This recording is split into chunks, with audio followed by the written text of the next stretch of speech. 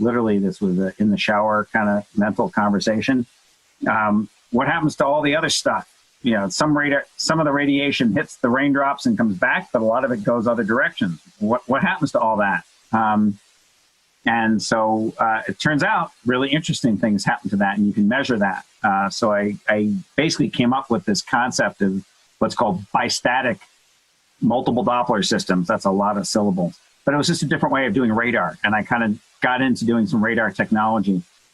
And in the process of getting more, that kind of led to another question once I was doing that kind of technology. By the way, those in the field think that was my most clever idea, not the Dows. I was just reading papers about people who were doing tornado chasing. This was in early 90s. So there certainly were scientists who were doing tornado chasing. There were scientists who were taking out what I'll call some pretty primitive radar type devices to look at those tornadoes. And I thought, well, what if you actually put a good radar near a tornado? What would you see? So it was just asking that kind of simple question. And how could you do that?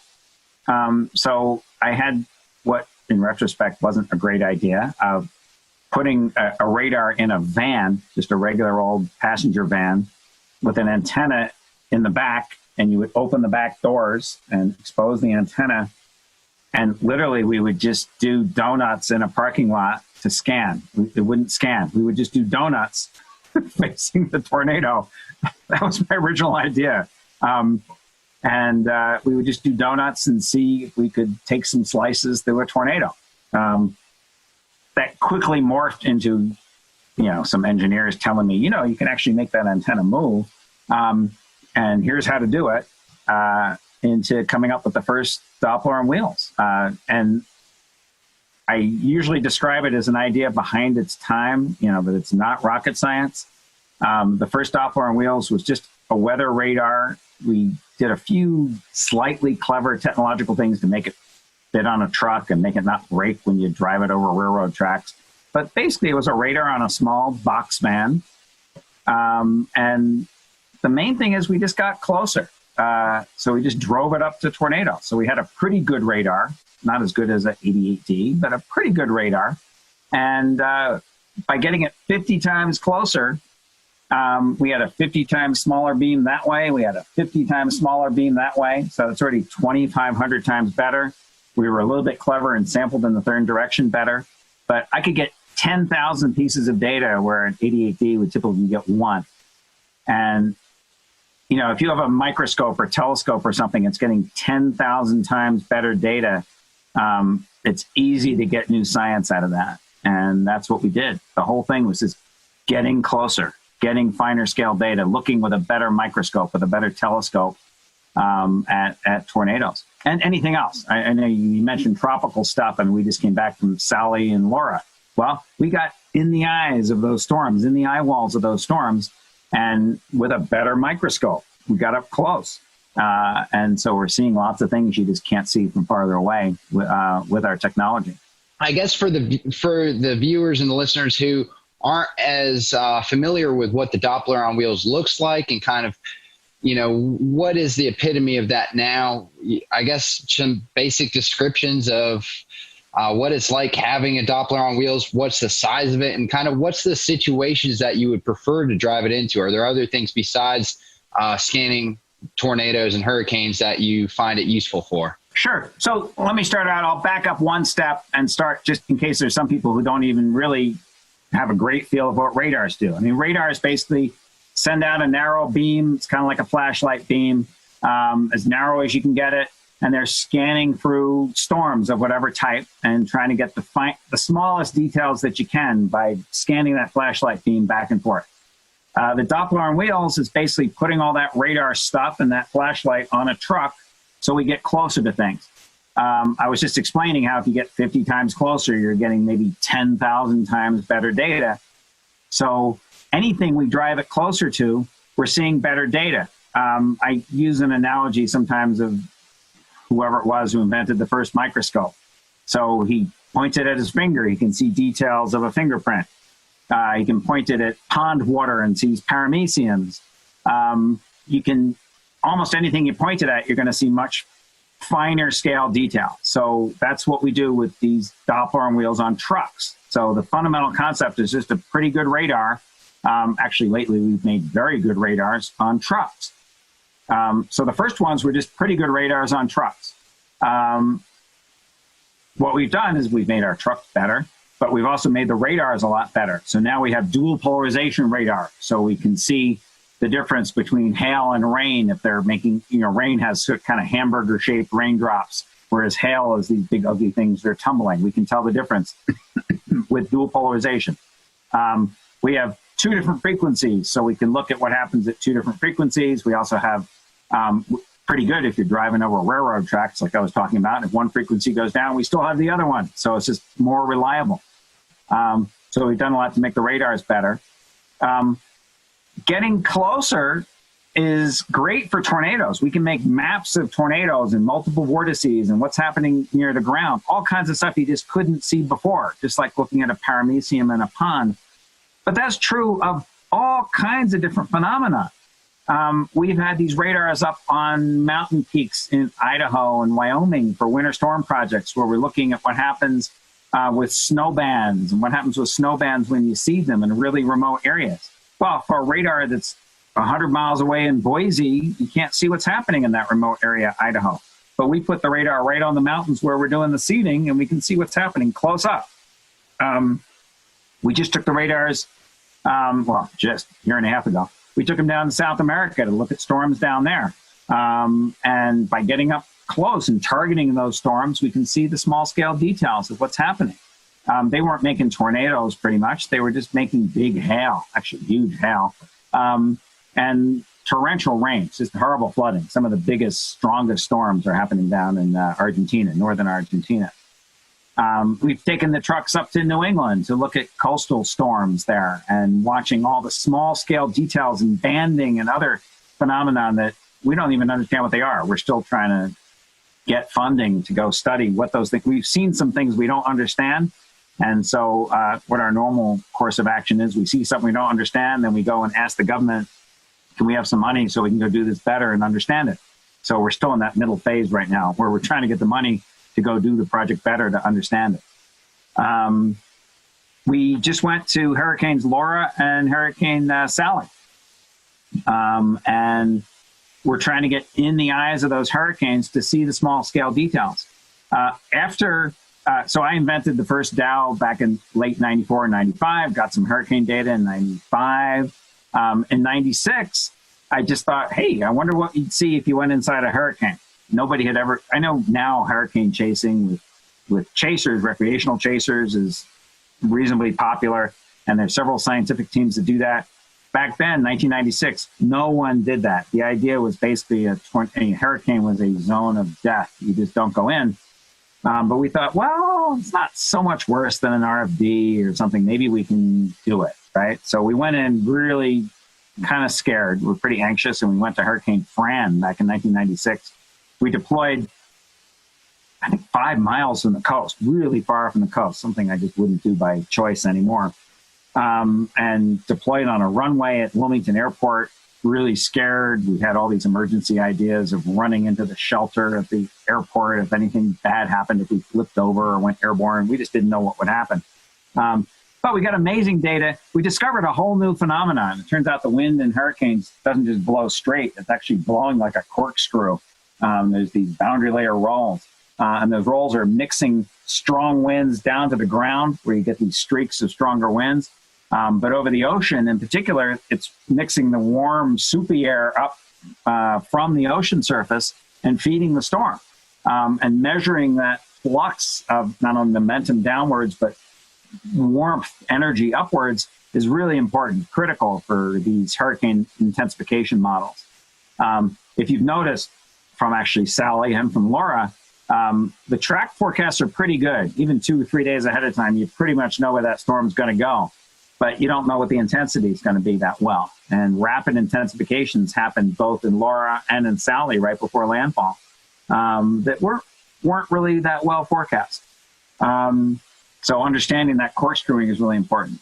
So just by going in, we discovered a whole new phenomena, which was quite exciting for us going into a hurricane. How do you deal with the potential for, radiation issues coming off of the radar? Because obviously you don't want to be in the dome of an 88D while it's running. I'm pretty sure similar situations with the Dow, you don't want to be right in front of it, obviously. How do is there anything special you have to do to mitigate that? So in very loose terms, radiation comes in two types. One is ionizing radiation, the other is non-ionizing radiation. Ionizing radiation is basically ultraviolet and shorter wavelengths, so ultraviolet X-rays, gamma rays, things of that sort. And those hurt you because the individual photons hit your DNA, ionize it, change the molecular structure, and then you get mutations and cancers. But that only ultraviolet and stronger or shorter wavelengths, higher energy photons can do that. Non-ionizing radiation, which is visible, infrared, microwaves, radio waves, those can also cause harm. What those do is they interact, they don't actually hit the electrons and knock them off the DNA molecule. What a microwave or a radio wave or an infrared coming off your fireplace does is it shakes your molecules, mostly your water molecules, and it makes your water molecules shake and bend and do things like that. And then those water molecules, the bending and stuff and shaking is not so bad, but what happens is then they, as they lose that energy, they heat things up. That energy basically degrades into heat. So the way a microwave oven hurts you would be if you got heated up. If it heated your tissue. And in theory, a radar or a microwave or something like that could heat your tissue and hurt you if it raised your body temperature. So if it heated up your eyeballs or your brain or your liver or something up to some dangerous temperature, that would be bad for you. But it takes a lot of energy to do that. Now, and a lot of energy focused in a small area to do that. So your microwave basically makes about 1 kilowatt of energy, but it's focused on a small area like that to heat up your muffin, right? Or whatever you're trying to heat up. A radar, so let's say the Dows, they might put out on the average 1 kilowatt or 2 kilowatts of energy, but it's spread over this huge dish. So in fact, an 88D, I would stand in front of the dish of an 88D. It would not heat me up that bad because sure, it's putting out an average of 1 kilowatt. It puts out 1 megawatt for a microsecond, but on the average, it does that 1,000 times a second. On the average, it's putting out about 1 kilowatt. Now that kilowatt compressed in this much space. If you put your hand on the waveguide of the 88D or a Dow, it would be like holding a light bulb. It would hurt you because of that heat. Well, actually old style light bulbs. See, now I'm going to date myself. Not these LEDs you kids use, the old incandescent light bulbs like we used to use. But an old incandescent light bulb, if you held it, it would hurt you, right? But if you stood 2 meters away, it would not hurt you. The brightest light bulb 2 meters away is not going to hurt you. Pretty much these radars, when you're a couple meters away, like an 88D or a Dow, are not going to hurt you by heating you up enough. Now, there can be exceptions. There are some military radars which have more power if you got super close to them. I think cell phone towers, microwave links, there's some things where you can get an energy density that's pretty high. And if it's an energy density that's enough to heat up your eyeballs or interior, several degrees, like a fever, then that would cause harm. But in general, we don't believe. The best medical knowledge that we have is that this low degree of heating from 88Ds, from Dows, from things like that, from light bulbs, from standing out in the sun, you get heating from standing out in the sun, probably doesn't hurt you. Now, that said, as with anything, if you Google on the internet, and there's 6 billion people out there, you'll find some people who have some alternate theories about anything, right? Google Flat Earth Society if you want to, prove that theory. And so there are people who believe that these pulses and things like that can cause harm in some other ways. I don't think they're right. There really isn't medical evidence that they're right, but there are some concerns over that. I had a question. I wanted to kind of switch gears a little bit away from hurricanes and tornadoes and maybe talk a little bit about your work with lake effect snow. I was curious just, how is the DOWs used to look at lake effect snowstorms, and what are some of your favorite places to set up along the Great Lakes? So we did 2 lake effect snowstorm studies in the last several years. The most recent was called OWL, which I forget what it stands for, Ontario something, lake effect snow. And they were fascinating for me. I was really interested. I'd grown up in the East Coast, and so, been up there a little bit and seen some lake effect snow, but not really experienced it in that way. We based in Oswego, New York. And the idea was to look at Lake Ontario lake effect. Lake effect snow happens, I'll say very, very loosely, cold air comes over warm lake. You get moisture and heat coming up from the lake, and you get convection. Lake Ontario is deeper. Lake Ontario, Lake Erie get a lot of lake effect, but Lake Erie freezes over in the winter. And basically that warmth and moisture coming up stops. So the lake shuts off. Lake Ontario is deeper. Has more mixing, so it stays, open for business. They say for most of the winter, usually the whole winter. So we based in Oswego, which was on the southeast side of the lake, and with the Dows, we could operate different places along the lake. So we went as far west as Buffalo, as far east as the Canadian border, up on the northeastern side of Lake Ontario. And what we did the fall before the project is we scouted out lots of potential sites where we could park our radars. We had 3 radars up there, and we were trying to operate them in triplets to triangulate on the different parts of the storm. And depending on the forecasts, we would drive to site 1, 2, and 3, or site 15, 16, 17, wherever it was along the lake, and then scan there for the duration of the storms. Sometimes it was a bust and the bands didn't happen where we thought they would. Sometimes it was pretty amazing. These bands would happen right there. And very impressive snow. You get these, it was kind of windy. We were always right along the lake, so it was particularly windy, 30, 40 knot winds sometimes. And so we'd have these ground blizzard conditions, very low visibility. Not a lot of moisture, huge snow ratios, 20-to-1 kind of thing. But it would just be blowing like crazy. So you couldn't see anything. And the snow rates, I remember one day, we're getting 6 inches an hour. I mean, it's just, you can't believe that. I couldn't, just amazing amounts of snow coming down. Again, over the course of the winter, it wasn't like there was 8 feet of snow on the ground. It would kind of compress between storms because it was such fluffy stuff. But these bands were quite impressive. Some of the bands had little cells in them, which almost look like miniature supercells. We get these little mesovortices, or what we call the misovortices, MISO, because they were pretty small, a kilometer or so in scale. Weaker than tornadoes, but these pretty pronounced spin-ups. So we were mapping those out. It seemed like those were associated with some enhancements in the snow and changes in the type of snow crystals. So those were pretty interesting. So Josh, as we wrap this up tonight, let's just talk briefly about some of your TV appearances.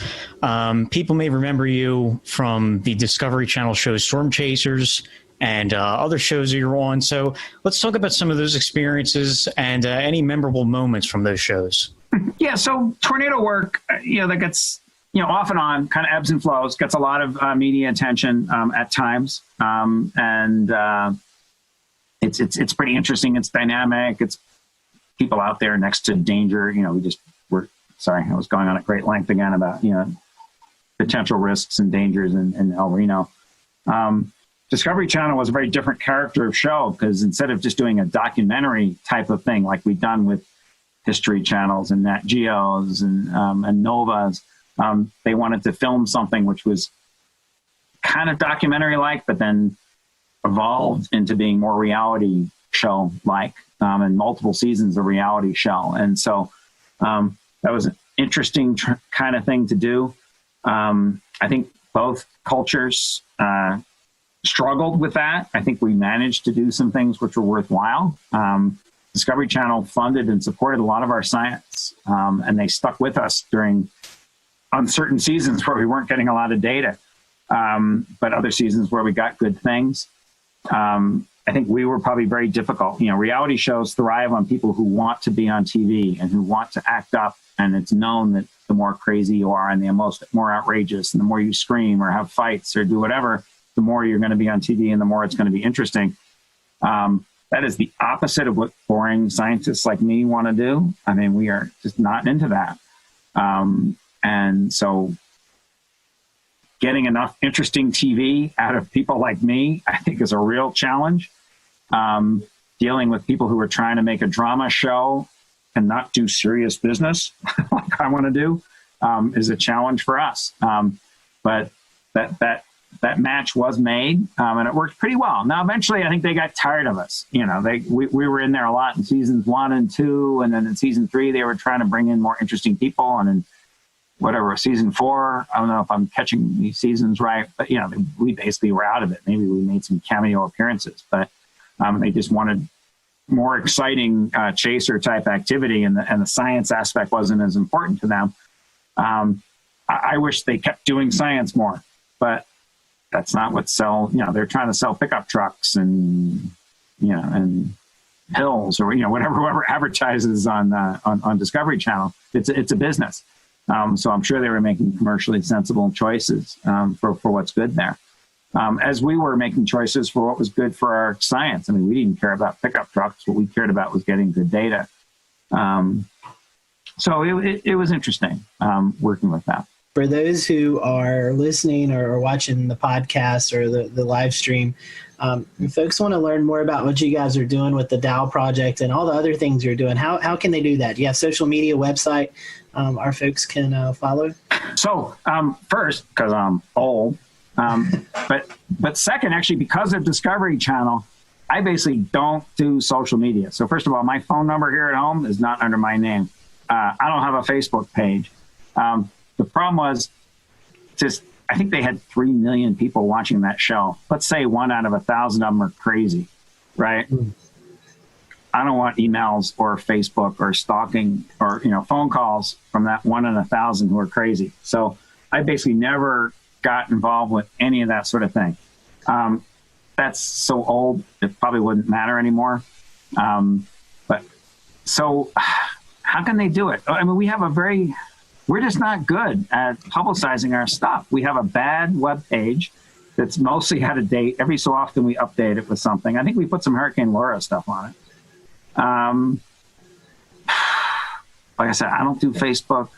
Maybe some of my team members do. We're I don't know, boomers.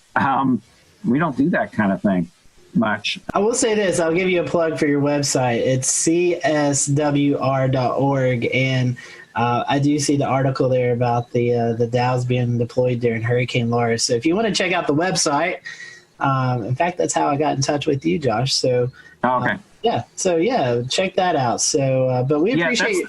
Go ahead. Sure. I said that's the best formal thing is that website, and I don't even do it. I mean, actually, back in the day, I used to actually type HTTP, which also was probably a boomer thing, but I have somebody on my team, and I say, hey, put some link to our Washington Post article on there if you can. So sometimes we get some things like that. Maybe there's something about our fire, but, you know, so we went to this Cameron fire and got data, and I don't know if that's on our webpage. I don't know how you'd find out about it. I mean, we're just not good at publicizing ourselves.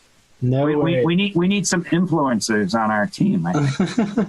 Well, hey, I know a group right here that would love to help you out. But in all seriousness, so Josh, we appreciate the work that you and your team do and the valuable research that you provide to all of us here in the weather community. We appreciate you joining us tonight, and we hope you stay safe out there the next time you venture out into hurricanes or tropical storms or tornadoes or this upcoming winter storms. We wish you the best out there, and we'll stay in touch. Okay, thanks. It was great talking to you. Terrific questions, all of you. It was fun to answer those, and I'm happy to answer others or do something like this again whenever you guys are interested. Thank you guys for watching the Carolina Weather Group. We hope you have a great evening, and we'll see you here next week.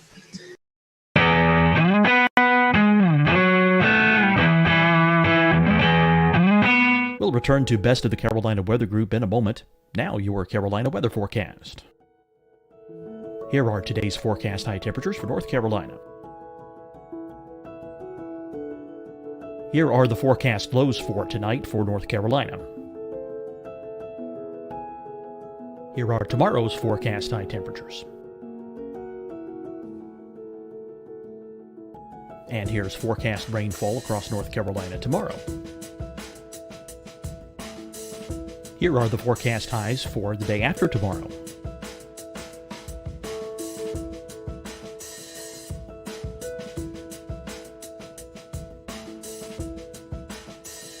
And here's the forecast rainfall across North Carolina for the day after tomorrow. This is the total rainfall forecast across North Carolina for the next 3 days. Here's the severe thunderstorm outlook for today from the Storm Prediction Center.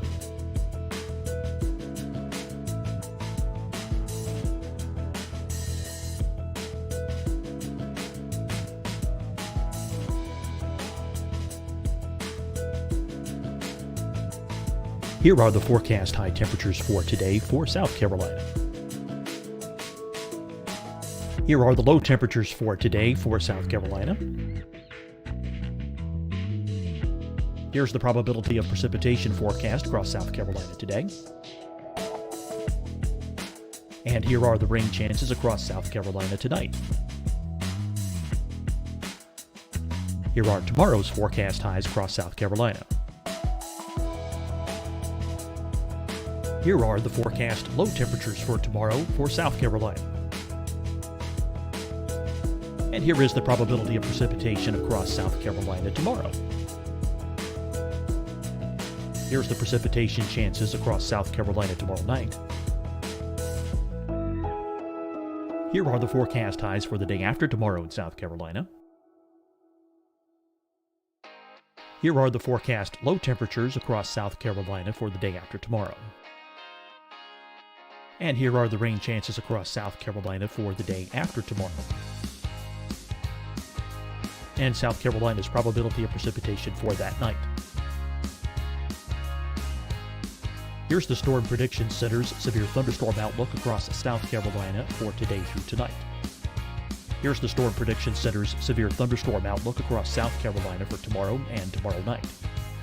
And here's the Storm Prediction Center's severe thunderstorm outlook across South Carolina for the day after tomorrow through that night. Here's the severe thunderstorm outlook for today from the Storm Prediction Center.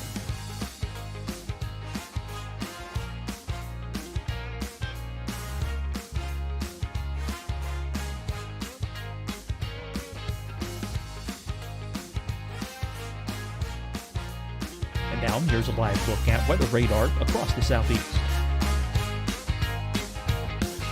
Fight the spread and take a stand against coronavirus. Wear a mask in public. Stay at least 6 feet apart from others. And get tested. Join us and fight the spread. Visit scdhec.gov/COVID-19.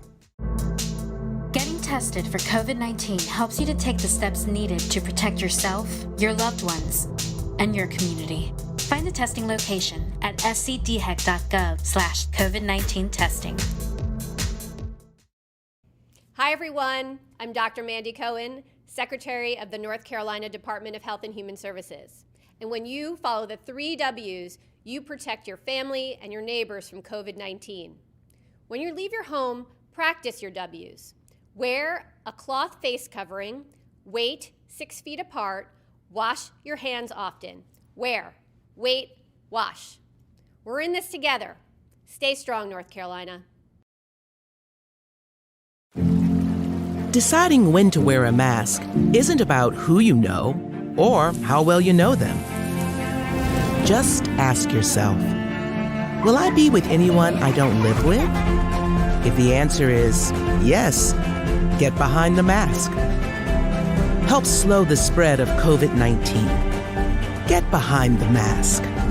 Learn more at covid19.ncdhhs.gov. You'll see your Carolina weather forecast at 25 and 55 past. And now back to the best of the Carolina Weather Group on the all-new Carolina Weather Net.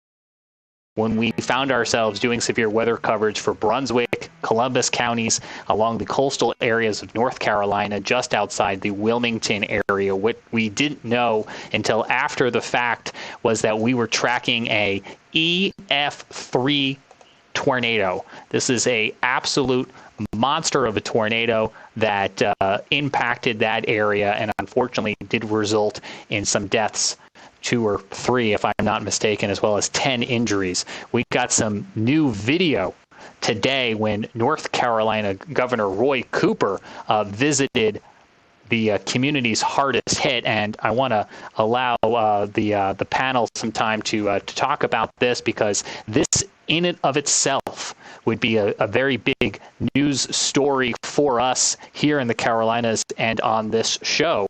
And it's just yet, unfortunately, another piece of a very busy weather week that has been playing out. But you can see here the communities still trying to clean up after this storm rolled on through. Let me pop up again for you if I can, and I'm going to ask our group to kind of weigh in on it well too. Is, we look at radar scope imagery from that night. You can see it there on the right-hand side of your screen, the velocity, the measuring of the winds in the atmosphere circling here where the tornado crosses Highway 17, where some of this video was captured just outside Ocean Isle, and then continues for about 25 miles, going 45, 50 miles an hour, at times almost trying to outrun the polygon. The Weather Service working very hard to keep this very fast-moving supercell inside that tornado-warned polygon to try to give people as much lead time as possible. Brad, let me bring you back in. I know you had just finished the 11 o'clock news, but I saw you tweeting about this. What were you thinking at 11:45 at night when you were looking at this on radar? So I had seen that storm offshore in the special marine warning because I was impressed with the signature, but wasn't thinking much about it. Went on to finishing up some emails, and I have all alerts turned on for North and South Carolina. So I heard the tornado warning pop up on my computer, and I looked down and I was like, holy cow. Right away, I was like, I could see the debris signature and I knew it was bad.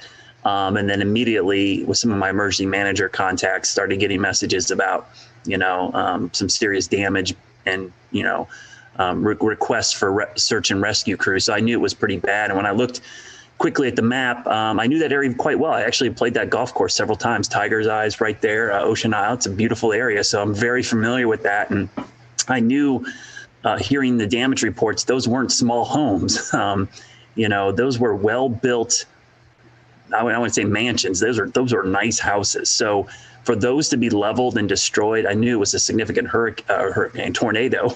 I'm thinking of hurricane because that area was hurt by Isaias as well, almost the exact same location.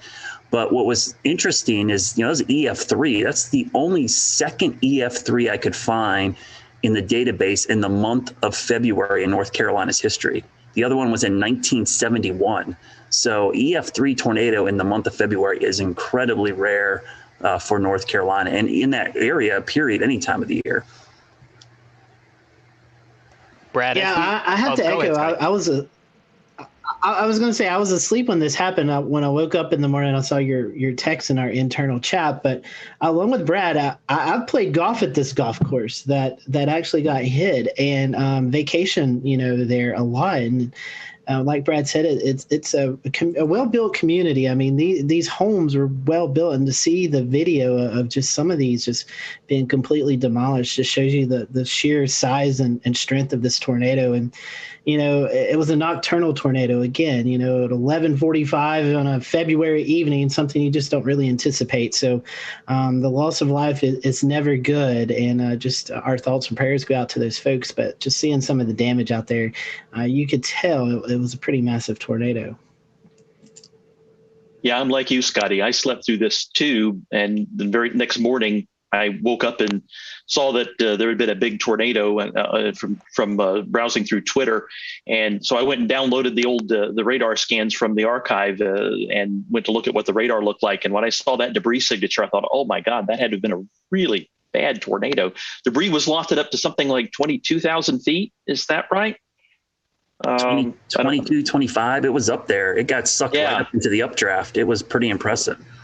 Right. Yeah. When you see debris lofted that high, you know you're dealing with a pretty substantial tornado, and in this case, at EF3, and that's what it looked like. It could have been just looking at the radar.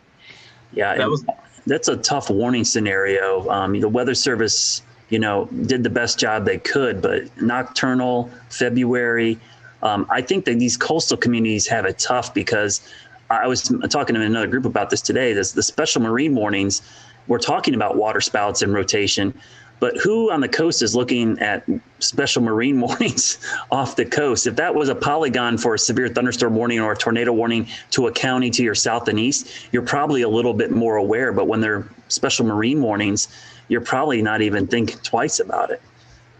Right. And even if there is a water spout, you think, oh, well, it's going to last 100 yards inland at most. But this is a little different. This was, I think this was supercellular in nature. And when you get that kind of situation, you get a water spout from that. It's going to keep going inland and a long way sometimes. I remember when we were streaming this, just looking at it going, this is textbook. You could see the hook echo. You could see it on velocity.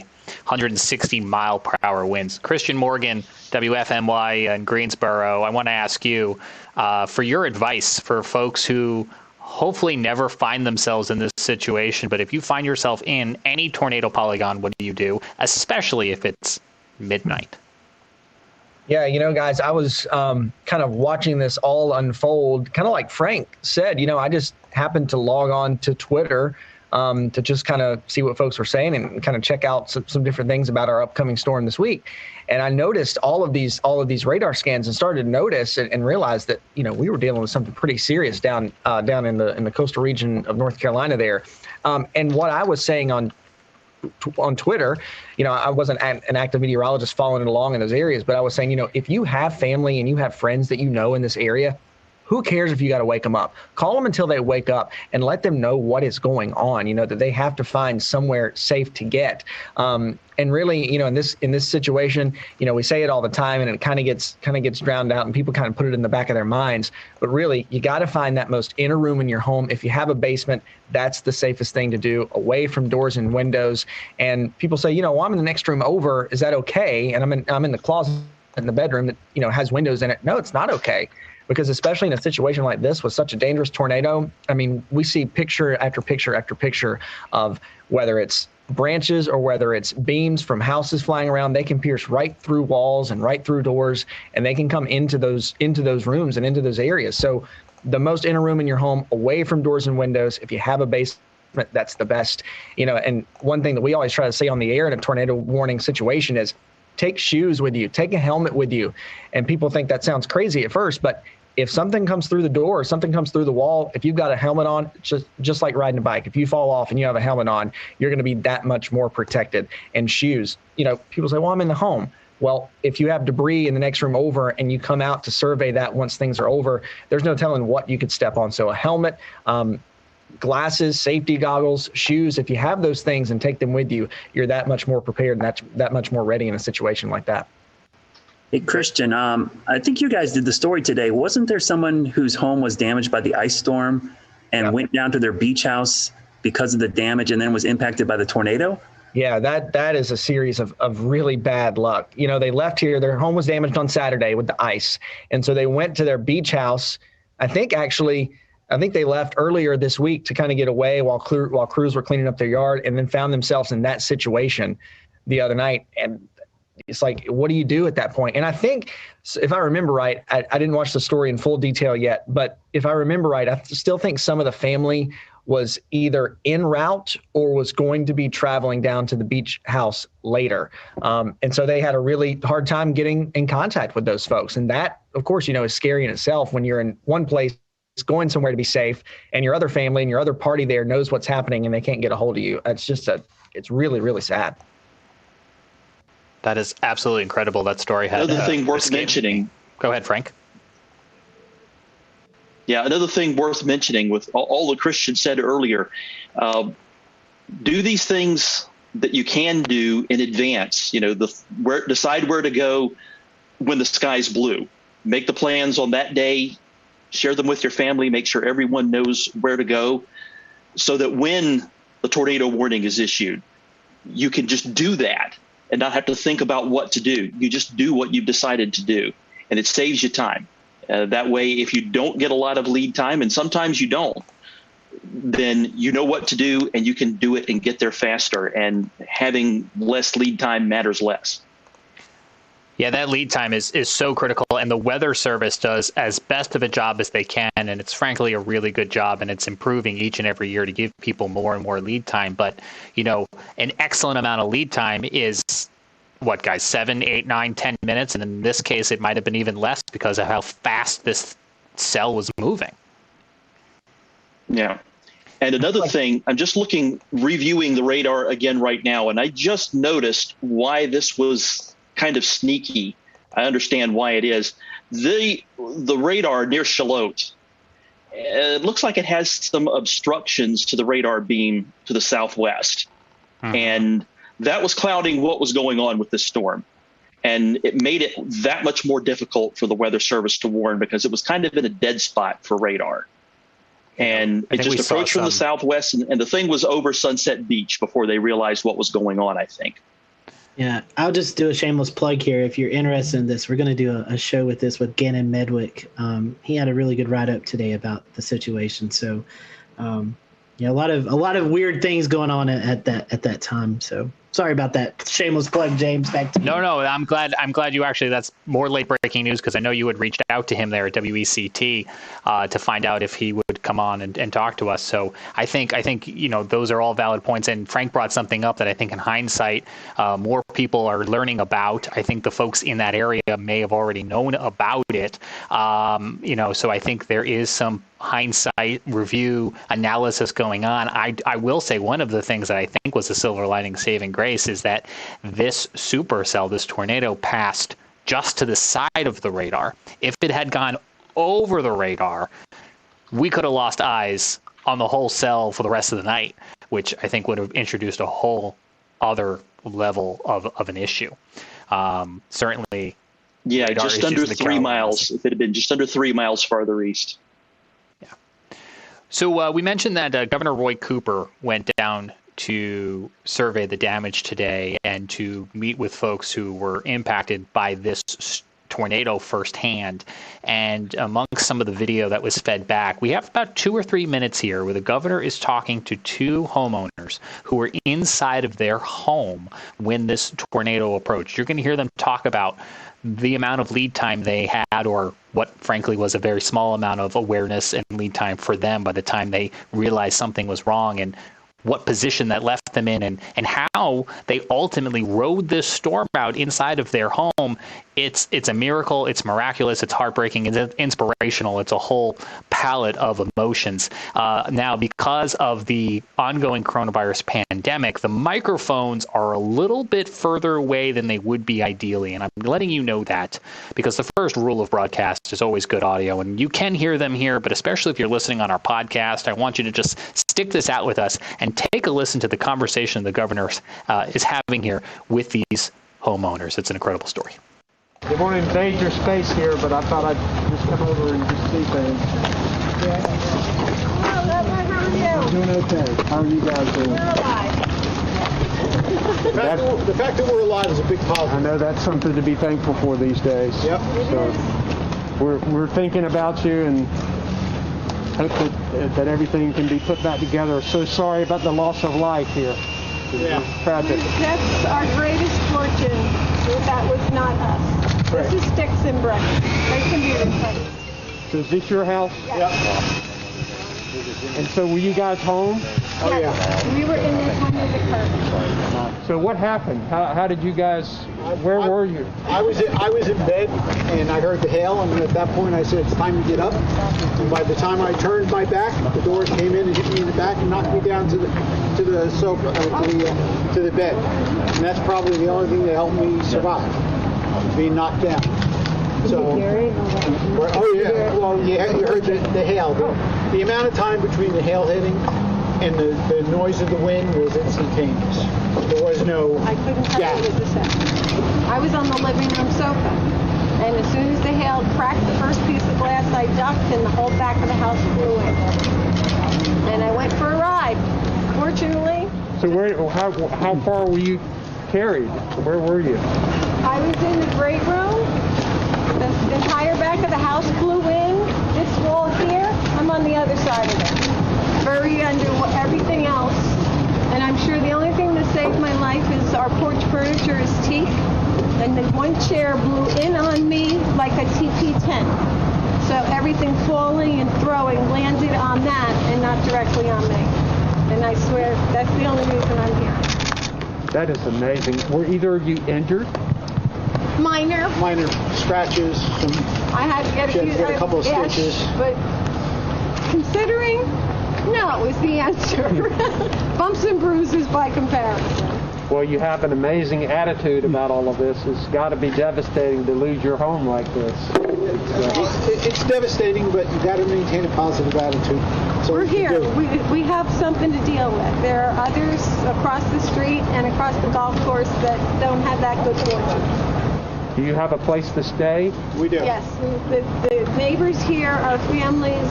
The generous, phenomenal offers have been endless. So. Yeah, we have a place to stay.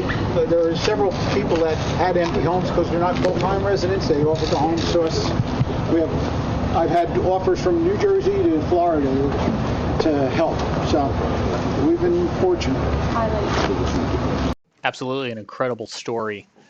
Those folks, as they expressed, lucky to be alive. Again, 2 fatalities, 10 injuries, and as you can see, multiple homes damaged by this EF3 tornado there in Brunswick County, North Carolina. We will have more, as Scotty mentioned, on future shows here on the Carolina Weather Group, talking more about an event that is clearly going to be now marked on our calendars and our history books. 160 mile per hour winds.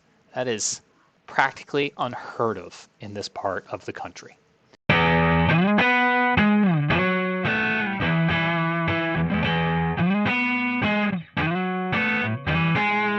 Hello, everyone. Welcome to the Carolina Weather Group. We welcome you to our latest edition of our little podcast, Weather Live Stream. And we're going to be talking about an interesting project tonight, the Snow Impact Project.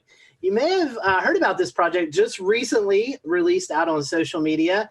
NOAA and NASA and a lot of different entities working on better forecasting winter storms, and especially along the East Coast here where we live. That will be helpful because we know a variation in just a few miles can mean all the difference in snowfall forecasting. Tonight we have with us Lynn McMurdy. She's kind of leading up this research project. She is a associate professor at the Department of Atmospheric Science from the University of Washington. So, you know, last year on our 300 show, we were talking about the states that we've not had guests from. So we can mark Washington off that list. So now we're down to, I think, 6 states that we've not had any guests from. So, Lynn, welcome to the show tonight. Definitely happy to have you. And I know it's a busy time as we're in the midst of this research project. So tell us a little bit about the project and maybe how it got it started and how you guys came together to get this idea and get the ball rolling, per se. Sure, happy to do that. I'm excited to be able to tell you all about it.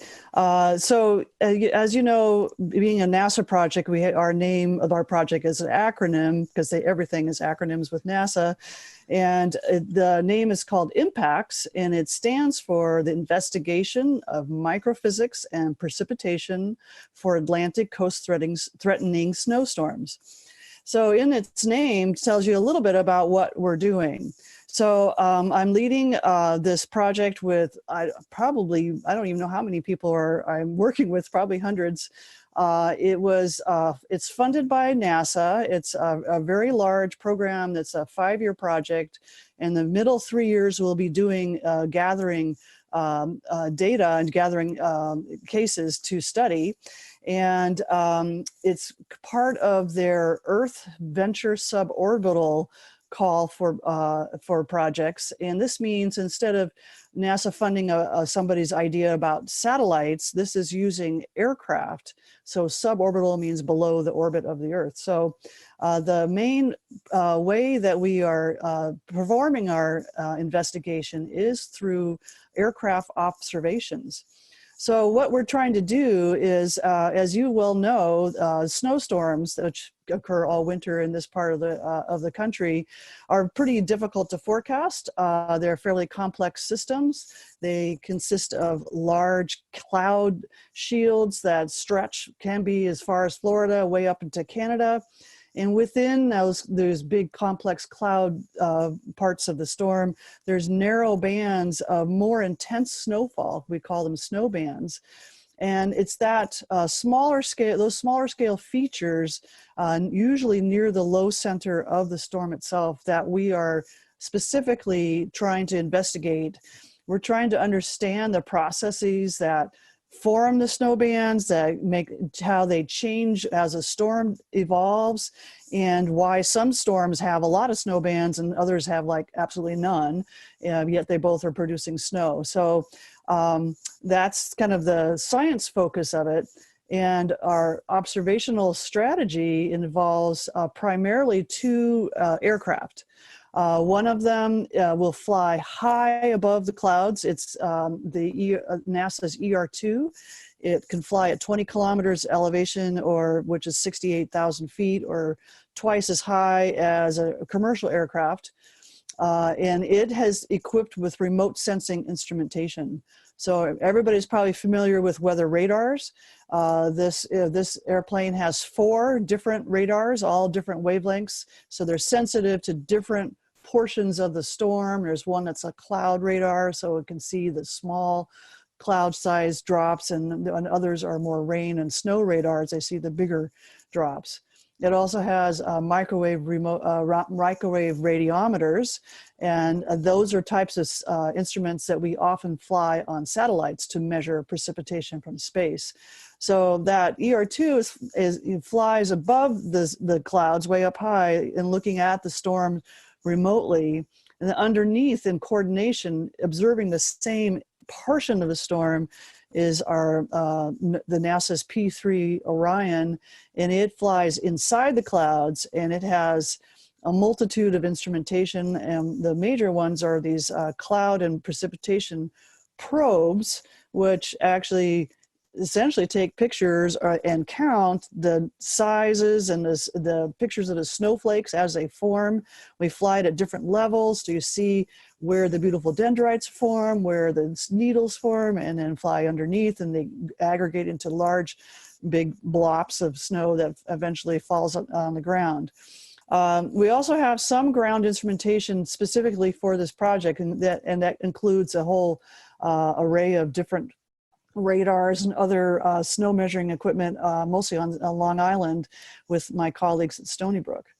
So one of the things you asked me to mention is like who's involved. So obviously I have a large crew of people involved with NASA, but the National Weather Service is also involved. They are sending up extra rainwind so we measure the profile of the atmosphere more frequently during these snowstorms. We just request them to, can you please put up some more at Albany and at their usual places. They'll add more rainwind launches when we're flying, at the time periods that we're interested in. So they've been really helpful, and they're also been extremely helpful with helping my student and grad student and postdoc forecasters, trying to give them some local expertise.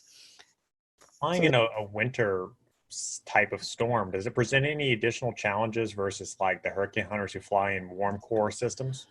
Well, that's a good question. The two different systems are pretty different. The hurricane hunters typically fly fairly high, and what they're doing is trying to get different profiles of the environment of the hurricane and try to get a good estimate of what the central pressure is. So they're kind of after a different kind of problem, and they fly fairly high, so they're well away from any kind of icing problems.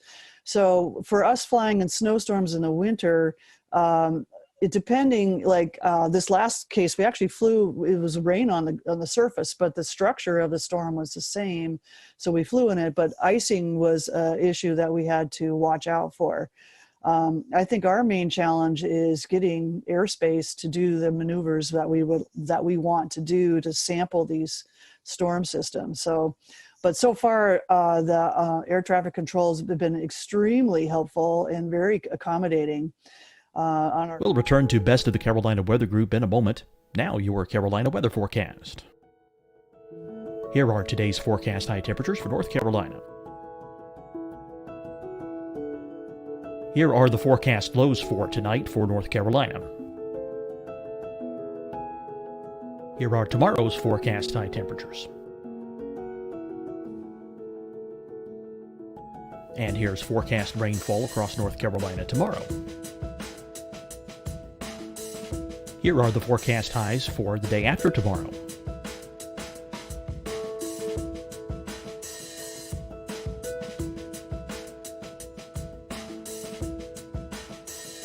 And here's the forecast rainfall across North Carolina for the day after tomorrow.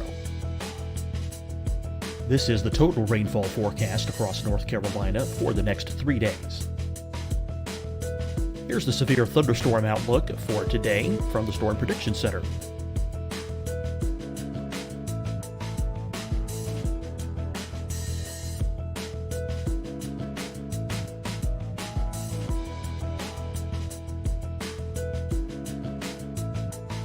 Here are the forecast high temperatures for today for South Carolina.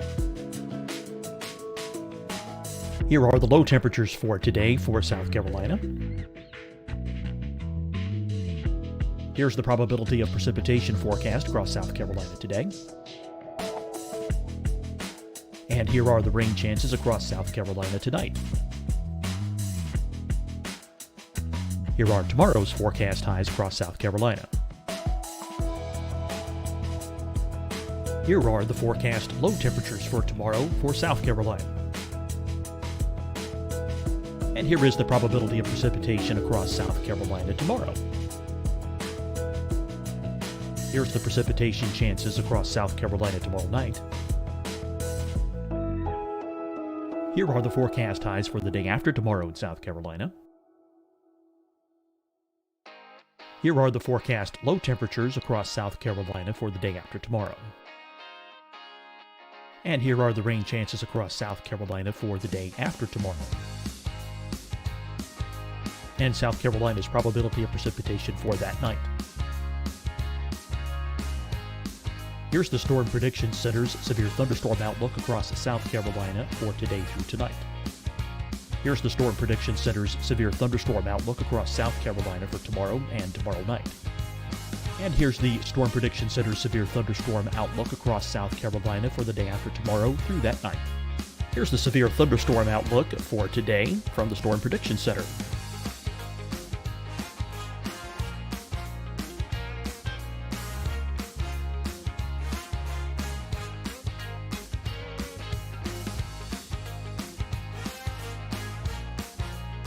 And now here's a live look at weather radar across the southeast.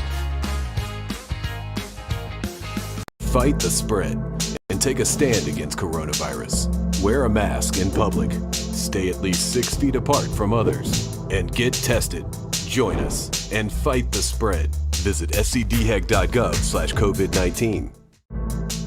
Getting tested for COVID-19 helps you to take the steps needed to protect yourself, your loved ones, and your community.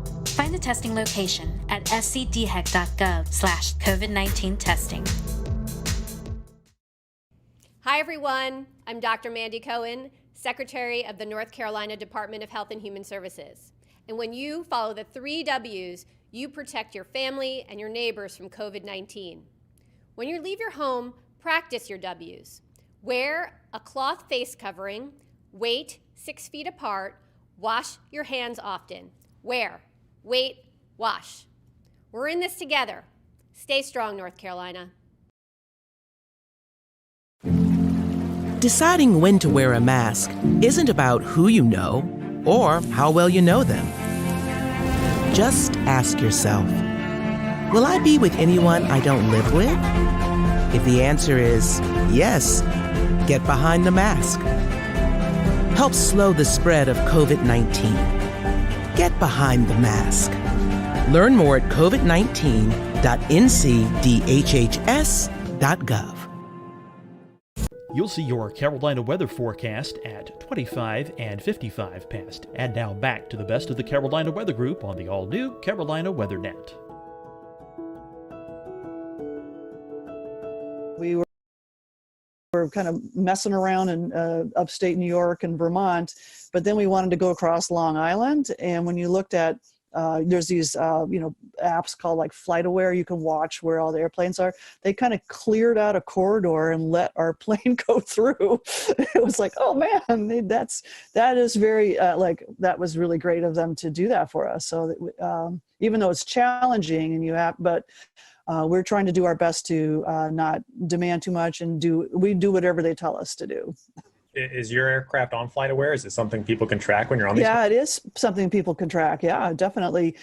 According to the website I found, which is a NASA website, it's November 806 NA and November 809 NA.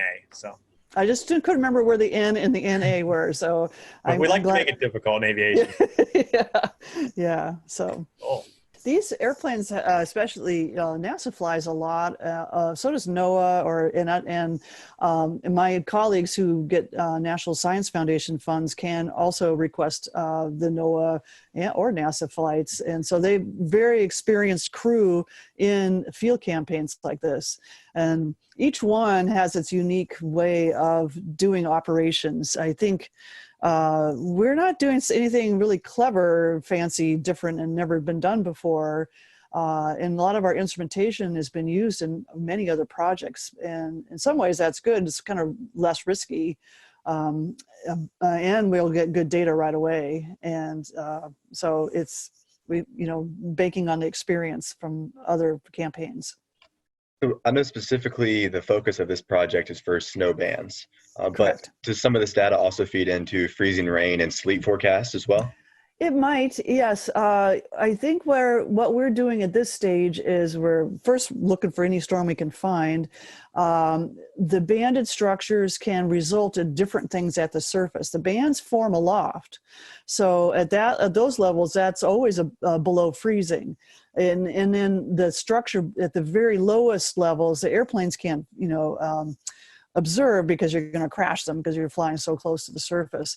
So if it happens to be a situation where there's pre-existing cold air down at the surface and that happens to turn into freezing rain instead of snow because it's warmer aloft, then yes, we will inform that. So I've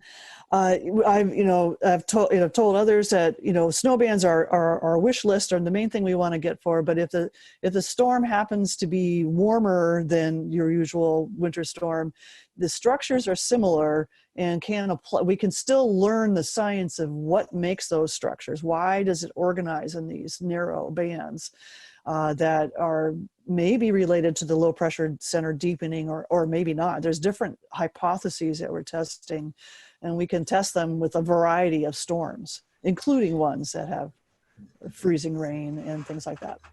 Lynn, just off the cusp thinking, this may, correct me if I'm wrong, may be able to help predict or maybe forecast where we could actually see those intense bands set up where we see thunder snow. Is that? Oh, that would be, thanks for mentioning the thunder snow, because for this year on the ER2, we do have an instrument that measures the electric field, which then relates to lightning. So if thunder snow happens to occur, we will actually learn some really fascinating stuff. They've never flown this instrument in situations where in winter storms.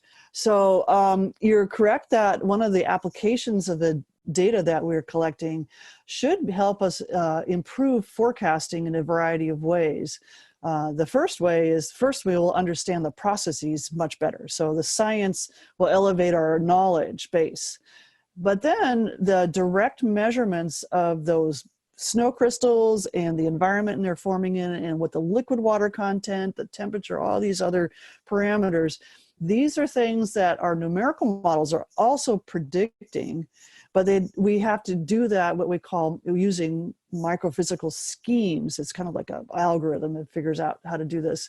And they're invariably wrong, so that we don't have that portion of our numerical model very well constrained. And by having these direct measurements, we can see which one of these variety of microphysical schemes that you have a choice to use when you run a forecast model, which one is the most correct for these kinds of storms.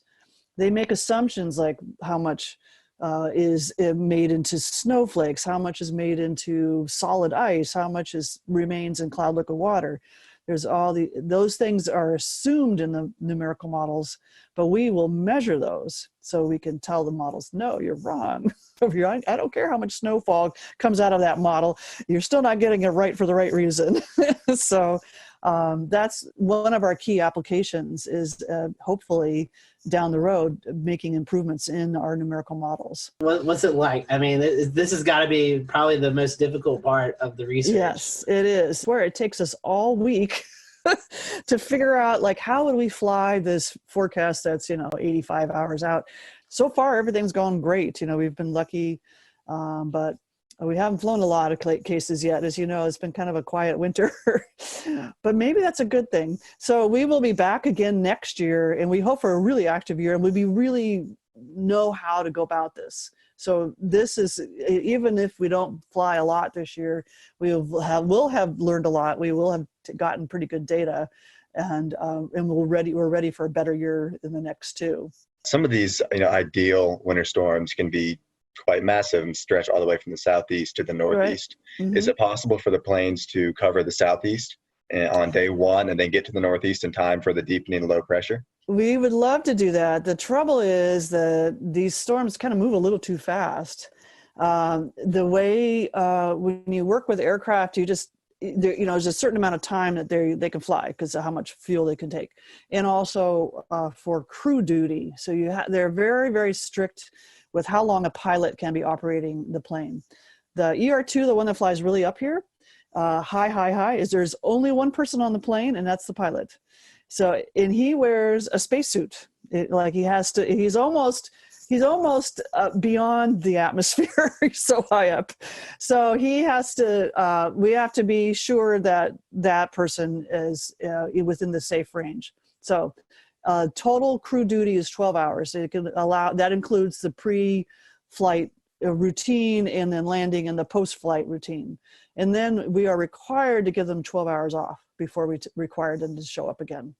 So if my storm would move really slowly, I could probably do that.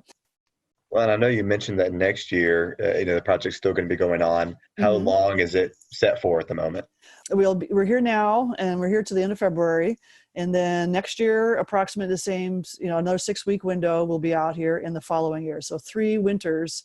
Emergency management. Maybe if they, we get this research about where these heavier snow bands, like forecasting, maybe emergency management, that's where they put their assets at. I was just wondering if, who all you can see the benefits from this research. Yes, I can see like the public at large, and of course the emergency management is part of that because they are the communicators from the forecasters to the public, and they kind of make decisions about how to respond to any kind of threat like a snowstorm. So I could see the public being, benefiting a lot in the long run. It's always hard to see the direct benefit. I'm going in, geeking out about the great science I'm doing, but understanding these snowstorms better and then using that understanding to improve our forecasting.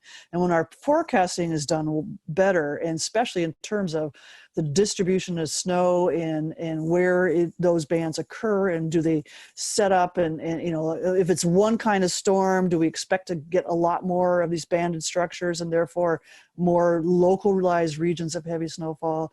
Or do we see that, a different kind of storm would not have that, and so there maybe be less of a worry? So yes, indeed, that'll eventually benefit the public, our understanding, and then applying that understanding to better forecasting, and better forecasting will help the managers be able to react in a timely manner to inform the public. I know it's kind of early into the project, but what's the feedback been like so far? Thumbs up. It's great. We love it. We have, when the type of instruments we fly on the P3 are kind of finicky and difficult instruments. So some of them have not been operating at the top as they could be. So that's some of the feedback. We're trying to correct some problems or fix an instrument or two. The data that I've been looking at looks really good, I think. What you kind of is exciting is you look at it and go, I don't know what's going on. When you have that kind of reaction, that's actually a good thing because it means you're going to learn something new. So I'm excited about that. So far, I think everything we've collected really high quality data. We haven't lost anything. Like sometimes, your biggest worry is like somebody forgot to flip the switch and it didn't record. Like, oh no, don't do that. So far, everybody knows what to do. They got all the switches turned on. Everything's good. And so far it looks great. So we just need more storms. That's all I need. Well, we need some more storms too. We're hoping. I know. We all need more storms. We need some more storms too. Well, Lynn, it's been a fantastic discussion. I'm going to go ahead and close out. So everyone, thanks for watching the Carolina Weather Group. We hope you've enjoyed this discussion. Lynn, I want to ask you, if you don't mind, if people want to follow along with the project, I know you have some social media platforms they can follow. How can they do that? Boy, I should have wrote this down. So the one I know for sure is our Twitter account, which is at snow with a capital S and then impacts, IMPACTS. Awesome.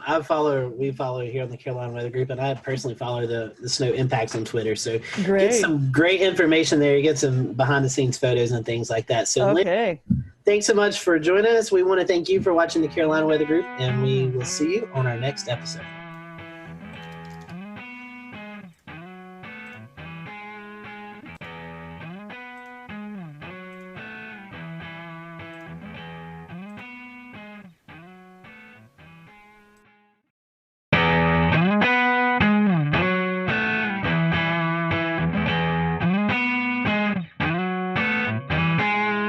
Hello, everyone. Welcome to the Carolina Weather Group. We're happy to have you this evening, and we're going to be talking about winter weather. It's getting cold outside, and eventually we're going to be talking about some of those wintry precipitation events that likes to kind of rear its head here in the Southeast, here, especially in the Carolinas in the wintertime. So with us tonight is Trish Palmer. She is the coordinating meteorologist at the National Weather Service in Greenville, Spartanburg. And if you've watched our show you probably remember Trish, but if you haven't, Trish, welcome back. I know recently you got a promotion there in the office to the WCM. So before we kind of get into winter weather, tell us about that position. It's I know it's kind of different from going from the forecast desk to doing a lot of more things, kind of juggling in the air with the new job promotion. Sure, and thank you guys for having me on again. As the warning coordination meteorologist, my job is that I'm now the primary liaison with our external partners, and that means the TV meteorologists, emergency managers, you guys out there in the other parts of media world. I'm also in charge of all of our outreach and preparedness programs. So when you hear about Severe Weather Awareness Week or Winter Weather Preparedness Week or whatever it might be, I'm the one that has to coordinate all of those different issues. And I work very closely with our surrounding offices. As part of the transition, I'm no longer actually in the shift rotation, but I still cover shifts because I'm still a meteorologist, and I have not lost my love for the geeky part of meteorology. I absolutely love it. That's why I got into this. But now with the promotion and my title as the warning coordination meteorologist, getting to work with the partners and establish those relationships and working with the media and helping to bridge the gap between what we do in the Weather Service and what you guys and the TV meteorologists do in taking the message to the public. It's the whole weather enterprise needs to work together really well in order to effect the proper response from the public. And I really enjoy being that liaison and working with all these different facets of the weather enterprise. Forecasting is a big deal, but communicating is another big deal. And you about put half and half now these days with the various ways that we can communicate. And one of those ways that we really want to communicate is winter weather. And it's one that we don't get a lot of storms here in the Carolinas, but when we do, they're pretty impactful. So Trish, talking about the winter weather products, we kind of start with a winter storm watch, and then it kind of builds from there. Talk to us about these different products and what each product, the criteria is for each of those. Okay, so for a watch, just like any other watch that we might issue, a severe thunderstorm watch, a tornado watch, tropical storm watch is what we had this year as well. A watch means that conditions are favorable for these hazardous weather types to occur, and you need to have a plan in place. You need to be thinking about what you would do or where you would go if that weather event were to impact you. So a watch is basically, we're keeping an eye to the sky, we're watching the weather. Again, have a plan, make sure you're prepared for whatever happens. So in the case of winter weather, we like to issue a watch anywhere from 36 to 48 hours in advance of the onset of wintry precipitation.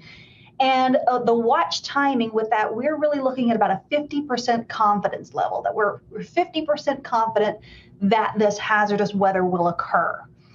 As we get closer to the event, we can transition the watch to a warning or an advisory. And the difference there is that with the warning, we're looking at 80% confidence that hazardous winter weather will occur. And with an advisory, it's still 80% confidence, but it's more like nuisance winter weather.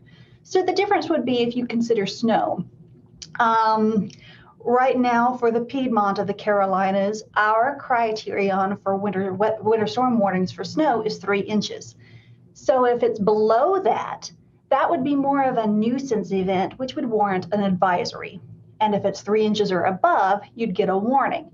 Now, we do have flexibility with our forecasters because we all know that, say, 2 inches of snow in Charlotte at 2 o'clock Sunday morning is very different from 2 inches of snow in Charlotte at 7 o'clock Monday morning, right?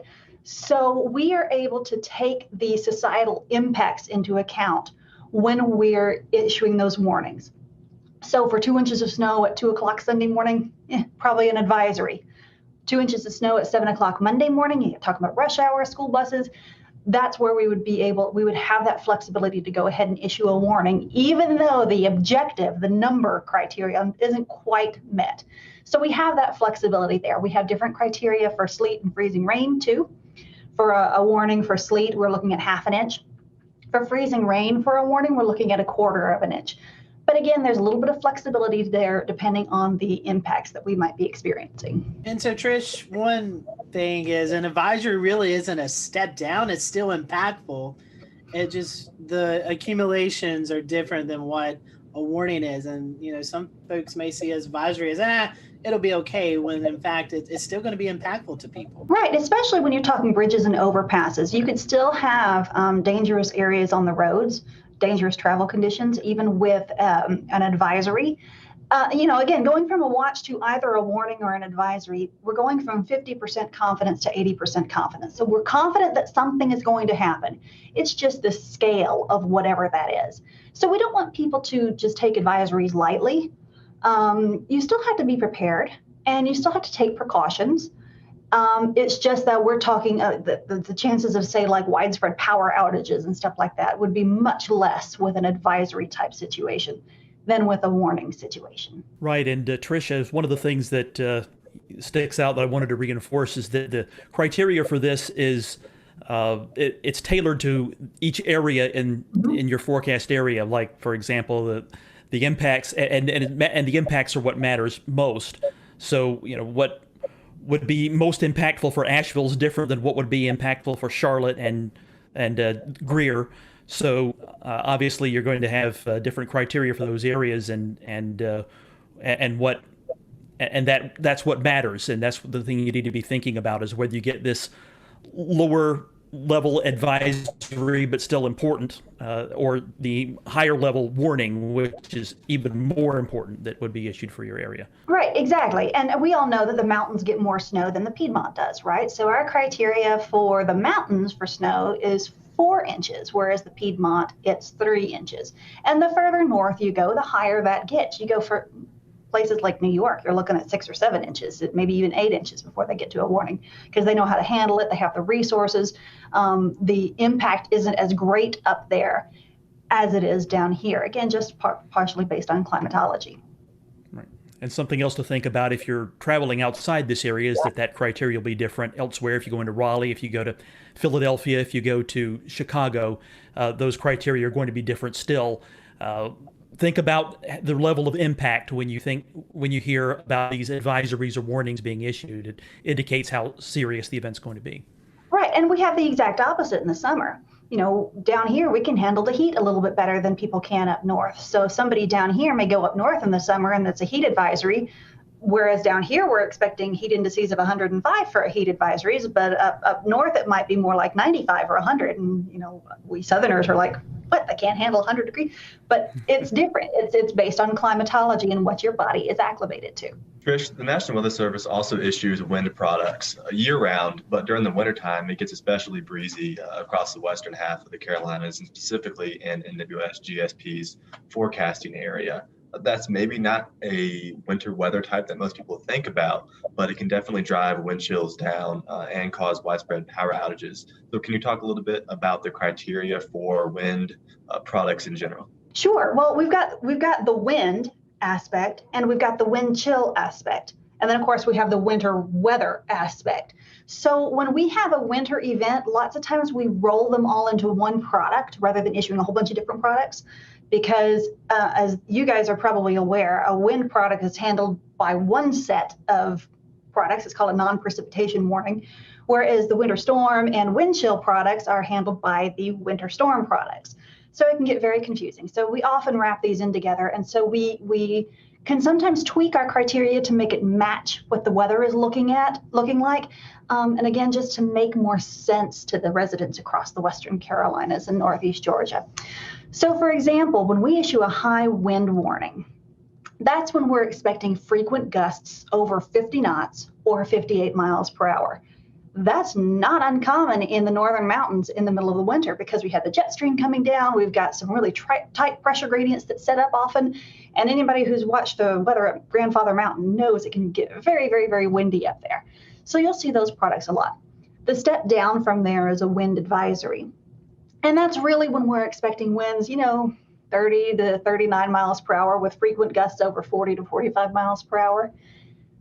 Again, we have the flexibility to adjust that. It's been kind of a wet season, so maybe we might issue a wind advisory at wind speeds just a little bit lower. We also know that once we get to wind speeds that are over 35 miles per hour, school buses have a real hard time driving in that.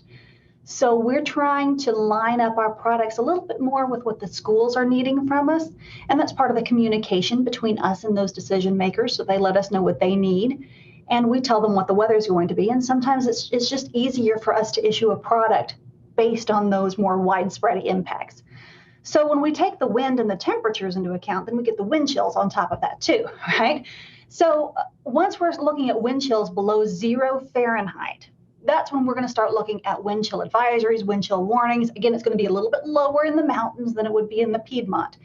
But again, we're not going to, during a winter weather event, we're not going to issue a winter storm warning for 4 inches of snow and then a separate product for -5 wind chills and then a separate product for 40-mile-per-hour winds. We're going to all roll them into one product and then just outline it there in the text. And so, Trish, one more thing, and we'll kind of transition out of the warnings. There is a few more that we've not talked about. And that's the ice storm warning. And we've had those occasionally here in the Carolinas. Can you tell us a little bit about that product? Okay. Well, again, it gets kind of complicated with all these different types of products.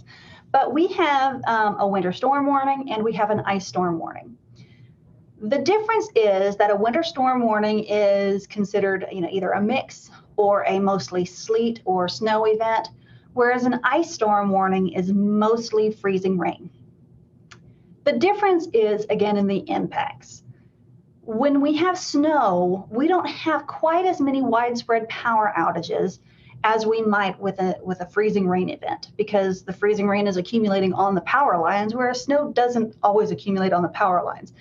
The difference is, like if we could look back to December of 2018, that was pretty kind of an earlier snow event. So there were still some leaves on the trees that hadn't fallen off. And so we had more widespread and prolonged power outages just because, I mean, the leaves were brown, but they hadn't all fallen off. So there are some, again, impact-based issues that we're dealing with there. But freezing rain can often be a bigger hazard for travel than snow can, because if we can get the roads treated for snow, lots of times the road crews can keep up with it. But ice is a totally different beast because you've got the power lines, you've got the tree issues, you've got bridges and overpasses. Sometimes We'll return to Best of the Carolina Weather Group in a moment. Now your Carolina weather forecast. Here are today's forecast high temperatures for North Carolina. Here are the forecast lows for tonight for North Carolina. Here are tomorrow's forecast high temperatures. And here's forecast rainfall across North Carolina tomorrow. Here are the forecast highs for the day after tomorrow.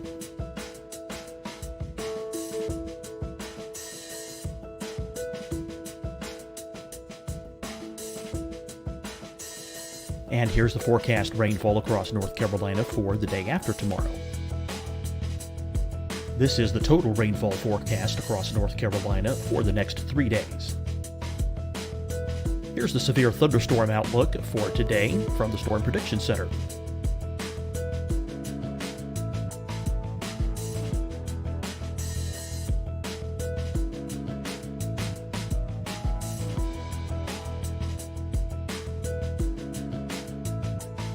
Here are the forecast high temperatures for today for South Carolina.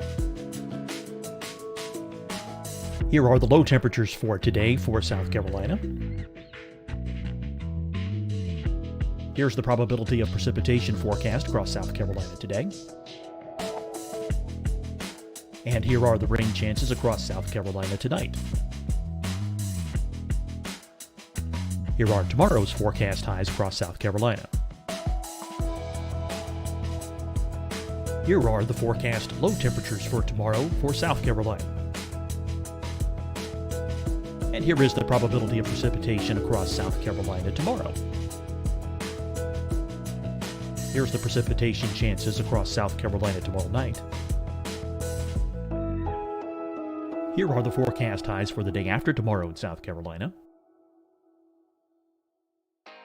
Here are the forecast low temperatures across South Carolina for the day after tomorrow. And here are the rain chances across South Carolina for the day after tomorrow. And South Carolina's probability of precipitation for that night. Here's the Storm Prediction Center's severe thunderstorm outlook across South Carolina for today through tonight. Here's the Storm Prediction Center's severe thunderstorm outlook across South Carolina for tomorrow and tomorrow night. And here's the Storm Prediction Center's severe thunderstorm outlook across South Carolina for the day after tomorrow through that night. Here's the severe thunderstorm outlook for today from the Storm Prediction Center.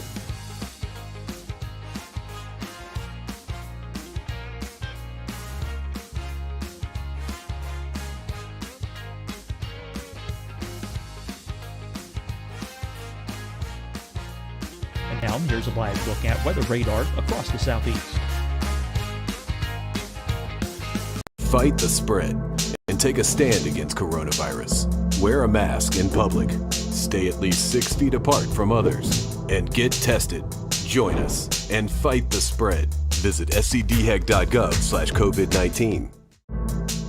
Getting tested for COVID-19 helps you to take the steps needed to protect yourself, your loved ones, and your community. Find the testing location at scdhec.gov/COVID-19 testing. Hi, everyone. I'm Dr. Mandy Cohen, Secretary of the North Carolina Department of Health and Human Services. And when you follow the 3 W's, you protect your family and your neighbors from COVID-19. When you leave your home, practice your W's. Wear a cloth face covering, wait 6 feet apart, wash your hands often. Wear, wait, wash. We're in this together. Stay strong, North Carolina. Deciding when to wear a mask isn't about who you know or how well you know them. Just ask yourself, will I be with anyone I don't live with? If the answer is yes, get behind the mask. Help slow the spread of COVID-19. Get behind the mask. Learn more at covid19.ncdhhs.gov. You'll see your Carolina weather forecast at 25 and 55 past. And now back to the best of the Carolina Weather Group on the all-new Carolina WeatherNet. Whereas with snow, you get a little bit of traction just based on the snow itself.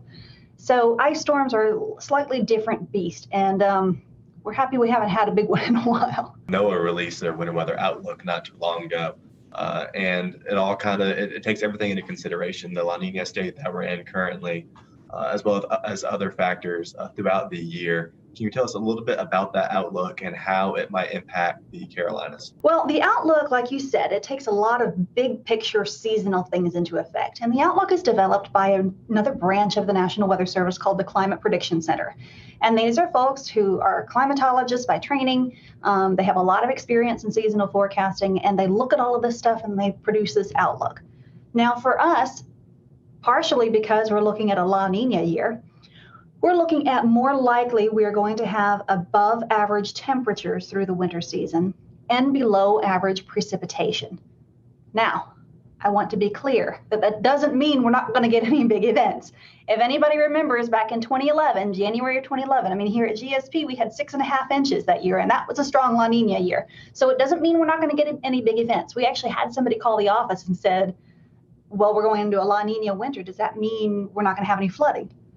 No, that doesn't mean that at all. It just means on a seasonal basis, the average temperatures will likely be above normal and the average precipitation will likely be below normal.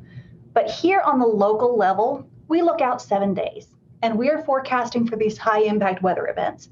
And we're going to issue watches and warnings no matter what the seasonal outlook is, because you could still have an extreme event any time of year. Very important to consider when we live in the South here that one snowstorm can bring you double your normal snowfall in a year. So even though on average we're likely to see a warm and dry winter, it only takes a 1 week long cold pattern to give you above normal snowfall. So keep that in mind, because what's normal is actually not much.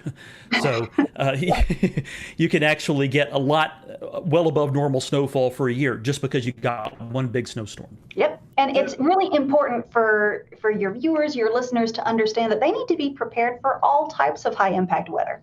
Don't take a seasonal outlook of, above normal temperatures, below normal precipitation, and say, I can let my guard down. No. You always need to have an emergency kit ready. You always need to be prepared. And so, Trish, talking about that, the forecast, it seems like, with tropics, we get a little sector of that.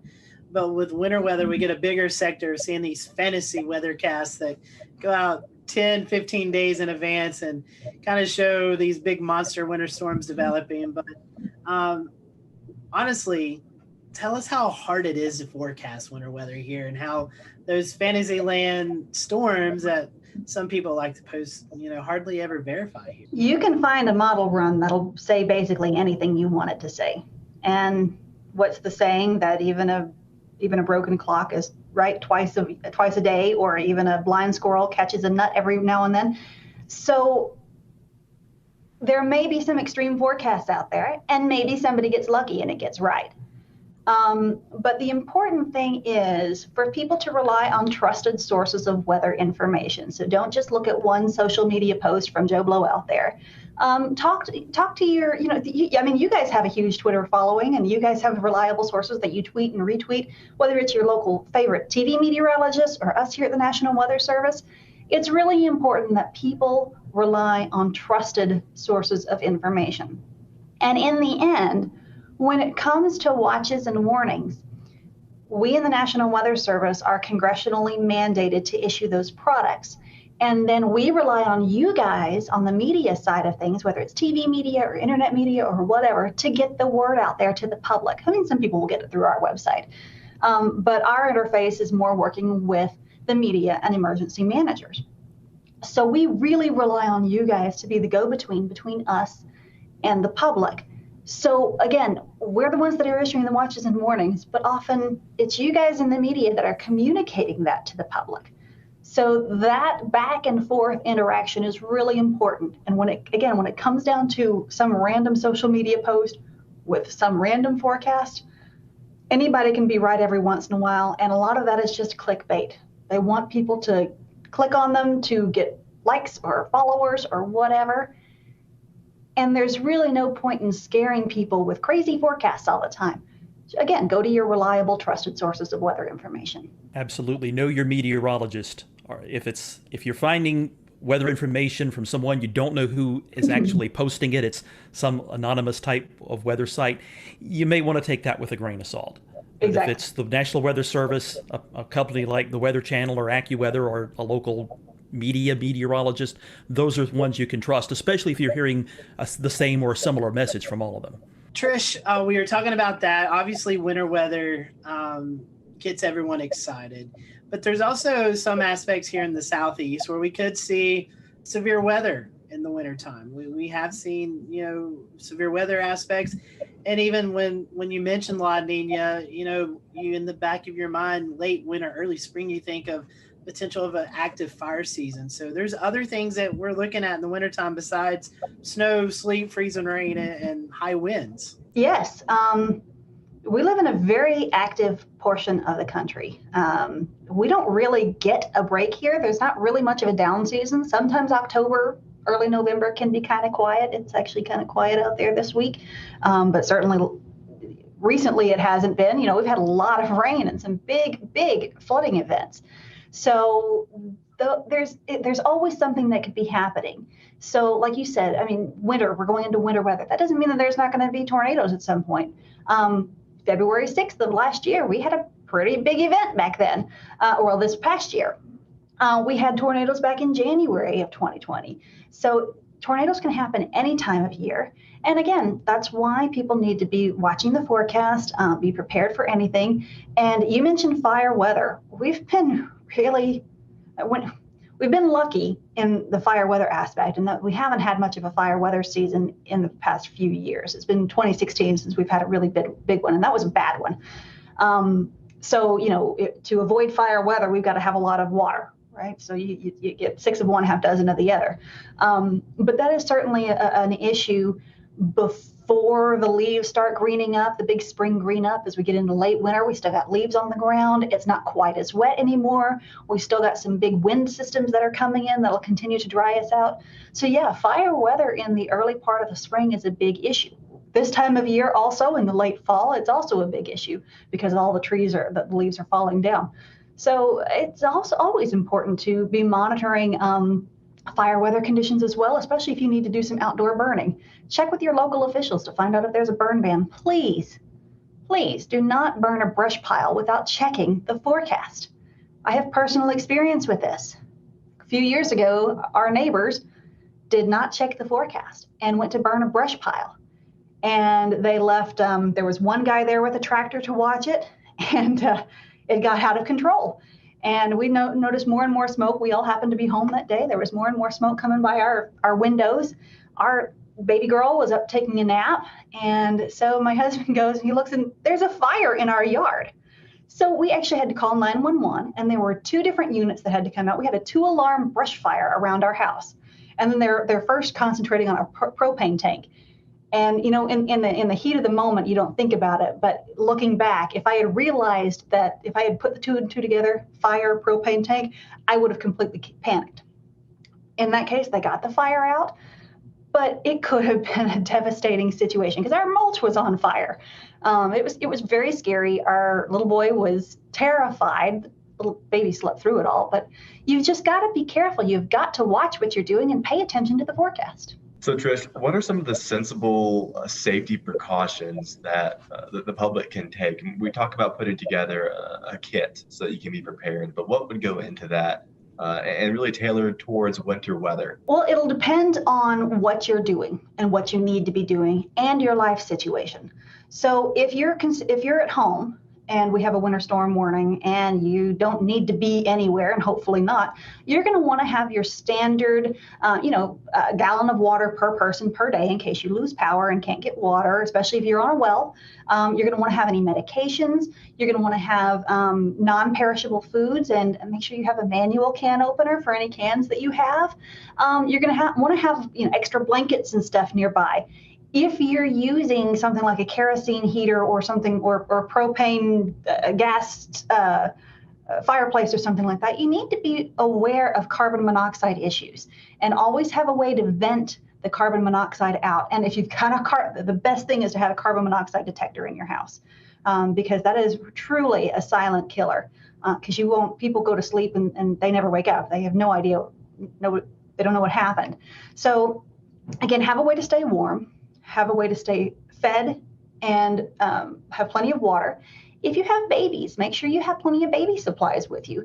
Again, your medications. If you need oxygen or something like that, maybe you need to have some extra supplies with you there. If you have pets, that's another thing. You need to have a way for your pets to have water and food, and maybe bring them inside. Or if you have like farm pets, make sure that they're taken care of. If you need to be out on the road for any reason, if you must be out on the road, we got a lot of first responders that have to be out on the road. Make sure you have a bag of kitty litter or ice melt or something like that in your vehicle. Make sure you have an ice scraper. Make sure you have a blanket in case you get stuck. Make sure you have some food and some water. Make sure you have a snow shovel, maybe even. So there's a lot of different things that you can have with you to help you should the worst case situation arise. And it's important to do that in advance. Yes. Like for example, current times when the weather's relatively quiet, advanced planning is the key to being ready when things happen, be them a weather disaster or something else. Get ready in advance. That way, for one thing, you can actually secure the supplies. They might be in short supply when we're close to an event and something bad's going to happen, a big snowstorm or whatever. Be ready in advance. And ready.gov is a good place to go and look for other tips for not just weather emergencies, but also other kinds of disasters too, earthquakes and so forth. Exactly. And always have your phones charged up. Always have these charged. Even if the cell phone networks get clogged up, often text will still work. So if something were to happen and you get stranded, maybe you don't have a cell phone signal, you might be able to still send a text to a family member or something like that and ask them to ask for help for you. But always have your phones charged up. That's a big one too. Especially going into a big event, just keep it plugged in overnight and just have it there. There are lots of like manual battery chargers that you can get. You can get crank chargers, crank radios, and stuff like that. So there's lots of different options out there. Well, Trish, speaking of winter weather, we'll kind of close with this. For those folks who live in Western North Carolina, upstate South Carolina, and far northeast Georgia, how can they follow you guys? What's the best way for our followers and listeners to get information from the Weather Service there with winter weather coming up? I know your website, you've got social media. What's the different outlets they can check out? Well, like I said, our website, weather.gov/GSP for Greenville, Spartanburg, weather.gov/GSP. That's going to have all of our latest information, the most official information. We do have Facebook and Twitter at NWSGSP. Facebook and Twitter, social media is not an official source of warning information, okay? Because sometimes that can go down. Sometimes our meteorologists get overwhelmed and we can't always keep some of that updated. A lot of that auto posts. The other thing is that Facebook algorithms sometimes don't always show you the most recent posts.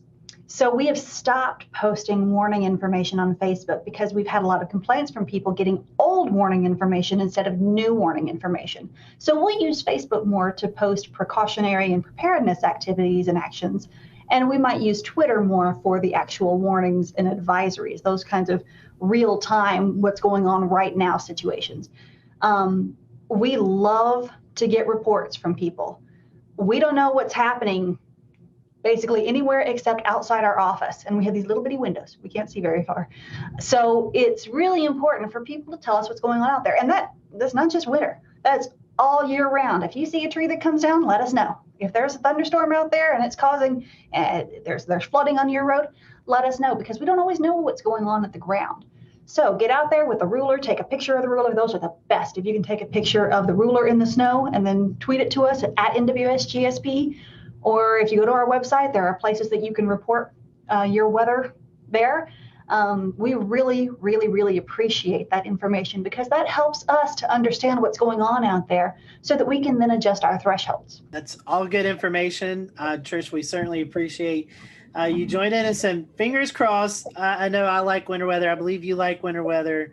I know Evan loves winter weather. Frank, I know you've had your winter weather in Pennsylvania, so you might want a little bit of a break. But yeah, I'll take this La Nina winter.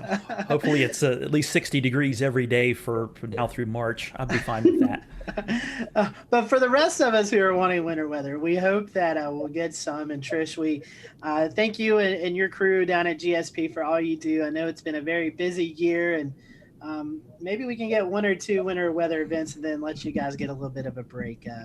Maybe we can. And we really appreciate you guys because, like I said earlier, we really rely on you guys in the media, whatever type of media it is, whether it's television or social media or podcasts and videocasts and all of this stuff. Again, we rely on you guys to be the go-between between us and the public. And we appreciate the efforts that you guys make to help in that regard. We're honored to do it and honored to help you all out any way we can. And we thank you guys, our followers. Give us a like on this podcast. Let us know if you found this information valuable to you. And be sure to follow GSP on Facebook and Twitter and let them know what you are seeing this winter season. So for everyone here at the Carolina Weather Group, hope you have a great evening, and we will talk to you soon.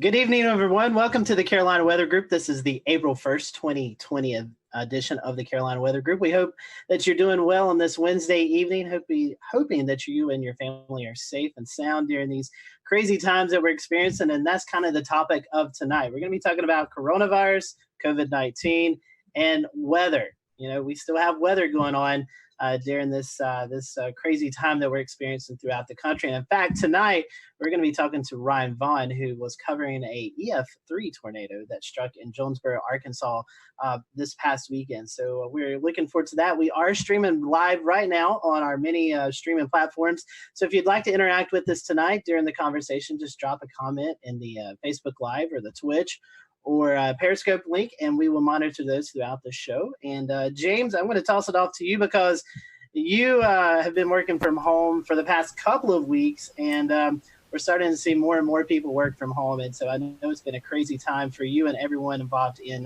TV media.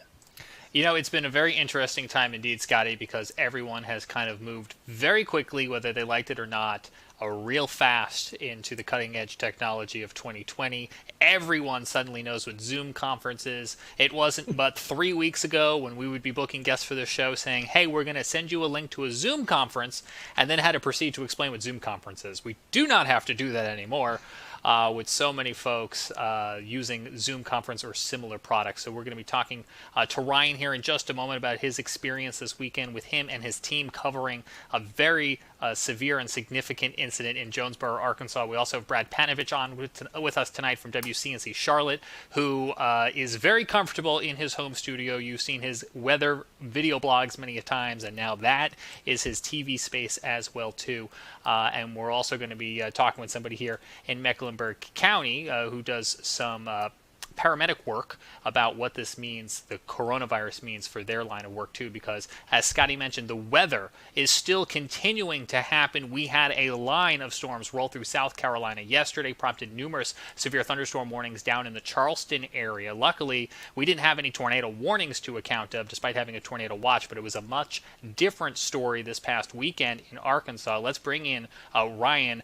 You were actually working from home, and you had your other meteorologists back in the station. Just bring everybody up to speed if they're not familiar with what took place this past weekend. Okay, so typically in a severe weather situation, we would all be in the studio. We were going into this, we were low wind severe weather threat. We knew tornadoes weren't out of the realm of possibility, but we were kind of thinking gusty winds, and I think everybody, even the Storm Prediction Center, kind of had northern Illinois pegged for the hot spot. Well, tornado warning comes out for one of our southern counties. And we had already kind of discussed that, okay, in the interest of social distancing, and we were already kind of playing that that role already was already kind of unfolding. I said, well, we've got a solid system here. How about I go here and you guys stay back there, and we wouldn't be there, and hopefully we wouldn't go into long form programming. And so the tornado warning came out for Woodruff County a little bit after 4 o'clock. And at that point, you could draw a line and see that there was a chance that this was going to come into Jonesboro. We have some video from your coverage. We're going to pop up here in a double box. Oh, man. Walk us through. This must be the moment that tornadic cell started producing in Jonesboro, if I'm correct. Hold on one second. I just now lost. There we go. I'm back, I think. Yeah, that's this is where it was producing here. So what was going on? Zach Holder is in front of the chroma key wall, and we had already at this point had a pretty large tornado out of Jackson County. So we were watching this one pretty close, and the meso was going right over town, and we really just started getting some indication that it was cycling. And sure enough, we were concerned that it was going to, if it cycled through and it produced a tornado, it would be right in the middle of Jonesboro. And you see what unfolds here. Now, for Zach, he's in his 20s. He hasn't covered a ton of, tornadic storms, especially like that in front of a weather camera. He did a spectacular Aaron Castleberry. If I'm not mistaken, I think that was his first severe weather event ever covering broadcast wise. So, it was hard to not get emotional. I've lived here almost 20 years, and outside of a couple of years, I lived in Alabama, and to watch that go through the town that you've forecast for and covered for so many years, it was tough to kind of hold the emotions back on that one. I want to ask you. Go ahead, Ricky. I was going to say, talk about having to work with the delay and the live view delay or the TVU delay, and being able to hear Zach and the folks in the studio at the same time. Yeah, that was tough. I learned some lessons. We had the delay, and stepping on each other and things like that was a little bit of an issue because when you're in severe weather coverage, you speak in half sentences. You can be sitting there talking about, okay, guys, this tornado is coming for, and you'll stop, and you're thinking they're done, and you step in. And so there was a little bit of an issue there in the middle of that also. So while we're all going through that, Southwest Power Authority feeds Jonesboro and Paragould. So even though I was 19 miles to the north, when they started taking power hits, I started taking power hits. So I lost programming. I lost what they were seeing. And then also was losing access to Max. So I had Max 1 up in here. They were using Max 2. Then they lost Max 2. So they needed access to Max 1. So after I lost programming, after I lost ability to have Max, and they needed it anyways, that is when I grabbed my phone, grabbed my laptop, and that's when I went out chasing, if you saw the coverage afterwards. Ryan, previous to this weekend, had you ever done live TV from home? Oh, live television yet from home? Yes, that past Thursday we had done all shows. We were kind of dabbling. We're going, okay, do we want to do this completely from home? Do we not? And so Thursday was a beautiful day. Zach was back at the studio, and so we did that. I went live from my backyard. And it went great. Everything went great. And so that's kind of where we were going into this, going, okay, this could work. I will say there was another time about 2 years ago, we had a just random tornado warning. No watch. I'm not even sure if we were in an Outlook. Random tornado warning. Didn't produce a tornado, but it was about 2 o'clock in the morning, and Master Control calls. And of course, my weather radio and everything's going off. And I told them, I said, I don't have time to make it to the station.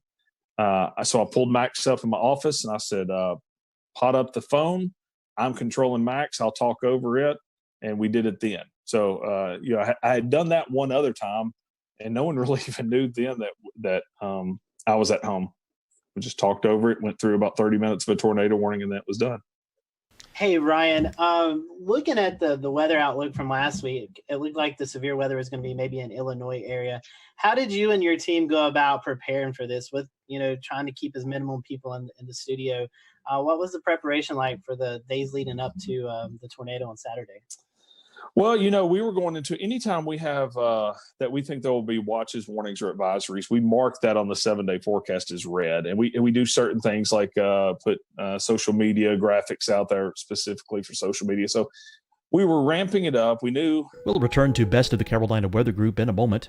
Now your Carolina weather forecast. Here are today's forecast high temperatures for North Carolina. Here are the forecast lows for tonight for North Carolina. Here are tomorrow's forecast high temperatures. And here's forecast rainfall across North Carolina tomorrow. Here are the forecast highs for the day after tomorrow.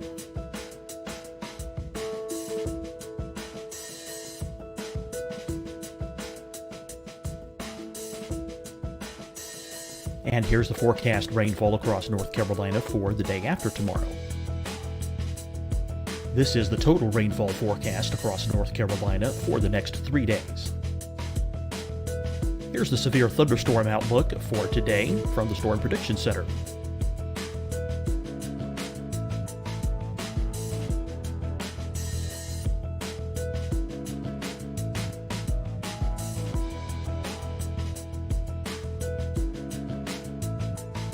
Here are the forecast high temperatures for today for South Carolina.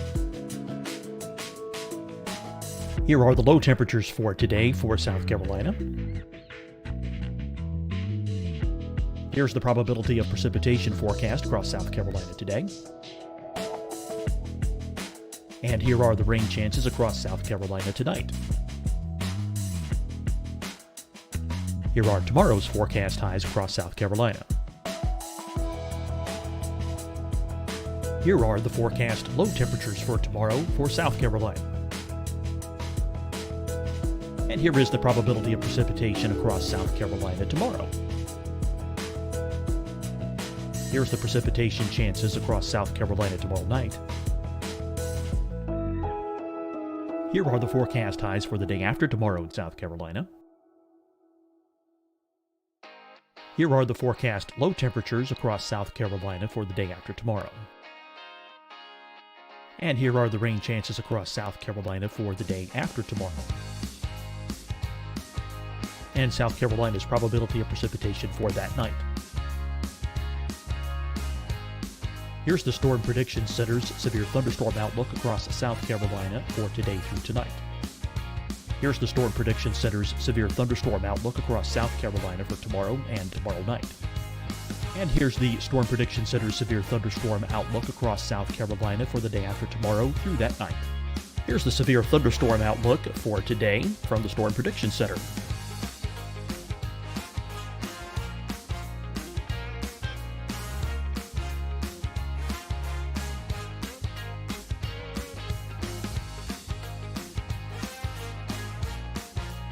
And now here's a live look at weather radar across the southeast. Fight the spread and take a stand against coronavirus. Wear a mask in public. Stay at least 6 feet apart from others. And get tested. Join us and fight the spread. Visit scdhec.gov/COVID-19. Getting tested for COVID-19 helps you to take the steps needed to protect yourself, your loved ones, and your community. Find the testing location at scdhec.gov/COVID-19 testing. Hi, everyone. I'm Dr. Mandy Cohen, Secretary of the North Carolina Department of Health and Human Services. And when you follow the 3 W's, you protect your family and your neighbors from COVID-19. When you leave your home, practice your W's. Wear a cloth face covering, wait 6 feet apart, wash your hands often.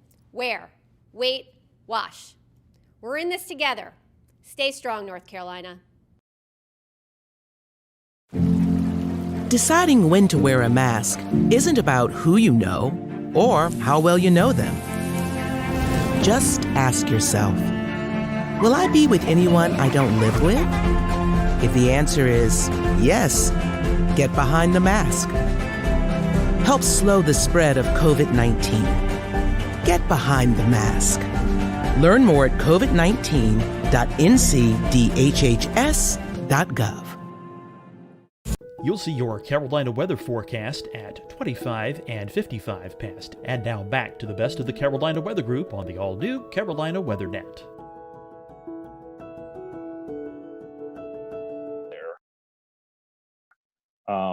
Of course, you look at it, if that had been over an open field, yeah, it would be a big deal, but not this big of a deal. We knew the possibility was there for tornadoes, but not enough to risk everybody being in the same studio together, if that makes any sense.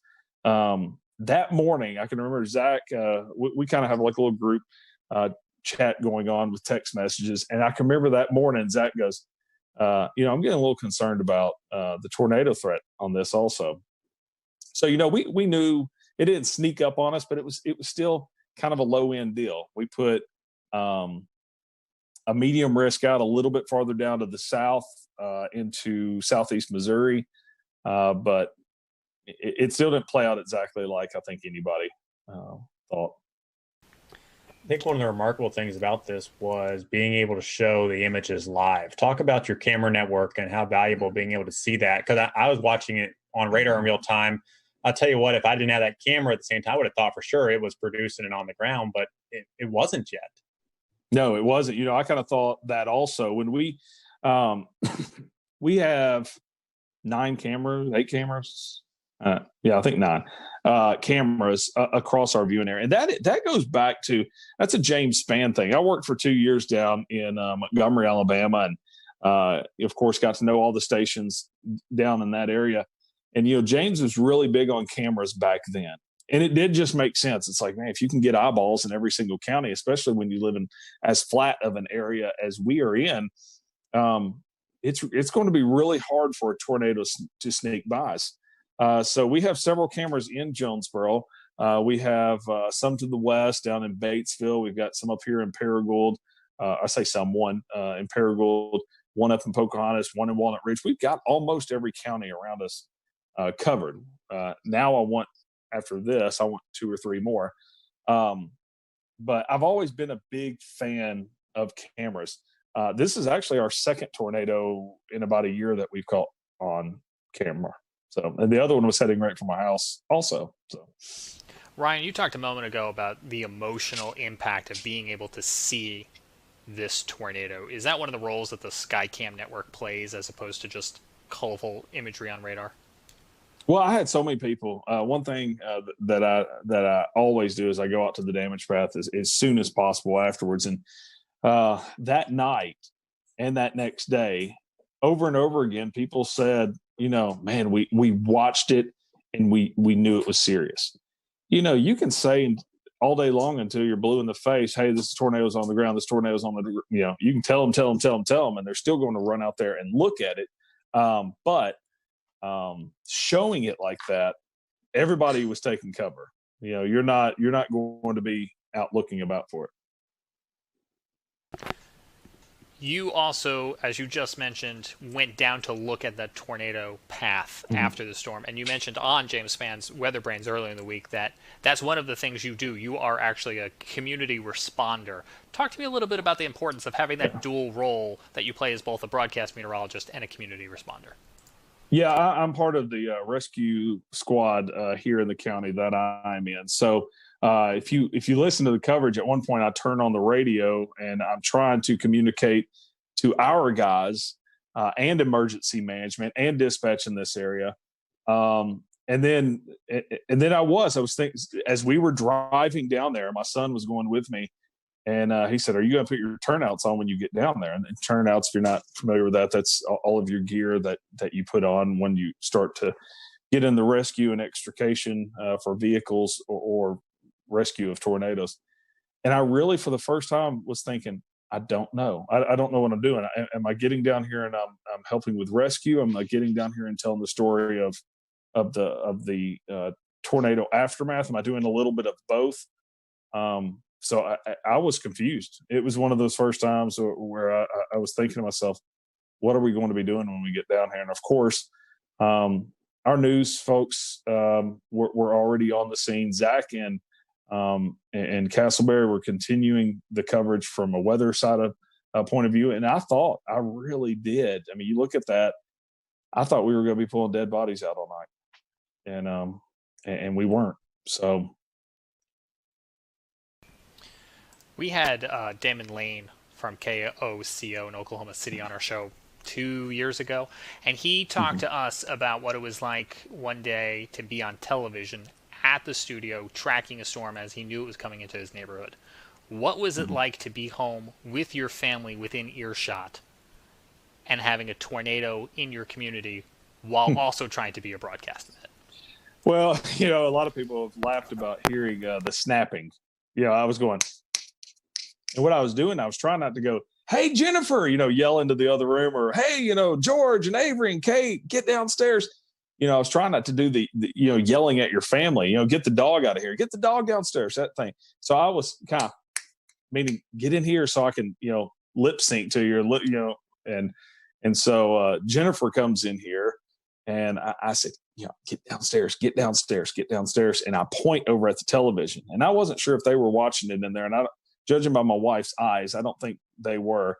And she looks over at the television, and by that point, it was tearing stuff up, and they moved real fast and went down there. But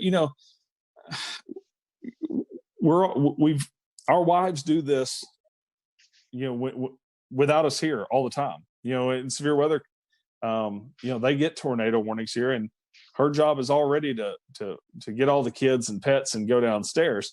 So I don't really know what I was doing, saying, "Hey, like I'm gonna step in and be the leader of this," because they're already, they've done this in the past. And so I realized that after the fact. I'm like, you don't need me to tell you to go downstairs. You probably already knew.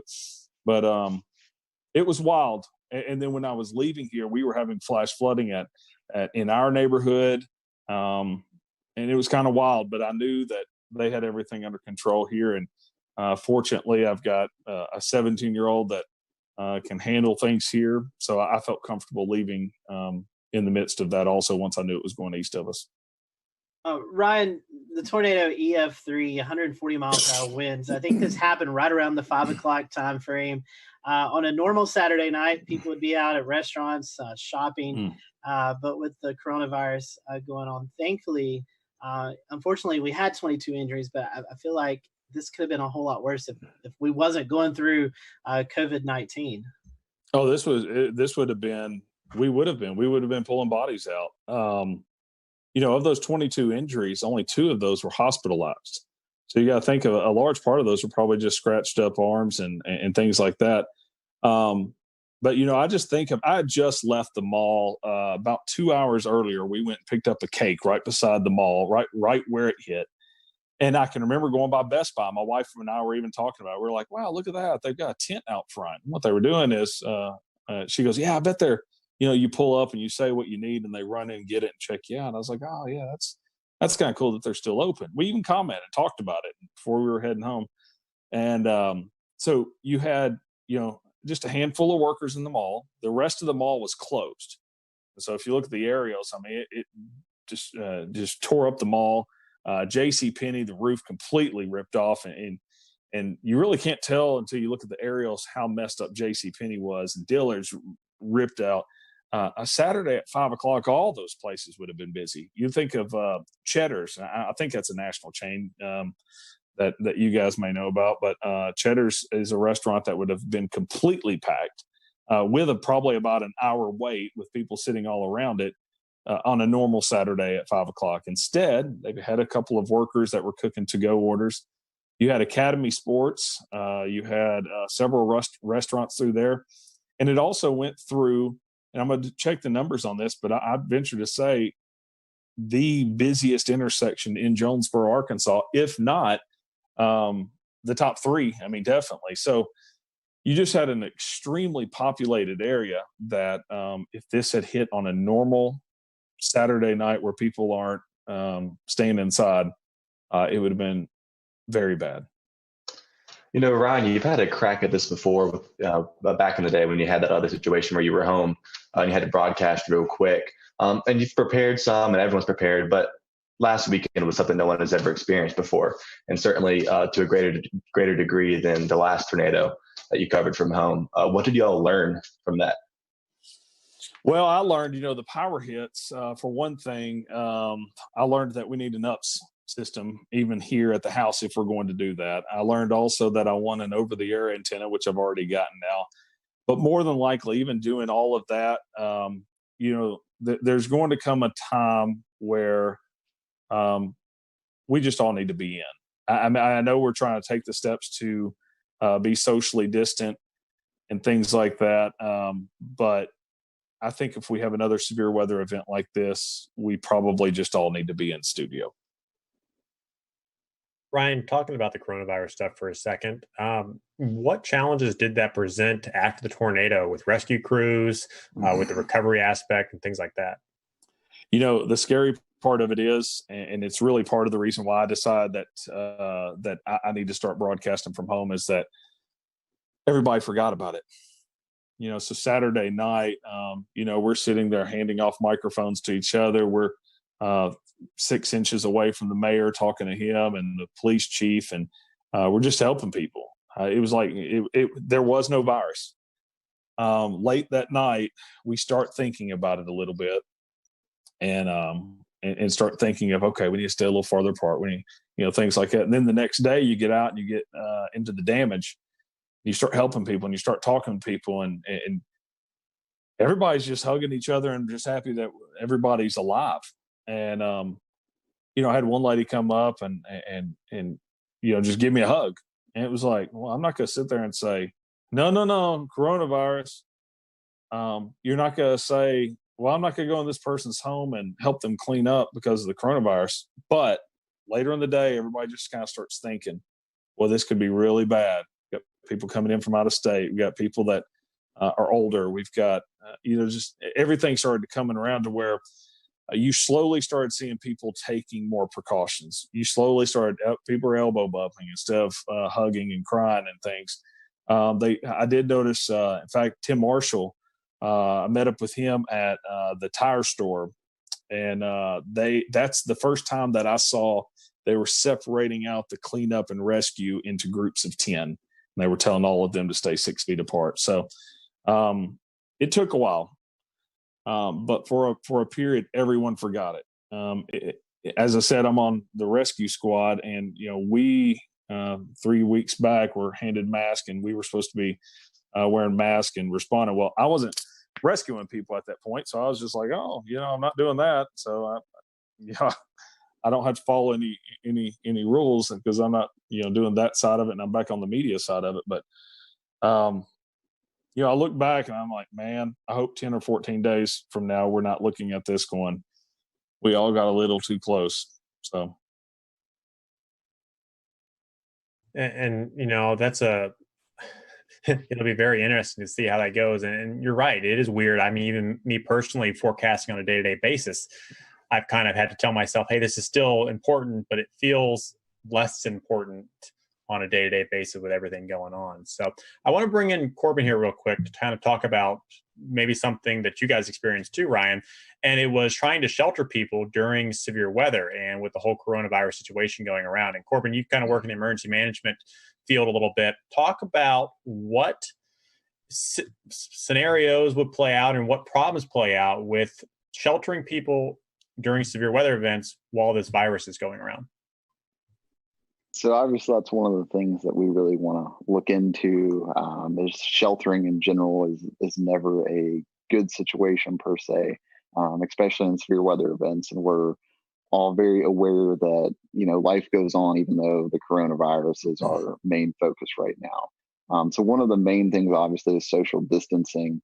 There are some guidelines out from FEMA as well as DHS or DHHS that say, basically each person needs anywhere from about 50 to 80 square feet. So that's going to limit how many people we can put in a building and create shelter for. And especially if we're looking, 6 feet apart, so we don't, sneeze and cough on each other to limit the coronavirus spread at this point. So that's some of the things we're thinking about and we're actively working through in the Emergency Operations Center. I think in North Carolina, currently at the last count, there are 46 emergency operations centers active. So it's definitely something that's on the forefront of our mind. What about masks and stuff like that? Has that been given any thought? I know CDC's been reconsidering some of their thoughts, and Los Angeles tonight recommended their citizens wear masks when going out and about. Is there any benefit to that? Is there any downside to that? So that's obviously another one of the hot topics from the CDC. It's one of those things that's changing every 12 hours. For emergency responders, the protocols in North Carolina just changed to where we were only wearing masks on suspected COVID-19 patients. Now we're wearing masks on every patient encounter. And now, you're starting to see some direction from the CDC and from Pence's, from Vice President Pence's coronavirus task force that may say different. So there's conflicting stuff out there right now, but just for the everyday person, wearing a mask all day long doesn't seem to have an effect yet. But we'll see what the data shows as the days come. Corbin, we learned today that a paramedic with Medic tested positive for coronavirus. You mentioned a minute ago that more people might be wearing masks as they go out and tend to emergency responses. Did that decision to have everyone wearing masks as they're responding to calls come as a result of that positive coronavirus case, or more in line with the CDC updated guidelines? So just to clarify one thing, I'm a paramedic relief supervisor in Cabarrus County, but I did see the news about Medic's case in Mecklenburg County as well. And that was actually put out yesterday by the North Carolina Office of OEMS prior to, I'm assuming, that case testing positive. But you got to remember, so an N95 is to protect the provider. A surgical mask also protects the provider, but it's better to kind of put on the patient because it's going to prevent them from spreading their germs, just like a surgeon in surgery. Patty, I think you had something. Yeah, I was wanting to ask Corbin. I'll ask you and Ryan both. Ryan, you live in Tornado Alley per se, the Arkansas area, kind of prone to tornadoes, especially this time of the year.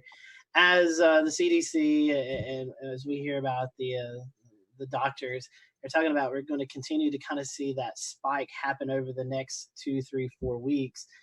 Do you think this will become more of a concern, Ryan, when you're talking to your folks? I know I'm not sure about your particular area, but I know places like Kansas and Oklahoma, they have these public storm shelters.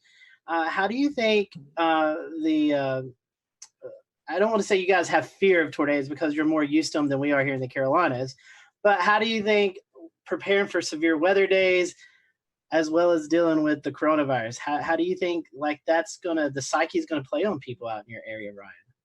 That's a great question because we have had some of the public shelters closed, and because a lot of them are, some of them are in basements of hospitals and stuff. And you say we're used to them. Saturday night has scared a lot of people, and the storm anxiety is going to be really, really high. And I don't really know how that's going to go. As far as public shelters, even some that are open, it'll be interesting to see. Or even, there's a lot of places where, like our house, we have a basement here. Not everyone around us has basements. So we've always just, hey, come on over, take shelter. Will we all continue to do that? I think in a tornadic situation, I think you throw it out. I know that may not be the right answer, and I'm sure my doctor friends may say, I don't know, but I don't know.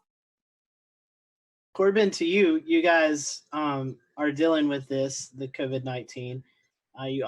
We're getting into the Carolina severe weather season where maybe not as many tornadoes, but we still have this threat of severe storms.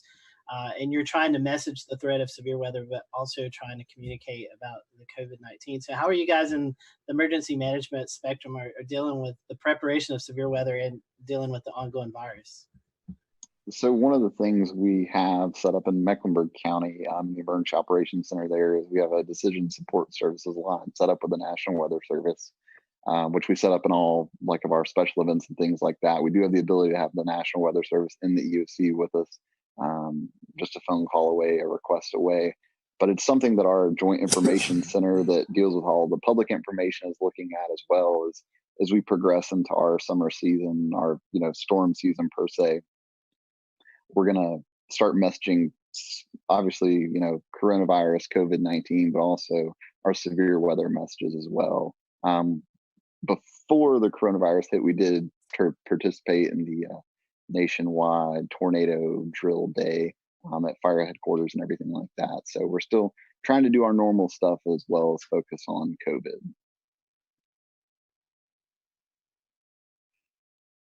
Let's bring in Brad Panovich, who is a broadcast man at WCNC in Charlotte. Brad, if you were to go to air tomorrow for a tornadic situation, do you have something in mind that you would tell people in the event they either needed to leave a manufactured home to go to a sturdy shelter, or even afterwards if their homes were damaged?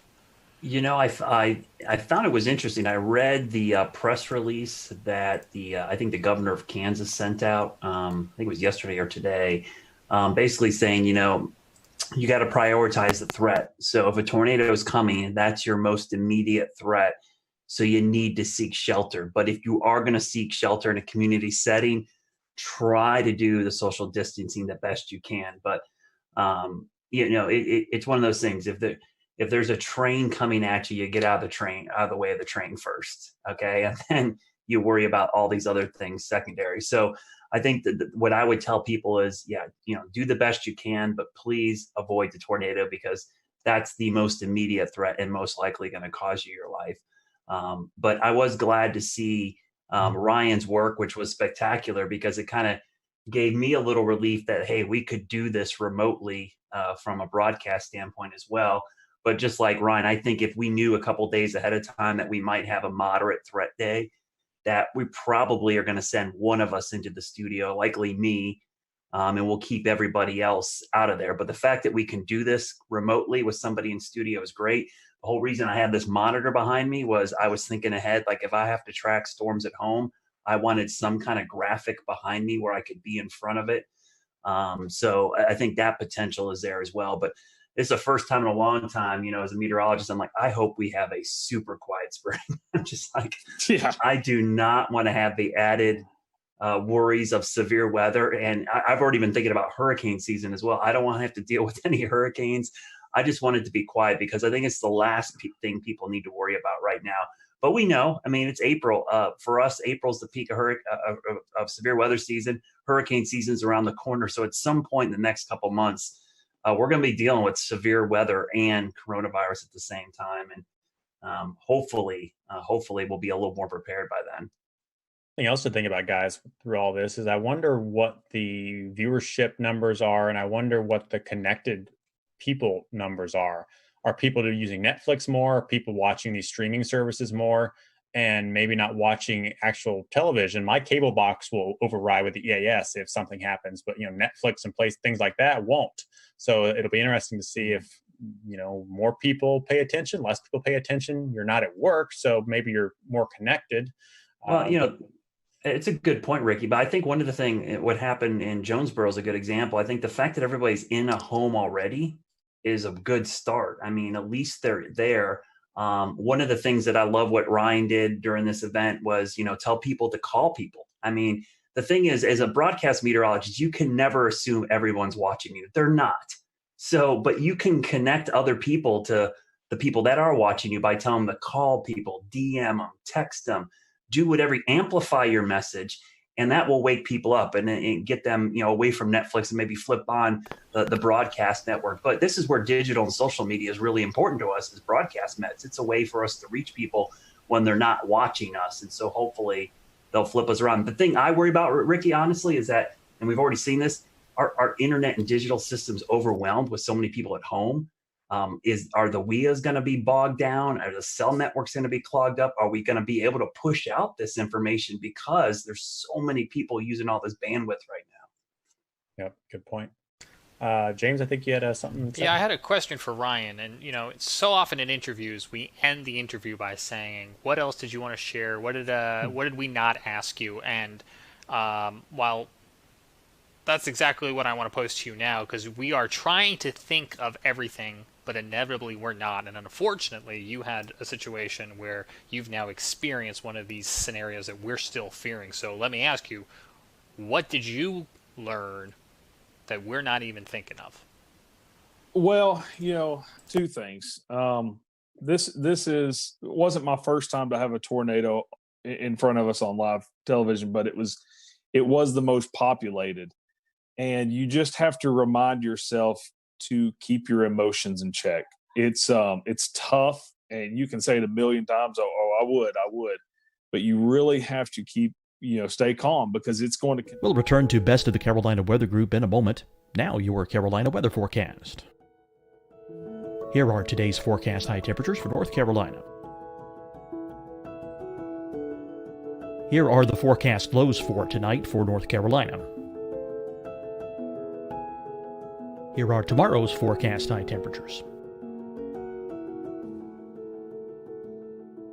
And here's forecast rainfall across North Carolina tomorrow. Here are the forecast highs for the day after tomorrow.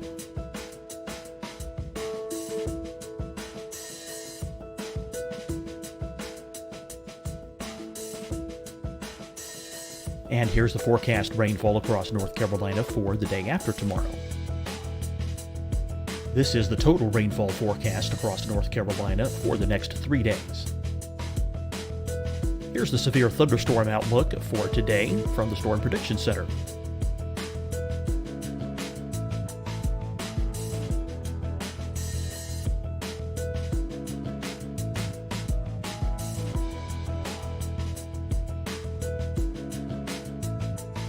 Here are the forecast high temperatures for today for South Carolina. Here are the low temperatures for today for South Carolina. Here's the probability of precipitation forecast across South Carolina today. And here are the rain chances across South Carolina tonight. Here are tomorrow's forecast highs across South Carolina. Here are the forecast low temperatures for tomorrow for South Carolina. And here is the probability of precipitation across South Carolina tomorrow.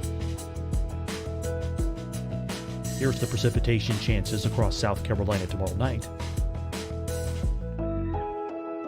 Here are the forecast highs for the day after tomorrow in South Carolina. Here are the forecast low temperatures across South Carolina for the day after tomorrow. And here are the rain chances across South Carolina for the day after tomorrow. And South Carolina's probability of precipitation for that night. Here's the Storm Prediction Center's severe thunderstorm outlook across South Carolina for today through tonight.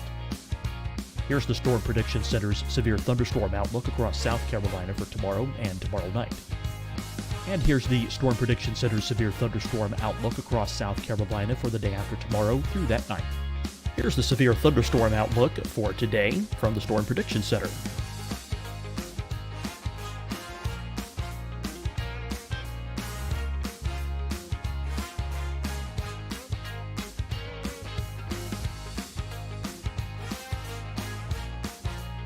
And now here's a live look at weather radar across the southeast. Fight the spread and take a stand against coronavirus. Wear a mask in public. Stay at least 6 feet apart from others. And get tested. Join us and fight the spread. Visit scdhec.gov/COVID-19. Getting tested for COVID-19 helps you to take the steps needed to protect yourself, your loved ones, and your community. Find the testing location at scdhec.gov/COVID-19 testing.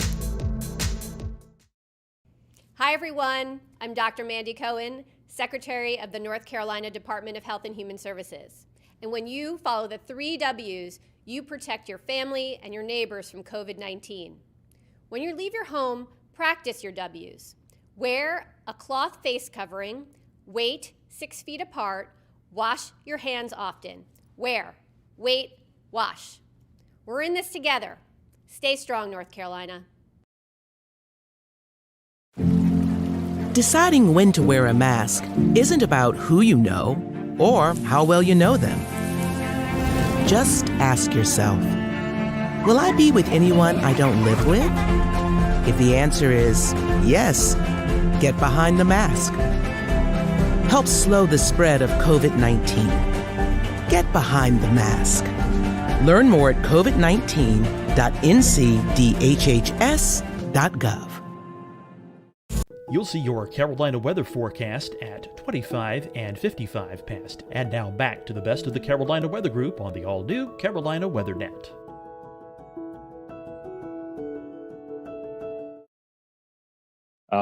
And so that's one thing that for every broadcaster, as Brad said, telling people to call people. And that was huge. There was a lot of people that I didn't run into anyone that said they didn't know it was coming.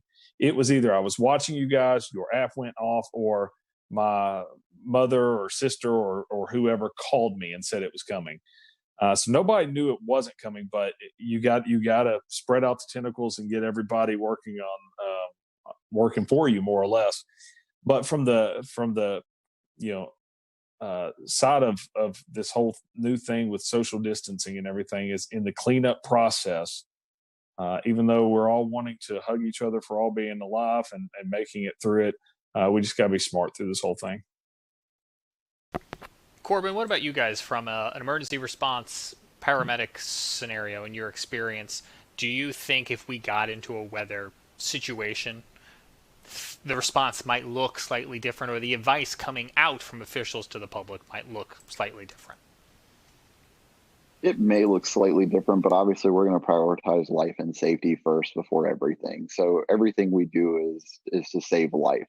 And if that means, that we have to put people at risk of getting COVID-19, then it's probably something we're going to do in that situation. Whereas if it's a sheltering situation, it's a little different. We can, open more shelters per se for less people.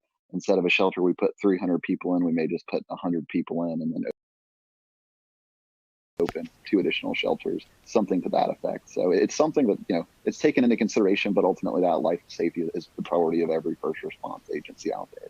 Yeah, it's certainly a lot to weigh. Brad mentioned a minute ago in an analogy with a train, and Ryan, you mentioned it as well too, in that, in some sort of silver lining, not having people out at the restaurants and the malls and the supermarkets may have done you guys some good. It was. That is a huge lifesaver. Not having the people on the road. We still had people on the roads, but not having large numbers of people out there was it saved lives. What other agencies? We're talking a lot about weather and medical and first response, but the hospital systems as well too, I think, could be a concern. Brad, what's on your mind, I guess, when you think of this strain on the entire system? Well, when you have so many people in the healthcare, emergency management, everybody working on this COVID-19 pandemic, if we have a mass casualty event or some kind of huge, you worry about how the resources are stretched so thin already. And I even think about it from a health standpoint. It's like, this is not the time to have a broken arm or leg, because you are not a priority at the hospital when you go in there.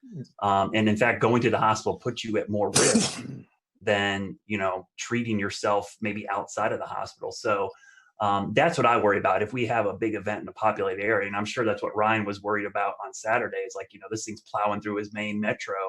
It's like, man, how are we going to handle this with all this other stuff going on? So I think that's a big concern. And that's why I think just people in general have to be very cautious over the next couple of months. We don't need to have unneeded visits to the ER for things that, we could prevent. Like, I've even talked to my kids like, hey, let's not jump out of the tree, okay, for the next month or so. let's not try to jump the bike over the rock, because we're probably not going to be able to get into the ER. So from a weather safety standpoint, don't take that added risk. If there's lightning outside, let's just go inside. We don't need someone to get hit. If there's severe weather, let's be overly precautious and safe in this situation, because we don't want to have to go to the hospital or the ER in this situation when they have a whole mess of another concern to worry about right now. Yeah, absolutely. And I think the trick there is going to be getting people to maintain that attitude for a prolonged period of time.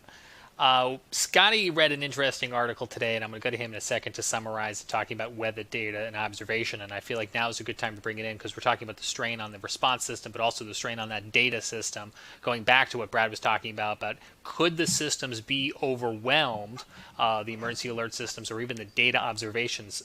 Scotty, that was something that you were reading about today, right? Yeah, so the World Meteorological Organization, the WMO, came out with an article today talking about COVID-19 and how it could affect some of our weather modeling, weather forecasting. I can maybe toss this to Brad here in a little bit, and Ryan, maybe they can tell you a little bit more than I can. But basically, there's all kinds of observations. You know, we run satellite radars. If you're familiar with the Carolinas, it seems like one of our radars is always down. And so it takes people to go out and fix those. And with the strain and the social distancing, the folks may not be there to get that. There's also another concern with the airplanes that are taking off, just everyday flights.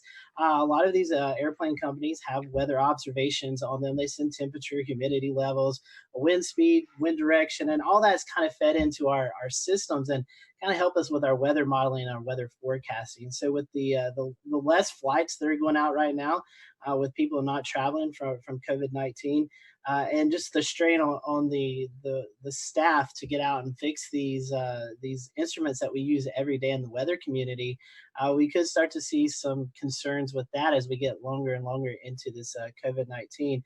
Brad, I know you love to talk about weather models and how we get all that data in. I know you've actually done some weather school talks about that, which we'll talk about in just a little bit. But can you kind of tell the public a little bit about how we could start to see more inaccurate weather data as we get through this process? Yeah, so I actually posted some graphs the other day. This is called what we refer to as AMDARB data. It's basically aircraft data. And I'm going to try to share my screen here. I don't know if this is going to work, but we'll try to do this. You guys can see my screen. Oh, maybe it's not going to share. I'm going to share it here, hopefully. Not yet. Otherwise, is it something you tweeted? I can double box. No, it's let me see if I can bring it up. It won't let me share it. But what it was is a chart basically showing the lack of upper air obs from aircraft. People don't realize that every commercial aircraft that takes off and lands collects, data for us. And so what has happened is that we have actually, let me see if I can share it. There we go. You guys see it? Yeah, we got it. So what you're looking at here is, I made it a little bigger. This is the GFS model. And that red line is the drop in observations from aircraft going into the GFS model. You can see pre-COVID, which is earlier in the month, we were getting about 15 to 18,000 observations into the 12Z GFS. As of this morning's GFS, that is down to like 2,000. I mean, that is just a tremendous drop. And the best way I can explain this to people that have seen hurricane coverage, you may have seen me talk about how we often like to get the plane out in the system so that we can get better data for the models. Well, this is what these planes are doing. When we have that lack of upper air data, some of the accuracy and the guidance can drop by 20% or so. And it's just not the US, that's just US data. That doesn't include European data, Asian data. I mean, and that article you're referring to, Scotty, all those aircraft, I was amazed how much some of the European airlines added to this. It was crazy, the drop in upper air observation. So this is going to be a real task that we're going to have to watch and see how much this impacts severe weather. Day-to-day weather, it might not have an immediate impact on us, but I think for high impact events like severe weather outbreaks, tornadoes, flooding, this might have a pretty significant impact, because the difference between something being 20% more intense or less intense is pretty significant in the weather world. Brad, do you think it would impact high-res models more, or models like the global forecast system? It seems like it'd be more the global forecast, because the upper air data is really key for, big, long wave troughs and ridges. You're looking at long wave pattern. I think the CAMS models are going to do fine. Thank goodness we have the GOES 16 and 17 sounder data, and now we have the polar orbiting data. The only problem is you need clear skies for good sounding data from the polar orbiters. But that sounding data, back after 9/11, we saw a similar drop in this aircraft data, but we didn't have the satellite data that we have now. So I think the satellite data is actually offsetting some of the issues, but this is going to be a much longer period of time that we'll start missing this data. It's only been, about 2 weeks now. I think we start getting 3-4 weeks, and now the long wave pattern across the whole globe will be totally impacted by this lack of upper air data. Well, you've been teaching us some stuff now, and I think, James, part 3 of our episode tonight was about teaching folks about weather. Do we want to transition over to that? Sure thing. Real fast, let me ask Ryan one last question, and then we'll certainly go to that, and I appreciate the transition. Did you guys, Ryan, have any issue with observations during or in the aftermath of your storms with everything going on coronavirus related? You talking about from weather observations? Yeah, Jonesboro Airport took a direct hit, and there's going to be some interesting things come out of that, because KJBR did take a direct hit, and you can go back and look at the data and see the winds backing as it was coming in. And the interesting thing is, it looks like power was knocked out. And it looks like the altimeter was knocked out, but was in kind of a separate area from the actual ASOS. So we probably, like you said, with the weather service being stretched thin and social distancing and stuff, we probably won't have observations from Jonesboro for quite a while. That's interesting, and I think that's going to play into this bigger picture as we're just trying to use whatever we've got available, and everyone's trying to do their best and safely to restore all of this. As Ricky mentioned, I know Brad Panovich here at WCNC has started to do some at-home weather classes. Brad, how did this come about? Why is it an important thing with so many kids at home that you guys saw a void to fill? Well, yeah, Ryan could speak to this as well. We do a ton of school talks throughout the year. I think last year I added up, and I thought I did a lot last year. I did 76 last year. I know some folks, like our good friend Ed Piotrowski down in Myrtle Beach, I think he does like 200 a year. I mean, crazy amount. And so initially when this happened and all the kids were stuck at home, I thought, man, I had to cancel a bunch of my school talks. I do a 1-hour presentation where I go out, and I had a ton scheduled in the spring for 2nd and 5th graders here in North Carolina, which is weather is part of the curriculum in those courses. And so what I did the first couple days we were out, I decided, you know what, I'm just going to do my 1-hour presentation at home, and I'm going to stream it. And I did it with my kids, and it did pretty well. And then my general manager in the station said, hey, let's do this every day at 1 o'clock. I'm like, every day? I was like, an hour? They're like, no, we're going to do small, one topic at a time. Let's break that hour thing down to one topic, and we'll do it every single day. And so I got the rest of my weather team involved. And it's put another thing on my plate, but I enjoy it. I mean, I produce the thing. I do it all out of this computer right now that's in front of me. And we send it out every day at 1, and on YouTube, Twitch, Periscope, Facebook, our app, and our website. And the cool thing is our YouTube page, we have a playlist built that James put together that archives all these. So if kids miss them or teachers miss them, they can go back and watch them again. And it's been a lot of fun. I think we created a monster, though. I have a bad feeling. When sales starts asking questions about it, I'm like, uh-oh, what did we do here? So we've already had that inquiry. I know nothing about this. Yeah, so you're like, oh, what did we do? Now it's going to have a sponsor, and we're going to have to do this every day for the rest of our lives. But I think it's really important, because the cool thing about weather, I'm a weather geek. We're all weather geeks, right? We love it. But to me, it's one of the few sciences for a kid. It's just not something in a textbook. You can teach it to them, and they can immediately go outside and apply the principles of atmospheric science to what they actually see every day. So for a lot of kids, this is their first real science that they see, because a lot of times, physics and chemistry just looks like something in a book, but atmospheric science is actually something they can see, touch, and feel. So I think it has a real big impact on them. And in these tough times, it's actually been kind of a nice thing to be able to do, and have the kids tweet pictures at me of them in front of their TV, watching it on YouTube or watching it. The funny thing I'll say, the Twitch stuff has been great. I've had so many kids on Twitch reach out to me who, don't normally watch the weather, like, hey, this is pretty cool. What games do you play?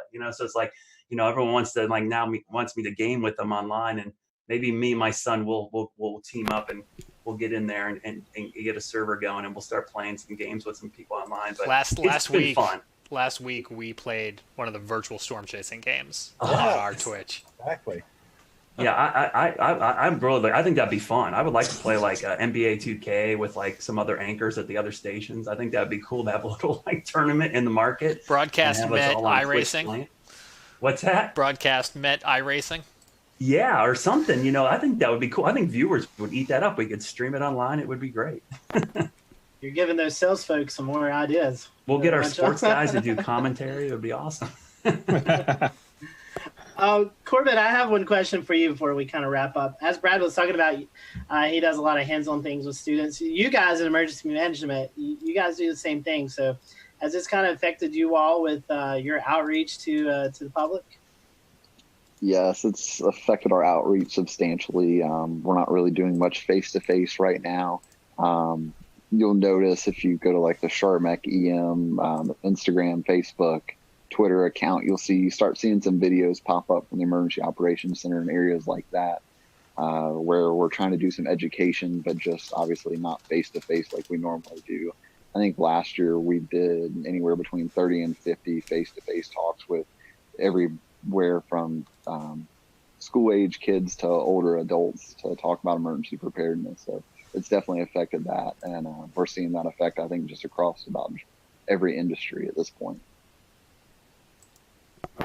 That's interesting. I hadn't thought about that in terms of fire prevention and first aid trainings, and that would be school-age kids. But you guys also, would you normally be doing office visits? Is that something that is done too, for like professionals in office parks?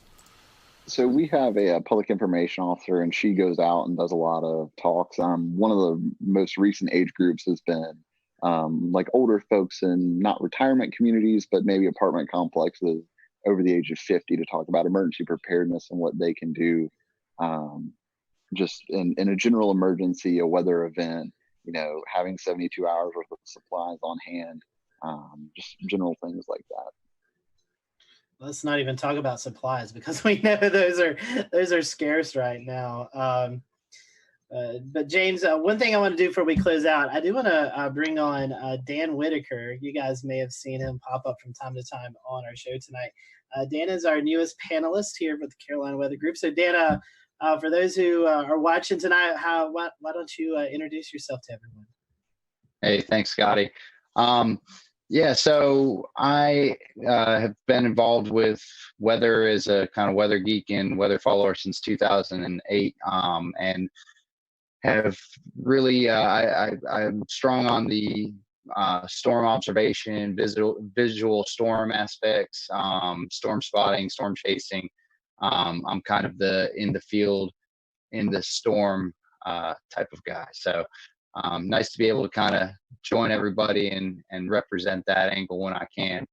And definitely great listening to all the different kind of pieces to the conversation tonight.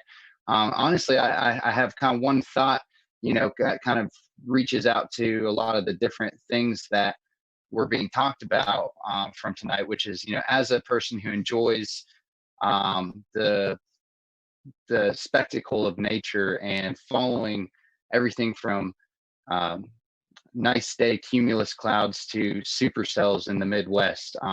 For those who want to experience more outdoor weather during this time when we want to travel less and we want to do more staying at home, short of tuning into Brad Panovich's weather lessons to get some real world observation, is there a way that anyone wants to kind of speak to that would be a good way for people to do that right now? Definitely so, Dan. And we are happy to have you on the team and can't wait. Well, maybe we can't wait till hurricane season, but we can't wait to see your footage out there. Evan, I wanted to bring you, I know you had something you want to mention, but you also did a little chasing of yourself today, but not storm chasing. Yeah, I do my little cheesy snow chasing. It's really not nearly as complex as the stuff that Dan does. But as long as you drive high high enough up on a mountain, you'll eventually run into snow. So I went up to Craggy Gardens today. Parkway was closed at about 4,900 feet, but I ended up running the rest of the way up to Craggy Pinnacle at 5,900. And it was beautiful, about 3 inches of snow up there, real windy. I'll share a picture since I can see James yearning and trying to share a webcam. I was trying. Yeah, so then that's what it looked like up on Craggy, right near the Craggy Pinnacle Tunnel. It was real pretty. But you're right, Scotty. The one other thing I wanted to mention tonight before we close is that we've talked about a lot of the challenges that have been presented to us over the last couple of weeks as we suddenly get thrown into this new coronavirus situation. But there are some opportunities and some good things.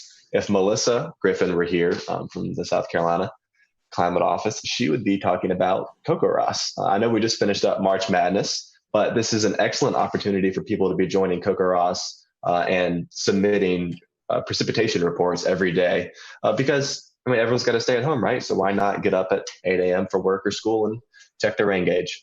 So she would want us to mention that. And just because it's not March doesn't mean we can't do it.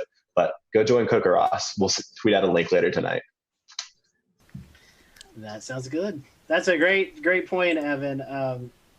We definitely, I think I read a tweet, North Carolina second in CocoRoss reporters. So that's pretty cool. And I know South Carolina is up there as well. So the Carolinas representing really well. So anybody have anything else before we kind of close up shop tonight? All right. So I appreciate you guys watching tonight. We hope that you stay safe out there. Continue to practice those best practices of social distancing and kind of just staying inside. Eventually, hopefully sooner rather than later, we'll get back to normalcy and be able to enjoy what we've not been able to enjoy for the last 3 weeks. So we're thinking about everyone. We hope that you stay safe out there. We appreciate you watching the Carolina Weather Group tonight. Be sure to follow Ryan and his folks if you're ever out in the Arkansas area. Ryan, once again, great coverage Thank you. this weekend for you and your team out there. Spectacular. And we hope that everyone in your community will get back to normalcy with the cleanup from the tornado. Have a great week, and we'll see you back here next week for another episode of the Carolina Weather Group.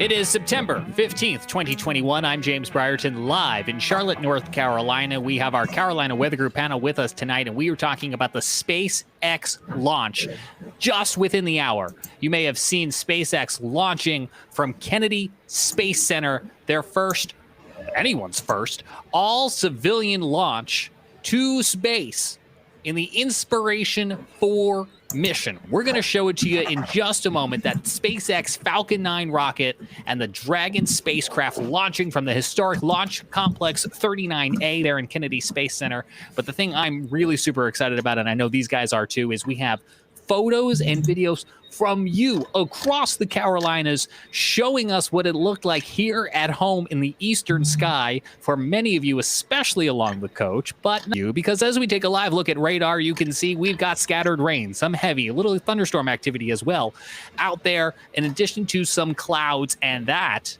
ruined the show for many of us here in Charlotte, in Morganton, North Carolina, where Scotty Powell is.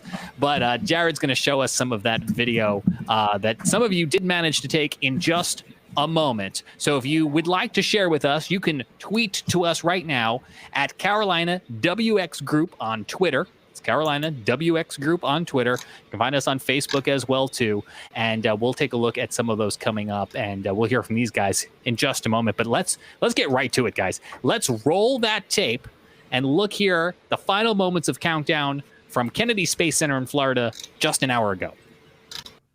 10, 9, 8, 7, 6, 5, 4, 3, 2, 1. Ignition. And liftoff for Thanksgiving. brace report. Copy, 1 Alpha. Vehicles pitching downrange.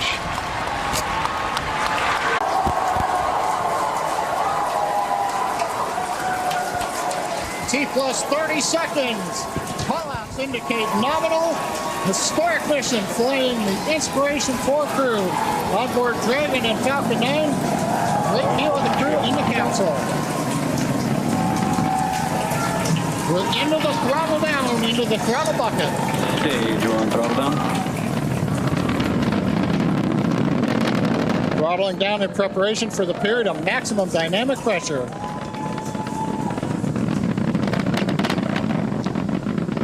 A minute into flight. 9 is supersonic.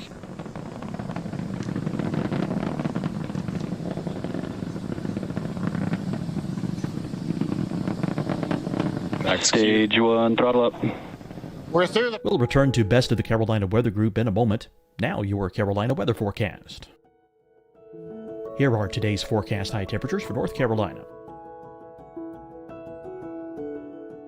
Here are the forecast lows for tonight for North Carolina. Here are tomorrow's forecast high temperatures. And here's forecast rainfall across North Carolina tomorrow. Here are the forecast highs for the day after tomorrow.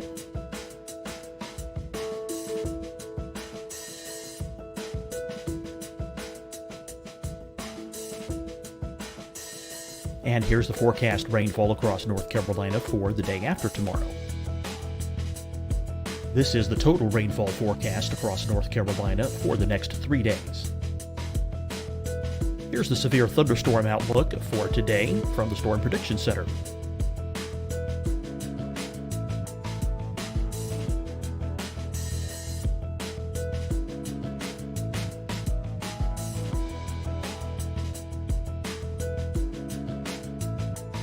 Here are the forecast high temperatures for today for South Carolina. Here are the low temperatures for today for South Carolina. Here's the probability of precipitation forecast across South Carolina today. And here are the rain chances across South Carolina tonight. Here are tomorrow's forecast highs across South Carolina. Here are the forecast low temperatures for tomorrow for South Carolina. And here is the probability of precipitation across South Carolina tomorrow. Here's the precipitation chances across South Carolina tomorrow night. Here are the forecast highs for the day after tomorrow in South Carolina. Here are the forecast low temperatures across South Carolina for the day after tomorrow. And here are the rain chances across South Carolina for the day after tomorrow. And South Carolina's probability of precipitation for that night. Here's the Storm Prediction Center's severe thunderstorm outlook across South Carolina for today through tonight. Here's the Storm Prediction Center's severe thunderstorm outlook across South Carolina for tomorrow and tomorrow night. And here's the Storm Prediction Center's severe thunderstorm outlook across South Carolina for the day after tomorrow through that night. Here's the severe thunderstorm outlook for today from the Storm Prediction Center.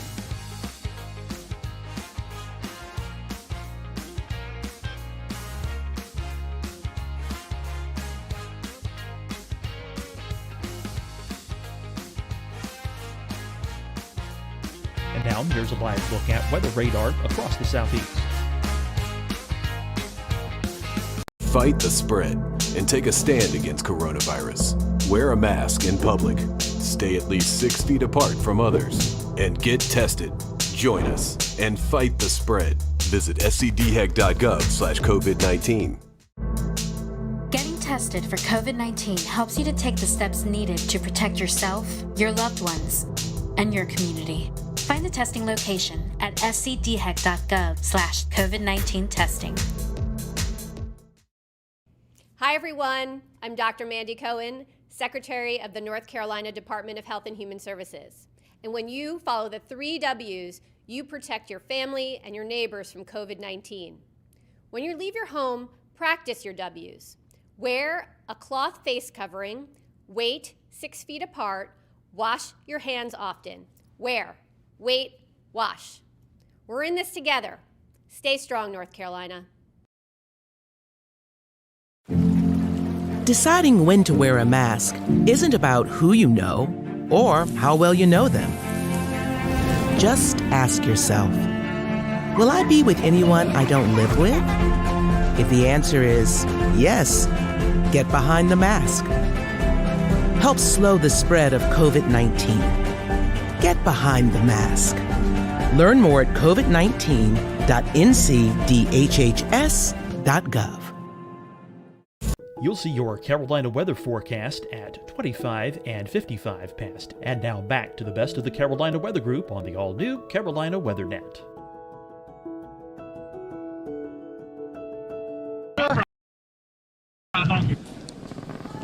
Copy, With throttle back up and 1 Bravo, the call out from space. That's one of the abort sequences.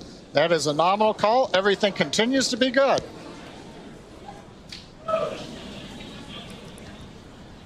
Looks like a smooth ride for the crew.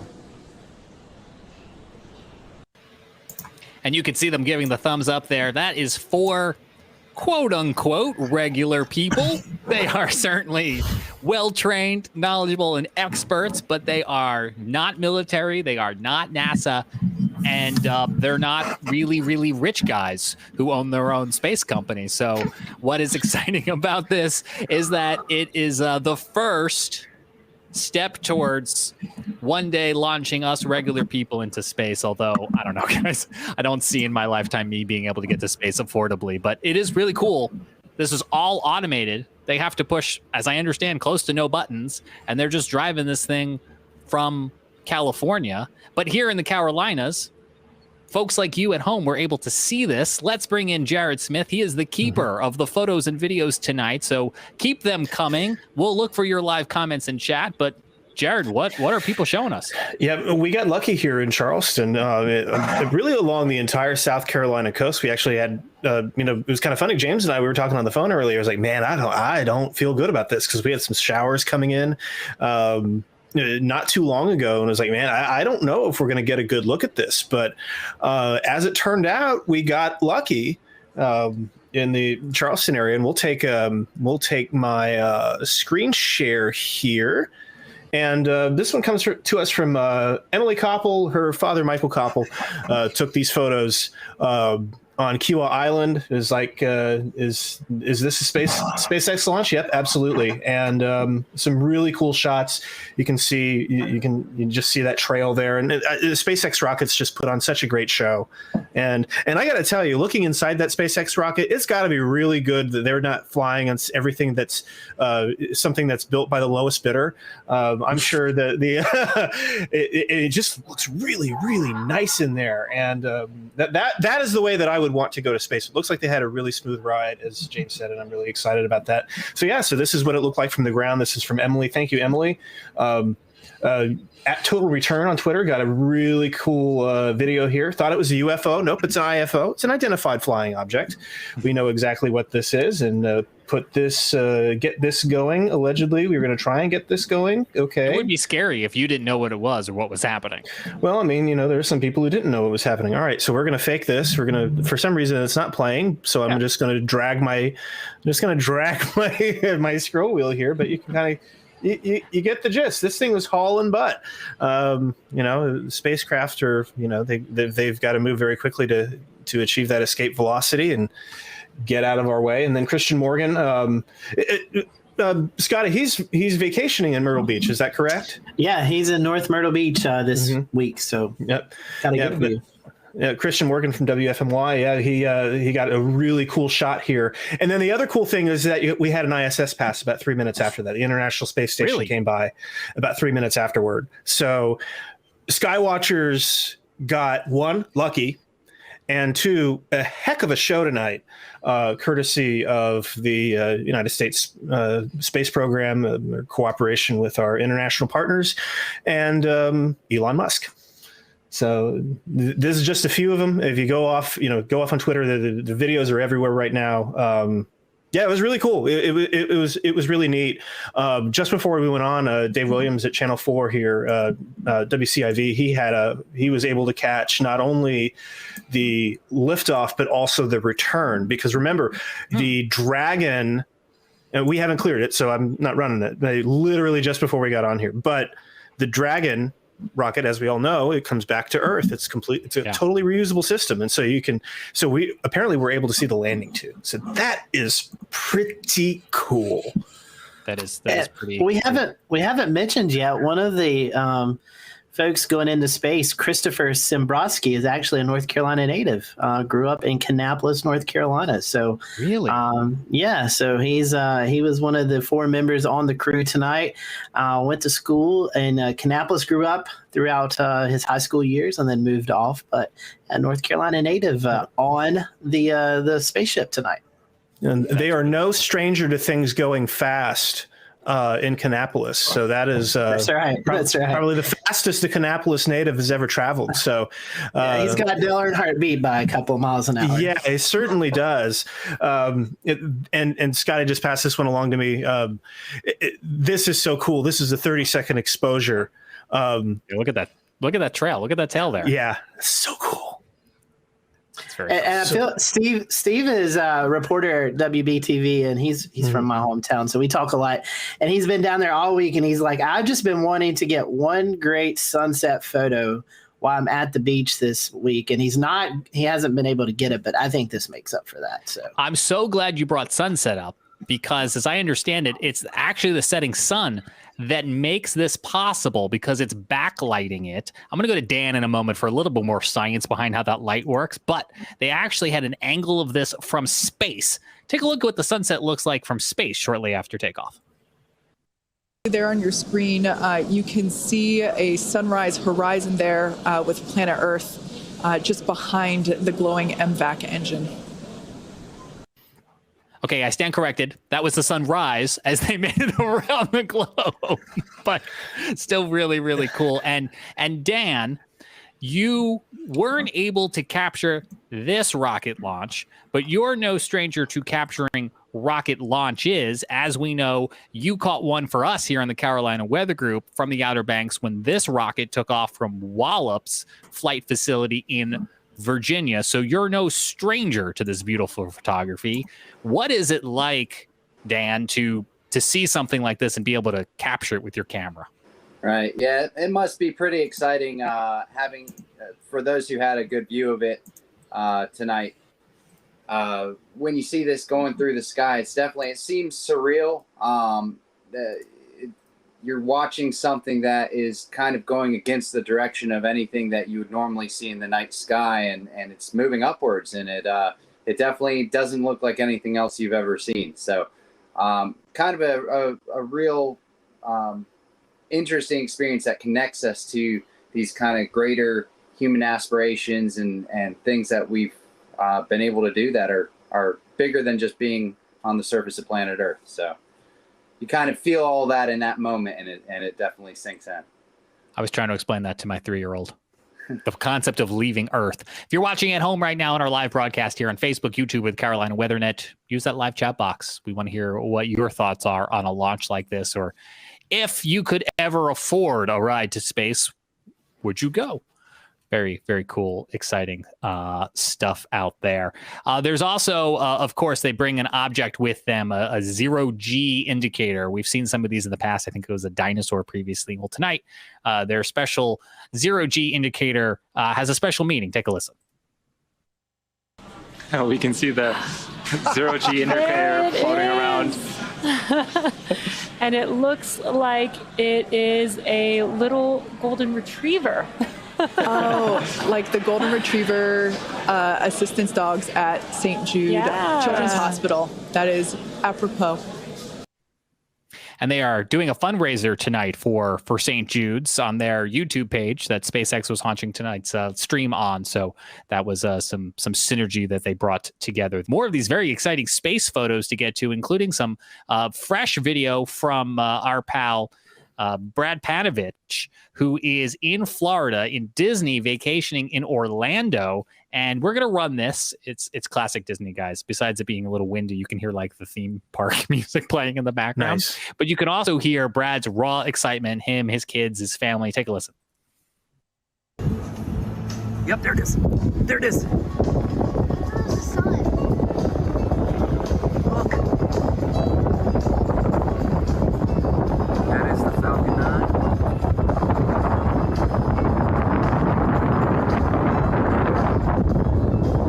Oh, I can't wait to see it. That's awesome.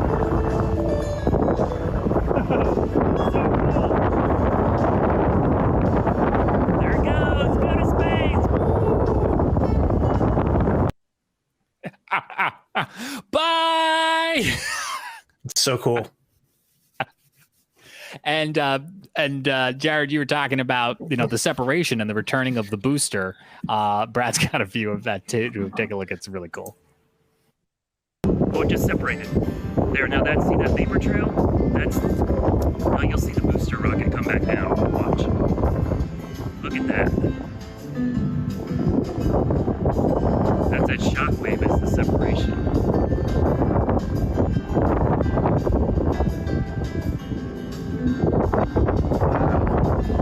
There's the booster. It's coming back. Now watch, the booster will actually come back and land.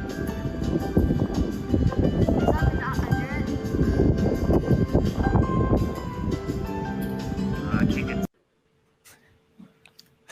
I'm sorry. I just love the music. Yeah, no, it was a pretty good bop. Yeah.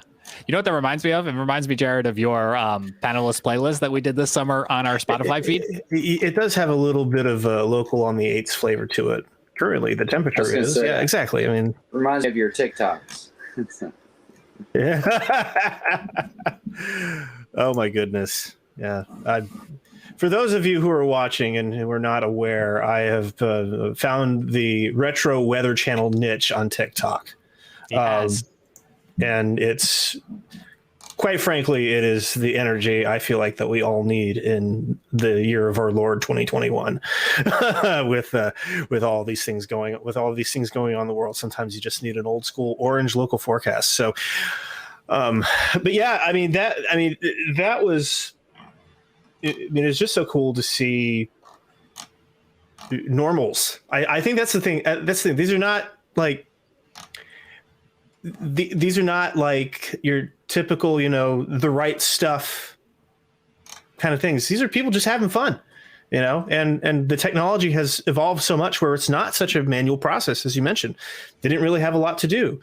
And the user interfaces on the SpaceX on the SpaceX rockets are, just that alone looks really cool. So, probably very user friendly and easy to use. You basically you would hope, right? Tech support.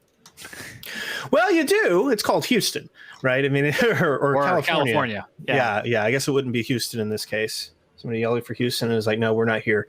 But no, it was really cool to see.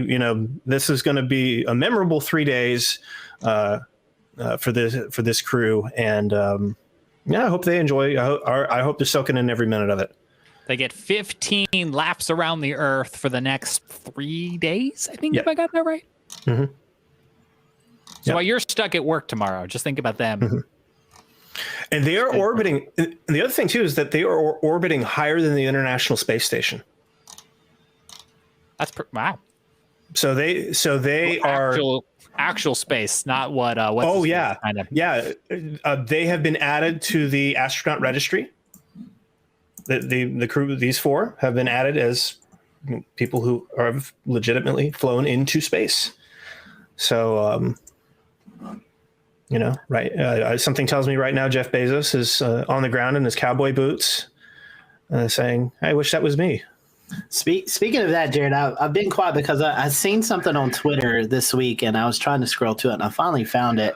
Talking about all this, NASA has selected Falcon Heavy to launch GOES-U in 2024. So talking about space, here's our next GOES satellite that's going to be released, or I guess flown up into space in 2024. So just to kind of chime in. This is the weather effect of it, as well as we're going to get more GOES satellite data, and we all like that. So.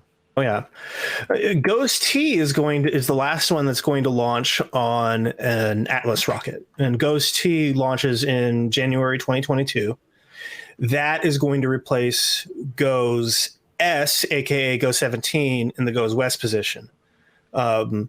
So they don't have to deal with that loop heat pipe anomaly anymore, where they're losing water vapor data. So one more ride for GOES on the Atlas, and then as Scotty mentioned here, we're going to go SpaceX for that. And of course, it's worth mentioning that SpaceX right now is the only way that American astronauts can launch to the International Space Station from American soil. So I know there are a couple different companies out there who are all competing in this new version of the space race, but boy, SpaceX is really good at grabbing those headlines, guys. Well, when you're first to market, I mean, that's that. If there's one thing about SpaceX is the legacy of who runs SpaceX. I mean, Elon Musk, he came into this mainly because of PayPal. So he knows what it takes to build a product that ships. Sometimes. And for anyone who claims they don't use PayPal, but you use Venmo, you're using PayPal. Yeah. Just like Instagram is Facebook. Yeah. But so, yeah, I mean, so you have this really cool ingenuity. And I know that the people there have put in just intense, long hours to get to this point. And I'm sure that they absolutely love, I would hope anyway, that they absolutely love seeing the fruits of their labor go up and come down and land like a James Bond movie, like every time. I can't get over it. So normal. The fact that when we first went to space, everyone stopped, everyone watched it. Even shuttle launches used to be carried on the networks, and it was a thing to view. And now I'm putting it on my phone while giving the kid a bath or doing something else. It's really cool and impressive, but it's almost normal now. I don't know if that's good or bad. In a way, this is what they were aiming for with the shuttle program.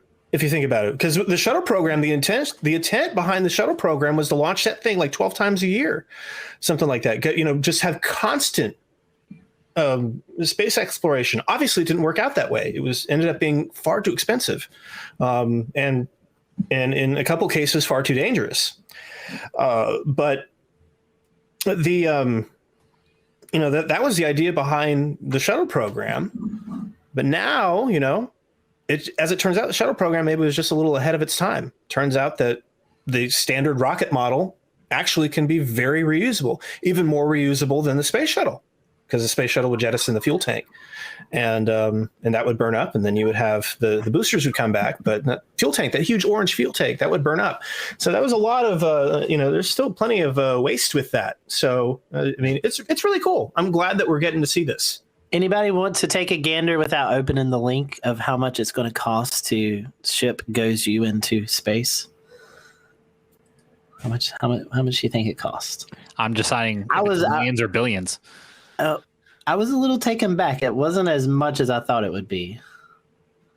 $152.5 million, which I would thought would be more than that. I would thought at least $500,000 or something, but not that 152 million is chump change or anything, but I thought it might be a little bit more than that. So yeah. Well, to Jared's point, reusability, economies of scale. That's how you win contracts too. That's right. Well, very cool stuff. Dan, we hope the next time the clouds don't ruin our fun, so we can get you back out there. That's right. Yeah, and if you're someone at home and you want to kind of capture this thing the next time we have a good launch, just a couple things to keep an eye on are the visible satellite. If you have the ability to either look at your local forecast or just look at a visible satellite map, you can see which clouds are coming in, and then of course try and film with a steady hand. If you can get your hands on a camera that has a telephoto lens, that's helpful as well. And but otherwise, hopefully we'll get another shot at seeing one of these soon. Tips from the expert. I love it. We'll keep an eye on what they've got coming out of Florida, but of course, we've really fallen in love this year with wallops in Virginia as well too, especially if you're in like eastern North Carolina. It's right there for you. Well, that does it for this exciting live edition of the Carolina Weather Group. Thanks for joining us. We will have updates on the tropics on Facebook, on YouTube, so be sure to like, subscribe, hit the bell, sign up. I don't know, whatever you got to do, sign a blood oath, so you get all the updates from us here at the Carolina Weather Group. And if you do find us on Spotify, then you can check out our panelist playlist. We're, of course, happy to have you listen to our audio podcast wherever you listen to audio podcasts, but Spotify had this cool feature where we could play songs and music. And so we did a special series this summer called Panelist Playlist.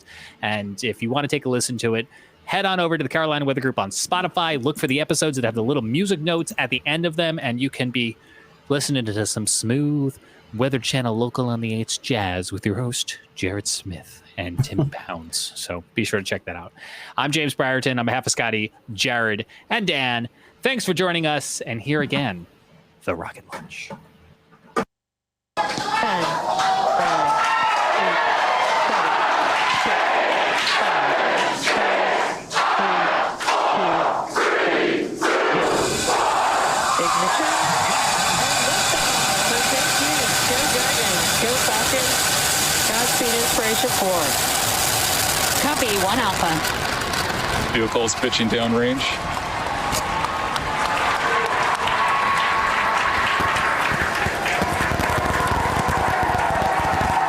Gauge 1 propulsion is nominal.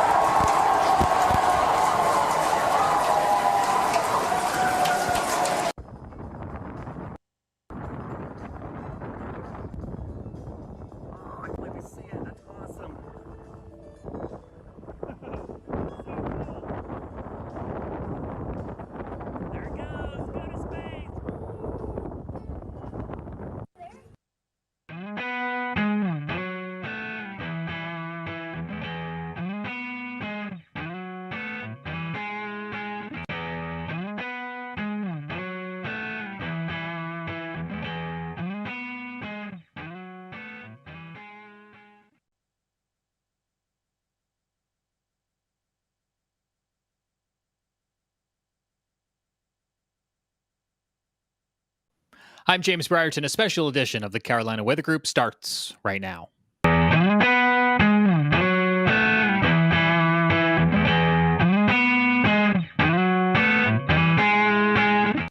These are pictures out of western North Carolina in the first daybreak after devastating flash flooding from Tropical Depression Fred. Good evening. I'm James Brierton in Charlotte, North Carolina, and we are live with you on this Wednesday, August the 18th, 2021. Our panel is assembled here again tonight. We have Jared Smith in Charleston, South Carolina, and Evan Fisher in Asheville, North Carolina. So many of our friends and neighbors in Western North Carolina still dealing with the aftermath of Tropical Depression Fred, with ongoing flooding that the word aftermath just doesn't do it justice. This is a situation that is still very much active and ongoing for these folks. And states of emergency remain in effect tonight because of the devastation that is being felt in some of these places, including reports tonight that we're learning out of Haywood County in North Carolina, where some 35 people remain unaccounted for. If you were with us last night during our live coverage, you'll remember that the National Weather Service and Emergency Management had issued a flash flood emergency, the highest and most severe of the flash flood bulletin tier, as the Pigeon River overflowed its banks, cresting at nearly 20 feet. And some incredible imagery that we'll show you in just a moment of what the town of Canton looks tonight. Let's start on that note and bring in Evan Fisher, who is in Asheville, the closest to the epicenter where this devastation, this flooding was seen in countless places across the mountains, Evan. Yeah, absolutely, James. This damage was widespread. Just about every community in the mountains and into the foothills saw swollen creeks and in many instances flooded roads, washed out bridges, and damage to homes and businesses. It was a very scary day across the region yesterday afternoon. As we got towards the mid to late afternoon hours, we saw the rain rates really pick up and go through the roof, and rivers swole and became unmanageable, and all these roads became suddenly impassable. Like you said, James, Haywood County, Canton, Clyde area, they were the hardest hit. That was truly the epicenter of this event, where nearly 10 inches of rain fell up on the mountain. And here you're looking at a photo from Canton, North Carolina. This is drone footage showing earlier, actually, I believe yesterday evening in Canton. I think they were taken today in the aftermath. These are some of the first daylight photos, I believe. Wow, that's incredible. The water was still that high. Yeah, I mean, you can see the water into buildings and businesses there in downtown Canton. Wow, that is an incredible shot right there. I hadn't even seen this one myself. So exactly, like you mentioned, James, the water all came rushing down off of the mountains to the west of Asheville into Canton and Clyde. That's what prompted the flash flood emergency and the evacuations in low-lying areas. Unfortunately, like you mentioned, we have 35 people still unaccounted for. We certainly hope that number plummets down to zero and everyone checks in and is found safe. But it's a concerning look 24 hours after the event wrapped up. Yeah, the best case scenario is those 35 people sought higher grounds and just have yet to check in with family, friends, or officials. But that number is now up. We'll return to Best of the Carolina Weather Group in a moment. Now your Carolina weather forecast. Here are today's forecast high temperatures for North Carolina. Here are the forecast lows for tonight for North Carolina. Here are tomorrow's forecast high temperatures. And here's forecast rainfall across North Carolina tomorrow. Here are the forecast highs for the day after tomorrow.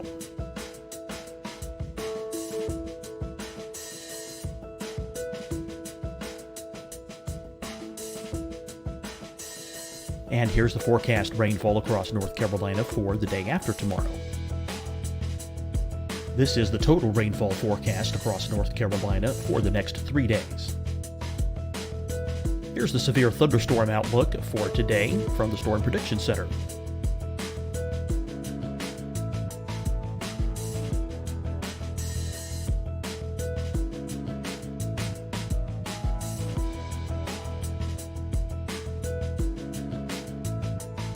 Here are the forecast high temperatures for today for South Carolina.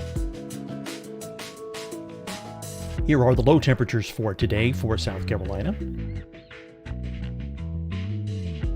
Here's the probability of precipitation forecast across South Carolina today. And here are the rain chances across South Carolina tonight. Here are tomorrow's forecast highs across South Carolina. Here are the forecast low temperatures for tomorrow for South Carolina. And here is the probability of precipitation across South Carolina tomorrow. Here's the precipitation chances across South Carolina tomorrow night. Here are the forecast highs for the day after tomorrow in South Carolina. Here are the forecast low temperatures across South Carolina for the day after tomorrow. And here are the rain chances across South Carolina for the day after tomorrow. And South Carolina's probability of precipitation for that night. Here's the Storm Prediction Center's severe thunderstorm outlook across South Carolina for today through tonight. Here's the Storm Prediction Center's severe thunderstorm outlook across South Carolina for tomorrow and tomorrow night. And here's the Storm Prediction Center's severe thunderstorm outlook across South Carolina for the day after tomorrow through that night.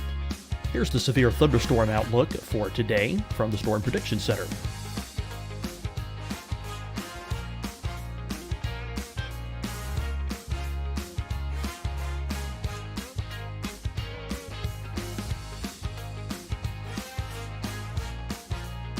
And now here's a live look at weather radar across the southeast. Fight the spread and take a stand against coronavirus. Wear a mask in public. Stay at least 6 feet apart from others. And get tested. Join us and fight the spread. Visit scdhec.gov/COVID-19. Getting tested for COVID-19 helps you to take the steps needed to protect yourself, your loved ones, and your community. Find the testing location at scdhec.gov/COVID-19 testing. Hi, everyone. I'm Dr. Mandy Cohen, Secretary of the North Carolina Department of Health and Human Services. And when you follow the 3 W's, you protect your family and your neighbors from COVID-19. When you leave your home, practice your W's. Wear a cloth face covering, wait 6 feet apart, wash your hands often. Wear, wait, wash. We're in this together. Stay strong, North Carolina. Deciding when to wear a mask isn't about who you know or how well you know them. Just ask yourself, will I be with anyone I don't live with? If the answer is yes, get behind the mask. Help slow the spread of COVID-19. Get behind the mask. Learn more at covid19.ncdhhs.gov. You'll see your Carolina weather forecast at 25 and 55 past. And now back to the best of the Carolina Weather Group on the all-new Carolina WeatherNet.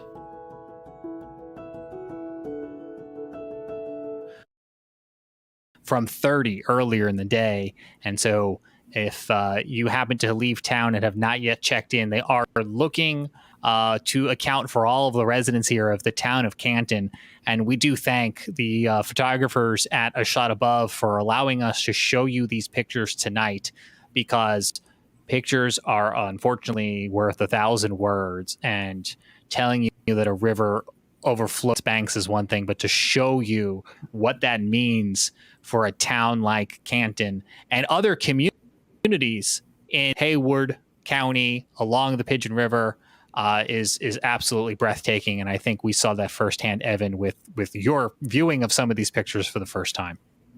We did, absolutely. There were multiple swiftwater rescues throughout Haywood and Buncombe County and down towards Transylvania as well. We are quite thankful to not have heard of any official fatalities yet. And we do hope that continues and that those 35 people show up safely. We have been monitoring information from Haywood County, who are, as Evan mentioned, continuing to do the search and the rescue and the securing of their town tonight. And as soon as we get information from them on some verified ways that you at home can help these neighbors and others across Western North Carolina through donations and charities, we'll pass that along. Evan, you're in Asheville and you traveled out yesterday. We looked at some of these pictures yesterday, but I was hoping for folks who maybe weren't with us last night, you can let people know what else you saw yesterday as some of the rivers, creeks, and streams, the countless of them across Western North Carolina, were overflowing their banks. What are we looking at here? Yeah, so I went out and drove around my hometown of Fairview, North Carolina, which is about 8 to 10 miles southeast of Asheville, down a little bit closer towards Chimney Rock, if you're familiar with the area. And I went out about mid-afternoon when the rainfall rates really went through the roof and drove down towards Bat Cave and Chimney Rock, which is in the Hickory Nut Gorge, a very flood-prone area where water just funnels down through large crevices in the rocks, and it's more of a canyon than anything else. Went down and scoped out the Broad River, and there was widespread flooding on it. The main highway was actually closed halfway down the gorge, and I could not go any further. Water was lapping up into some homes right there along the main highway, Highway 74. Then I did circle back towards Fairview, my hometown, and by the time I got back, it was a totally different scene than when I left an hour and a half prior. When I left my home, I drove down roads that when I returned were fully submerged in 2 to 3 feet of water. The water had come roaring down off of the mountains and higher elevations. And truly, Cane Creek, our local main waterway, had swollen up to a degree that I have not seen in my 8 years of living here. There was water where I've never seen water before. 2 of the 3 access points to the valley in which I live were cut off by flooding. It was very scary for a while, watching the round after round of heavy rain come in and knowing that so many neighbors and members of the community we're going to be dealing with the cleanup for days and weeks following. Some additional pictures to share with folks tonight on this special edition of the Carolina Weather Group. This video shot by Austin Taylor in the city of Boone in Watauga County, where you can see water spilling into the streets and parking lots. This photo showing what looks to be a single car in a parking lot, now covered by water instead of pavement. Another vehicle with looks to be a pickup, water up to its bed. And you can see some of the rapid movement of a lot of this water and that flash flooding in a nutshell. Quick moving water spilling into places where it's not supposed to be. And now in the hours afterwards, the conversation turns to, well, where did all this water go? Let's bring in Jared Smith. He's looking at river flood gauges at this hour. And Jared, this water is going to be running off through the water basin for the next couple of days. It sure is. I think one bit of good news that we can take away from this is that we do not have any more gauges in major flood stage. That is some good news. Another bit of good news is that this is not going to go east. A lot of this rain fell away from the escarpment, and it is going to drain out west a little bit, maybe a little bit, more capacity for that. We still have some rivers in flood. That's going to be certainly an issue here. The French Broad River at Blantyre, I hope I got that right, it looks like its crest around 20.44 feet. And is continuing to fall here, but still in moderate flood stage for the next little bit. Should fall below flood stage by Friday. So that's some good news there. Again, this is, it's going to go, and it's going to dissipate down. But the French Broad still is, obviously very problematic here. We still have a minor flood stage now at Fletcher. We have a minor flood stage at Asheville, but this is almost the good news is that this is almost below flood stage at Asheville, so that's some really good news. And then when looking at some of the other gauges, the French Broad near Marshall, so you can see it's kind of draining down. We'll keep an eye on this as time goes on, but that is a little bit of good news there that we are seeing some of these more severe instances down. So here's the French Broad River near Hot Springs. It got in a minor flood stage last night, has leveled out here as well. And let me see here. It was much easier to find. Let me grab the Pigeon River real quick, because that's what we're looking for. Let's see here. So here's the Pigeon River near Hepco. You can see that huge jump there. They don't have flood forecasts there, but they do here at Canton. And again, this was the major event here, and you can see it crest just shy of 20 feet and is now back down to normal. I mean, it's remarkable how quickly it got back down to normal. But we saw from the images in the opener just how devastating that this major flood event was. Absolutely, Jared. And I think you're right. I mean, some of these communities, we won't know for a couple days what lies beneath some of those floodwaters, and other communities downstream will have to watch for the swelling of local rivers as the water basin works to run off all of this excess. At the height of things yesterday, or I should say at the culmination of things yesterday, this is a look at the day's final tally. Every flash flood warning and advisory, every tornado warning issued, every local storm report. Hats off to the men and women at the National Weather Service who had a relentless day followed by storm surveying today. We'll talk about that more in a moment, but just you can see on your screen right now, every one of these little green beacons is some sort of flood-related event. That's a river, that's a creek, that's a stream, that's a road, that's a mudslide. Those are low-lying areas that are impassable because of the torrential rain that fell upwards of 8 inches in some places. We'll get you some of those storm totals here in just a moment. Matter of fact, what I can show you on the screen is from our own Evan Fisher. Evan, you were graphing and calculating some of these rainfall totals today. What were some of the highest?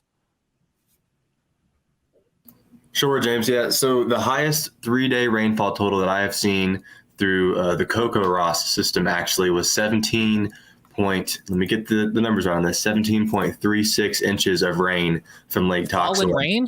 Fallen 17 rain. inches? Over the past 3 days, you said. 3 days. That could be yesterday plus severe thunderstorm warning kind of related stuff from days earlier? Right. So that's going to be a combination of the stalled front that we had. That area was under a flash flood warning the day prior to Fred for another flooding event. And then they also tacked on likely another 7 to 9 inches of rain that day. I have seen widespread reports in the very flood prone areas in the higher elevations of 7 to 9 inches. So those certainly verified, those forecasts verified. And you could see on that map, sorry, James, that you just pulled it back down, the highest totals were located right along what we call the Blue Ridge Escarpment, or the Eastern Continental Divide. And that is that area where the mountains first rise up out of the North and South Carolina, Piedmont and foothills, and they rise up, and that water, the low level moisture, rises up the mountains and gets strained out, and all the rain really falls down onto those first mountains there. And that's why we saw so much flooding in through Canton and Clyde. We saw the water fall in the mountains just above those cities and flow down the Pigeon River. And to use the wording of the National Weather Service in Greenville, Spartanburg, create a significant and life-threatening flood wave that washed through the town. Yeah, and now it's cleanup, but it's cleanup it's gonna take a while. It's waiting for this water to go down. It's helping to restore services like water, power, and utilities. It's cleaning off roadways. You're looking at some photos here that the state put out, the Department of Transportation, amongst the first to respond to the impacted communities, trying to get infrastructure back online to help bring in more supplies to communities that might need it.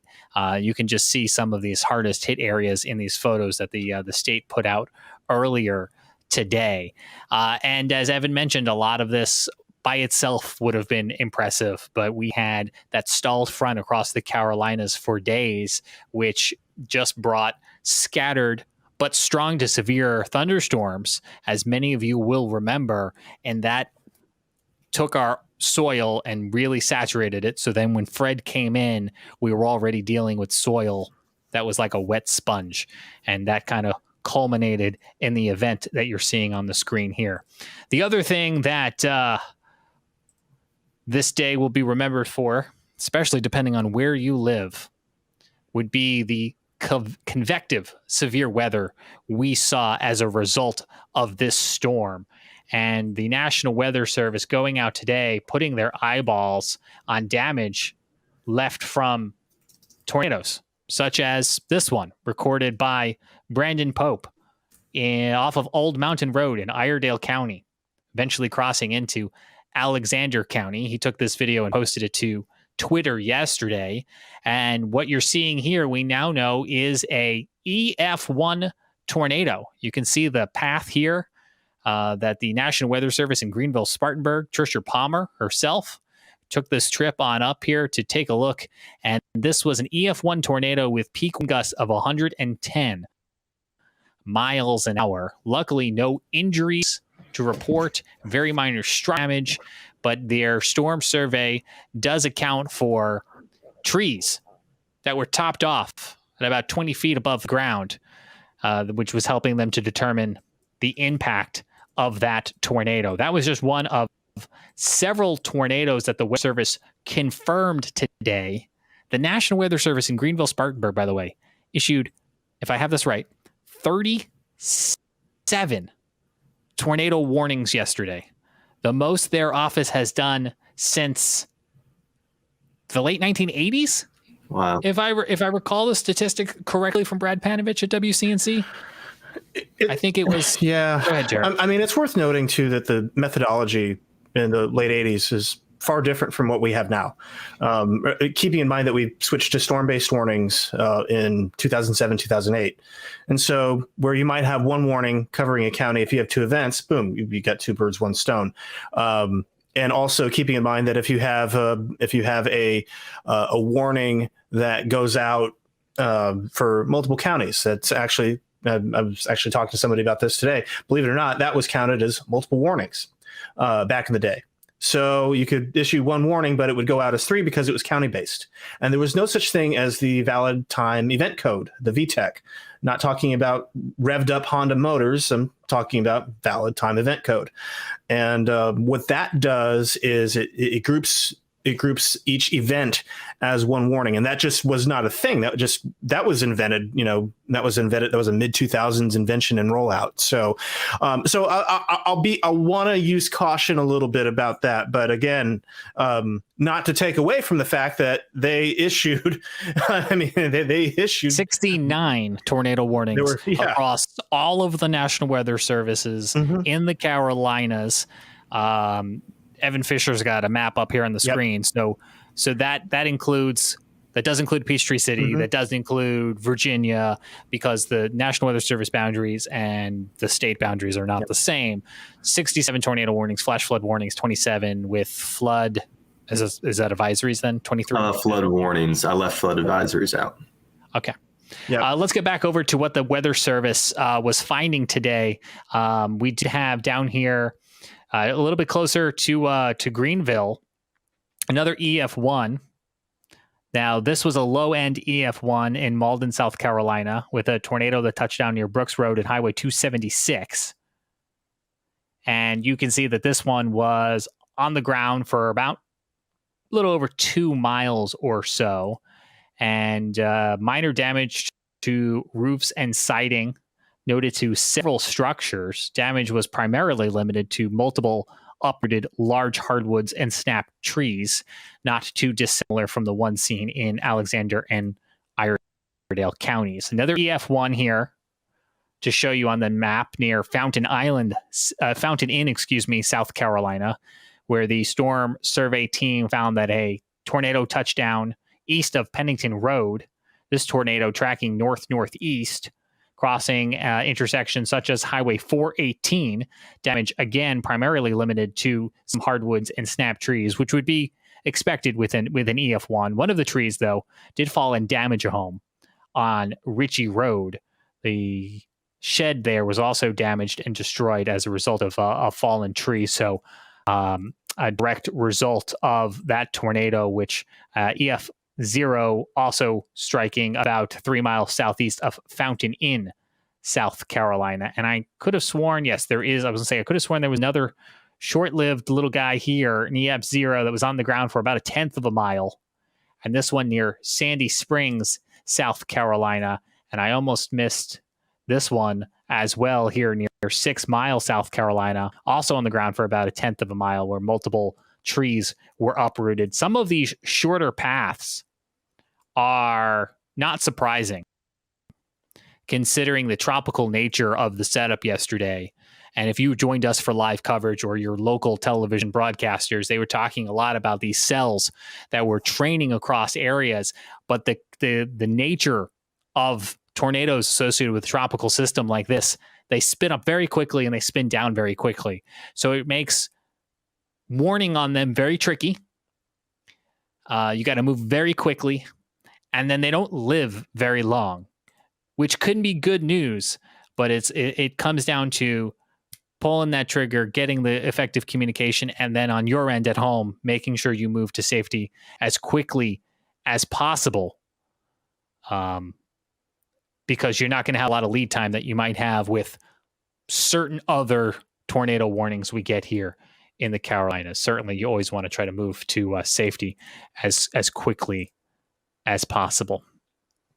Again, you can find information about how to help Western North Carolina forthcoming on our Facebook page. We're looking for the county to tell us exactly where and when they need help. I know they did say earlier, thanks but no thanks to volunteers for search for rescue, leaving that first and foremost to the professional first responders. And they said that they would be issuing some additional information about how the community can get involved and helped as soon as they get to that phase of their recovery.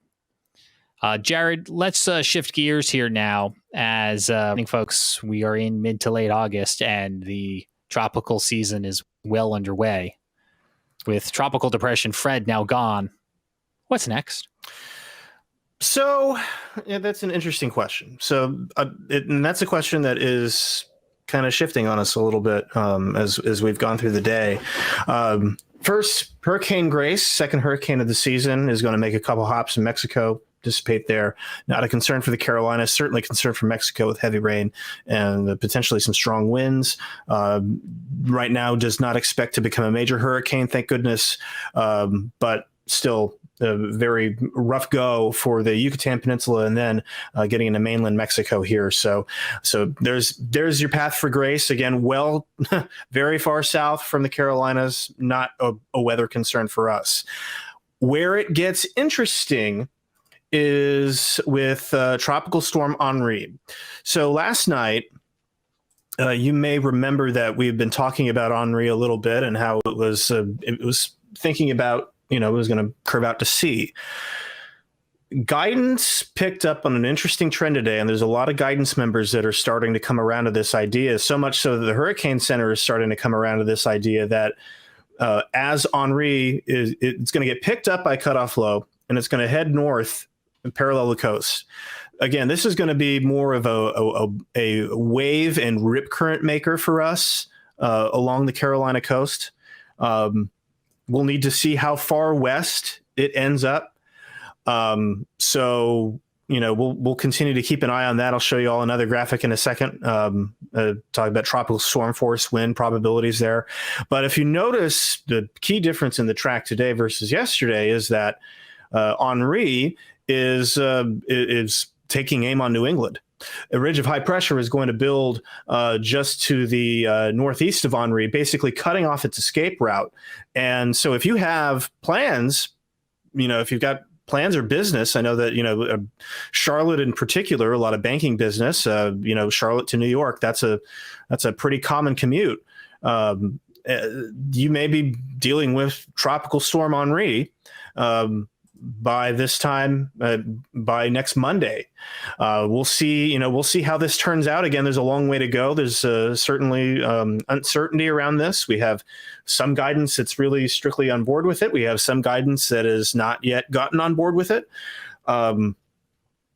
It's going to be an interesting situation for the Hurricane Center forecasters, to put it mildly. So again, and there's that reasonable arrival of tropical storm force winds. I'm going to put the probabilities up as well. So let me grab the probabilities real quick, and we'll look at this. So the tropical storm force wind speed probabilities here, taking a look at that, you've already got up to 50% along Cape Cod and out there on the coast of Massachusetts here. So certainly increasing confidence in the short term for potential tropical storm force impacts all the way there. But you will notice that there is a slight chance of tropical storm force winds possibly extending out to the Outer Banks as we get into later this weekend. So that'll be something to watch. Again, a lot is going to depend on the track. Still a lot of uncertainty as far as how west it gets.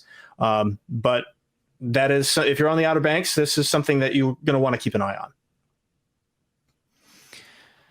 Yeah, definitely. As we're coming into what is traditionally the peak of hurricane season, early to mid-September, we're going to be keeping a close eye on those outlooks from the National Hurricane Center to let us know what we should be expecting. So Outer Banks, we can't rule out the chance of some gusty winds and some rip currents along the Carolina coast. You're going to want to keep an eye on that. I did just get this number that I wanted to share with folks tonight. If you are in Haywood County and need assistance, the county has set up a hotline. This is for residents, business owners of Haywood County. They're not looking for you to call this number to ask about other people, but if you are in need of assistance from the county following the flooding there in Haywood County, that number, 828-356-2022. That's 828-356-2022. That's a Haywood County hotline for residents and business owners who do need assistance in that area after the flooding that we saw play out. This has been a very tiring last couple days, not just for people who are communicating the weather, but the people who are out there with boots on the ground, the first responders, those coming in afterwards, the National Weather Service. And it really just goes to show that the impact from a storm cannot always be judged by its category. This was a tropical depression, and its impacts are going to be with these folks for a really long time. There are a lot of factors that go into forecasting weather and purely categorizing them into neat little buckets. Well, there's a lot more to it than that. When you factor in things like saturated grounds, stalled fronts, and I think that's a lesson for all of us. Not a critique, but a lesson for all of us to remember. There's no such thing as just a tropical depression, because all of the pictures and all of the stories and all the damage we told you about tonight are a culmination of factors that get triggered by a tropical depression. And I hope that we remember that in the future. So as people are planning for whatever the future may hold here in this hurricane season or another, have that go bag. Have it ready. Put it together now and stick it on a closet. There's no harm. We'll return to Best of the Carolina Weather Group in a moment. Now your Carolina weather forecast. Here are today's forecast high temperatures for North Carolina. Here are the forecast lows for tonight for North Carolina. Here are tomorrow's forecast high temperatures. And here's forecast rainfall across North Carolina tomorrow. Here are the forecast highs for the day after tomorrow.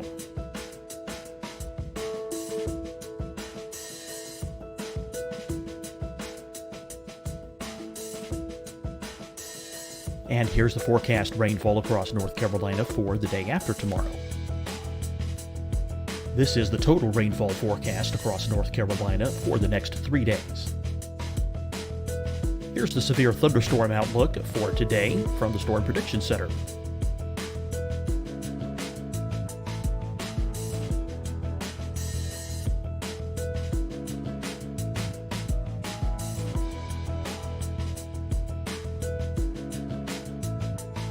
Here are the forecast high temperatures for today for South Carolina. Here are the low temperatures for today for South Carolina. Here's the probability of precipitation forecast across South Carolina today. And here are the rain chances across South Carolina tonight. Here are tomorrow's forecast highs across South Carolina.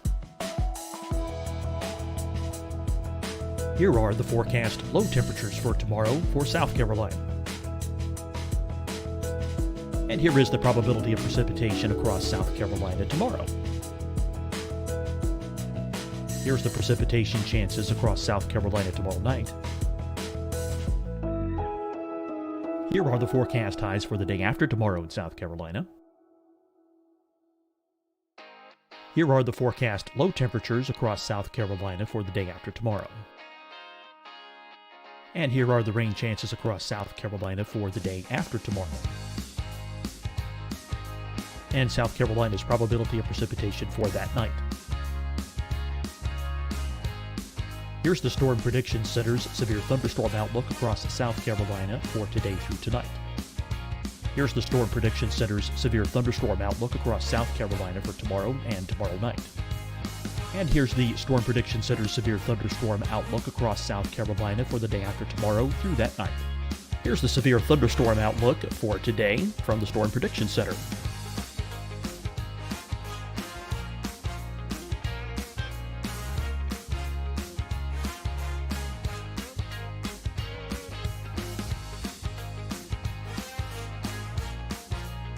And now here's a live look at weather radar across the southeast.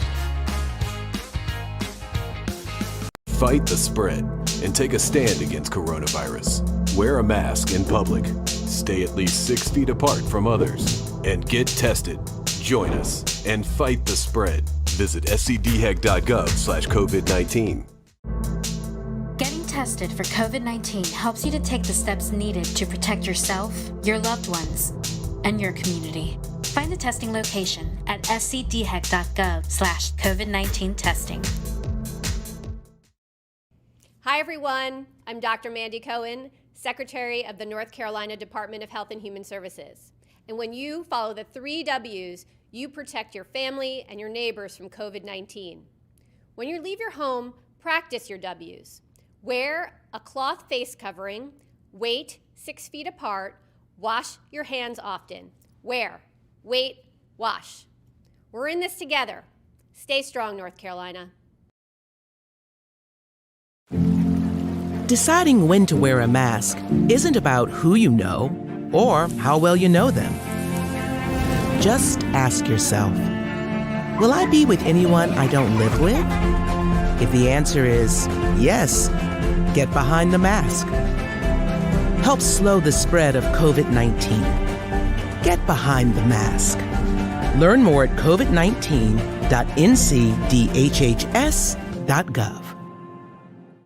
You'll see your Carolina weather forecast at 25 and 55 past. And now back to the best of the Carolina Weather Group on the all-new Carolina Weather Net.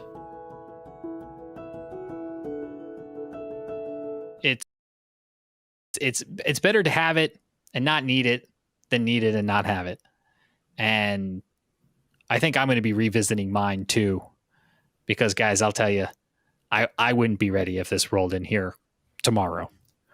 I've got some stuff stocked away either from being a weather nerd or from pandemic toilet paper hoarding, but I'm going to get really tired of eating canned black beans or whatever it is that's down there.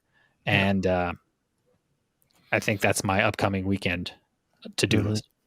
Yeah. Best time to do it is now. And that's, aside from Henri potentially kicking up some waves, we've got nothing else out there. And there's a bunch of Saharan dust coming off. We may actually catch a little bit of a break. And that is a welcome reprieve. Yeah. That's a reprieve that we don't usually get in late August. So I will urge everybody, take advantage of this. Check your hurricane kits. Look at your evacuation routes. Get vaccinated. No time like the present. Do not deal with COVID. Don't try not to worry about COVID on top of trying to run away from a storm. You made up a good point on that yesterday, because the combination of vaccines and masks and everything else instantly, fearfully goes into politics. But if you need to evacuate and go to a shelter, these are going to be factors and considerations on how you plan, where you go, what you can do when you get there. And they were conversations that came up last year and will certainly have to be revisited again if and when we need them. Gentlemen, that's going to do it for this special edition of the Carolina Weather Group. We thank you all at home for tuning in tonight, whether you're watching with us on Facebook or YouTube, or maybe listening to the audio podcast. I don't want to leave you out, our podcast friends. I know you haven't been able to see these visuals that we've been showing you, but the audio podcast is an important mechanism for us because it's a place that during a state of emergency, we will turn to continue to deliver information about the weather.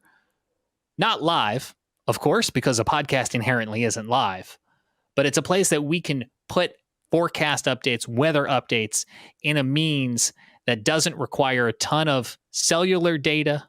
It doesn't require a ton of battery power, things that can be scarce during severe storms. So I would encourage you to find Carolina Weather Group wherever it is you get your audio podcasts, so that you'll have yet another means to getting information.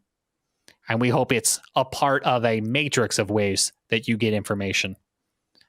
And so as you're preparing those go kits, as we always say, please know a weather radio. Very important tool not to be overlooked. On behalf of Jared Smith, Evan Fisher, I'm James Brierton in Charlotte, North Carolina. That does it for this special edition of the Carolina Weather Group. We will see you again real soon.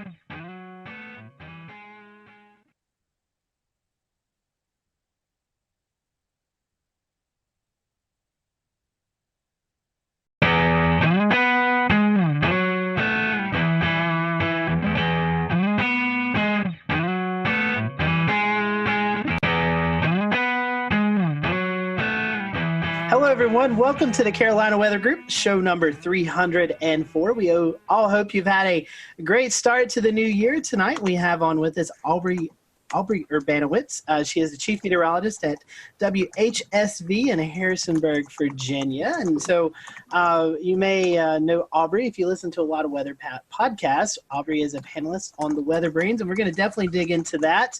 But tonight we're just going to get to know Aubrey and what got her hooked. She's got an interesting story about joining the meteorology field. So we appreciate you watching tonight. If you have any comments, just send them to us on our Twitter page at Carolina WX Group, or you can comment on the stream that's going on right now. So Aubrey, welcome to the show. Thanks so much for having me, guys. I appreciate it. It's nice to, kind of cross podcast. That's right. That's right. Normally we do that National Weather Podcast Month, but we're doing it a couple months early. So Aubrey, we was kind of a little bit talking about your foray into meteorology. You didn't start off your college path didn't really take you into broadcast meteorology. You actually started with a restaurant chain. So tell us about that little interesting story that kind of got you into weather. So I had zero aspiration to be on television.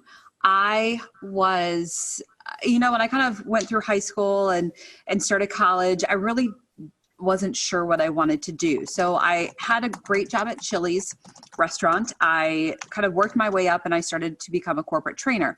So as a corporate trainer, if you're not familiar, you would basically become part of a team. You would travel around and do new store openings as a corporate trainer, train new employees. And you kind of got to see a lot of the country. In fact, I got to do several international openings. And, I just kind of got to meet a lot of people. And it was on a lot of these new openings where I kind of discovered my passion for weather. So I started doing openings in 2003. In 2004 and 2005, Chili's had this goal of opening 100 plus restaurants. And if you think back meteorologically, in 2004, 2005, what happened? Hurricane season. 2004, that's when Florida was almost wiped off the map by all 4 hurricanes. I was in 2 of those, 2 of the 4. Hurricane Katrina was kind of a turning point for me, really. I was sent back to Louisiana to help rebuild some stores after I had been there and evacuated. For Katrina, I was there during Rita, and I ended up being there for 3 months. I was in Louisiana so long, they ended up starting to take state taxes out of my checks. So after that, I went back I was living in Johnson City, Tennessee at the time, and I went and saw Mark Reynolds at WJHL, who responded to an email that I had sent and brought me into the TV studio, and I asked him questions, and I wanted to be behind the scenes. I thought maybe, producing, I can make graphics, I was good with computers, and he said, there's no jobs in that, you need to be in front of the camera. And I said, oh, that's not me, that's not what I want to do. And he said, you can do it. I think you can do this. And he said, I want you to take a look at this program. And he pointed me in the direction of Mississippi State. And somehow blindly, I agreed to it and kind of followed his advice. And within maybe a couple weeks, I was enrolled or accepted into the Mississippi State distance program. And I was able to not only take classes and finish my degree, but also I was still able to travel with Chili's for at least 2 years and still able to do corporate openings. And so I got an internship and yada, yada, yada.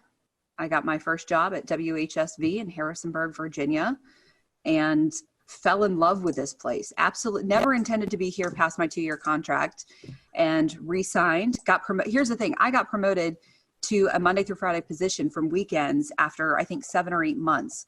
After working in a restaurant for 12 years, meaning weekends and nights for 12 years, I thought, wow, I have weekends off. The rest is history. And I could not have asked for a more amazing place, a beautiful area. And now my brother moved here 4 years ago. My parents just moved here in May. So now I've got family here, which a lot of meteorologists, unless you move to your home market, you can't say that. So I just feel very blessed and kind of lucky. Now, Aubrey, you mentioned that you had no interest in going on TV. So none. From one industry into a completely different industry, where did you gain your experience on how to get yourself ready to go on camera and do live weather forecasting. Is that something you learned along the way? I know there's probably some folks out there that'll be watching that might be interested in seeing how you transitioned into that to get your confidence level up to be able to forecast on camera. So it was all the leadership in Chili's. It was the training role that I had. Working for Chili's for so long, I knew every item. I was quality control. I knew exactly what little details went on every single menu item. I could recite that menu backwards and forwards. I could teach. And so when I started training and teaching these menu items the Chili's way and how to serve and how to bartend, I was confident in that because I knew that material. So when I learned how to present and train, I was confident in that material. So when I finally was able to teach that, that's what gave me the confidence as I became a leader in that material. And so it was actually kind of that transition that I learned to be able to present myself on camera. Once I was comfortable and kind of was able to, I guess, get used to the fact that I was on camera, learn some breathing exercises and not think about the fact that I was on camera, it just kind of transitioned because I just envisioned myself talking to people like I'm talking to a group, like I'm training people, giving them the information that I know, like I'm teaching them the menu items, I'm teaching them the forecast. And so it was kind of that. You think it's two completely different worlds, but it's actually kind of very similar. So that's how I transitioned because I had absolutely no desire to be on camera. I was never a theater major. I was never a singer. I was never a performer. I was a dancer, but that was when I was a kid. So, I never ever would have imagined I would have been on television, and now I can't see myself doing anything else. I love that history. I love how you put yourself on the fast track through that whole process. I can see. So going through the program, getting your meteorology degree, getting a job, it's something you became passionate about very quickly. So I'm assuming you probably have some favorite areas of study, maybe some research or favorite topics of meteorology. Would you like to share some of those with us? Yeah, so I've really developed a love for weather history.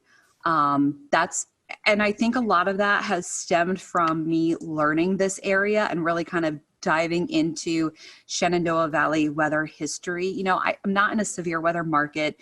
We get kind of a mix of every kind of weather. We do get 4 seasons.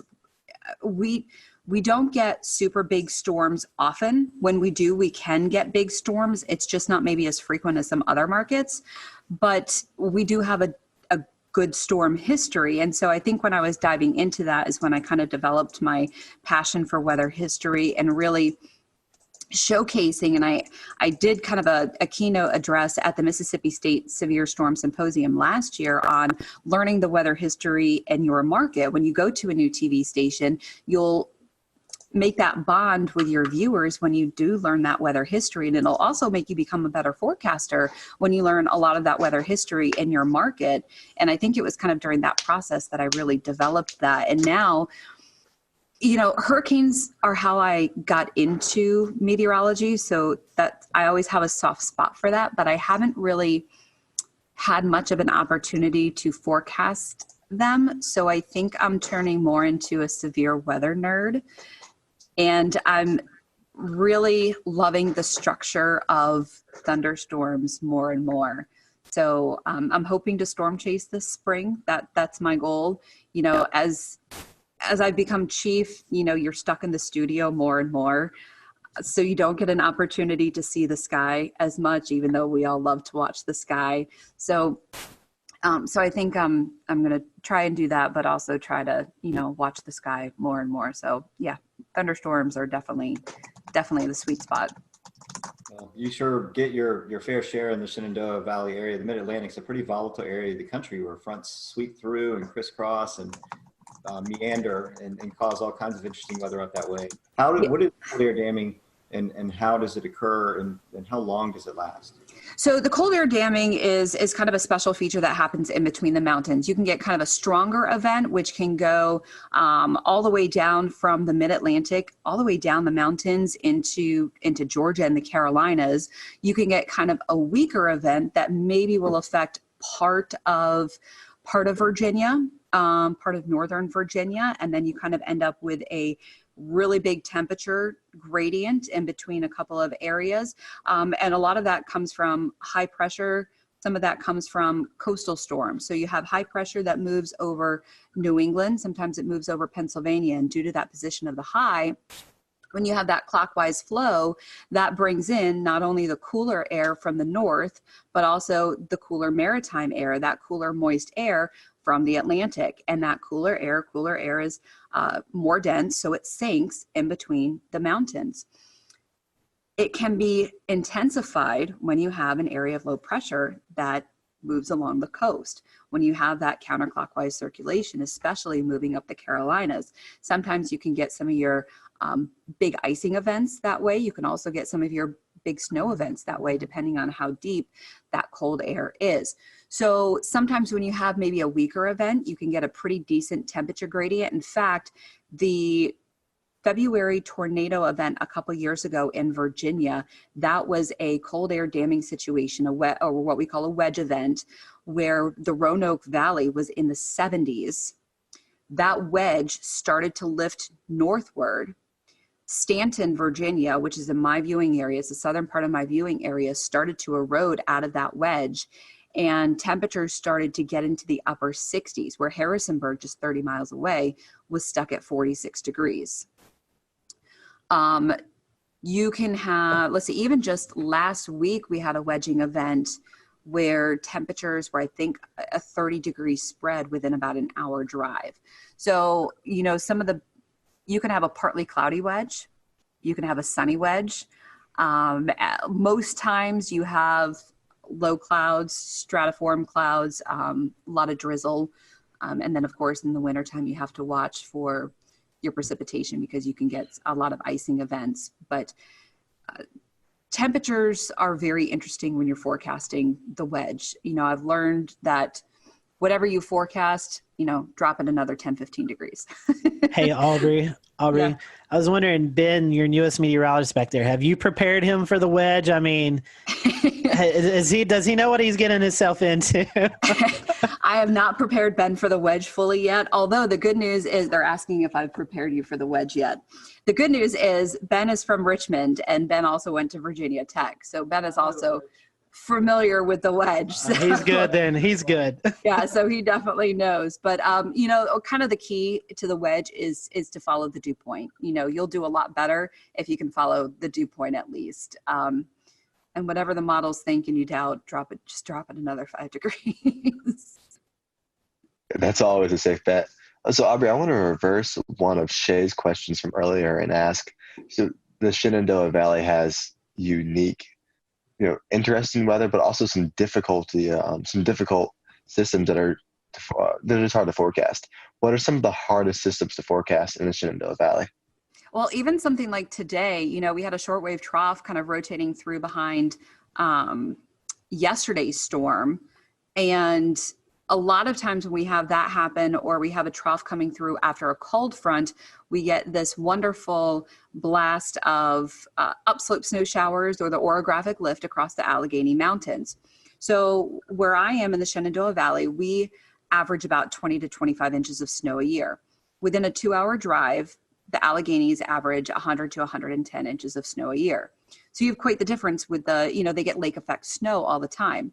So when you have these shortwave troughs moving through, or you have the orographic lift, especially when you have strong wind and just enough of that maybe vorticity or upper level energy rotating through, you can get these snow squalls, these snow bands. So you have to watch out for those. And what happened this morning was I expected some of those snow bands. One, it was more intense. And two, they dropped a lot farther south, about 45 miles further south than I expected. So I'm always cautious of those. And so it's kind of just more about communication, because a lot of times the models don't fully pick up on those. You have to kind of watch for the hints. And so it's kind of one of those things where, okay, I'm looking for some snow squalls. Maybe I'll kind of generalize it. Instead of specifically saying, okay, I'm expecting some of these mainly in the Northern Valley, maybe I'll say, you know, this is what's possible tomorrow. this is what snow squalls are capable of. It can drop a dusting to an inch in some areas, but if you don't get one, you're going to have sunshine. So I think the snow squalls are definitely a little bit challenging. The other thing is precipitation, because a lot of surface fronts don't give us anything. If there's not that upper level oomph, if we don't get shortwave energy, if we don't get a jet streak, if we don't get any sort of vorticity or any sort of upper level support, the front just fizzles and we just don't get any precipitation. So because of downsloping can really kill a lot of our precipitation. So that's always challenging unless you have a derecho coming through, like in 2012. So that's always a challenge, is precipitation. The one great thing here is that we're usually we are not as humid as east of the Blue Ridge. The Blue Ridge Mountains are not that tall, but what they do is they block a lot of that Atlantic moisture. So we don't get as severe storms. If you ever watch the radar in the summertime, we'll get some storms, but watch them light up like a Christmas tree as they move east of the Blue Ridge. If you watch the heat advisories come out in the summertime, 99% of the time, they're all east of the Blue Ridge because of that humidity. We get a dew point of 66. That is a bad day here. So that's always kind of interesting. Well, that's interesting because I'm from Asheville originally. So a lot of the things that you're mentioning right now are exactly what we deal with. The downsloping, making Asheville the driest place in North Carolina. As well as we call it our northwest flow snow showers and the snow squalls. So that's interesting how it connects to Virginia weather and North Carolina weather. They're so similar characteristics. Aubrey, we were talking earlier about you being on the panelist of Weather Brains. How did you get incorporated with James Spann and the crew down there? So what's really funny is apparently one of my viewers is a listener of Weather Brains, and several years ago he wrote in, somehow heard my story and said, hey, this girl has an interesting story of how she got into weather. You guys might want to talk to her. So Bill emailed me, and I was so intimidated. I was like, oh my God, I don't have anything to offer. You guys are amazing. Like, what? I don't have anything. So he had to kind of convince me to go on. And so I went on, and James was a little bit impressed of how I actually, spoke. And I guess a few weeks after that, Kevin had a little bit of a tizzy and kind of quit the show temporarily, which he's done in the past. Imagine that. The accelerant. And Bill kind of had me on again, and then he asked me if I would be interested in being a panelist. And I was like, wow. Okay. And it kind of fit into my schedule. I was doing the 5 and 10 o'clock show. I was doing the 5. Was I doing the 5 and 10? I think I was doing the 5 and 10. It ended up working with my schedule, and I agreed to it. And I'm so thankful I did, because the amount of people that I've met it's just great, and it's just the weather community. And of course, you guys know Weather Twitter is amazing. And the amount of things that I've learned, and with my schedule now, I don't always get the opportunity to complete the show. So I have to kind of go back later, but it's just the coolest. And that's pretty cool. That's a cool story. That's something. I have a Kevin Seeley story for you. You'll enjoy this. This was back in the Google Hangout days. Google Hangout has since went away, but we always copy and paste in an email, send it to our guests, say, hey, here's the link to join in. Well, evidently Kevin didn't get that part, and he actually tweeted out, hey, here's the link to watch me tonight. So we had all these people bombarding our Google Hangout, and we actually had to shut it down and redo a new link and everything. And so that's our Kevin Seeley stories. We were talking, and all of a sudden these people just started popping in. We're like, who's that? And it was hilarious. But I think we can all echo it. It's pretty cool doing a weather podcast, and you get to meet so many people in the weather industry that you follow on Twitter, and you may have a brief conversation on Twitter, but you actually get to sit down and have a conversation with them. And we get to geek out over these people too, and normal people don't get it. And it's just the weather enterprise is just so amazing, and you're geeking out over these rock stars, and we get to geek out too. So yeah, you mentioned earlier that you get to meet a lot of people, and even here in the Carolina Weather Group, everyone has their own sort of opinions about, hey, my favorite guest What are some of your most memorable guests that you've been a part of the panel for? Oh man. You know, the Greg Carbon shows are always a treat. Those are always good. Mike Bettis came on and talked to us about his chase situation that happened in was that 2013? I think it was either 13 or 14. Yeah. Yeah. When they rolled over. Yeah, it was El Reno. And that was a pretty powerful show. That was, you know, hearing his story. That was always a powerful one. Let's see. You don't have to go into details. You don't say anything. Were you on show 404? Yes. That was interesting. That was an interesting, and you know what? I don't know that I even spoke during that show. But I do have the shirt from Helicity Weather that's plus. We'll return to Best of the Carolina Weather Group in a moment. Now your Carolina weather forecast. Here are today's forecast high temperatures for North Carolina. Here are the forecast lows for tonight for North Carolina. Here are tomorrow's forecast high temperatures. And here's forecast rainfall across North Carolina tomorrow. Here are the forecast highs for the day after tomorrow.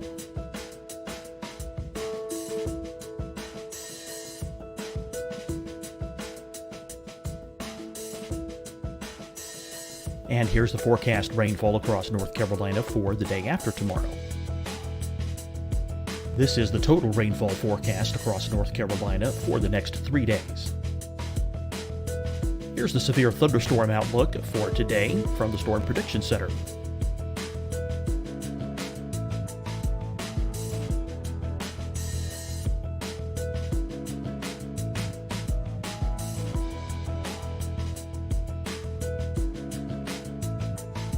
Here are the forecast high temperatures for today for South Carolina. Here are the low temperatures for today for South Carolina. Here's the probability of precipitation forecast across South Carolina today. And here are the rain chances across South Carolina tonight. Here are tomorrow's forecast highs across South Carolina. Here are the forecast low temperatures for tomorrow for South Carolina. And here is the probability of precipitation across South Carolina tomorrow. Here's the precipitation chances across South Carolina tomorrow night. Here are the forecast highs for the day after tomorrow in South Carolina. Here are the forecast low temperatures across South Carolina for the day after tomorrow. And here are the rain chances across South Carolina for the day after tomorrow. And South Carolina's probability of precipitation for that night. Here's the Storm Prediction Center's severe thunderstorm outlook across South Carolina for today through tonight. Here's the Storm Prediction Center's severe thunderstorm outlook across South Carolina for tomorrow and tomorrow night. And here's the Storm Prediction Center's severe thunderstorm outlook across South Carolina for the day after tomorrow through that night. Here's the severe thunderstorm outlook for today from the Storm Prediction Center.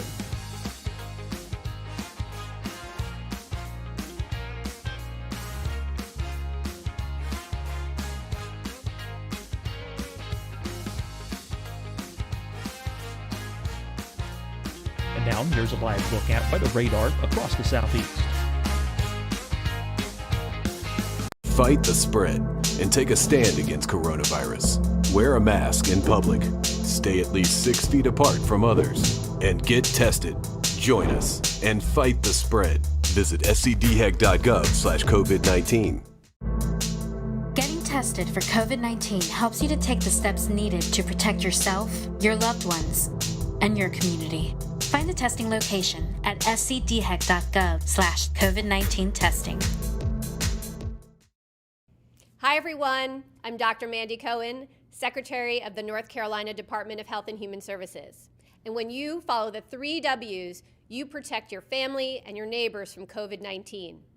When you leave your home, practice your W's. Wear a cloth face covering, wait 6 feet apart, wash your hands often. Wear, wait, wash. We're in this together. Stay strong, North Carolina.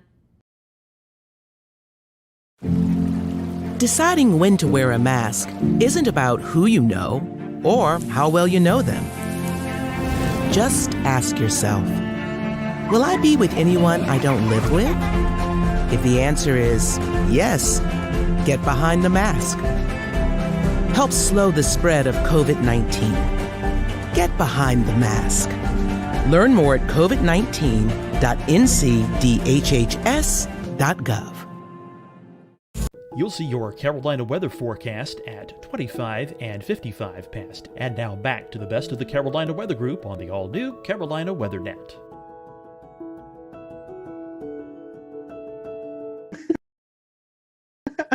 And I think I'm the only one that actually has that because I just think it's hilarious. We internally will just joke around. We'll just show at 404, and we automatically know. That's just that was an interesting show for sure. We have a couple more minutes with Aubrey. I know she has to get ready for the news tonight. Talking about weather brains and shows and guests you had. A lot of us have mentors in the weather world. Do you have any weather mentors? I would assume maybe James Spann might be one. I mean, any others that my biggest mentor is Mark Reynolds. I would not be where I am without him. Not only did he kind of blow my mind, he answered my email. I mean, I was just asking to come in and view a studio to see if this was even a field that I might even want to pursue. And he brought me in as someone who is curious, told me after only meeting me for 20 minutes, told me he thought I had the voice for this and I could do this, and talked me into the Mississippi State program.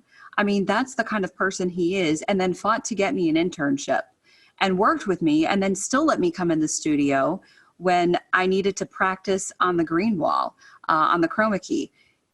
I would not be where I am without Mark Reynolds, and I still keep in touch with him. And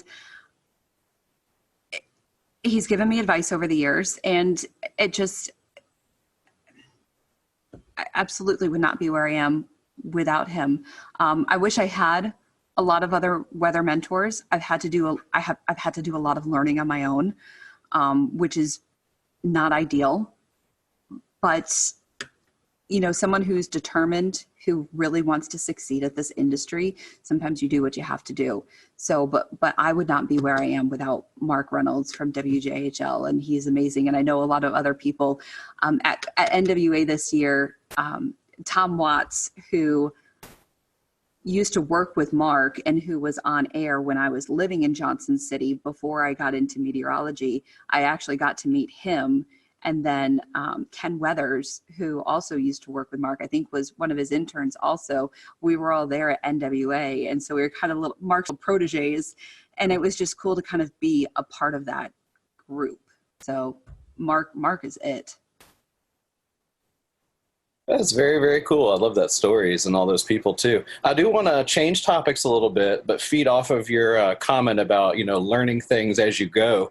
The last 10 years, we've really had to learn how social media works and how it plays into our field. Yes, I know it's kind of a necessary evil, but it also turns out, very helpful for, our online shows and things like that. So talk a little bit about how important social media is to you as a meteorologist and with weather brains as well. Yeah, so it is very important. As much as sometimes we do hate it, it is very important. I utilize it to the best that I can. And there's a lot of, so the bad thing with being a female is you get a lot of comments. You get a lot of nasty comments. You get a lot of rude comments. You get a lot of crazy comments. And I know a lot of females that will turn off a lot of their messages and private messages, which is really sad that you have to do that. I do not do that. And I'm thankful that I don't have to.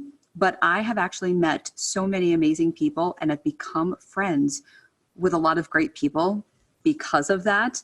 And I've become friends with some great viewers because of private messaging and things like that. And I'm very thankful for that. So it's really sad that some other female counterparts don't have that opportunity. Maybe just because I'm in a smaller market, I kind of have a little bit of that opportunity, and I've maybe been a little trusting with some people, but I have been lucky enough to make some of those really great relationships with people. So building those relationships with your viewers are obviously very, very important, especially with, when you're getting that information with storm reports, snow reports, rainfall reports, storm chasers, those photos, or just relying on, even just everyday photos when it's quiet outside, just to sometimes fill your time, relying on a photographer. So those are always great, relying on information and having that communication back and forth. But social media, it's the future. It's where we are. But you can do a lot with social media. You can get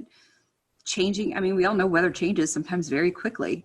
So you can get important information out really quickly with social media. Yeah, I know that. That's the internet is where I live, just doing what I do. And I'll tell you what, it's just completely changed the game as far as getting storm reports, as far as getting, situational awareness on the ground. You suddenly have so many more cameras to tap into, and it really just, I don't know how y'all did it before that, but I know that it's completely changed the game here. For sure. And, here in Charleston, we have a really good and engaged community. So I'm curious, before we get into something even more fun, what is your weather community like up in your neck of the woods? They're amazing. I would not be here still on TV where I am without this community. And I constantly say that this community is why I stay here. This is why not only I stay here, but why I've brought my family here, because this community is still amazing. Some of the things that I see and hear in the female group on Facebook is sometimes horrifying. And I don't know if I could do this job if I heard stuff like that on a daily or weekly basis. We all get criticism. We all get stuff like that. We all get pushback, but I don't get a lot of it. And I'm very grateful that the community responds well to me. So I'm very grateful for the community and how wonderful people are here. So they're amazing, and they've welcomed my family. Urbanowitz, you can't slide into a community in Virginia with a name like Urbanowitz and hide under the radar. They know exactly who my brother is. They know exactly who my parents are. And everyone, my parents all the time, people talk, once they hear their last name, people talk to them, and they get such, they get feedback, but people are just so nice to them. So the community here is incredible, and it's one of the reasons I've stayed. That's wonderful. That's wonderful. Well, Aubrey, we've certainly enjoyed getting to know you tonight, and we appreciate you donating some time to us. If our folks want to watch social media we were just talking about, if they want to follow you on social media, how can they do that? So on Twitter, I'm very active on Twitter. So it's at WHSV AUBS, AUBS. AUBS is kind of my little nickname. And then on Facebook, just search for meteorologist Aubrey. I tell people you don't have to spell the last name if you just search for meteorologist Aubrey. And then on Instagram, let me get my Instagram out, because I think, yes, WXAUBS, WXAUBS on Instagram, or as I call it, the gram. The gram. Evan runs our gram. That's his title. So yeah, I should be better at it. It's a lot of pictures of my dog. Well, Aubrey, thank you so much, and we hope that, I know you guys haven't had a lot of winter either, so we hope you get some winter up your way sometimes in the coming weeks. But we appreciate you spending some time with us, and tell everybody at the Weather Brains, that we said hello, and we look forward to hopefully working with you guys during the National Weather Podcast Month later on this year. Of course. Thanks for having me on, guys. Appreciate it. Always good to see you. Thanks, Aubrey. And thank you guys for watching the Carolina Weather Group. As always, you can follow us at Carolina WX on Twitter or Carolina Weather Group on Facebook. If you have any suggestions or guests that you'd like for us, just reach out to us. We'd love to see those suggestions and work our best to get those guests or topics on the show. Until next week, we hope you have a great week, and we'll see you later here on the Carolina Weather Group.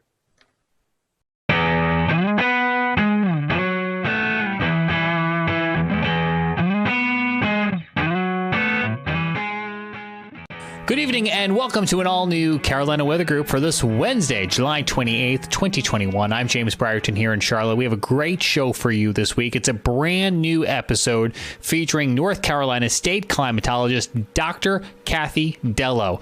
And you're going to hear it coming up in just a moment. I want to let you know ahead of time that there is a bonus part to tonight's episode. If you want to hear even more of the conversation, it is available for free, and you can find our whole chat with her on the audio podcast feed of the Carolina Weather Group. That's on Apple Podcasts, Spotify, or wherever it is you get podcasts. That's where part 2 of tonight's episode will be. But first, let's get on to part 1. Here's Evan Fisher. Hello, everyone. Welcome back to the Carolina Weather Group. We are here tonight with Dr. Kathy Dello of the North Carolina State Climate Office. We're super thankful that she's given us some time tonight, and we're excited to chat with her. It's been a long time coming. She is the North Carolina State climatologist, which is a bit of a lengthy title, right? Some people are, what is a climatologist?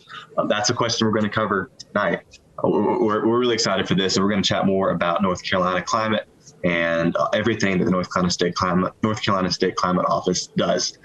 Kathy, one thing that we love to do with our first-time guests is ask them about their weather journey. How did you get into all of this? Yeah, so I'm from upstate New York, Western New York, as I'm supposed to say as a New Yorker, and lake effect snow just really blew me away, that you could get feet of snow in the course of a day. And I decided that, this was something that I needed to study, but also as a precocious preschooler, I went outside during recess and saw that the clouds were moving. And we had learned that day that we're on a planet that rotates, but you can't feel it.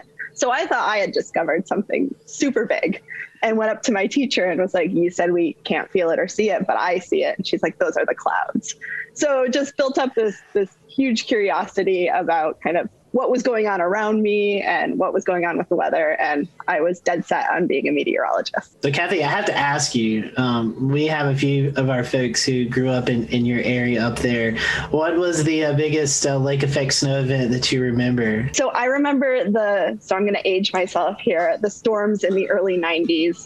One was an ice storm in 1991 and then the 93 snowstorm.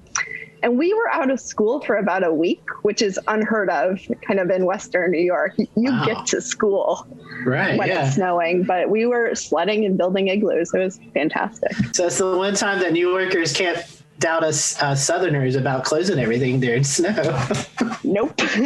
Except I'm guessing y'all had about 3 feet of snow, while it only takes about 3/4 of an inch down here. Yeah.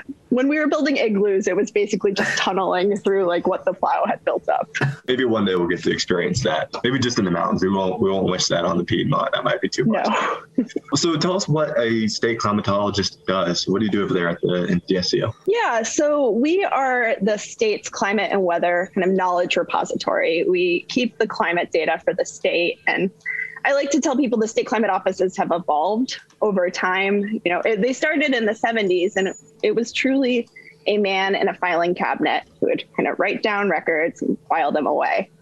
Clearly, we've evolved beyond that. I'm not putting anything in a filing cabinet these days, but what we do is we're the nerve center, the knowledge center for anybody who wants to understand North Carolina's climate and weather. So people come to us for research. People come to us for outreach and extension. We work with K-12 students. We work with North Carolina Cooperative Extension, and they're all in all 100 counties. And then we do monitoring. We run the North Carolina EcoNet, which sends 1.5 million observations a day back to Raleigh. Wow. So we are monitoring North Carolina's environment every day. Wow, that is a lot of data. Anyone who knows the podcast knows that I'm a huge fan of the EcoNet.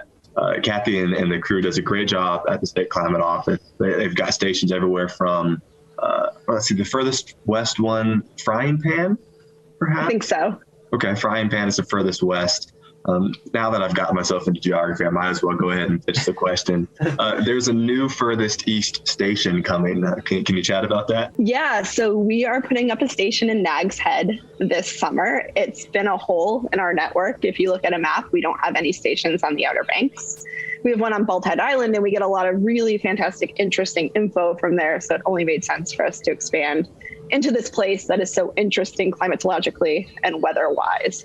So we'll be at Chalky's Ridge State Park. And that gives us an opportunity both on the education side, because we have people that will be visiting the park and learning a little bit more about North Carolina's weather and climate through the EcoNet. And then from a monitoring standpoint, we have stakeholders who have requested a site, especially ahead of hurricane season, to understand a little bit more about their local weather. Kathy, we call this like a Mesonet program, and several states have those. But tell us what goes into put one of those weather stations there. I mean, what are all instruments? What all are you observing, taking in data? What does that look like? Yeah, so it is a 10-meter tower. So they're not small. So when we were thinking about the Outer Banks, it had to be in a place where it wasn't going to be next to a $1 million beach house, obviously. And we're putting all sorts of sensors on these towers. We measure soil moisture, we measure temperature at different levels, we measure wind at different levels, which is good for understanding inversions and fire weather, which they are interested in Nags Head as well.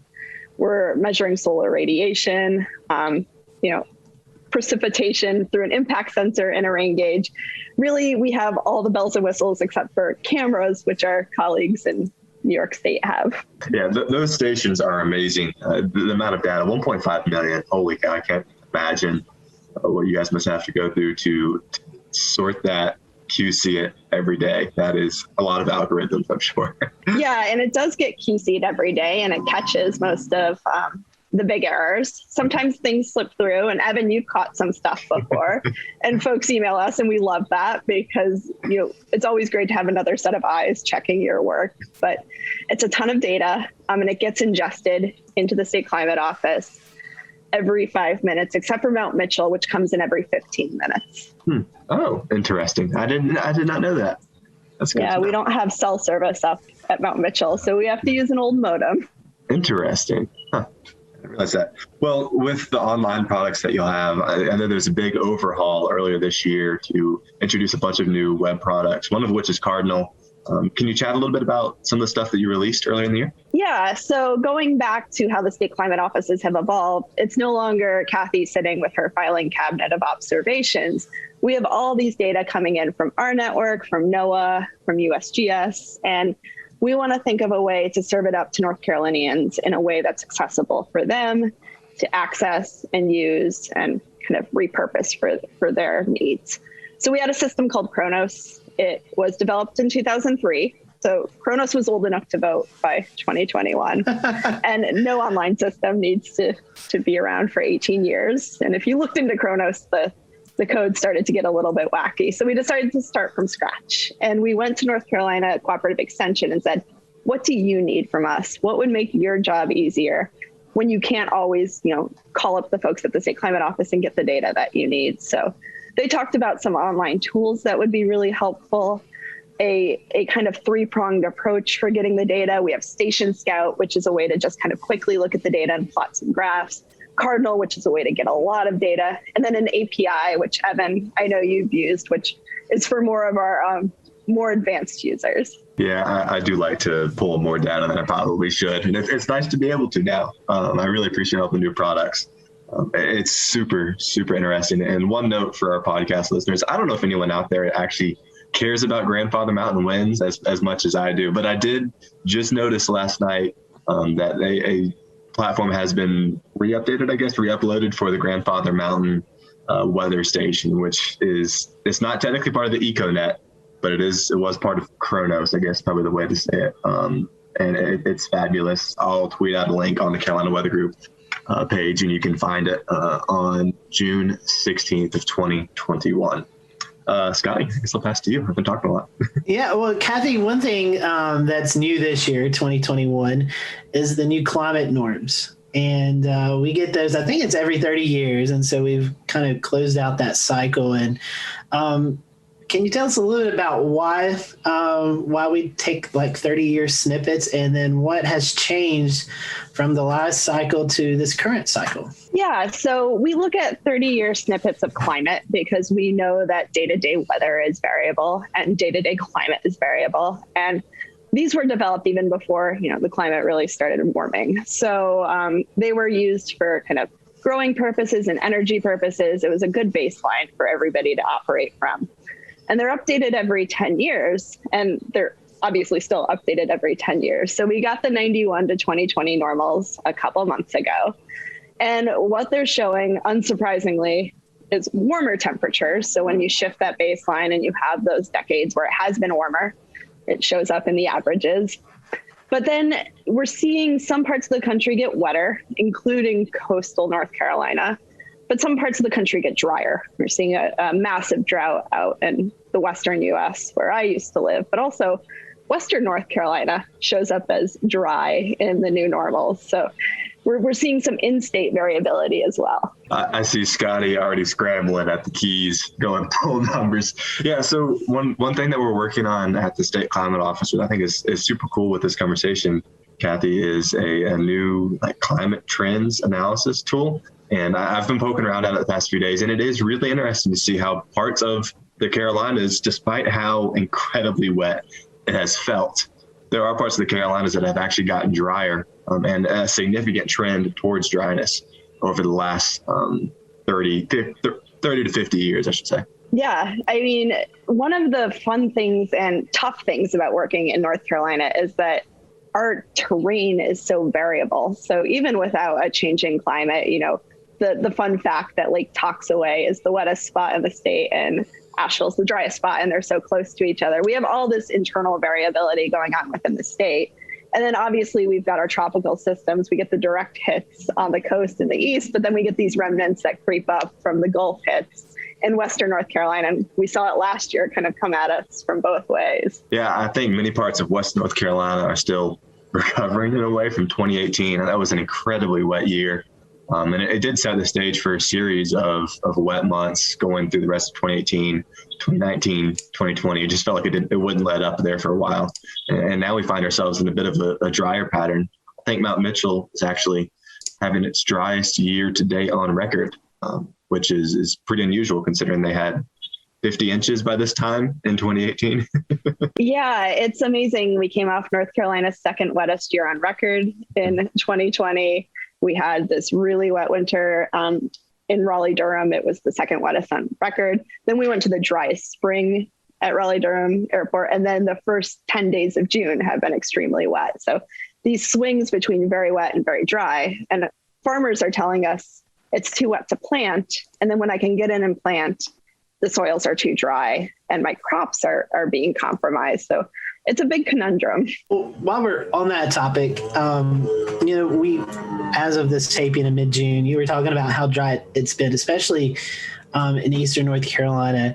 As a climatologist, I guess drought is one of your biggest things you have to monitor for the state, and probably one of the most dangerous things, not only because of, we could lose water resources, but also a lot of agriculture in the state of North Carolina. So if you don't mind, could you tell us a little bit about drought and why it's important that we don't get in that condition as we have here currently? And I guess 2016 was the last drought that we saw here in the Carolinas. So drought's not a good thing. I know people complain about it raining all the time, but we actually do need some rain from week to week. Yeah, and it's interesting. So really, a lot of my background is in drought. I was in Oregon for 10 years, and I was our drought person in Oregon, and we had our drought of record in 2015. Since then, there's now been 2 more droughts of record, but almost no snowpack throughout the winter, and that's how the West gets its water supply.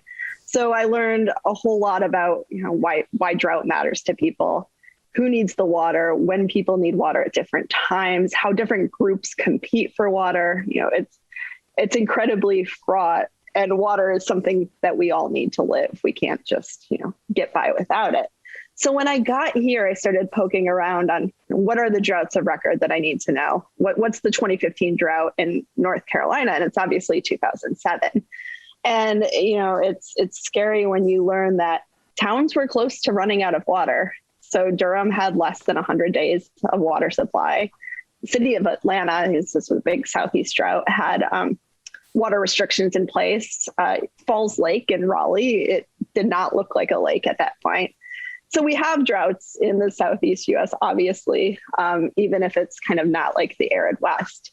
And, here we see more of these flash drought situations, which is what I would define what happened from winter to spring to kind of what's happening now in the summer. Really, really wet to really dry, flipping back and forth between these extremes. Whereas in the West, we've seen on the drought monitor that drought evolve over the past few months. And here, we grow a lot of crops in North Carolina. I just looked this up today. I don't remember why, but North Carolina is number 9 for crop growing expenditures in the country. So we still grow a lot of the country's food. We need water, obviously, to live. And some of the towns in North Carolina in the past few weeks issued some voluntary restrictions. So they weren't required, but maybe people should start to think about saving some water. And that also kind of leads into a tool that I use a lot from your website, and that's the fire danger, which I really enjoy that product and so glad that it's available. But those drought conditions also can... We'll return to Best of the Carolina Weather Group in a moment. Now your Carolina weather forecast. Here are today's forecast high temperatures for North Carolina. Here are the forecast lows for tonight for North Carolina. Here are tomorrow's forecast high temperatures. And here's forecast rainfall across North Carolina tomorrow. Here are the forecast highs for the day after tomorrow.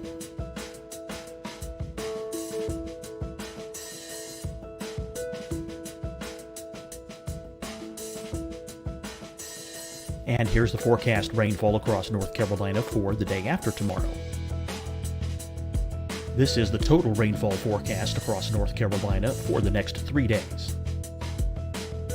Here's the severe thunderstorm outlook for today from the Storm Prediction Center.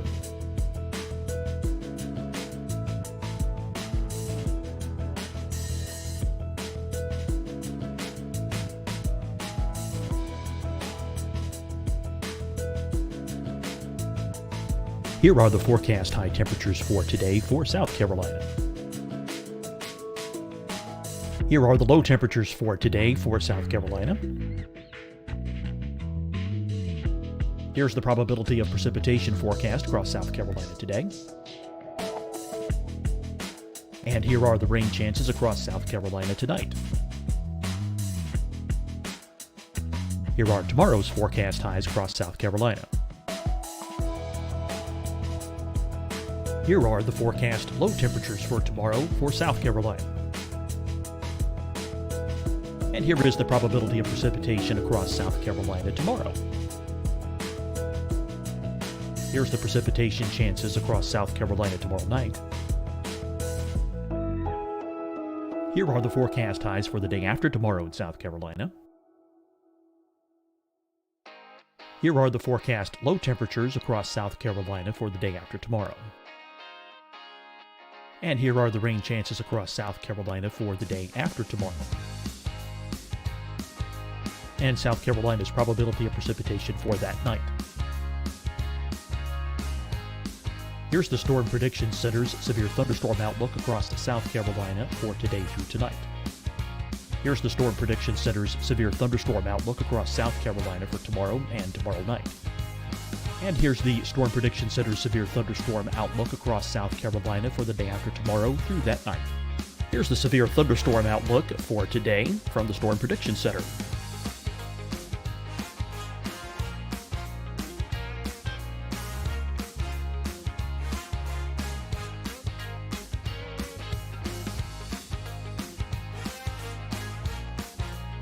And now here's a live look at weather radar across the southeast. Fight the spread and take a stand against coronavirus. Wear a mask in public. Stay at least 6 feet apart from others. And get tested. Join us and fight the spread. Visit scdhec.gov/COVID-19. Getting tested for COVID-19 helps you to take the steps needed to protect yourself, your loved ones, and your community. Find the testing location at scdhec.gov/COVID-19 testing.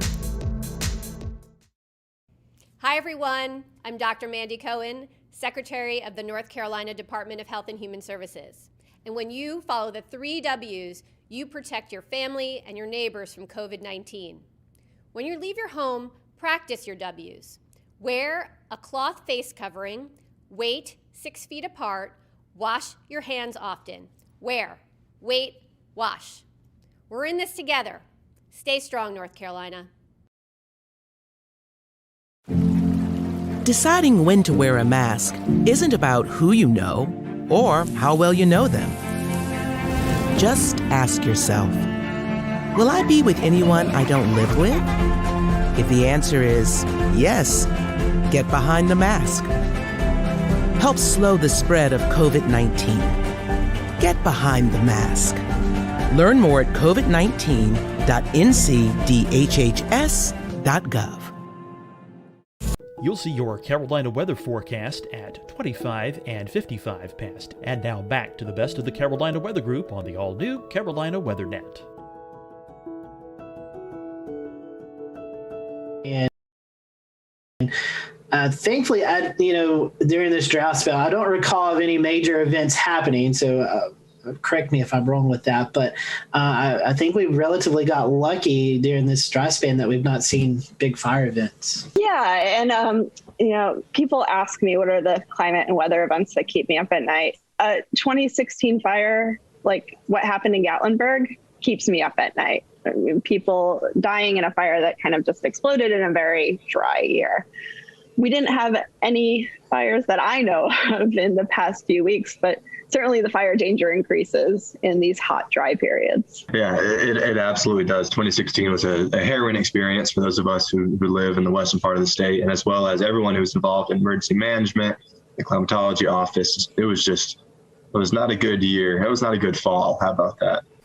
All right, well, that does it for part one of our conversation with Dr. Kathy Dello, the state climatologist from the state of North Carolina. To hear part two, it's available for free.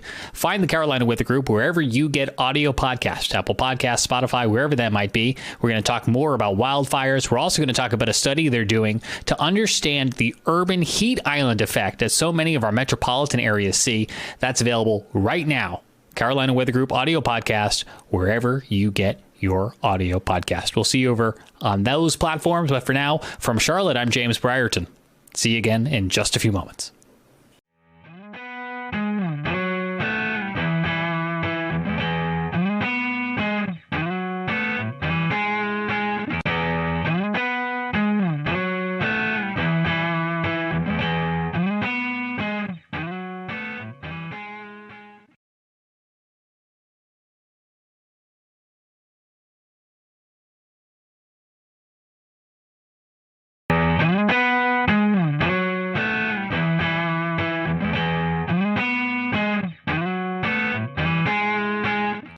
It is Wednesday, August 25th, 2021. I'm James Brierton in Charlotte. Welcome to an all-new live edition of the Carolina Weather Group. We are looking back at the historic flooding and tornadoes that impacted so much of the Carolinas just a week ago as Tropical Depression Fred came on through.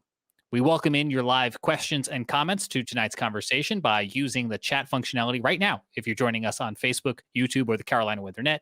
And of course, if you are listening on our audio podcast later on, we welcome you in as well. Introducing our panel and our guests this week, we have Evan Fisher and Scotty Powell from Carolina Weather Group. Evan is in Asheville. Scotty Powell is in the foothills of Western North Carolina and Morganton. From WCNC in Charlotte, we have Chris Mulcahy, and we have Jason Boyer in Asheville at WLOS. Jason, let's start right with you. Your television station is right there in Asheville. There was no area harder hit last week with all of this rain and flooding than Western North Carolina. If you could just bring our viewers and our listeners up to date a week later on where the recovery stands from all of this.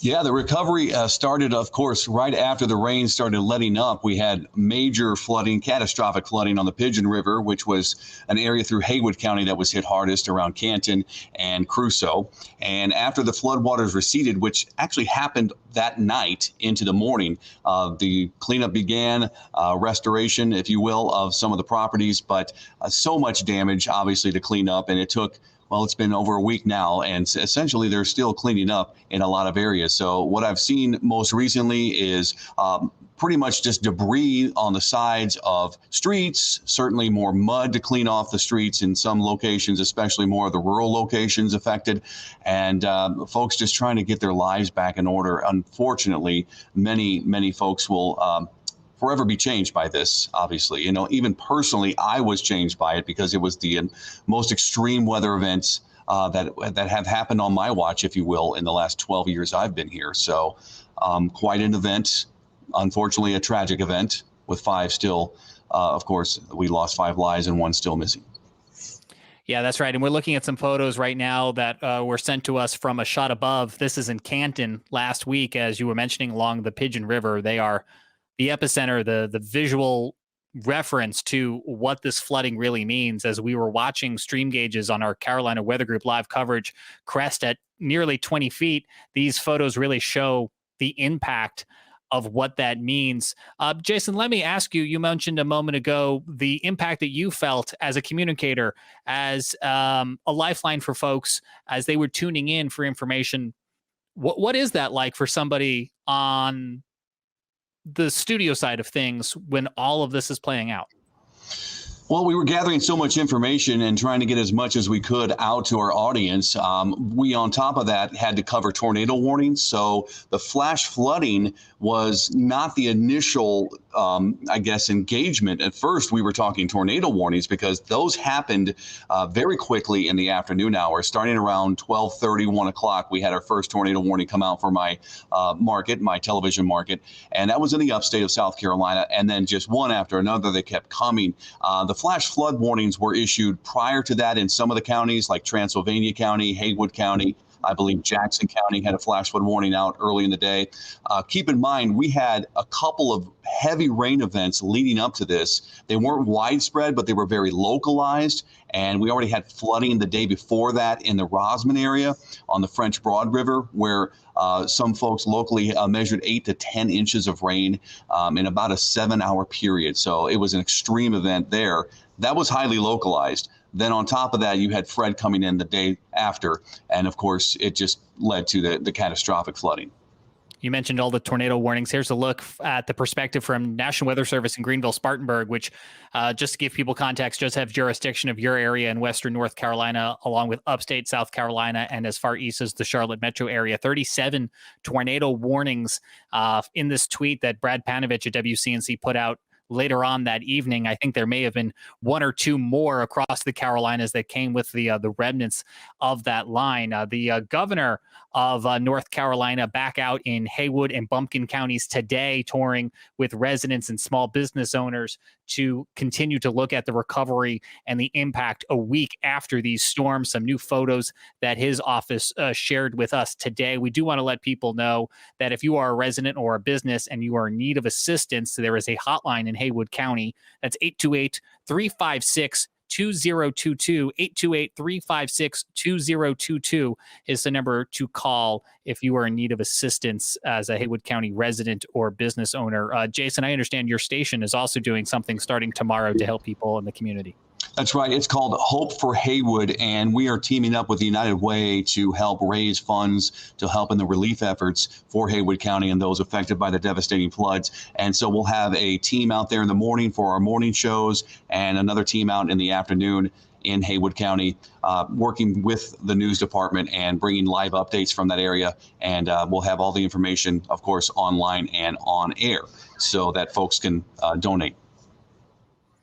We will look for that on WLOS starting tomorrow. We appreciate all that you guys are doing. I mean, this is so much for your community. But as you were mentioning before, as a not only a professional in the area, but you guys live here. What is that stress like for the staff to cover this and then have to go home and maybe clean up property in your own lives. Yeah, well, I've had flooding at my house before, and it wasn't related to any major flooding event, but just heavy rain. I live closer to the Pisgah Ridge. I live in an area that is typically a very heavy rain area of southwest Buncombe County. So I've dealt with it personally, but nothing on the level that the folks obviously in Haywood County recently had to deal with. Most of the stories I've been hearing from people is just it's hard to comprehend it until you see it. And even when you see it, it's just something that they, even in their careers, haven't experienced firsthand.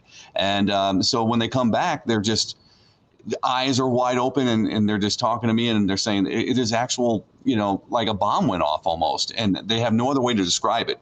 And, you see the video, you see the pictures on social media and on TV, and yeah, it's very hard to understand just how big of an impact this had and how quickly it went down, if you will.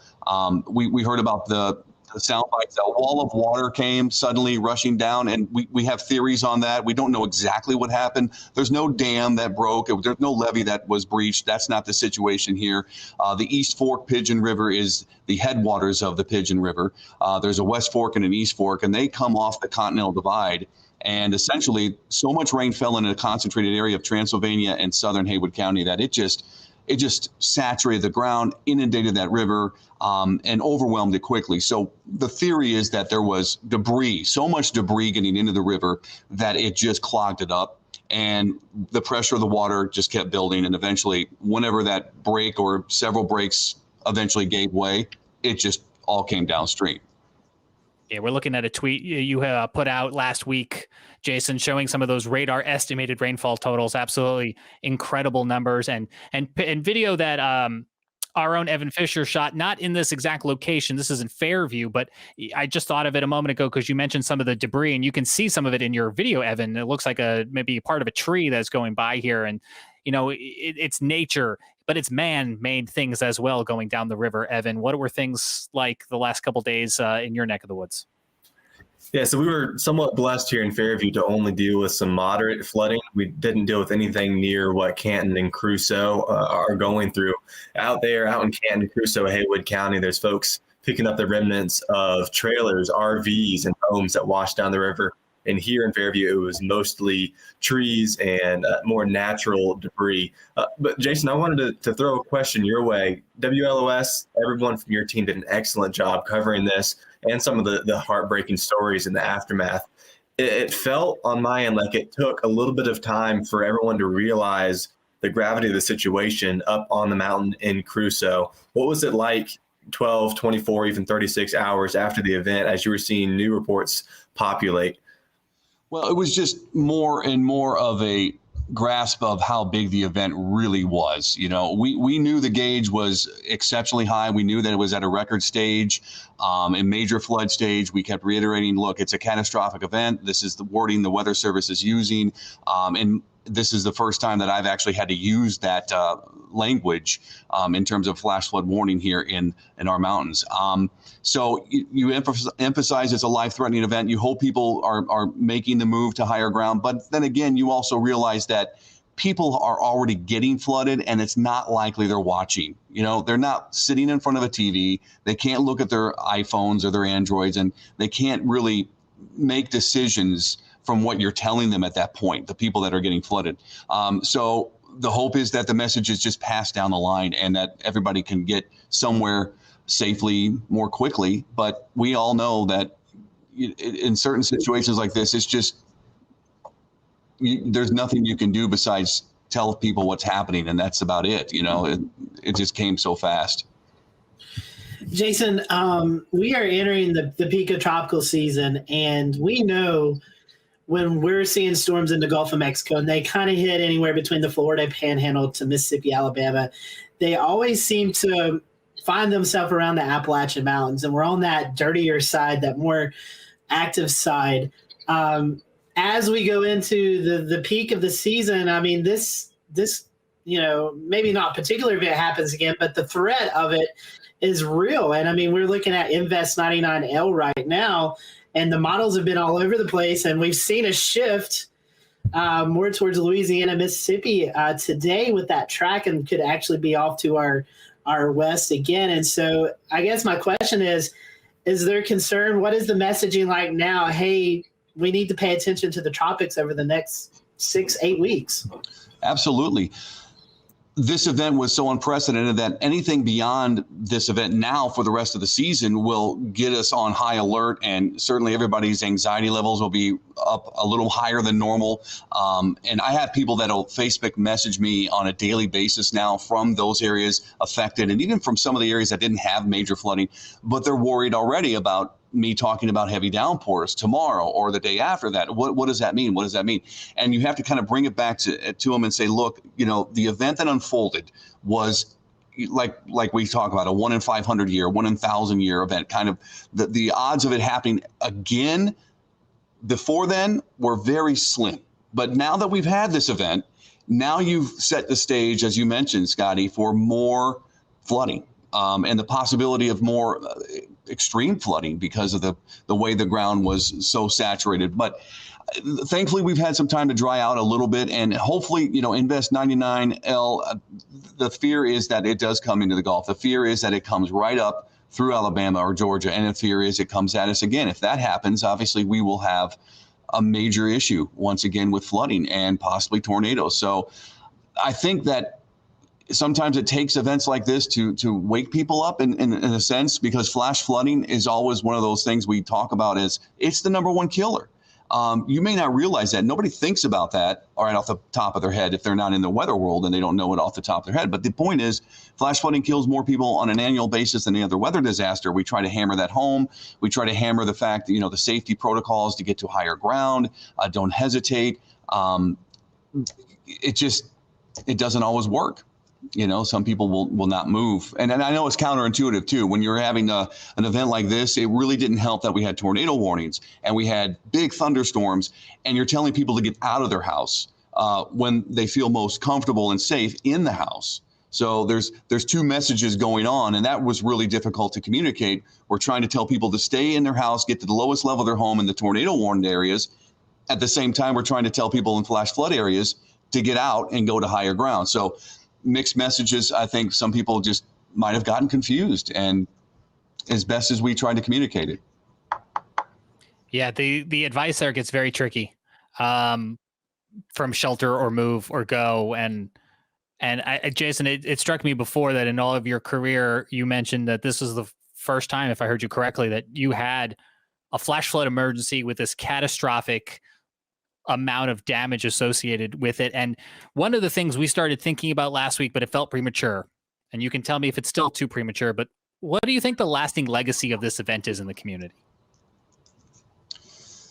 Well, good question. I think that it's going to hopefully change the way people's mindset and approach will be to other events like this. If there's a flash flood warning, they'll certainly be more likely to make the move to some safety. I think that there will be different building codes possibly introduced. I think that they might find ways to move businesses further away from the water and the Pigeon River.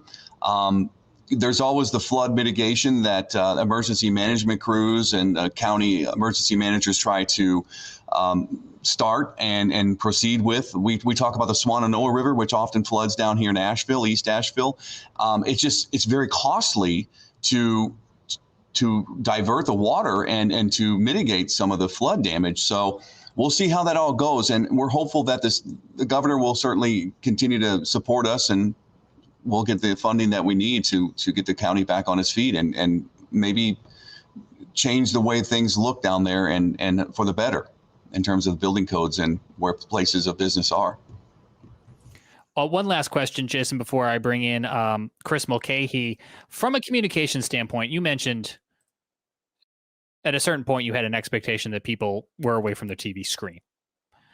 What do you think the penetration was of, say, National Weather Service radio or wireless emergency alerts? If you were to give some feedback, I guess, on what worked and what didn't work in terms of reaching people where they were. Yeah, well, this is solely based on anecdotal evidence. I don't have anything concrete from a poll or anything, but I will tell you this much. We people that live here know that severe weather typically favors the upstate in terms of damaging wind. Isolated tornadoes are stronger tornadoes. That is just the way it's set up. And there's this false sense of security that I always address when I go talk to civic clubs or church groups, Boy Scouts, Girl Scouts, schools, etc., that we are not immune to severe weather, obviously, in that kind of way. But our severe weather is either going to be more likely a flash flood like we saw or a major winter storm. And I think that because we haven't experienced the tornadic thunderstorm events that folks to the south have, I don't believe a lot of folks actually have NOAA weather radios here, to be honest with you. I don't really see them often in the pharmacies, the grocery stores. I don't see kiosks or displays of them. I don't believe many folks actually have them. So that would be something that I could certainly see improvement on and would emphasize. But if they weren't sitting in front of a TV or they didn't have their phone on them, I really truly don't know how else they're going to get the message, unless somebody's, up the road listening and they call them on their phone. Or it's a difficult situation, especially when people are already out of their house or dealing with flooding in the home, and they're focused on getting that water out or stopping the water from coming in. So it's very difficult for them to really focus on anything else. I think another tricky part of this as well, Jason, is that several of the people who perished, I believe 4 died in Laurel Banks Campground up in Crusoe. You're getting into some rural country up there, and it's quite likely that they didn't have any connection to TV to watching WLOS. And like you said, without having widespread usage of NOAA weather radios, they were completely without any means of communication or receiving severe weather alerts. That's a horrible combination. We never want to see it go through anywhere, but especially in that back country area, a campground, folks in RVs, that's quite dangerous for them. Yeah, we go camping a lot. I take my family to local campgrounds, and there's always water nearby. There's a creek, there's the river or something, and the kids play in it. And I look at it, and I always think in the back of my head, boy, that's a flash flood waiting to happen. And it's just a matter of time before it happens again, unfortunately. So the emphasis will be to communicate with people that heed the warning. And even if you have any sense of hesitancy, get away, move, go somewhere. And it's difficult because driving the roads down in that holler in that valley, navigating the roads when it's pouring rain like that, it's dangerous. So you have that option of saying, well, get on the road. And then here we are telling people to stay home and hunker down. So there's this mixed kind of emotional feeling going on. Yeah, and the one message that I think we all can agree here is that you had asked Jason is, what do you want people to take from this? But this is something that we almost see year after year. So what's the coincidence is you were saying about that most of the deaths and the people that perished from this incident were in a campground. Well, if you remember just last year, it was November. Like, look at how late into the season it went. We had Hurricane Ada that made landfall to our south. And then we had a hidden night campground event where 30 people were rescued and 2 people and even a 1-year-old. And I was personally there. And that when I was looking at that, I was like, where have I seen this before? That's the event that I can compare to that. But both of them were tropical systems that as soon as they make landfall, people are like, okay, we're done. But it always is usually a state in that gets the worst as far as some of the tornadoes, because you get that friction. It starts turning into a better example for more of those spin-up tornadoes, or just one line of those thunderstorms, one after another, where you just have that excessive flooding. So yeah, you've now seen it, Jason, and we just saw it here locally last year. When these systems move inland, that's where people in the Carolinas, doesn't matter if it makes landfall in Wilmington or in Georgia, depending where those outer bands can set up, you can have any one of these scenarios. Yeah, I would like to, just put that point out there that, you don't have to live on the coast to have the effects. I mean, Jason, we've seen it over the years. I think it was 2004 where we had back-to-back tropical systems move out of the Gulf, and we saw extreme flooding then. And you don't have to live on the coast in the Carolinas to be affected by these flash flooding, as Jason and Chris just talked about, and also that severe weather threat. So you should, pay attention. No matter if you're on the coast or even inland, you need to pay attention when any of these tropical systems are in the area. Absolutely. And I think this will be looked back upon as, not to take away, but if you said the flooding didn't happen in Crusoe and the Pigeon River didn't do what it did, it probably would have been more of a typical tropical system if you look at it that way, because in the past we've had flooding, and it's usually the bigger rivers that would flood, and it would do some damage. But the catastrophic category is just something that got to me, that to see the damage and actually witness it. And then about a week later, a little less, or you had the Middle Tennessee flooding, and you saw that and you thought, it's just like I'm living the dream or the nightmare over again. It was happening again, but different scenario, obviously. So. Yeah, another heartbreaking flooding example you're referencing there in Tennessee. And the thing that was really striking to me last week was, I'm going to put it in air quotes, this is just a tropical depression. Yeah.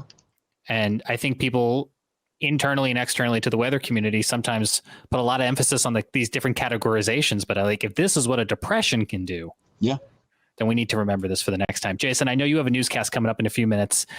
Can you tell us one more time how folks can get involved with the effort your station's kicking off tomorrow?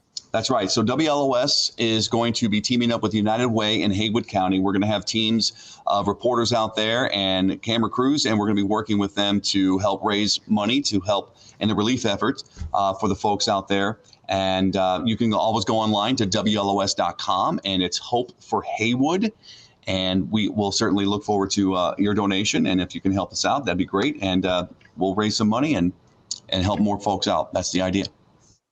Jason, we appreciate your efforts at the station, and best to the community. Thank you for your time tonight. Hey, thanks, guys. Have a great evening. And we'll turn now to Chris Mulcahy, joining us from WCNC in Charlotte. And Chris, the Charlotte DMA was it? We'll return to Best of the Carolina Weather Group in a moment. Now your Carolina weather forecast. Here are today's forecast high temperatures for North Carolina. Here are the forecast lows for tonight for North Carolina. Here are tomorrow's forecast high temperatures. And here's forecast rainfall across North Carolina tomorrow. Here are the forecast highs for the day after tomorrow.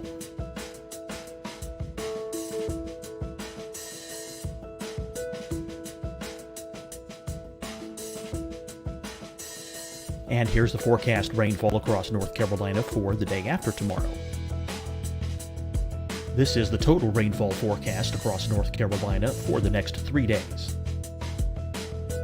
Here's the severe thunderstorm outlook for today from the Storm Prediction Center.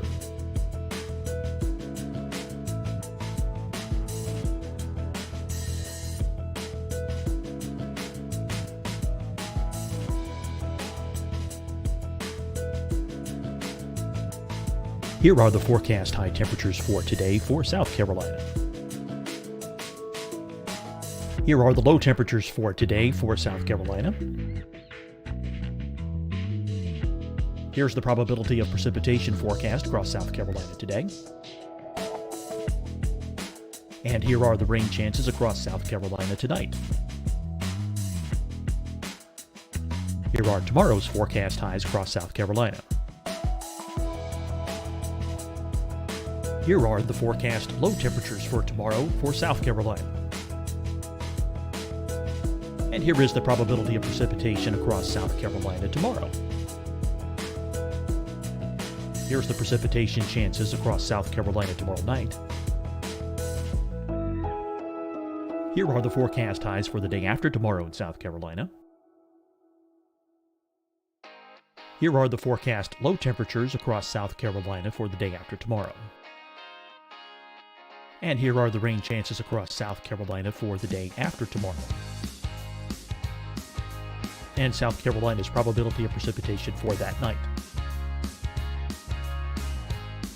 Here's the Storm Prediction Center's severe thunderstorm outlook across South Carolina for today through tonight.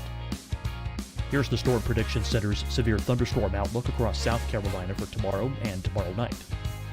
And here's the Storm Prediction Center's severe thunderstorm outlook across South Carolina for the day after tomorrow through that night. Here's the severe thunderstorm outlook for today from the Storm Prediction Center.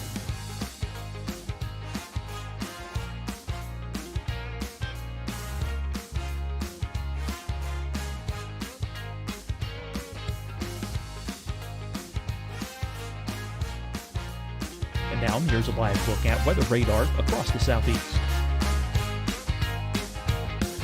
Fight the spread and take a stand against coronavirus. Wear a mask in public. Stay at least 6 feet apart from others. And get tested. Join us and fight the spread. Visit scdhec.gov/COVID-19. Getting tested for COVID-19 helps you to take the steps needed to protect yourself, your loved ones, and your community. Find the testing location at scdhec.gov/COVID-19 testing. Hi, everyone. I'm Dr. Mandy Cohen, Secretary of the North Carolina Department of Health and Human Services. And when you follow the 3 W's, you protect your family and your neighbors from COVID-19. When you leave your home, practice your W's. Wear a cloth face covering, wait 6 feet apart, wash your hands often. Wear, wait, wash. We're in this together. Stay strong, North Carolina. Deciding when to wear a mask isn't about who you know or how well you know them. Just ask yourself, will I be with anyone I don't live with? If the answer is yes, get behind the mask. Help slow the spread of COVID-19. Get behind the mask. Learn more at covid19.ncdhhs.gov. You'll see your Carolina weather forecast at 25 and 55 past. And now back to the best of the Carolina Weather Group on the all-new Carolina WeatherNet. To the flooding, but for our neck of the woods, the I-77 corridor, it was way more about the tornadoes. We have a piece of video that we'll play for folks in just a moment, but maybe just set the stage for folks who don't know the difference between what Asheville saw versus what Charlotte saw. And when I say Charlotte, I mean Hickory, I mean Boone and Blowing Rock, that kind of whole slice of the Carolina. Well, first off, it's a day that so many people will remember just most likely from the notifications that came across their phone. So just from the National Weather Service, GSP, 37 tornado warnings. And the first one actually started in Iredell County moving into Alexander County. And that happened before noon. So that one was on its own. That kind of set the stage where Brad and Larry were live on air that, wow, it's already starting, because it's usually those outer bands, they'll interact just like what we have with thunderstorms any day. You hit the peak heating of the day, it starts becoming more unstable, and then you just have enough lift that you're going to have a lot more showers and thunderstorms. For us, we saw really more warnings than any damage reports. Most of the tornado reports were southwest of us. Just before we got to the area, it was kind of a blessing for us that it was that time of the day that we didn't have as much instability. But it's that one in northern Iredell County, right around Statesville, that moved into Alexander, that was different than the rest. Because typically when you have these systems, you have the QLCS, the spin-up tornadoes, or Brad usually says little kink in the storm. This was an actual supercell. So this was on the ground a lot longer than any of the other storms were. So that one was kind of a surprise, but also shows you how far it was from the outer bands, just the moisture and everything this pulls in along with the wind shear that allows for that. Where we are lucky that we had that many tornado warnings and a lot more damage reports didn't come to fruition. Luckily, where most of the tornadoes were, at least southwest of us, wasn't really a populated area that there could have been more activity and damage. They just were in open fields. I thought Jason mentioned it fairly well when he said the tornado warnings is what draws a lot of attention in. But then we sometimes, and royal we, as human beings, disregard the severe thunderstorm warnings and the flash flood warnings of the world. And we shouldn't always do that, because this is what these could mean when we look at some of those pictures from Western North Carolina. And that's why I do think those photos from a shot above, those aerial photos of Canton, speak 1,000 words. Now, the tornado you're speaking of, Chris, was actually also one that was captured on Twitter video from Brandon Pope, and you can see it here in Iredell County. And this ended up being rated an EF1 by the National Weather Service. And this was essentially what kicked us off in the Charlotte area. The upstate of South Carolina, western North Carolina had already had some tornado warnings, but this is kind of what got things going for viewers and residents of the broader Charlotte metro region. Chris, you had a chance to meet up with the National Weather Service the following day in Iredell County. And you're going to give us a little bit of an insight here into how the Weather Service does their after storm surveys. I don't know if you want to say anything before we go to this particular piece of video, or if I should just go ahead and toss right to the tape. Well, I will say one thing. I was very surprised that it was Tricia Palmer who came out to it, where I didn't know that she went out and surveyed, but this is one of the higher ups at the local weather office. So when she was there for a reason, because this obviously was one that separated from all the rest. But even as meteorologists, weather enthusiasts, whatever you are, you can always learn something from other people. And I will say I learned a lot from just being on the ground here with Tricia. Last afternoon on Tuesday, a tornado officially touched down here in Iredell County, producing damage just like this. Multiple trees down all over the place, and that path continued into Alexander County. This is one of the first tornado warnings of many for the day. The GSB National Weather Service issued 36 tornado warnings yesterday, one of the first starting in Iredell County. We want people to take tornado warnings seriously whenever they're issued. Tricia Palmer with the National Weather Service was the surveyor for this tornado. It was induced by the tropical environment.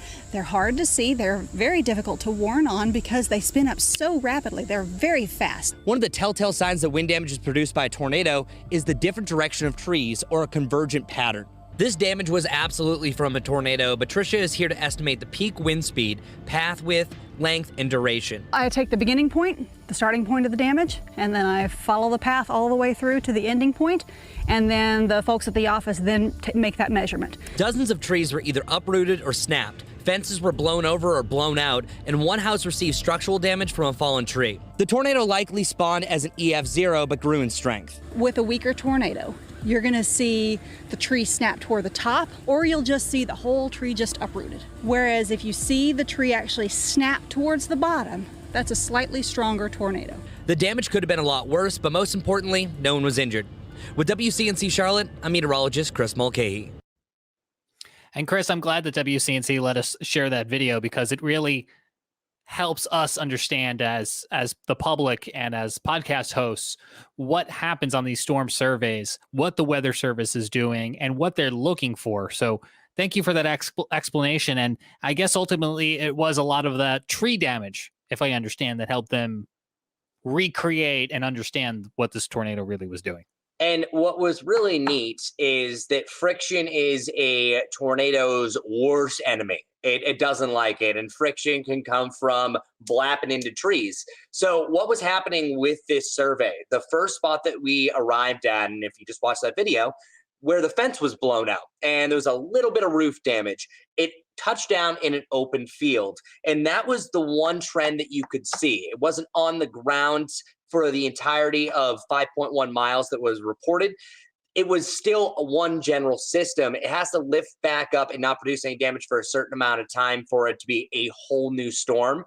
But what would happen is when it would drop down the open field, it came past that one house, it blew out a fence, and then you could see the path and the trees where it lifted back up. Well, once we drove up the road, you could see on the other side of the trees was another cornfield. That's where it touched down. And at that point, it got stronger. You could definitely see that it had a much better strength.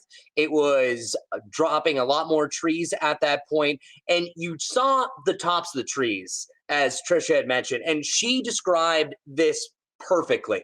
Picture it like you have a toothpick. It's very easy just to knock off the top. Just quickly with your finger, but it takes a little bit more force if you're down in the middle of it. So picture that like a tree. So once you see the middle of the trees lopped off, as we just saw at the end of that story, that's where you're getting into EF1 strength. So EF0, 65 to 85 miles per hour. Above that mark, well, we're at EF1. This is a very strong EF1 tornado. And the reason why this one was a little bit stronger is just because it was on the ground for so long. And those images that you saw were shortly after the damage that we saw in an open field. So that picked up all that dust that was circulating around. But it was really interesting that each time it truly dropped down in an open field, it was getting stronger and stronger. And then once it went through those trees, on the other side of that was the house damage. And the house was incredibly lucky just because looks like it just started to lift up just as it went over the right side of the roof. So it was interesting to follow that loop, but this is not typical. Usually anything associated with a tropical storm is not going to be on the ground for as long as this one was. This was just an isolated event because it was indeed a supercell. Supercells have a longer track record than, say, a QLCS that typically is only on the ground for about a minute or two. Yeah, I have a piggyback of what Chris was talking about with those storm surveys. I went with Trish, I think it was 2019. We had some tornadoes again in Alexander County. Funny that we were mentioning that. And so I went out and they, Chris, you can vouch for this. They cut no corners. I mean, we literally walked out into a cow pasture and up a huge hill to look at the storm damage. So this is a very hands-on walk every stretch that you can possibly walk to get the accurate path and to get the damage. So these storm surveys are very important as we try to determine. And Chris, one other thing I want to mention about that video. Normally these tropical tornadoes are kind of ragged, but that was a pretty wide tornado. I mean, it looked like something you might see in Dixie Alley there in early spring. So pretty big tornado there for the area. Yeah, and that was also pretty neat for the radar imagery. It had the classic hook. You could see the hook around it. This was a classic rain-wrapped tornado from a high precipitation supercell. So that was also really neat because all the other ones, quick reports as we're going to get to, weren't on the ground that very much. But yeah, Alexander County got pelted from the last one. But my favorite thing that Trish just said is if you're really into mysteries, that's exactly what a storm surveyor is all about. You're solving a mystery. And that's what she said, is because you are really picking up clues. Because at the first site, we had no idea who did it with the candlestick at that point. But then the second site we went to, it's got stronger here. The third site, it was truly extraordinary. And we first went to emergency management in Iredell County. They met us. And then right on the border, Alexander County Emergency Management was there waiting. So they collected all the data, all the different reports, and it's a really cool thing. So, Scotty, I'm glad that you got that opportunity. That's the first full one I got to go on, and it was awesome. Yeah, they're really, really neat. And you get to meet the people and hear their story, too. You get to, they'll tell you, this is what I experienced, and thankfully, no injuries or anything like that with these tornadoes. James, I know there's several others in South Carolina as well. This is Stony Point in North Carolina, an EF1 tornado with peak winds of 110 miles an hour. This one on the ground for about 5 miles, the official storm survey for what Chris was surveying. Some of the shorter ones that were elsewhere across the Carolinas was this EF0 with winds of 75 miles an hour. But again, on the ground for just over a tenth of a mile with a max width of 50 yards. Another one on the ground for a tenth of the mile in Pennington, South Carolina. And you can see, again, how some of these really are so short. And Fountain Inn in South Carolina as well. This one a little bit longer, about a mile and a half or so. But again, I want to talk about these were on the ground so quickly. By the time they saw many of these on radar and got a warning out, it's fast. You got to see it. You got to warn for it. Then on our side, you got to receive it and get to shelter, right? And then you got to do this very quickly. You should always be doing this very quickly, but especially in these tropical setups. And I will just say, Chris, that Iredell one that you went to, if I recall the radar signature correctly, I mean, we could see it on CC, and they put the confirmed tag on that warning. Obviously, people had eyeballs on it, which we later learned.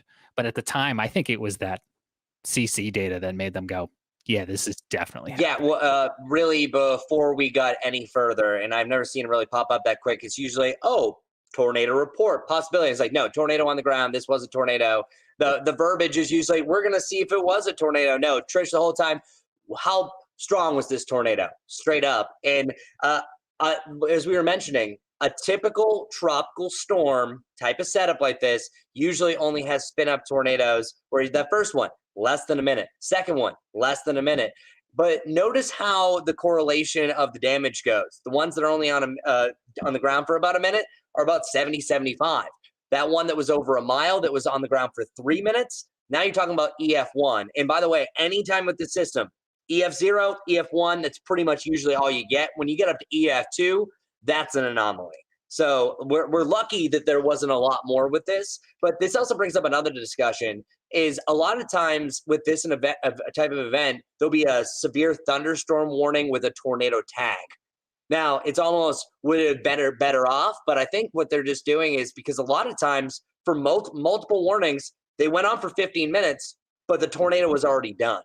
So I think that really what needs to happen for a lot of these different events, I think people take a tornado warning more seriously. When you have a severe weather line in this type of scenario, and I'll really try to hammer this home the next tropical system, and it's not when we get our next tropical system like this, of when you see this line, it can happen just like that. Just because the tornado warning is there, it could respin back up, but it's usually the first couple of minutes that morning that warning that something's happening. Chris, we appreciate the coverage that everyone provided on this day. It was a very long day of tornado warnings, starting with this one in the Charlotte area and ones earlier elsewhere for other communicators. Scotty Powell's finger went up in the air. Scotty? I have to add, we also have to remember we had an earthquake that morning. So it was like everything happened that day. That's right. And not that I want to belabor this point, Scotty wasn't home for any of it. No, I missed it all. And the earthquake was the epicenter was a mile from my house.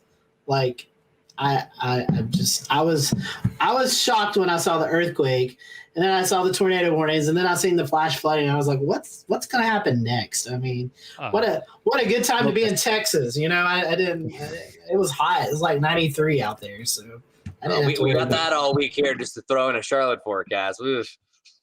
So I was going to ask you about that before we go, Chris. Some weather today. 3 wind damage reports in from Gaston and Lincoln County. And you and I were watching this earlier, and I wanted to show your circle. Please.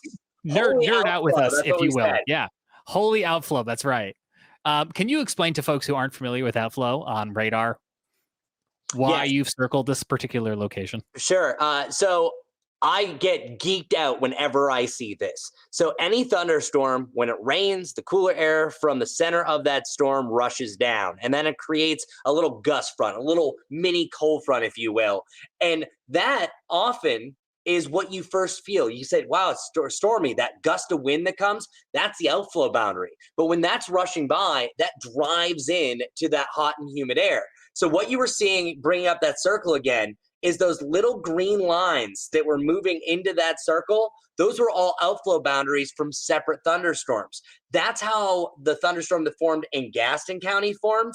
And then the circulation from that eventually was the final blow to form that. And it was just minutes after this formed a brand new line, just like the one in Gaston County did as well. So whenever you see this, I get super geeked out because you can see those thin lines. The radar barely picks up on it. And I just turned up the filter ever so slightly so you can see them more. That's what we look for. And this happens all the time in the Charlotte area. So outflow boundaries can often just drive into each other. But sometimes when you have colliding storms, it can cause them spin up. But luckily that was not the case. But yeah, crazy situation there. And also sometimes when you have all these different outflows heading in from different directions, it'll allow a storm just to sit. It kind of gets confused. And it's like, what way should I go? And eventually it finds its direction. And that's what happened in southern Gaston County. They only saw about 2 to 3 inches of rain, so nothing comparatively to what we were talking about. But it just shows how quick it can happen and pretty much what happens around here. Very cool stuff. Remind folks as we begin to say goodnight to you that the Atlantic hurricane season quite active here in the end of August. 3 prospective storms that the National Hurricane Center is keeping an eye on. And here it is. It's been on the monitor behind Chris most of the night. It's their historical peak of the hurricane season there in mid-September, about September 10th or so. And just a reminder that it is September next week, folks. So we are right about in here and coming into that statistical peak. And guys, I would say the outlook from the Hurricane Center matches it James, as expected. I was just surfing on Twitter, and the hurricane hunters are going to be going out into the Caribbean Sea tomorrow to fly into Invest 99. So hopefully we'll get some better model agreement on that once that data starts to flow in. But definitely needs to be watched because you don't want to speculate on models this far out, but the potential is there for it to be a pretty big deal for somewhere in the Gulf Coast. Everything's pointing towards hurricane at this point. Just saying. Just ask Henri. It was a week ago. We were like, it's just spinning out there near Bermuda. And what did we know? The next thing we know, it's making landfall in New England. It's canceling concerts in New York City. Yeah. In 5 days. And that's really the time frame. It's like right now, the timeline could be the next couple of days. You don't hear too much. You could hear tropical depression or tropical storms, either going to be Ida or Julian. We'll see. I think it's most likely going to be Ida at this point. But then once you get to the weekend, we could be talking about tropical storm to hurricane and maybe even rapid intensification, because usually there's 3 things that'll weaken it. It's going to be that dry air, the Saharan dust as we bring up, wind shear, landfall, it's technically 4, but then you could also have the case and scenario. Well, those are the 3, actually. That's what I was trying to get, or landfall. So you have all those that are going to be coming into place. The wind shear is going to lighten up. You're not going to have that dust area. And then also water temperatures are near 90 before any of the possible landfall. So that's why I'm not one that's going to be shouting towards the rooftop, but for sure this could become a major weather headline, and you're probably going to be hearing it in the next couple days. Chris, we will see you on TV tonight at 11 o'clock. I might talk about that. How about that? Great idea. Can we promote Chris's TikTok right quick? I mean, you got to go follow the man. Go follow the man on TikTok. You got to. Man, I appreciate it. Yeah, and there will be weather content. I did do some TikTok tropics updates, so I promise it's not all shenanigans, but we also like to squeeze that in between tropical systems, right? I've got to ask a question, though. Yeah. I want to know about the Kool-Aid pickles. How bad were they? Oh, okay. So we had the Kool-Aid pickles. We've done so many. It's so far back now. It was horrible. So your face said it was horrible. And I'm a grim human being. I will try a lot of things that people should not try, and I'm okay with it. I like flat soda, for instance. But when you bit into it, it was sweet, and then a terrible, evil pickle taste comes back in. Yeah, don't do it. This is one of them. This was pickles and maple syrup and pickles and peanut butter. I would pickle peanut butter sandwich all day long. That was great. If you watch the video of Chris doing the Kool-Aid pickles, like you can see where he's talking about the sour part, because Chris, your face just like you just like bit into a lemon or something. It's like, oh, the jaw walks up right here. So see, that's the thing. Weather's number 1, but then just having a good time is number 2, and that's why I love getting in this group here. This is only my 2nd time. I can't wait for number 3, guys. We're looking forward to it, Chris. We're wanting to do a WCNC team meeting with all of you all. So yeah, we got 2 new characters. So heck yeah. Mm-hmm. That's right. Do you want to just verbally introduce us to new colleagues before we let you go? Yeah. So we have KJ Jacobs. He came here from the Norfolk market, and we have Brittany Van Voer. I'm so terrible with the name. I'm going to tell her that you said it great. Yeah, I know. I just freaked out. And we have Brittany that is coming from Fort Myers. Van Voorhees. There it is. We got it. Please, can we? This is all live too, so this is forever going to be there. There's no getting out of this. Oh no, and I'm sharing it in my Facebook page right now. Hopefully, she doesn't watch. It's James' fault, so we'll just blame him. Mm-hmm. Yeah, sorry. Should have teed that one up. Well, Chris, thank you so much again for your time. We look forward to having you back on to the Carolina Weather Group as soon as possible. And we'll watch for those tropical updates for you. And I guess we'll watch for the next edition of whatever you're going to decide to put on pickles. Yeah, I guess so. Actually, it's called Snickles. So stand by. Ooh, Snickles. Snickers and pickles. This one's going to be good. No. All right, Evan is not pleased. I'm not. I haven't been pleased with any of it, but that sounds like probably the worst one yet. I'm not an adventurous eater. I'm a little wimp. So I have to say, Chris, you like the mustard and watermelon, correct? I mean, that one was terrible. No, because it like I'm not even a big mustard person in general, and then you put it on the watermelon. Why? What are we doing? Oh my goodness. Yeah. That was me showing my true colors. Yes. Hey, I got feet that look like that too. So, team flip flops right here. I'd be wearing them if I could. We could just do a whole episode on his TikTok. I'll just keep playing them.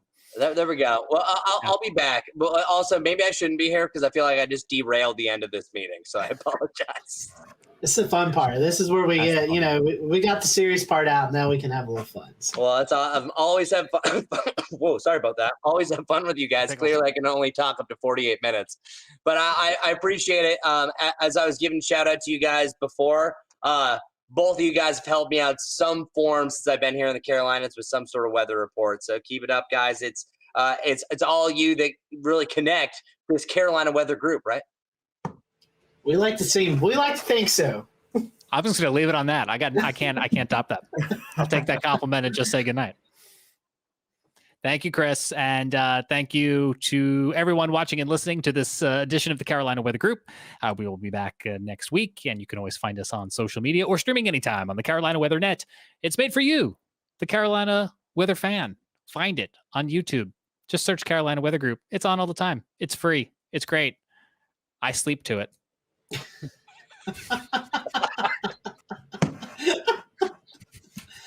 Good night.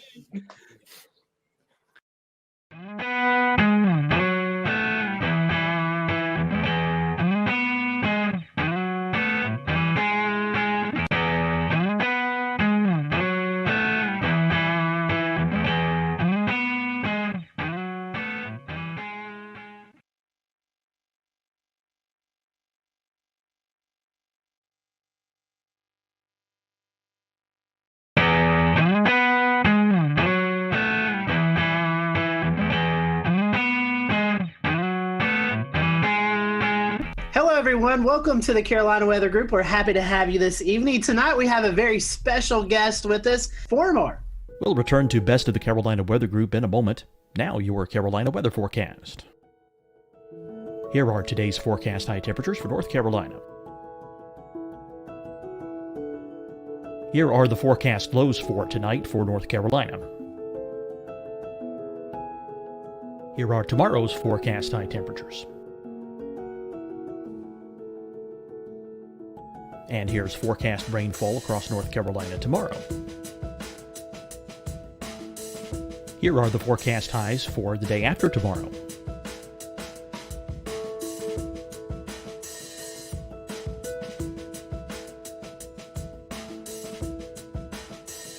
And here's the forecast rainfall across North Carolina for the day after tomorrow.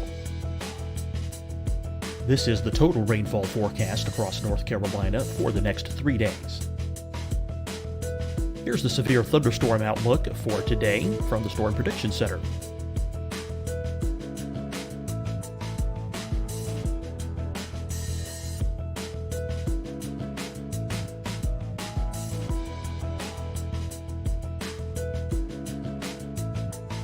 Here are the forecast high temperatures for today for South Carolina. Here are the low temperatures for today for South Carolina. Here's the probability of precipitation forecast across South Carolina today. And here are the rain chances across South Carolina tonight. Here are tomorrow's forecast highs across South Carolina. Here are the forecast low temperatures for tomorrow for South Carolina. And here is the probability of precipitation across South Carolina tomorrow. Here's the precipitation chances across South Carolina tomorrow night. Here are the forecast highs for the day after tomorrow in South Carolina.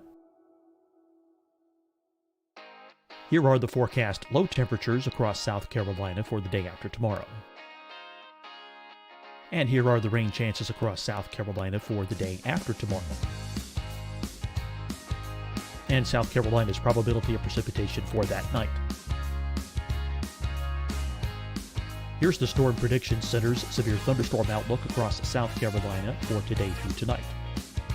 Here's the Storm Prediction Center's severe thunderstorm outlook across South Carolina for tomorrow and tomorrow night. And here's the Storm Prediction Center's severe thunderstorm outlook across South Carolina for the day after tomorrow through that night.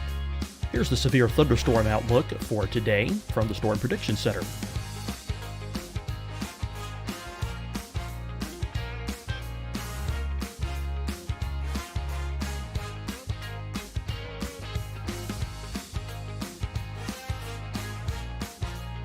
And now here's a live look at weather radar across the southeast. Fight the spread and take a stand against coronavirus. Wear a mask in public. Stay at least 6 feet apart from others. And get tested. Join us and fight the spread. Visit scdhec.gov/COVID-19. Getting tested for COVID-19 helps you to take the steps needed to protect yourself, your loved ones, and your community. Find the testing location at scdhec.gov/COVID-19 testing. Hi, everyone. I'm Dr. Mandy Cohen, Secretary of the North Carolina Department of Health and Human Services. And when you follow the 3 W's, you protect your family and your neighbors from COVID-19. When you leave your home, practice your W's. Wear a cloth face covering, wait 6 feet apart, wash your hands often. Wear, wait, wash. We're in this together. Stay strong, North Carolina. Deciding when to wear a mask isn't about who you know or how well you know them. Just ask yourself, will I be with anyone I don't live with? If the answer is yes, get behind the mask. Help slow the spread of COVID-19. Get behind the mask. Learn more at covid19.ncdhhs.gov. You'll see your Carolina weather forecast at 25 and 55 past. And now back to the best of the Carolina Weather Group on the all-new Carolina WeatherNet. Craig Fugate is joining us. And Craig, we welcome you to the show. We're happy to have you this evening. Appreciate you wanting to spend some time with us to talk all things weather. You've experienced a lot from your journey in Florida to all the way up into Washington, D.C., being the FEMA administrator. So we look forward to hearing your conversations tonight. For those who are watching, feel free to follow along with us on social media. Tell us what you think about the show. Let us know if you have any comments. So Craig, welcome to the show. Our first question to our guests who've never been on is, what is your weather journey? Do you have a weather story? But I'm just going to ask you, what is your journey? I know you started off in Florida where a lot of weather affects you, but did you have a little bit of a weather bug growing up, or was it all in emergency management? No, I can remember as a kid, you used to get the hurricane tracking maps at the grocery store, and there'd be storms out there, and you'd turn on the NOAA weather radio and wait for the tropical forecast to come through, and you'd listen and get the coordinates and chart the map where the storm was, well before the internet and a lot of other tools that we just take for granted. With that, a young age, living in Florida, always keeping your eyes on the tropics. Tell us about your journey through emergency management. I know we were talking a little bit off air. You started in a county and then kind of worked your way up. So tell us a little bit about that journey. Well, my first experience with a hurricane, I was actually a paramedic here in my home county, Alachua County, Gainesville, Florida, where the University of Florida's at, when Hurricane Elena come buzzing through the Gulf of Mexico, and I was on duty for that shift. And we dealt with a storm that couldn't make up its mind and set off the coast for several days before it left. But I started out in 1987, moving from fire rescue to emergency management. Did that. Gainesville, sitting in the north part of the state, we get everything from severe thunderstorms is when we tend to see our most damaging storms. And so we would get every couple of springs, tornadoes moving through, straight line winds, stuff like that. Went to the state of Florida, dealt with a lot of weather-related events, but most notably the 04 hurricane seasons. And then I went to FEMA. And again, a lot of what FEMA responds to is weather-related disasters. A lot of flooding, tornadoes, Tuscaloosa, Joplin, hurricanes, most notably was Superstorm Sandy. So pretty much throughout my career in emergency management, probably more than anything else, has been weather-related hazards. Tell us a little bit about emergency management and FEMA and how they work together to mitigate after serious storms and other types of disasters. Well, the first thing I think people need to understand that the reason we have emergency management in the first place is the org chart of government's not built for disasters. And that's true at the local, state, and federal level. So what's happened in the late 70s was the National Government Association began to realize that every one of these big events was almost reinventing wheels. It was never clear who the federal agencies were, what the roles were. It constantly changed. And that really drove the formation of FEMA under a reorganization order that President Carter issued. But the relationship is the way states are set up is they're the primary response to all disasters. Depending upon how that state's organized, generally our first line is local governments, mutual aid, state mutual aid with the federal government in case of FEMA, supporting governors. So every time I hear somebody saying, well, FEMA ought to be in charge, I remind folks, our government's actually a federal government where states have the primary role in domestic emergencies with the federal government supporting them. And I like to point out that if FEMA was in charge of everything, it would have been hard to imagine an agency that could have responded to all the disasters that we saw during my term there without the leadership role of the governors, because FEMA just couldn't have handled all that. It really is this idea that all disasters are local. It doesn't mean we're abandoning everybody, but there are key roles and responsibilities. But like I like to tell people, when the disaster hits, we all work as one team.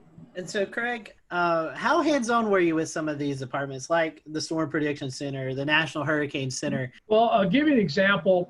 Both at the state of Florida and at FEMA, our practice was when we had storm threats, we would have the National Hurricane Center, Storm Prediction Center. Sometimes, once we saw the rainfall forecast, the Weather Prediction Center, relevant river forecast, and the affected National Weather Service offices all on those briefings. And I think, one of the things that I found when I got to FEMA was they were only talking to the Hurricane Center. And I'm like, you guys do realize there are other hazards, that there are forecast centers that deal with that.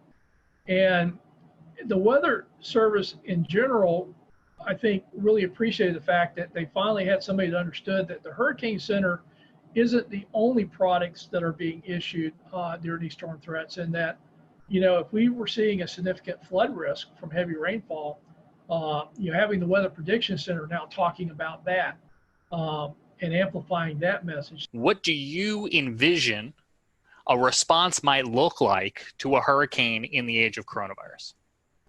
If you listen to what Mike said, and you go back several years ago and listen to him talking about hurricanes, he said the same thing.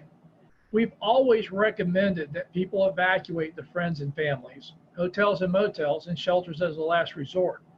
So I think I'm less concerned about that messaging as the messaging we've been hearing, that people have been told to stay home, socially isolate, the risk of COVID, and not understand that if you're in an evacuation zone, you still need to evacuate. I think it gives more emphasis to the fact that we've always said friends and families are a much better option than shelters, that you don't have to go hundreds of miles. You just need to get inland away from the storm surge areas. And the other message, which is kind of a tricky one, is particularly in Florida, we've seen a lot of evacuations that aren't in evacuation zones. Essentially, people are trying to run away from the storm itself versus the storm surge. And Florida's trying to do some messaging around that, of know your zone, know your home. That if you're not in an evacuation zone and your home's relatively in good shape, built to current codes, to consider staying home and putting up your shelters and riding the storm out. Again, reducing the number of people evacuate. But the biggest thing I'm telling people about this hurricane season is, if you're in an evacuation zone, your plan is to evacuate, COVID or no COVID. And about the only real additions you need to make is add masks, hand sanitizer, disinfectants, and wipes to your go kits. If you could find the disinfecting wipes. If anybody finds them, let me know. I will trade you toilet paper. I've got that, plenty of it. What is your idea of what the plan is going to be for the rollout from emergency management perspective on shelters? Well, the Red Cross and FEMA and the national organizations, volunteer organizations acting in disasters have a website. It's the National Mass Care Strategy website, where they've been updating information on mass feeding, congregate and non-congregate care shelter. Well, I'm an emergency manager. Congregate and non-congregate, what does that mean? Congregate care is your traditional mass care shelters where they're looking at how to screen, maintain social distancing, and minimize the spread of COVID in those shelters. But the other thing is looking at more utilization of hotels and motels, dorms, other spaces that usually weren't going to be picked for shelters. And I think there's an opportunity here. Everybody keeps telling me how hard it's going to be. And I'm like going, well, last time I checked, most hotels and motels are not really doing well. And FEMA will reimburse if you put people in hotels and motels. And I hear how hard it is to plan, but the reality is we have a lot of capacity, particularly in my home state of Florida, to put people up in hotels and motels. And FEMA will reimburse for that under protective measures. So we're still going to need mass care shelters. There's good information out there. It's updated fairly frequently as we learn more about COVID, and now that we're seeing cases increase. But the alternatives are, do you really want people not to evacuate because they're so fearful they have nowhere to go? Or do you prepare the shelters and understand that you're going to have to manage that with COVID and take the steps to minimize the spread? Craig, the current administrator to FEMA, testified earlier today before Congress. We're taping this, but today, earlier on the 22nd of July, you had an opportunity as well to provide some feedback to members of Congress. What did you tell them about what you're seeing in the state of the ongoing coronavirus response? Well, I think, again, my emphasis was on evacuations. We need to be clear about that and not mix messages with talking about how dangerous and confusing and everything else it's going to be, and really focusing on when you're in the storm surge area, that's the primary threat. We need to evacuate, and we need to acknowledge COVID, but we shouldn't use COVID as a reason not to evacuate. So we need to clear that communication up. But secondly, we know that moving people is a vector, and everybody talks about evacuations. I said, well, the other problem is going to be on the response. We're still going to need to move utility crews. We're still going to need to move search and rescue crews. But if you think about a lot of these disasters, we see a lot of volunteers moving, and that may not be our best tool. And everybody says, well, what are you going to do? I says, well, I don't know about you, but we got pretty high unemployment rates right now in Florida. So my question is, and having done this for a long time, there's not that much that requires people to have extensive training to be able to help in a disaster. And again, it's reimbursable. Why don't we hire people and put them to work locally? We've already seen this with COVID in states where local governments had actually hired restaurants to cook and prepare meals under contracts to feed people that were shut in or isolated or couldn't get to stuff.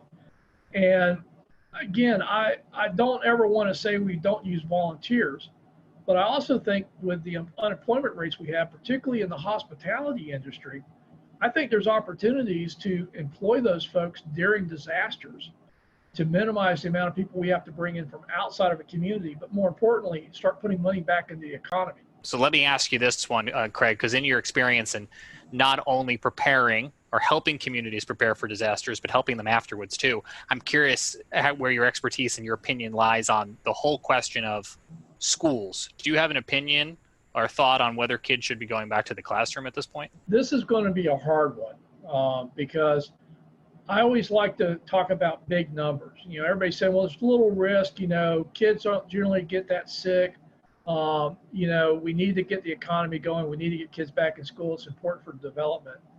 And I'm like, nobody's really answering this question. If the rate at which kids get sick and potentially the rate at which kids have serious complications or deaths are even like small percentages, like less than 0.1%. When you're talking about thousands of children going back to school, those are real people and those are real numbers. And I don't think we have a good answer for that. I also think that there is opportunities to look at how we go back to the classroom setting. Everything from a lot of schools don't have enough room to do social distancing. So what if we split the day in half and we split the school up where half the school goes in the morning, half the classes go in the afternoon? What if we started doing more classrooms, weather permitting, outside? And again, because we're learning more about this is airborne and why masks are so critical in minimizing spread. How is that going to all happen? And I'm not sure we have enough answers, because in Florida, some of the schools will open up, in the middle of August. So I think it would be prudent to think this through, get some consensus on ways to do this. And again, I just don't think saying you're going to open schools is the answer. But I also don't think that keeping schools closed indefinitely is going to work either. Shifting gears a little bit, you're passionate about the resilience divide. I see this here in Charleston a lot, where we have, sunny day flooding, and it often affects places that are less affluent than places that are more affluent. A lot of the more affluent places are getting, they're getting some of the things like check valves. They're getting a seawall at the battery. But meanwhile, at the corner of Haggard and Fishburne, where there's low-income housing, you see at 6.8 feet tides, you start to see the creek overflow and start flowing across the road there. Several, we had 80-something coastal flood events last year. So let's talk a little bit about that resilience divide and how we can maybe bridge that. Well, the resilience divide is really how I'm trying to talk about the current process of using cost-benefit analysis to make decisions about investing in mitigation and building projects, particularly for future climate impacts, as well as the existing impacts we're already seeing. And so much emphasis is on how many tax dollars we save. You probably heard this, that for every dollar we invest, we save anywhere from $4 to $9. And so if you're looking at dollars, you'll actually save more money the more valuable the homes are that you're trying to protect. And lower income homes, working class communities, don't score as well. So the bias, I don't think, was intended to short the most vulnerable communities, but by only looking at the cost benefit analysis of dollars saved versus dollars invested, we're going to see that divide go towards the more affluent communities, particularly those that can afford the cost share match of, in many cases, a minimum of 25% against the federal dollars. And I think we need to broaden the definition of cost benefit analysis to actually talk about the functional impacts to families and communities, not just to dollars saved on property. Jared, I want to take what you just said and talk about Charleston and the resilience divide and just roll that into talking about climate change and climate change adaptation. Craig, what does that look like from a FEMA standpoint? Climate's already changed. I think one of the problems we have is we keep talking about climate change as something that's going to occur in the future. And quite honestly, that's the way we talked about it in the majority of the Obama administration, was something that we were going to deal with in the future. But when Sandy hit, President Obama, and we'd already seen a lot of tornado and flooding activity in a pace that we'd not seen before. And we kept getting these record-setting events, which I remind people, if it's record-setting, we've never measured it before. And these weren't just isolated incidents. It was like a drumbeat.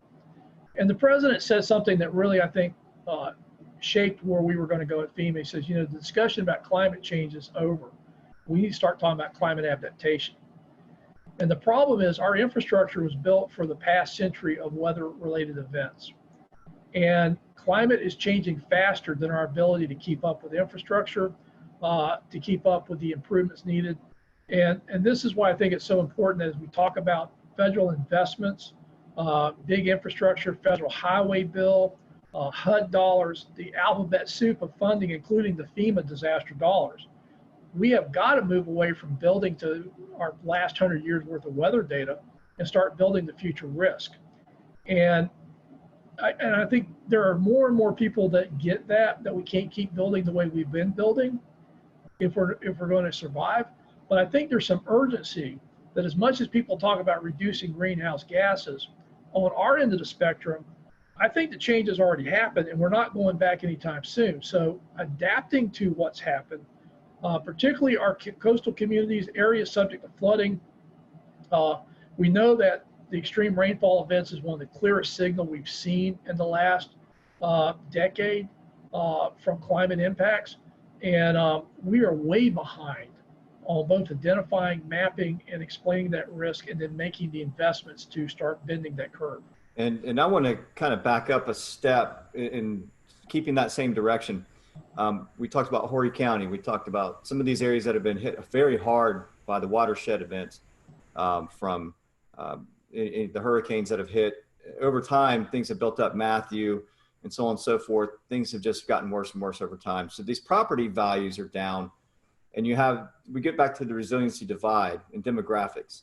And so what is being done to help those that are less fortunate in the lower income or the lower value homes per se, that can't get back the dollars that they put into their home, ones that that's their total investment. And then others they're getting funded for their properties, whereas these folks over here are not. Where's this going to be bridged at some point in the future? What's the plan for that? It hasn't, and that's one of the reasons I think we need to draw attention to it. The Miami Herald ran an article a couple of months ago that looked at the National Flood Insurance Program, their buyout program, where they go in and buy homes out that are repetitive loss. And they found that there was a definite bias that a lot of that money went to the wealthier counties, not necessarily the most vulnerable communities. And I think that's why we need to talk about the resiliency divide.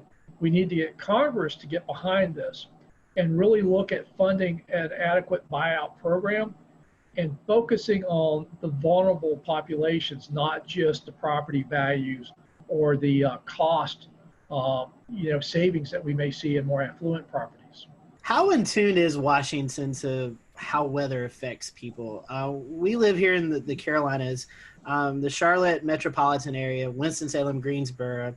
Over 2 million people live in that general area, and there's no adequate radar coverage to detect tornadoes, flash flooding.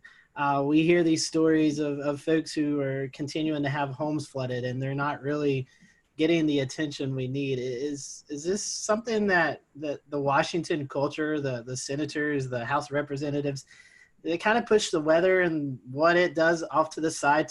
I know everything should be focused on, but do you think sometimes weather and their issues kind of get pushed to the side a little bit? A little bit. The only time they get serious about weather is when there's a catastrophic failure in their district. I mean, think about it. The Weather Service couldn't even get a supercomputer to run better models until after Hurricane Sandy or Superstorm Sandy showed how inadequate their computational powers were. So unfortunately, everything from getting WSR 88s, which was the result of several airplane crashes due to microshear, to the latest funding for the Weather Service in this Superstorm Sandy stimulus package, Washington tends to be reactive, and so until a member gets hit in their district, then it becomes a big issue. But overall, most people treat the weather, and again, it was always amazing to me, members of Congress that thought you could defund the Weather Service because you had other private meteorologists issuing forecasts, and the Weather Service shouldn't be competing with them. And they actually were promoting defunding the Weather Service and letting other organizations do it. Craig, do you think we have a radar crisis on the horizon?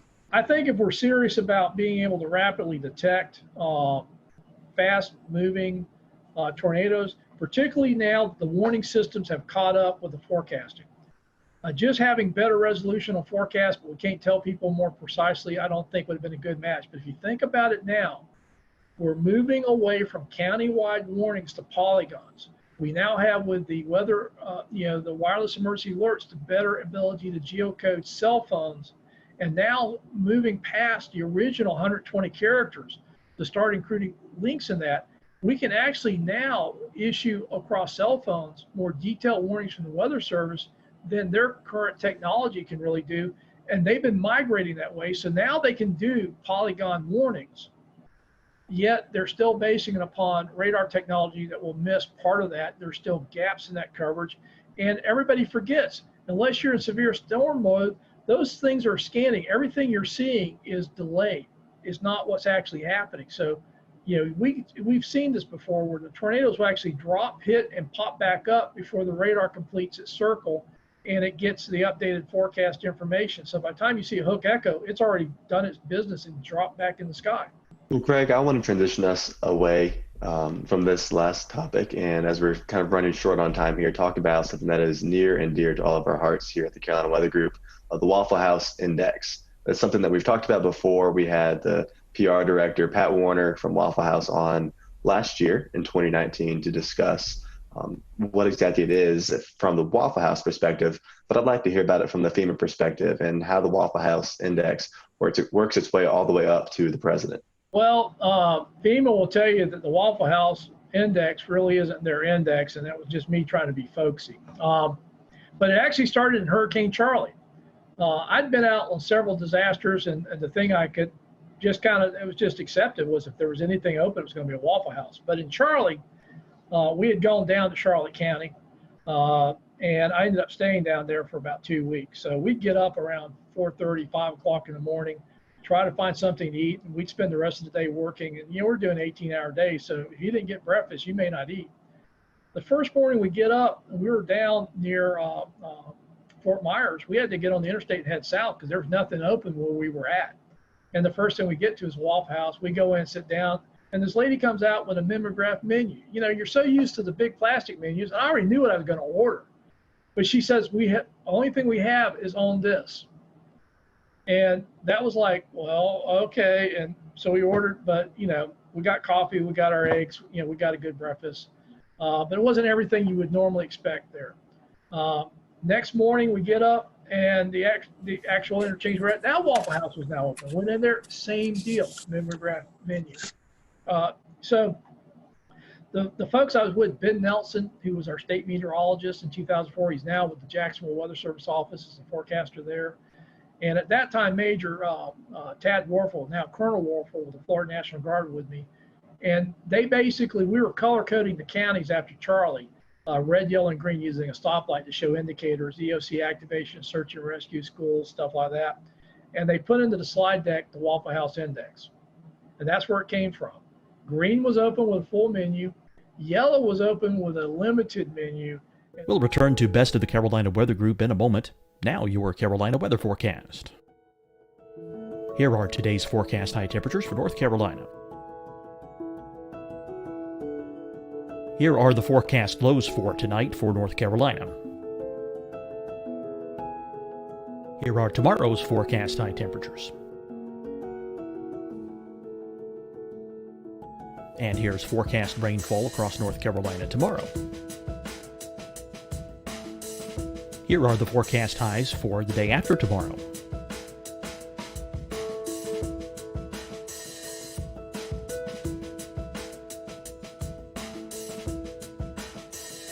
And here's the forecast rainfall across North Carolina for the day after tomorrow. This is the total rainfall forecast across North Carolina for the next 3 days. Here's the severe thunderstorm outlook for today from the Storm Prediction Center.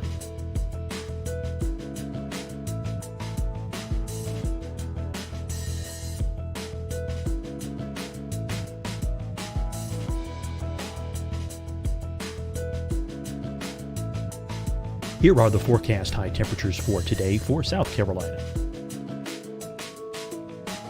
Here are the low temperatures for today for South Carolina. Here's the probability of precipitation forecast across South Carolina today. And here are the rain chances across South Carolina tonight. Here are tomorrow's forecast highs across South Carolina. Here are the forecast low temperatures for tomorrow for South Carolina. And here is the probability of precipitation across South Carolina tomorrow. Here's the precipitation chances across South Carolina tomorrow night. Here are the forecast highs for the day after tomorrow in South Carolina.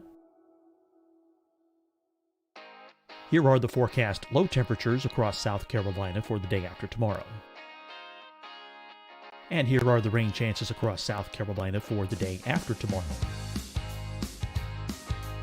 and South Carolina's probability of precipitation for that night. Here's the Storm Prediction Center's severe thunderstorm outlook across South Carolina for today through tonight.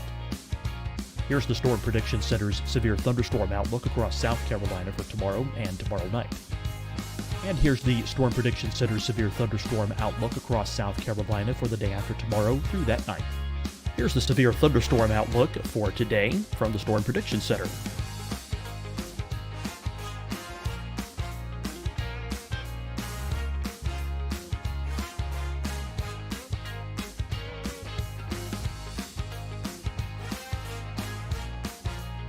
And now here's a live look at weather radar across the southeast. Fight the spread and take a stand against coronavirus. Wear a mask in public. Stay at least 6 feet apart from others. And get tested. Join us and fight the spread. Visit scdhec.gov/COVID-19. Getting tested for COVID-19 helps you to take the steps needed to protect yourself, your loved ones, and your community. Find the testing location at scdhec.gov/COVID-19 testing. Hi, everyone. I'm Dr. Mandy Cohen, Secretary of the North Carolina Department of Health and Human Services. And when you follow the 3 W's, you protect your family and your neighbors from COVID-19. When you leave your home, practice your W's. Wear a cloth face covering, wait 6 feet apart, wash your hands often. Wear, wait, wash. We're in this together. Stay strong, North Carolina. Deciding when to wear a mask isn't about who you know or how well you know them. Just ask yourself, will I be with anyone I don't live with? If the answer is yes, get behind the mask. Help slow the spread of COVID-19. Get behind the mask. Learn more at covid19.ncdhhs.gov. You'll see your Carolina weather forecast at 25 and 55 past. And now back to the best of the Carolina Weather Group on the all-new Carolina Weather Net.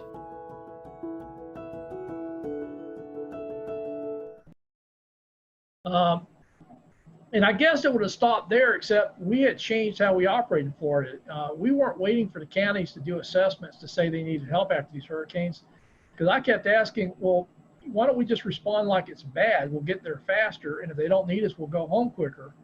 Well, the question was, if you're responding out on the Panhandle, like with Hurricane Ivan, and you're driving out I-10, and literally we were going right as soon as the hurricane force winds passed, I told guys, we're going to be safe, but we ain't going to stay dry. We're not waiting for blue skies. So we were going right as the storm was moving out. And the question was, where do you stop? And that was kind of how the Waffle House Index got used. If you got there and the Waffle House was open, it ain't bad. Keep going. If you get there and the Waffle House is open, but they got a mimeograph menu, well, we're dealing with power outages. We probably got a lot of mass care issues. But for the search and rescue teams, don't stop. Keep going. And if you get there and the Waffle House is closed, that's going to be pretty bad. Go to work. And it just kind of became the shorthand. In Florida, it seemed like all these hurricanes going across the interstate, the Waffle House was a pretty good indicator of what was happening. And the other thing, because we never really talked to the Waffle House, about them getting open and all the stuff they do to stay open. It was just our shorthand for where do we stop and go to work when we're driving in the areas, because you'll start seeing damages 100 miles out with a hurricane, but that's not where the impacts are worse. And so it just became a shorthand for us of where do you go to work in a hurricane? So I got to ask, Craig, what's your go-to meal at Waffle House? I mean, New York strip steaks. I like the steak and eggs, scrambled eggs, hash browns, scattered and smothered, black coffee. And if you're on the limited menu, what do you go with? Scrambled eggs, omelets, whatever they got. I'm not picky if they got a limited menu. But generally they'd have eggs and bacon, stuff like that. The funniest thing was when I was in Joplin. We got out there. I was actually on the West Coast, had to fly back into Joplin, got there late at night. We did a whole bunch of interviews the next day. I've been running on about 3 hours sleep in about 48 hours. It's now about 6 p.m. We're heading back to our hotel for the first time. And there's a Starbucks, and all these cars are parked around the Starbucks. I'm thinking, hey, guys, just pull in. I need a coffee. And we pull into the Starbucks. It was closed. We couldn't figure out why all the cars were there. Then we realized they didn't turn their Wi-Fi off. So folks in Joplin they were just trying to get connections were circled around there. So we went back to our hotel. There was a Waffle House right there. I'm like, we're going in there. I know they got coffee. And sure enough, you go into the Waffle House, they got coffee because they're pouring bottled water into the coffee makers. Because all of Joplin was under boiled water orders. But Starbucks was closed, Wi-Fi was on. Waffle House, they're just pouring bottled water in those coffee makers making coffee. So I got my coffee. So switching gears, Craig, I wanted to ask you, are there any memorable moments that stick out in your mind while you worked at FEMA? For example, the 2011 tornado outbreak in Alabama or Superstorm Sandy, anything like that? Yeah, it was the Tuscaloosa tornado outbreaks was pretty impressive. And again, we came into Birmingham, picked up a Black Hawk, and I was flying up to the northern part of the state. And I don't think people realize how bad the northern tier of the Alabama counties got hammered. TVA had major transmission lines ripped out. We went to one town. They were basically lost everything. They had brought a command post from the southern counties. They used to go the other way during hurricanes. They'd all go south, but that thing, everybody from the south was going north. And they literally had 911 in this mobile command post, and they were dispatching, and everything, all their equipment was lined up on the side of the road because the station was just gone. And I remember, the president was coming in. He gets on, how bad it is. I'm trying to describe it, but it really was. It was hard to describe. He got there, he saw it, and that kind of came shorthand. So Joplin happens, and I'm on the ground in Joplin. I get the same call. He's going to come in a couple of days. He was always very respectful that he didn't want to get there when it would have interfered with the response, because he knew what happens when he comes in as far as security and stuff like that. But he didn't want to wait too late. So it was always, the governor, working with local officials, and essentially, my recommendation. So he's calling me about Joplin, and he's going, how is it? And I says, it's worse than Tuscaloosa. And he's like, worse? And I have to say, Joplin, as far as total devastation, is the first time I've seen total devastation. When you were down where that hospital was, think about a tornado that's powerful enough to rotate a steel frame building and actually turn it. Literally the area a mile wide, close to 10 miles long, varying in width. Anything in there was totally destroyed. Anything outside of it pretty quickly got to the point where you didn't even know a tornado had hit. And I just remember that, describing it to him, and he's going, how bad is it? I said, it's worse than Tuscaloosa. And he was just taken aback because the impacts in Tuscaloosa were pretty dramatic. And I'm like, yeah, it's worse here in Joplin. Well, Craig, one last question, kind of a fun question. You kind of, a little bit discussed it just a few seconds ago.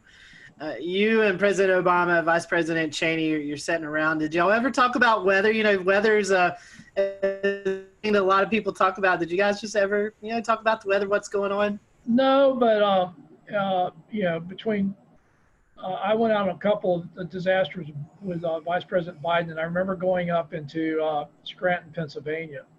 And it was really funny because he's like, Craig, these are my people. And I knew he was from the area, but I didn't realize that, people on the street knew Joe and called him that. I'm like, Mr. Vice President. They go, hey, Joe, how's your, I haven't seen you. And Joe would be going, how's your grandfather, your dad, cousin, uncle? He knew people. So that was the thing that really struck me about Vice President Biden was, in a lot of these communities we go into, he had a very personal connection, and particularly in that part of the country, they knew he was from there. They knew the families. They knew each other. President Obama, I remember two things. One, I was meeting him down in New Orleans. It was the anniversary of Katrina, and he's asked me how it's going. I said, well, we got hurricanes in the Pacific, hurricanes in the Atlantic, and fires in between. And he just looks at me and says, you're a smart ass. I'm like, hey, I'm just reporting what's happening. But the other cool thing about the president was, I was told early on that they wanted me to wear my logo wear when I was at the White House during disasters. So during Matthew, I'm giving a briefing to the president in the Oval Office, wearing khakis and my FEMA logo shirt and my FEMA windbreaker, and everybody else is in suits. And there's this great picture of the president. I'm sitting next to the president wearing my blazer and my logo wear. Everybody else in suits for the briefing. And people said, how do you get away from that? Everybody else dressed up to go in there says, they basically told me to look like I was doing what I was supposed to be doing. So I wore what I wore when I was at FEMA headquarters when I went to the White House to brief. In fact, if I was wearing a suit, they'd always, look at me kind of excused. I said, hey, this is camouflage. When I'm wearing a suit, I just blend in with everybody else running around with a White House badge. We certainly enjoyed having you. If you have a website, social media that account or anything like that, that our listeners and people who are viewing this can follow, how can they do that? Well, I tweet a little bit. I guess that's, you should be aware of that. So that's how we met. Yes. No, I'll tweet it, Facebook it, and LinkedIn it. Again, I've seen you guys out there. I've just, thrilled to be invited. Hey, we're now I feel like I made it. I've been on the weather group, Well, we appreciate your time, and again, I just sent Marshall Shepard an email says, I've been on your podcast, but it wasn't half as much fun as the Carolina. Craig, thank you for being with us tonight. Interesting conversation, and folks, again, it's very important to know the risk as we enter the COVID season or the hurricane season mixed in with the COVID, and hopefully you'll take Craig's advice as you prepare. So until next time, we hope you have a great week, and we'll see you back here on the Carolina Weather Group.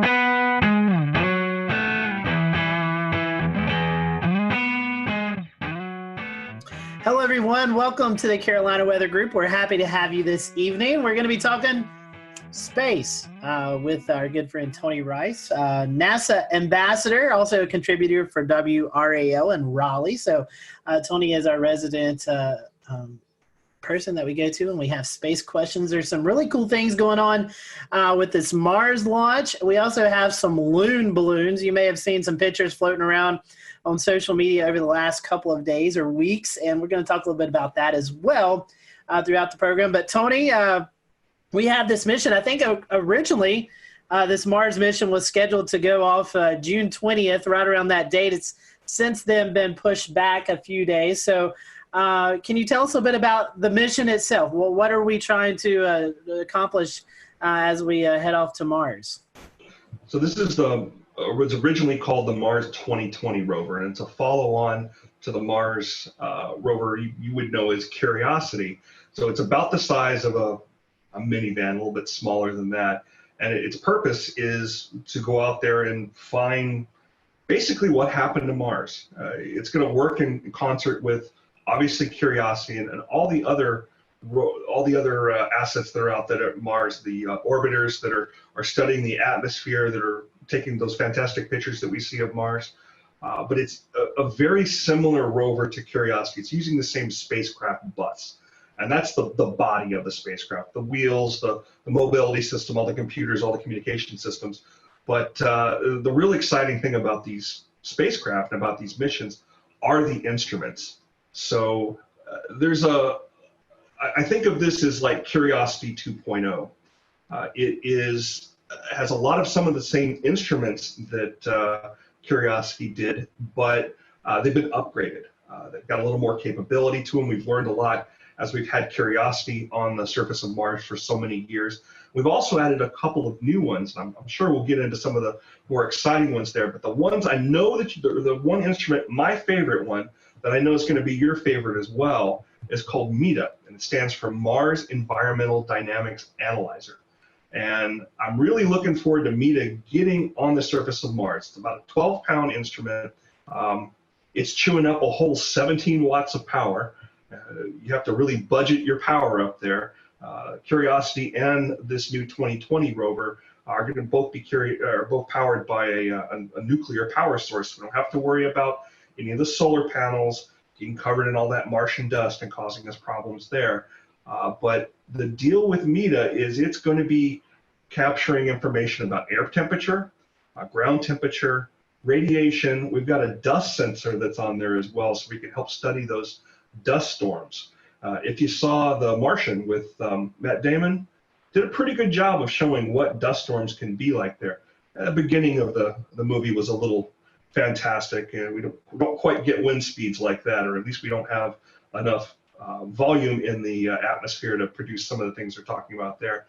We're going to put relative humidity. We're going to be able to measure that as well. There's a thermal infrared sensor on there, and there's wind sensors as well.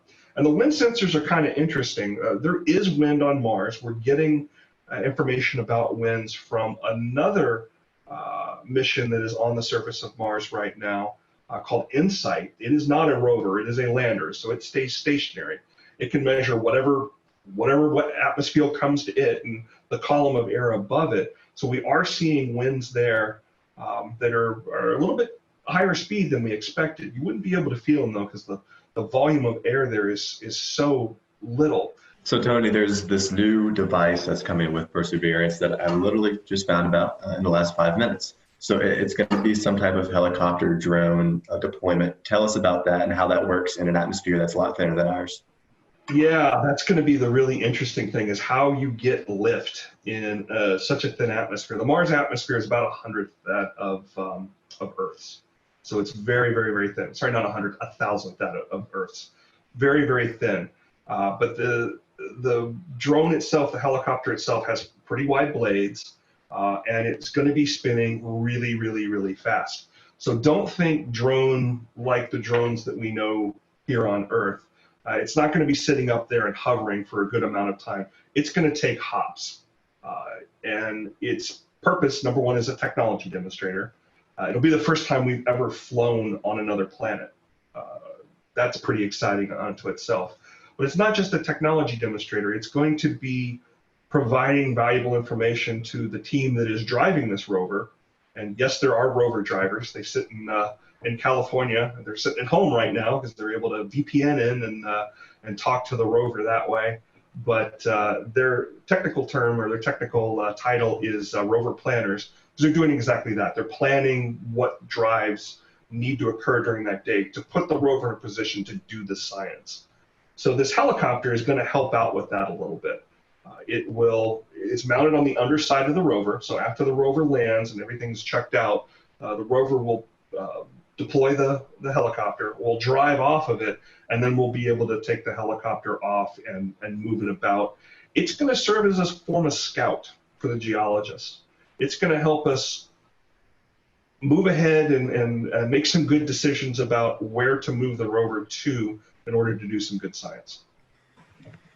Now, Tony, I have a question as far as, like, I've always wondered the signal, right? So these are being operated remote control a lot of the times. I know there's some automated processes on site that the rovers would do to correct maybe a rock in the way or something. But how long does the signal take to get to the rover as you're steering it? Now, the radio waves travel at the same speed of light, or I mean, what's the difference in right at light speed? How much time? Mm-hmm. So it varies throughout our year and the Mars year. Mars year is roughly about 18 months. So it's anywhere from about 10 minutes to more than 30 minutes. So when I mentioned somebody that's driving the rover, you might have this picture in your head of a steering wheel and a gas and a brake. Absolutely not that. It's sending commands for the rover to act on at a later date. Another function of this robot is that it's going to be collecting samples on the surface and to be later taken back to Earth and studied here. How will that work? How's it going to get back to Earth? To be determined. So there is going to be a caching capability where samples that are first studied by Curiosity are going to be packaged in a way that they can be picked up at a later date and brought back to Earth. We're not quite ready to put boots on Mars yet. That's a goal, but it's a goal that's pretty far into the future. As a step between now and putting boots on Mars, a robotic mission that could pick up those cache samples and bring them back. Why not just go and pick up random samples and bring them back? Why bring these that have been studied by the Perseverance rover, by the 2020 rover? To be able to do additional study on something that's already been studied by a robot is just going to give us a ton of information that we can apply to other studies that have been going on there for years and years. I mean, on back into the Viking days, back in the 70s.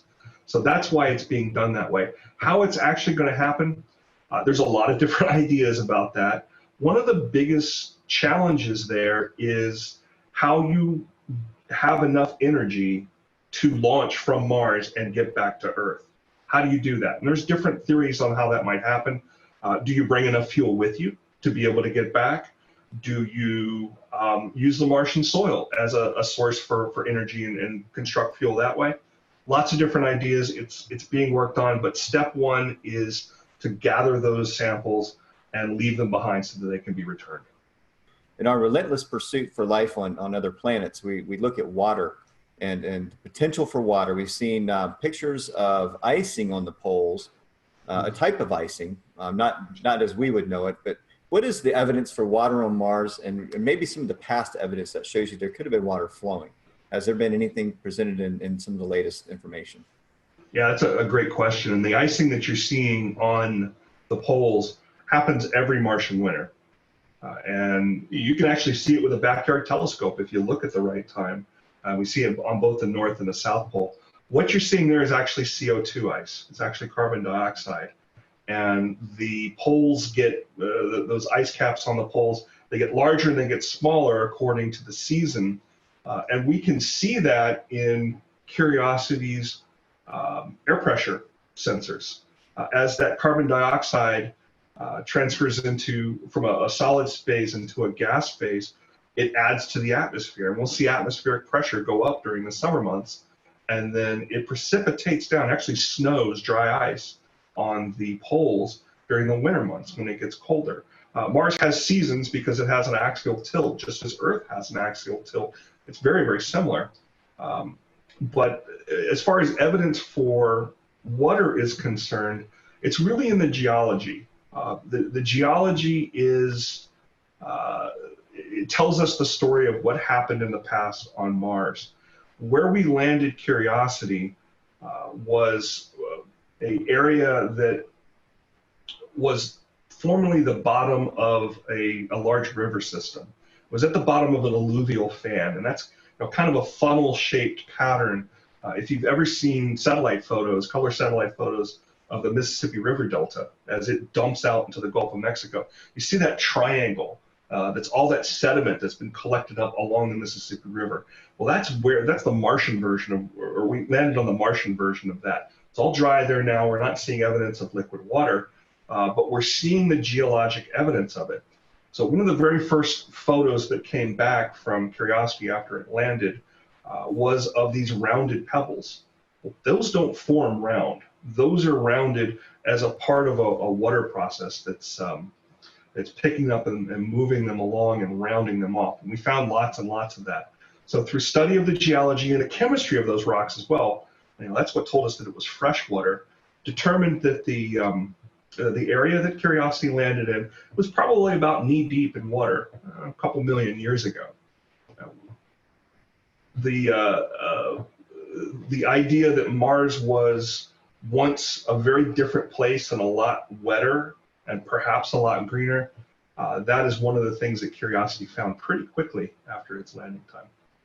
Tony, looking at some of the points here for the mission, two of them kind of really piqued my interest. It says this is the first leg of a round trip to Mars, and then after that it's also talking about how this could actually pave the way for future human missions to the moon and to Mars. Can you tell us a little bit about that? Well, every time we put something on another planet, we learn a lot about it. And the road to putting boots on Mars, it's a long one. But even what we're planning on doing around the moon, coming up with the Artemis mission, is going to teach us a lot about that. Being able to live potentially off some of the resources on the moon will teach us a lot about that. We got to really understand the chemistry and the makeup of the Martian surface to be able to have people live there. I think that's really interesting. You know, we've always heard about people going to Mars, but this actually could be some small steps for that. And also seeing there's going to be like 19 cameras on this that we're going to be able to kind of follow along with the mission. Yeah, there's a bunch of HD cameras on Curiosity. We got even more on Perseverance. And I've mentioned the name a couple of times. I need to tell you the story about Perseverance. So for the longest time, it was called the Mars 2020 rover. NASA's really terrible at naming things. You give NASA engineers and scientists the opportunity to name something, and they're going to give it an acronym. They're going to give it something boring. You know, maybe it'll be a backronym that actually spells something that you can pronounce. But the cool names, those always come from the kids. So Curiosity was named by a little girl in Iowa, who by the time it launched, she was a lot older than that. She actually went on to be, I believe, an environmental scientist. So she got a lot out of that experience. Perseverance was named by a young man up in Northern Virginia. And I was on the team that helped review a lot of the submissions that came in. They had to come up with a name, and they had to come up with a couple of paragraphs about why they chose that. And I can't recall if I read so many of them. I can't recall if Perseverance was among that. But some of the ones I read were pretty out there. I'm glad they picked Perseverance. We tend to call it Percy. So if you hear talking about the Percy rover, that's what we're talking about. Speaking of Mars, I know you run a Mars weather page on Twitter. I know you kind of keep up with some of the stuff, so we thought it'd be kind of cool to tie in Mars weather, your Twitter page. What all you monitor, how you get that information, how do you provide Mars weather forecast and observations? So we don't forecast yet. We're hoping to have enough data here one day that we can start having a forecasting product. We'll certainly need something like that once we get those boots on Mars. But right now it focuses on the InSight mission. It's pulling data down close to daily. We'll return to Best of the Carolina Weather Group in a moment. Now your Carolina weather forecast. Here are today's forecast high temperatures for North Carolina. Here are the forecast lows for tonight for North Carolina. Here are tomorrow's forecast high temperatures. And here's forecast rainfall across North Carolina tomorrow. Here are the forecast highs for the day after tomorrow.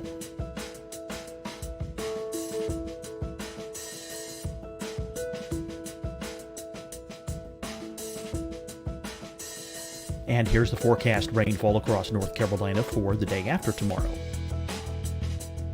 This is the total rainfall forecast across North Carolina for the next 3 days. Here's the severe thunderstorm outlook for today from the Storm Prediction Center.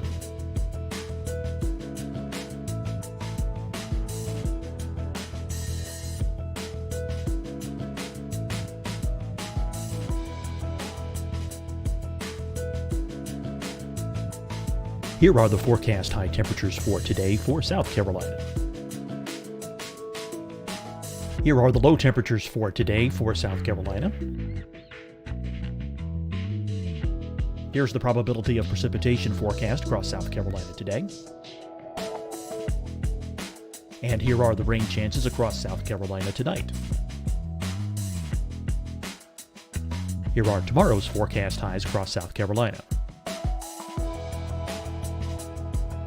Here are the forecast low temperatures for tomorrow for South Carolina.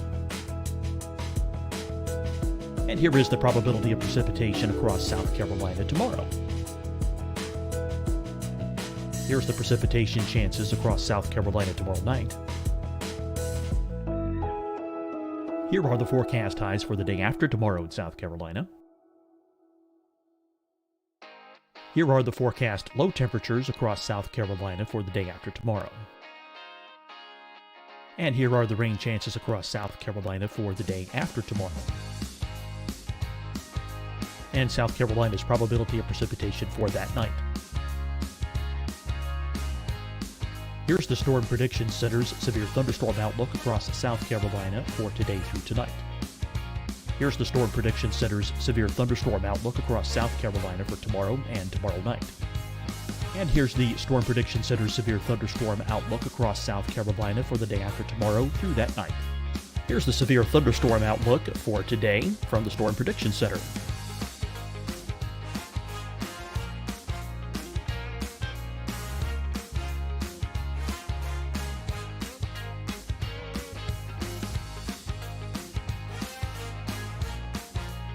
And now here's a live look at weather radar across the southeast. Fight the spread and take a stand against coronavirus. Wear a mask in public. Stay at least 6 feet apart from others. And get tested. Join us and fight the spread. Visit scdhec.gov/COVID-19. Getting tested for COVID-19 helps you to take the steps needed to protect yourself, your loved ones, and your community. Find the testing location at scdhec.gov/COVID-19 testing. Hi, everyone. I'm Dr. Mandy Cohen, Secretary of the North Carolina Department of Health and Human Services. And when you follow the 3 W's, you protect your family and your neighbors from COVID-19. When you leave your home, practice your W's. Wear a cloth face covering, wait 6 feet apart, wash your hands often. Wear, wait, wash. We're in this together. Stay strong, North Carolina. Deciding when to wear a mask isn't about who you know or how well you know them. Just ask yourself, will I be with anyone I don't live with? If the answer is yes, get behind the mask. Help slow the spread of COVID-19. Get behind the mask. Learn more at covid19.ncdhhs.gov. You'll see your Carolina weather forecast at 25 and 55 past. And now back to the best of the Carolina Weather Group on the all-new Carolina WeatherNet. Has to come down, and unfortunately the weather data sometimes gets pushed to the back if there's images or things like that that the science team needs right away, especially when we were working with Insight trying to get a temperature probe to finally be pushed into the Martian soil there. I think everybody that's ever put a spade into the ground in the Carolinas knows what that clay's like. So it was dealing with some of that same problem up on Mars. Those images that were helping them understand that problem, those took precedent. But anyway, we do see data come down from Insight, and that is delivered through the same mechanism that all those pictures are delivered through. It's called the Deep Space Network. Generally, most of these, both the rovers and this Insight mission, have the ability to communicate straight back to Earth, but they don't tend to do that. They tend to upload the images and other data every time an orbiter goes over. And that orbiter acts like a router and store and forward that information once it sees Earth again. It's a little faster that way, and there's a little more bandwidth. But we see that data come down. I know she just popped that up. So we see temperature data. We see air pressure. I find air pressure to be some of the most interesting there. And then we see wind data as well. So the last one that came up was from Sol 566, and Sol is a day on Mars, and that equates back to the 29th of June. It's the last time we saw something from it. As you can see there, the low was 25, which is, I'm sorry, the high was 25, the low was 126 below zero, and these are both Fahrenheit. And each day on this Mars weather Twitter, it goes and randomly picks a city somewhere, and Clayton just happened to be picked up there last time it was doing a comparison. So you can see the comparison there. But again, the most interesting comparison in my mind is the pressure. So, we were seeing about, 1,012 hectopascals, which I think equates to millibars. You guys keep me honest there. That's what y'all speak in. Yes. And that on Mars is about 7.7 hectopascals. That's one of our biggest challenges on Mars is the lack of atmosphere. It's just really, really, really thin there, and it continues to be stripped away by the solar winds. And that's not something that we're going to be able to correct anytime soon, perhaps ever. So I guess there's really no wind chill there. I mean, I'm looking 25 degrees with 37 mile per hour wind gusts. That's not really a wind chill there then. Yeah, not too bad. We do see temperatures go above freezing there. It does happen. Yeah. So Tony, I mean, obviously you're not using tri-cup anemometers or RM Youngs. I mean, how is this? How is wind speed capture? Is it using like Venturi effect, or you're consolidating the air into a point, or how is that measured exactly? So the thing to look up is an instrument called a hot dice. It is a couple of basically electrodes that are exposed out there and are measuring differentials. They are without moving parts. That's really, really important when you've got a robot out there that you can't go service. There is no Home Depot on Mars to go get spare parts. Well, you said one last thing. You kind of mentioned that it does get above freezing on Mars. I wonder if you could just real briefly speak to the general temperature range. How cold does it get in winter? How warm does it get in summer? Yeah, we're talking around -200 Fahrenheit with the lows. And during the summer, most of the time we're talking in the average temperature there is hovering around -80, -100. I just think it's cool. I just think it's cool you have a mesonet on Mars. We do. We got 2 of them now, about to put a 3rd. I've heard that there's a team already being picked to possibly go to Mars by as late as 2028 or 2030. Is that correct? I will make no comments on when we're going to Mars. You're not going to trick me into that. I had to try. There's a lot that needs to be done, and each one of these missions, be they robotic or be they human up to the International Space Station, or once we get Artemis off the ground and have a gateway to the moon, each one of those, it may not seem like it's getting us closer to Mars, but we learn something from each one of them that can be applicable. And when that actually happens, I hope it happens soon, but it's a long road. Tony, shifting gears, one of the things that I spotted on Flight Tracker this week, and I think several of the people here in the Carolinas have, were alongside all of the little cute icons for airplanes, these circular balloon icons for the Loon Balloon Project. Tell us about it. I understand you're familiar with it, and I think it caught a lot of us flight trackers off guard maybe a little bit, but also people screaming UFOs in the sky as these things were passing overhead. Yeah, there was a little bit of that, wasn't there? Yeah, it's something that I got to learn a little bit about the other night. So in addition to talking with you fine folks, I've got about 350 meteorologists around the country that I'm in contact with on a regular basis. I try to give them information about the what's visible in the sky, usually planets, usually comets, meteor showers, things like that.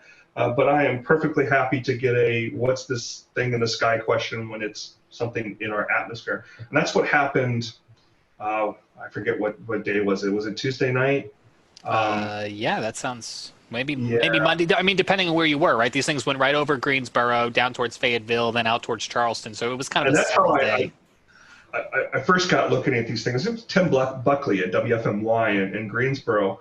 I get a text from him and it says, "There's this white dot in the sky. What do you know about it?" What? And I looked at it and immediately thought it was a balloon. An unmoving white dot in the sky, especially that high up, is going to tend to be a balloon. It's so high up, it doesn't appear to be moving at all. And these balloons are operating with between 50,000 and 60,000 feet. So as you mentioned, as part of Project Loon, we came to understand, which is a project that is, I want to make sure I get the relationship correct here. Google and Loon are subsidiaries of the same parent company, which is called Alphabet. Okay. It's all business spin-off nonsense, but anyway, they're looking to provide, as I understand it, internet connectivity in areas that don't get it, which I think is great. I think they're pushing to have like 1 megabit capability. There's an antenna that you have to have outside, and it's going to be a network of balloons, not unlike SpaceX's Starlink project, that talk to each other and serve as an uplink downlink network. But as I understand it, they're in a testing phase. I think their launch site is up in northern Arizona somewhere. I'm sorry, northern Nevada. And these particular balloons that floated over the Carolinas, there was 4 that were visible here around the Triangle area, and up in the Triad around Greensboro, they were visible there as well. If you think about 50,000 feet, and you think about that circle that you draw around something like that, it's visible for a good amount of space. So we dug into it. It's funny that you saw it on flight radar first, because everybody else saw it in the sky first. We go outside from time to time. We didn't get the direct overhead pass here in Charlotte. Yeah, you did have one float a little bit near you. There was one that went on out over Asheville, out over Cherokee, and ended up in Alabama the last time I saw it. But the ones that we saw around Greensboro, as I understand them, they floated out directly south off the coast of Charleston and ultimately Jacksonville. But I went and looked just out of curiosity. Once I found out that they were trackable through flight radar, wrote a little script that went up to use one of the APIs of one of those radar tracking sites, or those flight tracking sites. I found 32 of them around the world. Wow. I found actually 33 over Australia, the Congo, Kenya, Zambia, Peru. I'm looking at my list here right now. There's a bunch out east of Madagascar, and one off Peru. And then we had the couple here that had floated down from Canada, down across Ohio, West Virginia, and into the Carolinas. They could be pretty scary if you don't know what they are. I had one other question, and then it sounds like Shay has one too. I'm curious, Tony, in your reading, besides the application of using them to provide internet to rural places that maybe aren't tethered on the ground, have you seen any discussion of an application to use them in storm response when a network might be wiped out due to a natural disaster?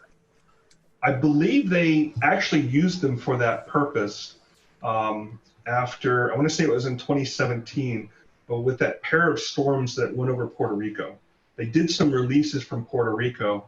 If you go on one of the flight tracking websites, I think it might have been Flight Radar 24, don't quote me on that, but there's a blog post on there about them tracking many of these things during some of those storm responses. And providing that kind of connectivity to folks that they may not have power, but they probably have a way to charge phones. To figure out how to do that, it takes a little while to get that infrastructure back up for cellular service. So being able to do that with a balloon is pretty incredible.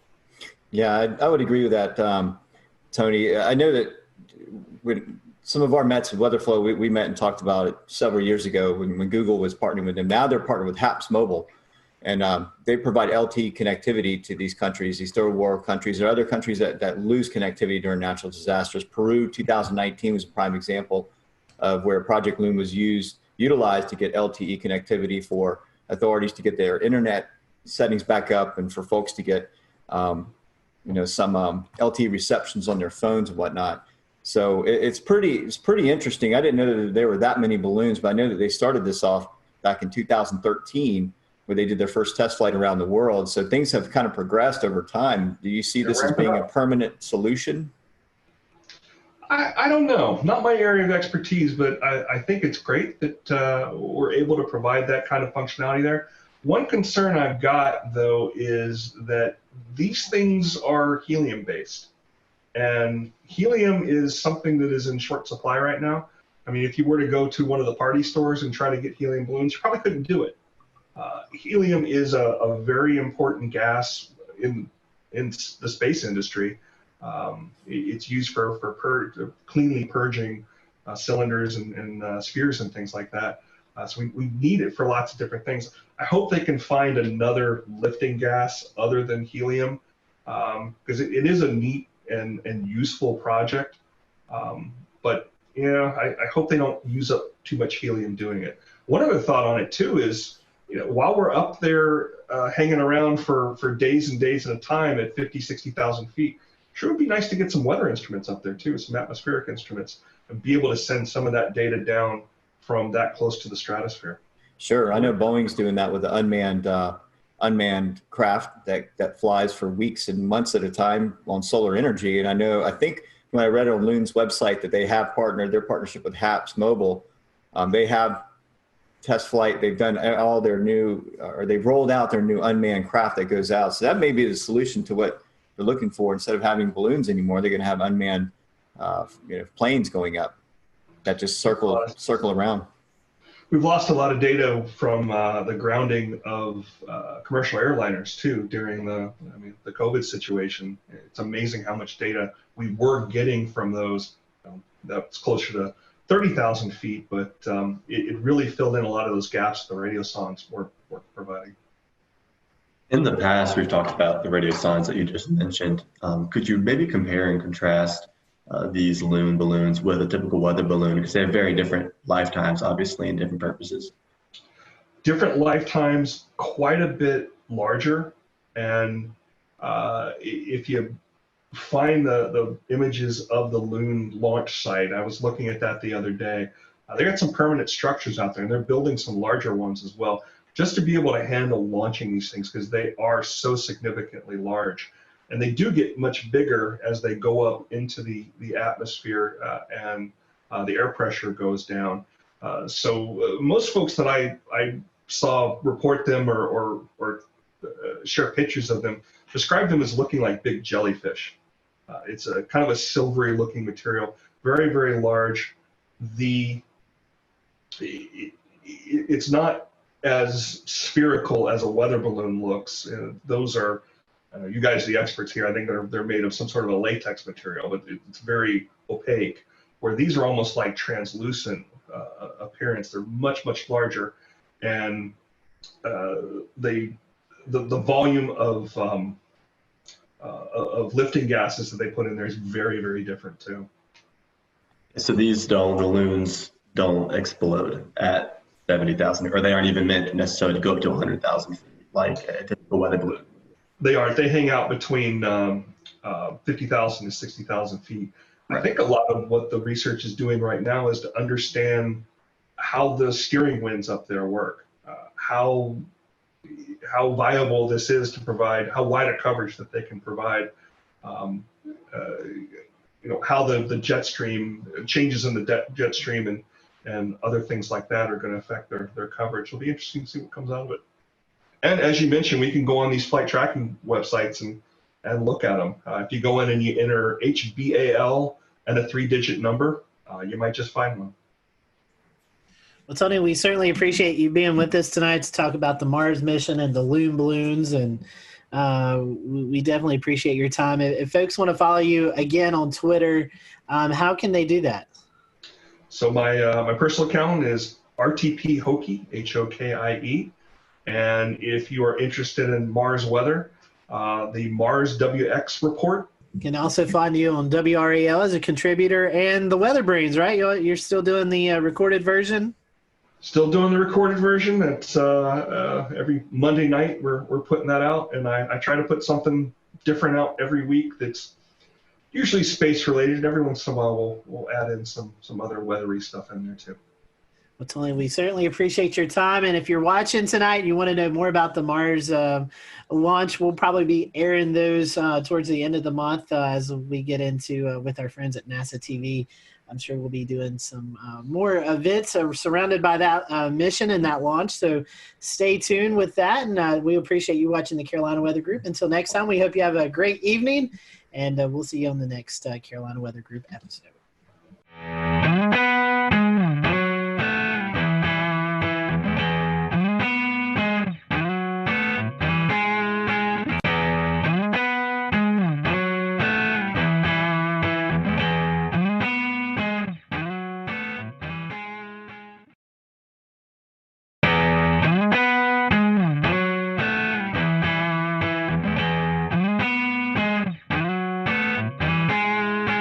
Good evening, everyone. Welcome to the Carolina Weather Group. This is the April 15th, 2020 edition of the Carolina Weather Group Get Together.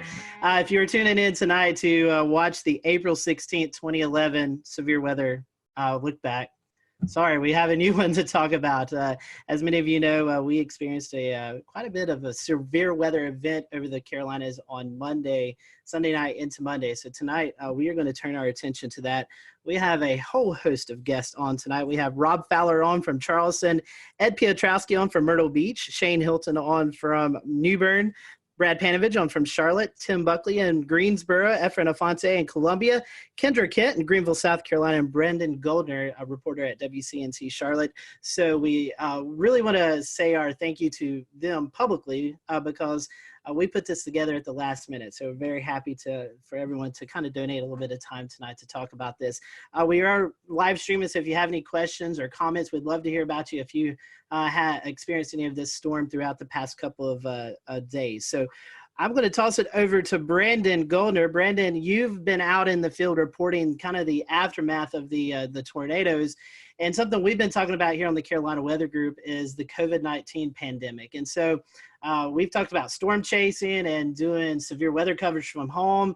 I know that you ran a little spot about the recovery efforts in COVID-19. I think we're going to dial that up, and then we'll toss it to Brandon and let him kind of give us a few of his remarks from his story.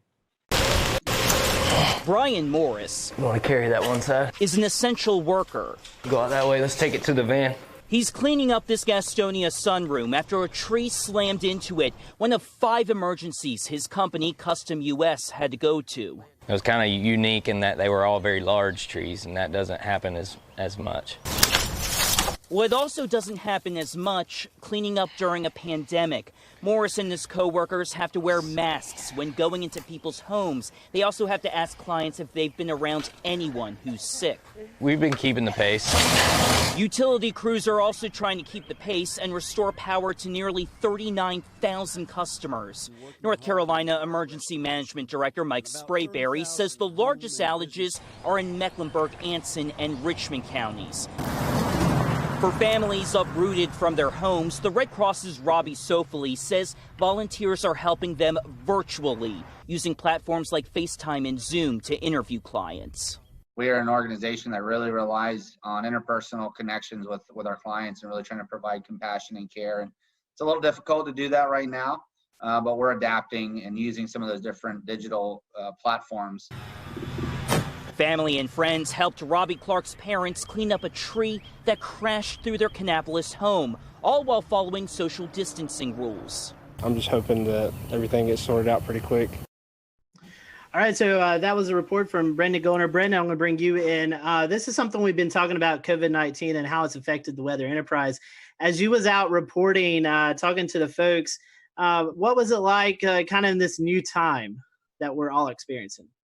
You know, it reminds you, we're all talking all the time about reporting during the coronavirus, and yet, Mother Nature, the weather, doesn't care about pandemic. It's going to do its thing. And so, obviously there's the challenges with us as a crew. It was me and photojournalist Kevin Wardlaw. We have the 6-foot stick with the microphone at the end that we have to use to interview everyone. And we have to keep that social distance. But what was really fascinating was talking to some of the disaster recovery crew members, Duke Energy, the Red Cross, how a lot of them have had to change up a lot of what they're doing when it comes to cleaning up during the coronavirus. Duke Energy, they've been trying to do the social distancing, keeping the 6 feet distance, but when they're trying to repair power poles, a lot of times they have to be in close proximity. It's the same way with these disaster recovery people that was in the beginning of the story. They're wearing the masks. They have to ask everyone before they go into a house whether they or interacting with anyone with coronavirus. And it's the combination of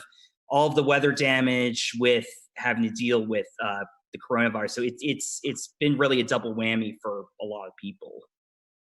And so, after disasters, we've seen it with the Nashville tornado, Jonesboro, Arkansas tornado a couple weeks ago. The community really comes together. How do you think that, how is the community interacting with their neighbor helping neighbor? Did you see any of that, even though we're in the midst of It's actually a good point. We didn't see nearly as many people outside as normally, especially there was Monday, we were at, there there was a fire at a house caused by a tree that snapped power lines and then it went into a house, caused a fire. Thankfully, no injuries. But normally you'd see a lot of people out and about milling around asking for help. But really, there weren't a lot of people out. A lot of people were just standing on their porches. A couple people wandering up, but keeping that 6-foot distance. But it's a good point. You really didn't see those huge crowds of people like we normally do, and probably likely due to COVID-19.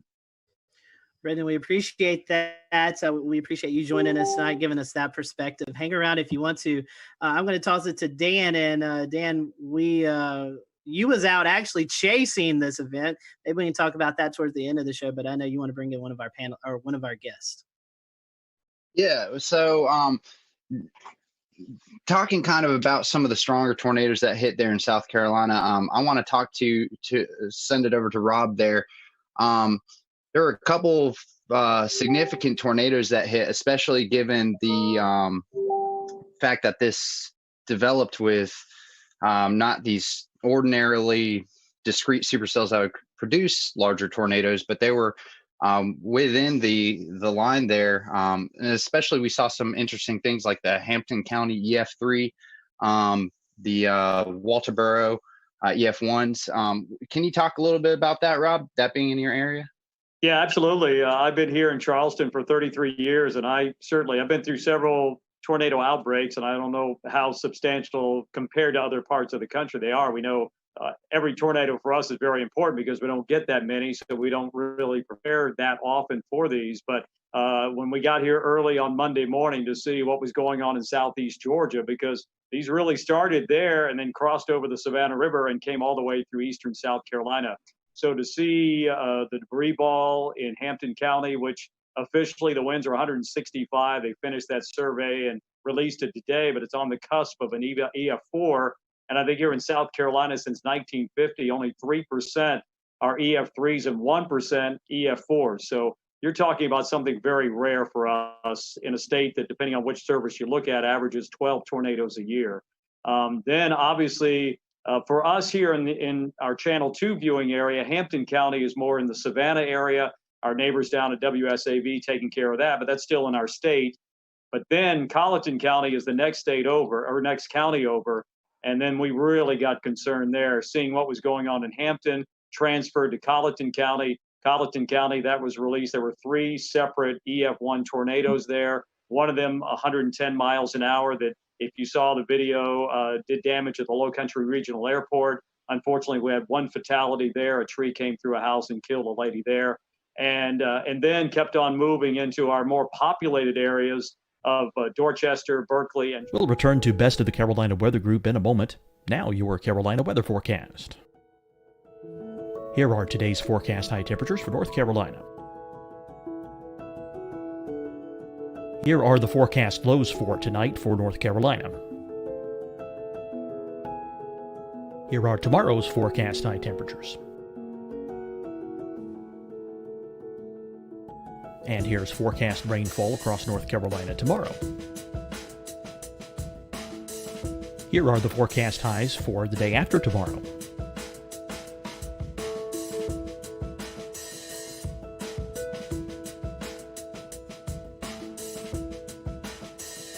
And here's the forecast rainfall across North Carolina for the day after tomorrow.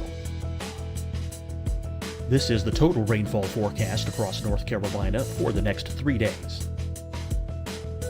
Here's the severe thunderstorm outlook for today from the Storm Prediction Center.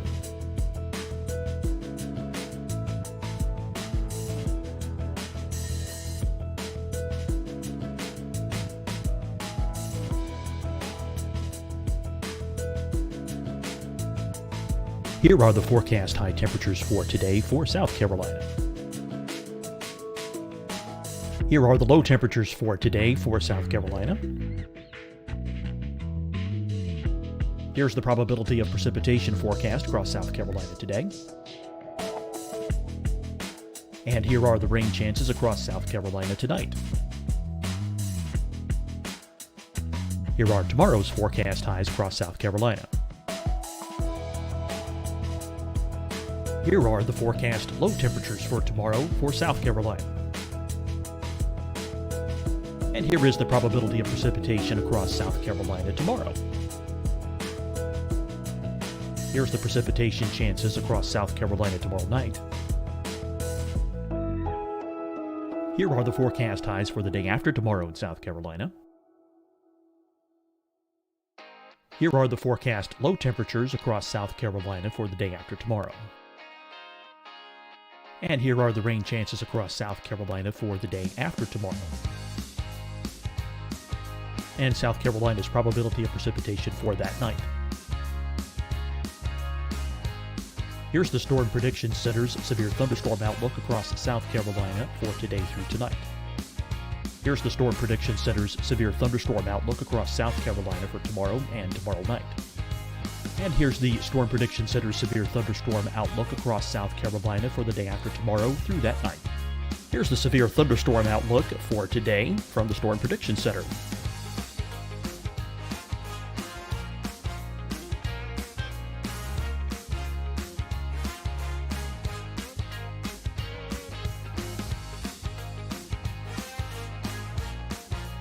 And now here's a live look at weather radar across the southeast.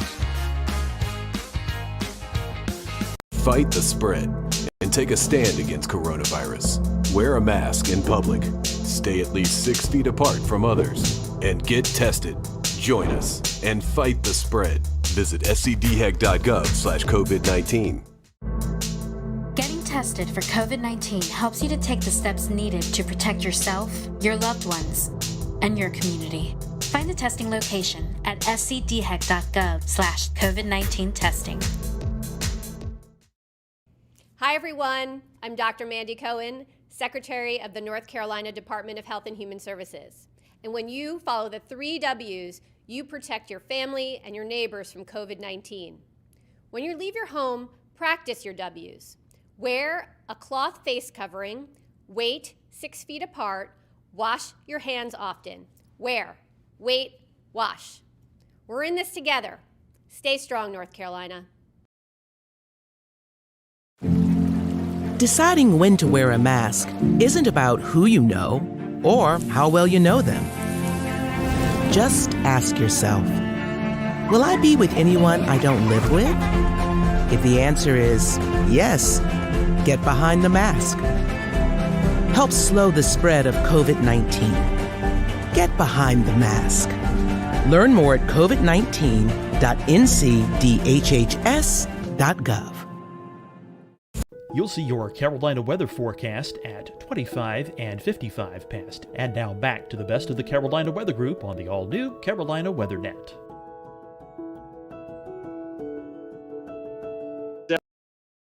Separate tornado that moved, probably started as a water spout, moved over Edisto Beach. And then they surveyed just a little while ago that Berkeley County, they released it. And that was an EF2 with the winds of 120 miles an hour. So, and then came into Ed's territory up into Georgetown County. We kind of share that, and they already had confirmed tornadoes up there. And I know Shay, Weather Flow, you guys measured a wind gust of 114 miles an hour right there. So, Dan, to put it, I don't know. I'm still shaking my head. I'll put it that way. It was just something I've never seen before, and I've been through, a lot of the hurricanes that produce tornadoes like Francis, but this was unbelievable. In Irma, we had 4 tornadoes in the Charleston area, but I think we're all still shaking our heads. Okay. Yeah. Well, and I was watching very closely on radar as that Hampton County tornado started showing up on radar in CC, and also kind of the debris ball that was showing up there. I mean, that was a significant signature on radar that you just don't often see in the Carolinas at all. It's something you would generally see more in the deep south of Alabama, Mississippi, or in Oklahoma, Kansas, something along those lines. The damage report has it at least a half a mile of a width of that tornado. Fortunately, it seems like a lot of that did happen over rural areas, but that being one of the first tornadoes that happened in that early morning, did that kind of set a precedent for how you were responding to the other tornado warnings and potentially trying to get the message out to people who may have been asleep at this point, knowing that how huge these could be? Absolutely, Dan. I think here personally, myself, Josh Marthers, our morning meteorologist, I was kind of he was on the air on News 2. I was manning Facebook Live for a long period of time. We know that's become a major way to get information out and get information in. But I think we were looking at that couplet, which was, we just don't get to see that on Velocity products very often here, and to see that continue to hold together all the way across the state. Absolutely. We were able to give warnings upstream. And I know it's a cliche, you know, people write in saying, hey, because we watched you, you probably saved our lives. But I think in this situation, it really comes to play, because we could show it, we could tell them, we knew where it was going, we knew who might be impacted. And if we could give them any warning at all, this was the case. Most of our tornadoes that happen could be a water spout. The couplet's not as well defined. It could be very broad in some cases. So this was really fine, that I think it really prepped us for what we had to do for the rest of the morning. But I think probably the saving grace for all of us is the fact that with the crisis going on, schools were not in session, people were not going to work, they were not in the car on the highways going from point A to point B. So if anything, I think we were able to reach a lot of people in their house, and they could just hunker down right there. And Rob, also, I wanted to ask, you know, how was your response with your audience this early in the morning? This is really early, right? So a lot of folks just waking up, there's no commute, but we did get a couple of days of warning out for this event to start happening, right? So we kind of got the word out, but how do you feel folks responded to your I think the preparation was great. I loved Marshall Shepard's tweet going into this. He said, I don't want to hear anything about this came out of nowhere, or where did this come from?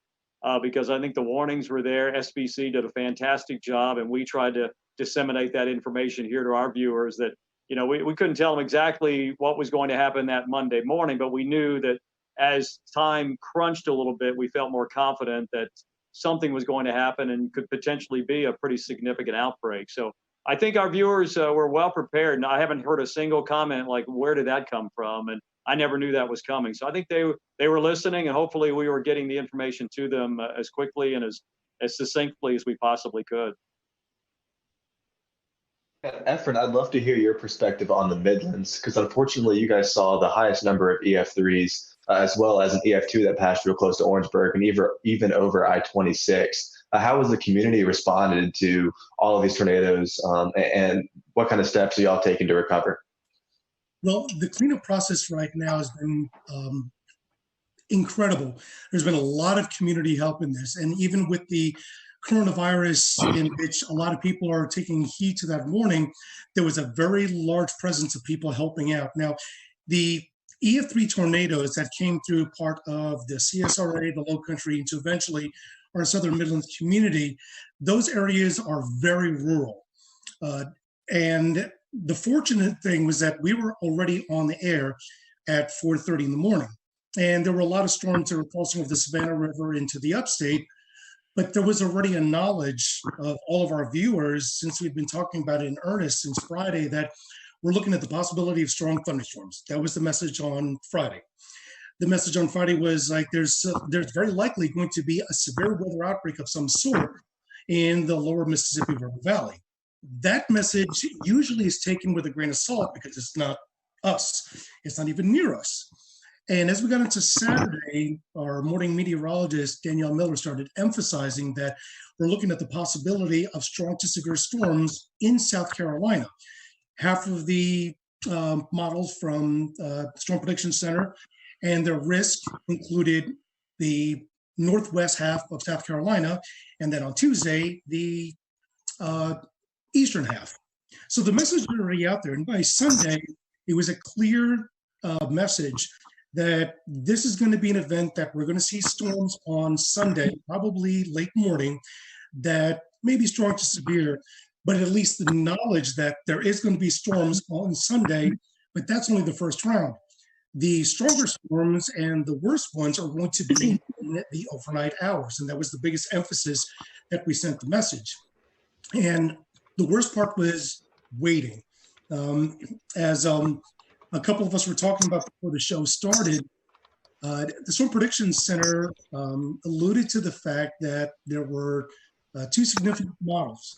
One that was indicating that these storms would very likely start entering portions of South Carolina upstate and the high country by late morning, and by midday crossing to the areas from northwestern North Carolina, into the Piedmont and the PD, down to the Midlands, into the early afternoon. That would have been the worst case scenario.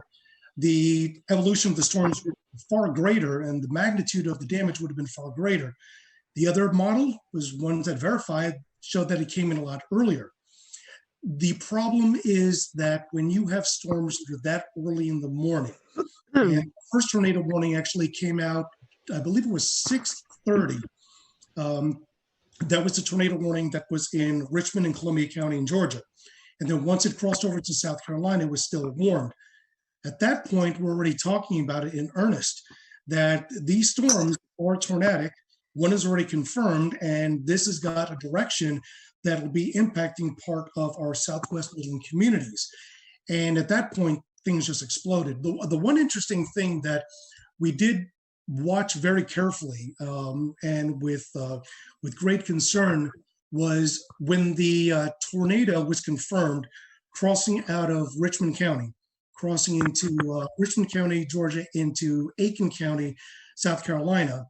Within 3 or 4 scans for about 12 minutes, we noticed that the inflow was pushing at about probably 95 to 100 miles an hour, but there was no debris ball.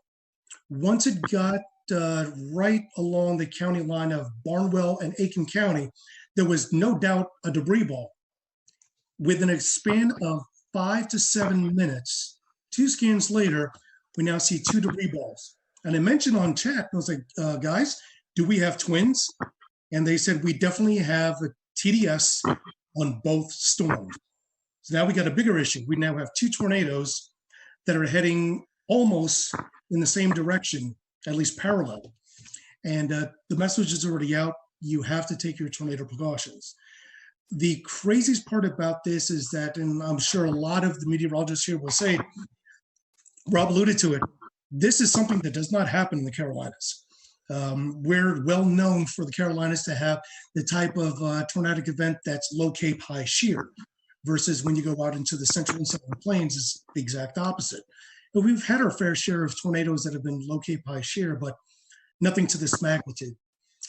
I'm really hoping that the viewers were prepared. Unfortunately, we had 2 deaths out of the EF3 tornado that went through Western Orangeburg County in the community of Livingston, and as well as 7 injuries. But this happened at least later in the morning. If this happened 2 or 3 hours earlier, the result could have been significantly different. Efren, you were talking about the twins. There's some speculation on Twitter, and after looking at the radar scans, it could have kind of been like a Fujiwara effect, like they were kind of dancing around each other. Any comment on that? That's a good possibility. Keep in mind that the only data that we can go off, since we can't really go off of any visual satellite, is off of the radar, but that is the possibility. However, both of the debris balls were running parallel to each other, probably about 7 to 8 kilometers apart, but they were going unidirectionally. Usually when you see a Fujiwara effect, you see the debris balls that are actually dancing around each other. They really weren't dancing around, they were running parallel. So at the very least, we know that this was 2 confirmed separate tornadoes. Was the debris ball, and eventually the second one, from the original tornado that came out of Aiken?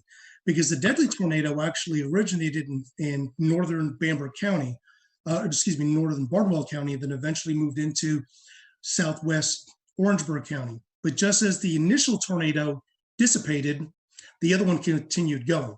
So I don't believe, in my best experience, that was the Fujiwara effect.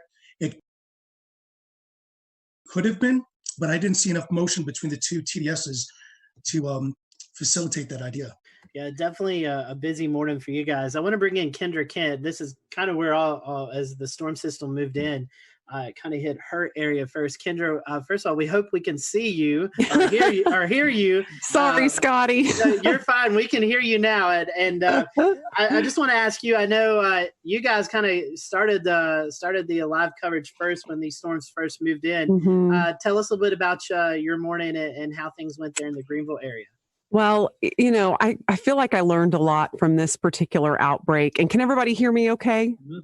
Yes. Okay, good. Sorry you can't see me. I hooked up to a computer that doesn't have a camera, apparently. Anyway, no, we started the coverage a little after midnight. We had a rogue warning. It was essentially a shower that just started rotating. You could tell how much dynamically was going on in the atmosphere. I mean, it was just things were beginning to blow up. So I think I knew from about 12:30 in the morning that we were going to have a very, very long night. We ended up with an EF3 tornado. And as we were talking about earlier, that's incredibly rare in South Carolina, especially in the upstate. I feel like we get wedged in so much with cool air. It's so rare we can have all of this come together to produce such an event. And this was the biggest in the upstate, the strongest since 1994. It hit Seneca. We were on air with the storm as it moved into Stevens County, Georgia. And I had a unique experience with it because my parents live in Seneca. And that was probably the first time I had to cover a storm while I was slightly emotionally distraught. And I had Isaac Williams, who's also on here. You just can't, he's also without a video. But he was pointing out the TDS. And as soon as I saw that, I got that panicked feeling. You know, I started breathing a little heavy. I thought, oh my gosh, how am I going to get through this? But we did. And luckily my parents were fine. But I'm sure many of you have been through that because we've all, many of us have lived in these areas for a long time and you get personally impacted by these storms. But what I learned the most is not to underestimate the timing of something. I feel like I didn't write this event off, but I wasn't necessarily expecting anything like this given the time it was coming in. 3 to 6 a.m. I mean, who expects an EF3 tornado to rip through the heart of your area at 3:30 in the morning? And mostly we get these QLCS lines that produce these brief EF0, EF1 tornadoes. That's what we're used to. And seeing something like that and tracking something like that was a true first for me. And, it was just a million different emotions all at once. That's for sure. Kendra, since you said Isaac's there, I'll pose this to both of you guys, both of y'all. You had this coming through the rogue cell, and then like the heart of this event was when people were actually asleep, 12, 1, 2 o'clock in the morning. Talk about how you guys were able to message before the event. And, with this being this late, talk about your schedule too, because I know I was watching the coverage in Chattanooga and hearing of the major damage that happened there. And I'm like, man, I've got to get a little bit of sleep before this comes into our area. So kind of talk about that, because I know a lot of us were watching beforehand to just see what was coming our way. Let's see. Is Isaac's mic up? I think it's muted, but we can. Okay, it's unmuted. It's unmuted. He's good now. Okay. You go ahead, Isaac. Okay. Thanks for having me briefly. I'm one of the morning people, so I'm like almost up past my bedtime here. But just to kind of with the messaging and any rest. Unfortunately for me, I have plenty of interest in Mississippi and Alabama. That's where I'm from, and for whatever reason, a lot of people still ask me, about the weather there, and they depend on me, and that's great. So I didn't actually sleep going into this event. So that's not uncommon for me because I am a severe weather nut. But that being the case, in terms of messaging, we started talking about it, I think, on Wednesday. Just kind of highlighting the threat for storms. That gave people about 5.5 days, and of course we started ramping up, the wording a little bit more once we got to, Friday and Saturday. And, Kendra always, mentioned, like when I first was hired here, we do get a lot of wedge events, and we started that day in the 50s. And I'm like, back in my head, I thought, what if the wedge holds and, we're going to be seen as like hype people, and that's not what we want, but we don't want severe weather either. I think our message was pretty stern by Sunday morning when we got up and saw they had pulled that enhanced risk over a little bit into the upstate, which I've been here 3 years, not nearly as long as Kendra, but I think that's only my personal third enhanced risk here. So I knew that I see parameters, and parameters mean nothing unless you have a storm in them, but I knew with those parameters that we had the potential to have something, fairly unusual happen, but I wouldn't have had I don't work weekends, so I don't even know if I would have said something about a strong tornado even the night before, just because it's just so rare to get them here. Yeah, and I think just given how late it was at night, and we knew this was likely going to be taking at least some linear form. Yeah, I wasn't expecting that either, and it really it caught us off guard. But to see a TDS like that move through our area, and I know the rest of you all saw that too as South Carolina meteorologists. I mean, just something you don't see every day, and it kind of takes your breath away. They're used to that in Alabama and Mississippi. We just don't get that stuff here. Yeah, and then right after that. Right after the Seneca one had briefly lifted right over Clemson, we had the EF2, what ended up being an EF2, another TDS outside of Slater, which that's, almost in the 3,000 feet elevation, in the extreme northern part of Greenville County. So that debunks the whole tornadoes can't happen in the mountains thing, Definitely. So we were watching that, Evan and I, because Evan doesn't live too far from the line there. One last question, and we'll come back to you guys later on in the show. But at the time, we didn't know how long the tornadoes were on the ground. But I think one of the tornadoes there in the Greenville, Pickens County area was on the ground for around 8 miles. So these were not also big tornadoes, but they're also long track tornadoes, something that we're not too accustomed to as well. Yeah, again, that was a huge shocker, but when you saw the signatures on radar, there was no doubt that was going to be a large tornado, and they even put that in the wording of the warning, which I was very happy about. I feel like that really brought people's attention up. And the thing you mentioned earlier too, these were happening at 3:30 in the morning, probably the worst time a tornado could hit. I mean, when people are in their deepest sleep. And all you can do as a broadcaster is beg people to wake up their kids, get their dog, whatever they need to do, get to their lowest level. And so I feel like this was one of the scariest nights for our viewers, hands down, and no less scary for the rest of the state, of course, but at least it was more toward daybreak for some of you guys. But yeah, for us, it was just the dead of night, and we were just hoping that people were heeding the warnings.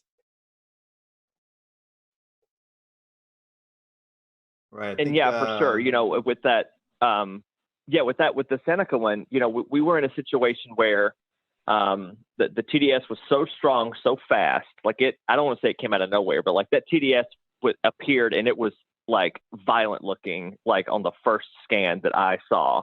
And we were dealing with the situation, once it went past Clemson, I think we had debris fallout on CC, so we weren't positive that it actually wasn't still down, because it still looked like, something could be there. You thought it was debris being fanned out or whatever, but you weren't sure, even though the circulation looked a little weaker. But I'm we're not going to take any chances with it. Obviously the tornado warning was still in effect.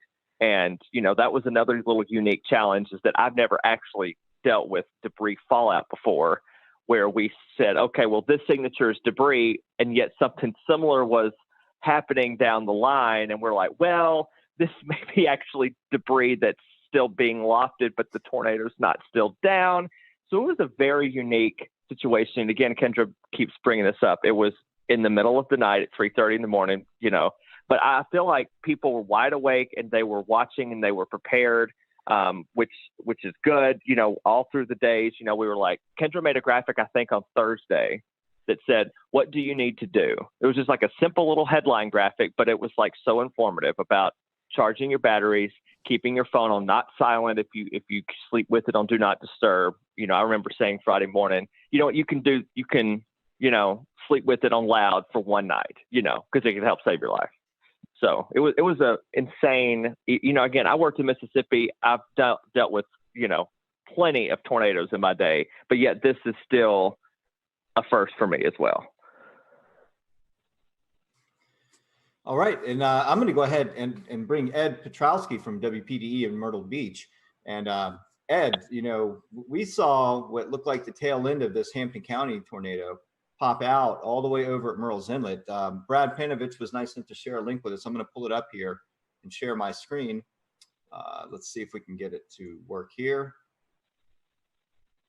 And the tornado that you're seeing here in Hampton County, you know, there's some debate of whether or not it started over on the Georgia side of the Savannah River. But if we look at the start of the track and draw it all the way over to where it exited the South Carolina coast here, then we're looking at about 144 to 158 miles, somewhere in that vicinity.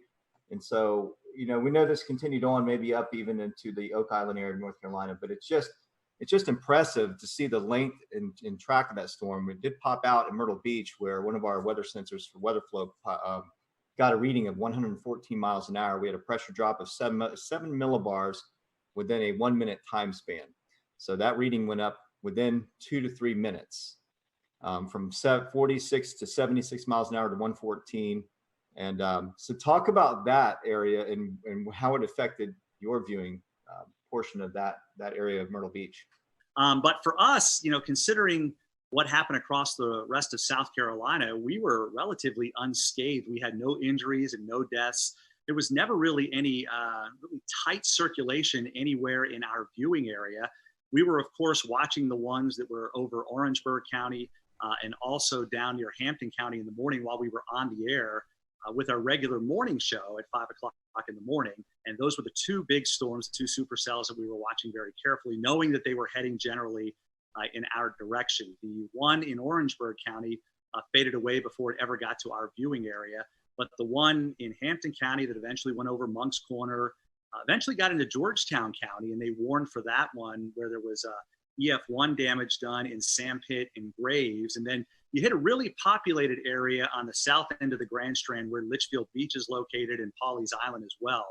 And they both took a hit by an EF0, EF1 tornado. There was substantial damage done to trees and even some homes in Litchfield Beach and also in Willbrook. In fact, one of the things about a lot of people being home is a lot of people took video. So we were able to get pretty good video of at least damage and high wind knocking over trees, but not necessarily a tornado touching down. And then, of course, it went out over the ocean, became a water spout, and that's when it rolled over the Murrells Inlet jetties with the recording of 114 mile per hour winds. And, you know, I look back in that and I think, my goodness, if that was just a couple of miles west of there, we would have had substantial damage on the south end of the Grand Strand. And if it had paralleled the Grand Strand coast, it could have buzzsawed the entire Grand Strand, nearly 60 miles with extensive damage. So we were very fortunate that it actually went out over the ocean. And that was really the only set of tornadoes from that particular supercell that we had in our viewing area. Although I will say in Marlborough County, which is just to the east of Chesterfield County in the northern part of the state, we had a massive microburst of 110 mile per hour winds that did substantial damage in Wallace. And of course, everybody, when they get that kind of wind, thinks it was a tornado. But in reality, it was a microburst. Although on radar... We'll return to Best of the Carolina Weather Group in a moment. Now your Carolina weather forecast. Here are today's forecast high temperatures for North Carolina. Here are the forecast lows for tonight for North Carolina.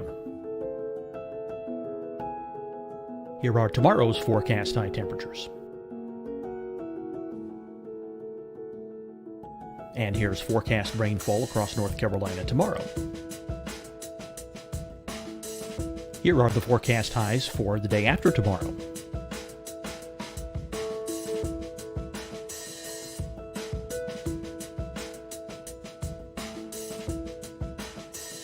And here's the forecast rainfall across North Carolina for the day after tomorrow.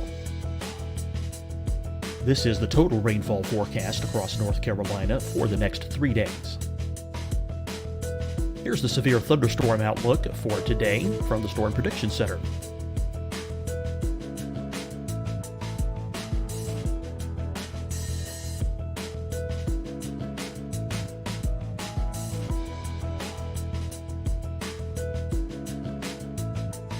Here are the forecast high temperatures for today for South Carolina. Here are the low temperatures for today for South Carolina.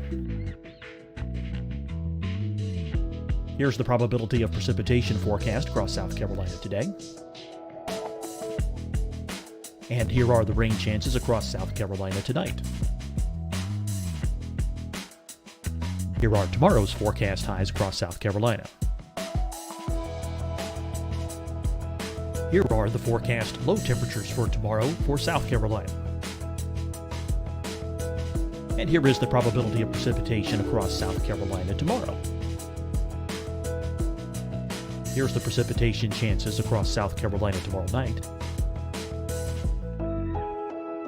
Here are the forecast highs for the day after tomorrow in South Carolina. Here are the forecast low temperatures across South Carolina for the day after tomorrow. And here are the rain chances across South Carolina for the day after tomorrow. And South Carolina's probability of precipitation for that night. Here's the Storm Prediction Center's severe thunderstorm outlook across South Carolina for today through tonight. Here's the Storm Prediction Center's severe thunderstorm outlook across South Carolina for tomorrow and tomorrow night. And here's the Storm Prediction Center's severe thunderstorm outlook across South Carolina for the day after tomorrow through that night. Here's the severe thunderstorm outlook for today from the Storm Prediction Center.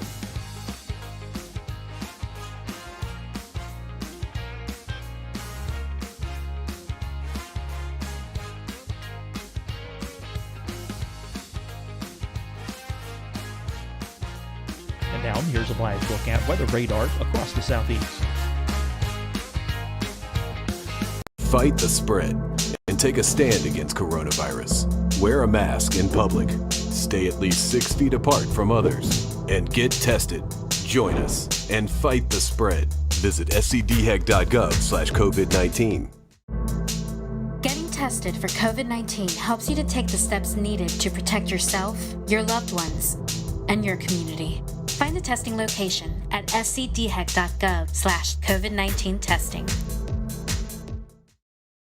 Hi, everyone. I'm Dr. Mandy Cohen, Secretary of the North Carolina Department of Health and Human Services. And when you follow the 3 W's, you protect your family and your neighbors from COVID-19. When you leave your home, practice your W's. Wear a cloth face covering, wait 6 feet apart, wash your hands often. Wear, wait, wash. We're in this together. Stay strong, North Carolina. Deciding when to wear a mask isn't about who you know or how well you know them. Just ask yourself, will I be with anyone I don't live with? If the answer is yes, get behind the mask. Help slow the spread of COVID-19. Get behind the mask. Learn more at covid19.ncdhhs.gov.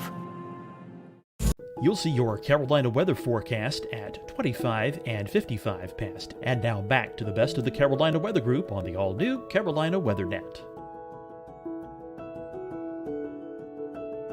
Very tight there either, but Steve Paff, who works with the National Weather Service in Wilmington, those guys do a phenomenal job.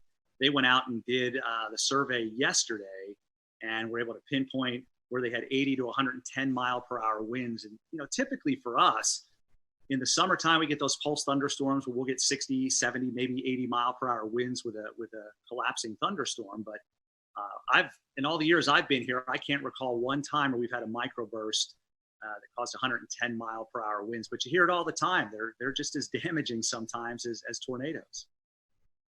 Wow, that's pretty impressive. Yeah, just looking at that, the one at Litchfield, they classified as an EF2. Do you think the Waccamaw River Basin had something to do with reforming of that? Or do you think the mechanical features, right, when it came to land, maybe help with strengthening or re-intensifying that system?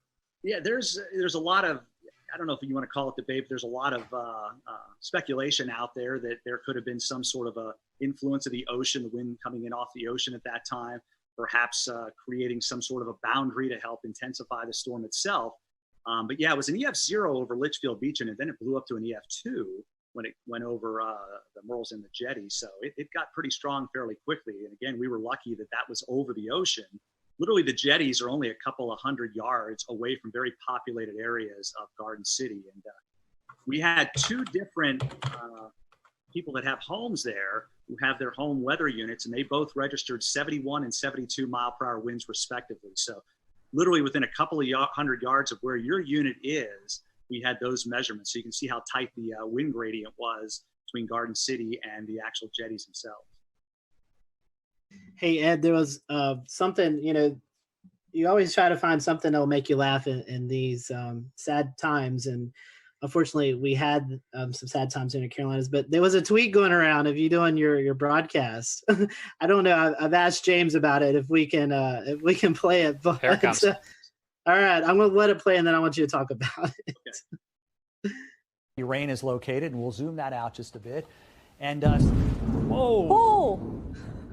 That was a close lightning strike. I don't know if you heard that at home, but I feel like I need to change a short. All right, I'm pulling the audio back down, but Scotty and Ed, the viewers at home heard it, even though we didn't hear it in our headsets. Ed, what's going through your head there?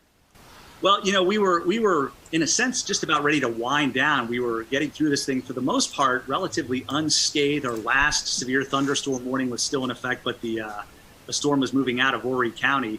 And then there must have been a lightning strike within a couple hundred yards to the station, because it was this loud explosion that you knew what it was, but you're a human being. It freaked me out. And as you saw, I kind of ducked thinking something was going on, and then just used one of my classic lines, I need to change the shorts. Just one of those things. And that kind of went around the viewers. A lot of them had recorded it and were sending it to me, letting me know that they thought it was kind of funny. And it's something that, that they needed after a morning like that, being so stressed, and of course being stressed with COVID-19. It was a little light moment toward the end of the severe weather when we knew we didn't have any injuries, which was a good thing. And of course, nobody was killed either. Always good to have a funny moment there. So I want to bring it up to Shane. Shane lives just north of the Myrtle Beach, Wilmington area. Shane, you guys kind of got in on the tail end as well, as the sun was already up. Talk to us about the New Bern, Greenville, North Carolina area and what you guys experienced. Yeah, we were kind of late to the party, I guess, compared to everyone else in regards to receiving the storms, but very much like Ed's situation, very thankful and blessed really to not have any injuries or fatalities with any of our systems. We did end up having 6 confirmed tornadoes. And thankfully for us, the strongest was the EF1 that we had in the Hawes Run area. I believe I've been taking notes here just to make sure it was anywhere from roughly 100 to 110 mile per hour sustained winds. So for us, it was basically like that waiting game where you see the line coming. I was actually filling in for our morning meteorologist. He had a vacation day, but he got reeled back in right towards the end of it. So I was basically tracking it all the way since it was in the mountains, and just waiting, just holding our breath. Our morning broadcast finished up. We had declared it a severe weather alert day for our station, so we were cutting in. We would normally cut in every hour, but our morning meteorologist says, you know what, let's just go ahead and do every half hour. And it was actually very fortunate and wise that we did that, because during the half hour cut in at 9:30, with about maybe 1 minute left in my cut in, our weather radio starts going off in the weather center. And then I said, okay, well, we're starting now. And we were on for an hour and a half with all of the tornado warnings. There just came a point where when we were swapping off, he would just say, we have 4 tornado warnings. And I'd have to interrupt and say, I'm sorry, no, we're at 5 now. I was like, it just keeps on going back and forth. And it was just like a straight line. So when we're trying to describe it for our viewers, it was almost like a complicated mess. And honestly, that's what I started describing it whenever we would switch off and I would be on the screen. I would just say, I know it is very difficult to kind of pin everything out because every warning was overlapping.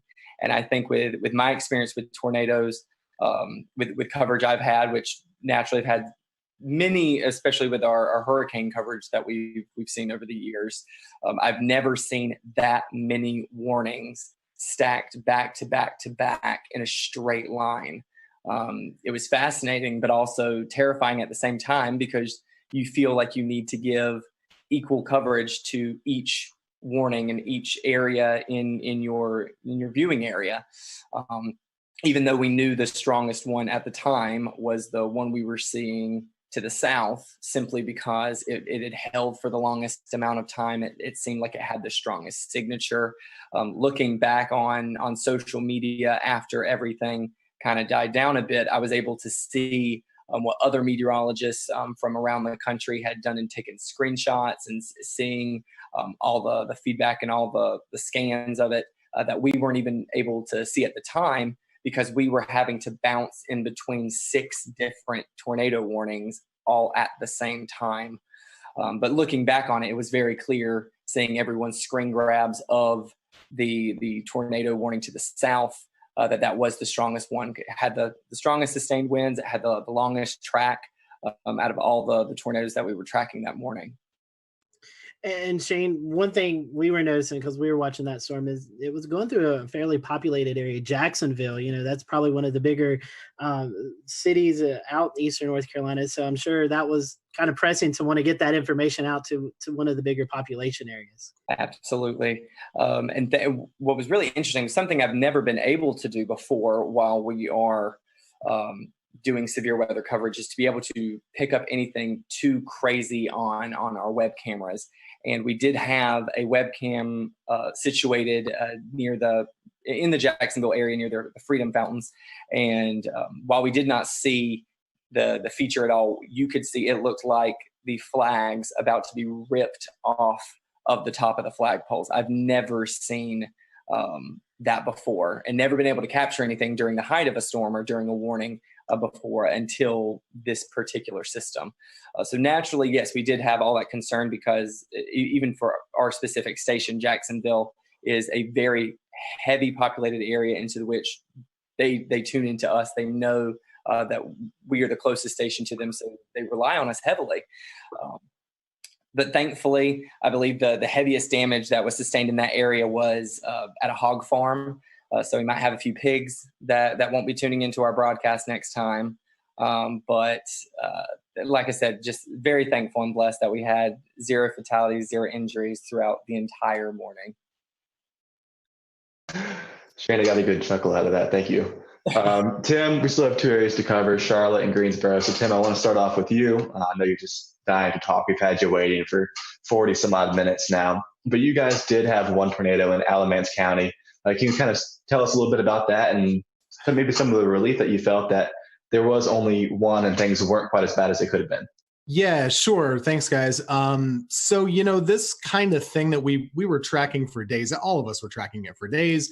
It was pretty much all anyone could talk about for the Easter weekend. So one of the things leading up to it, I kind of sensed I was kind of trying to read the room and on my Facebook page and just see where people's heads are at.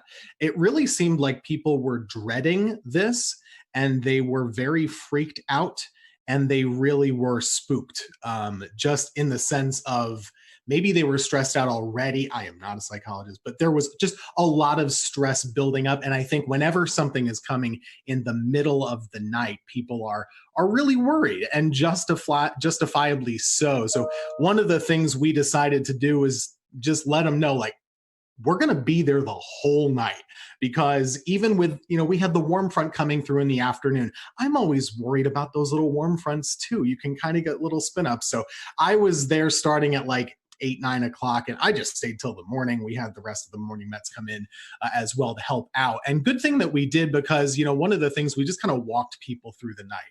We would just do Facebook Lives and they would chime in and we would say, everything's still okay. You can go to bed, but make sure you have the phone. And you got to wake up if the warnings are issued. And people really did that, and I think it helped out. But you mentioned we had 1 confirmed tornado in our area. We had 9 tornado warnings, and I had no problem with any of the tornado warnings. And a lot of times I'm complaining in the back of my head about some of them, right? None of them were light tornado warnings at all. There was so much rotation in almost every storm that was pushing across our area. Everyone in this chat knows this. We have a radar issue here. The radar beam is so high. So of course, when we're showing these warnings, it's showing more mid-level rotation. It's not at the ground. So all we can do is say, hey, this storm is spinning like crazy. Our first tornado warning came in at 4:20 in the morning, and we had continuous tornado warnings until 7 in the morning. So we were on for a while with all of those different storms. And it turned out that the last one in Alamance was the one that, in fact, was confirmed. And we confirmed it on air, too. We were watching it, Taran Kirksey and myself, and there was a clear as day debris ball just a few scans after the first couplet showed up. So I believe they talked about this in South Carolina too. Some of these, they formed, they came right down, and they did the damage right away.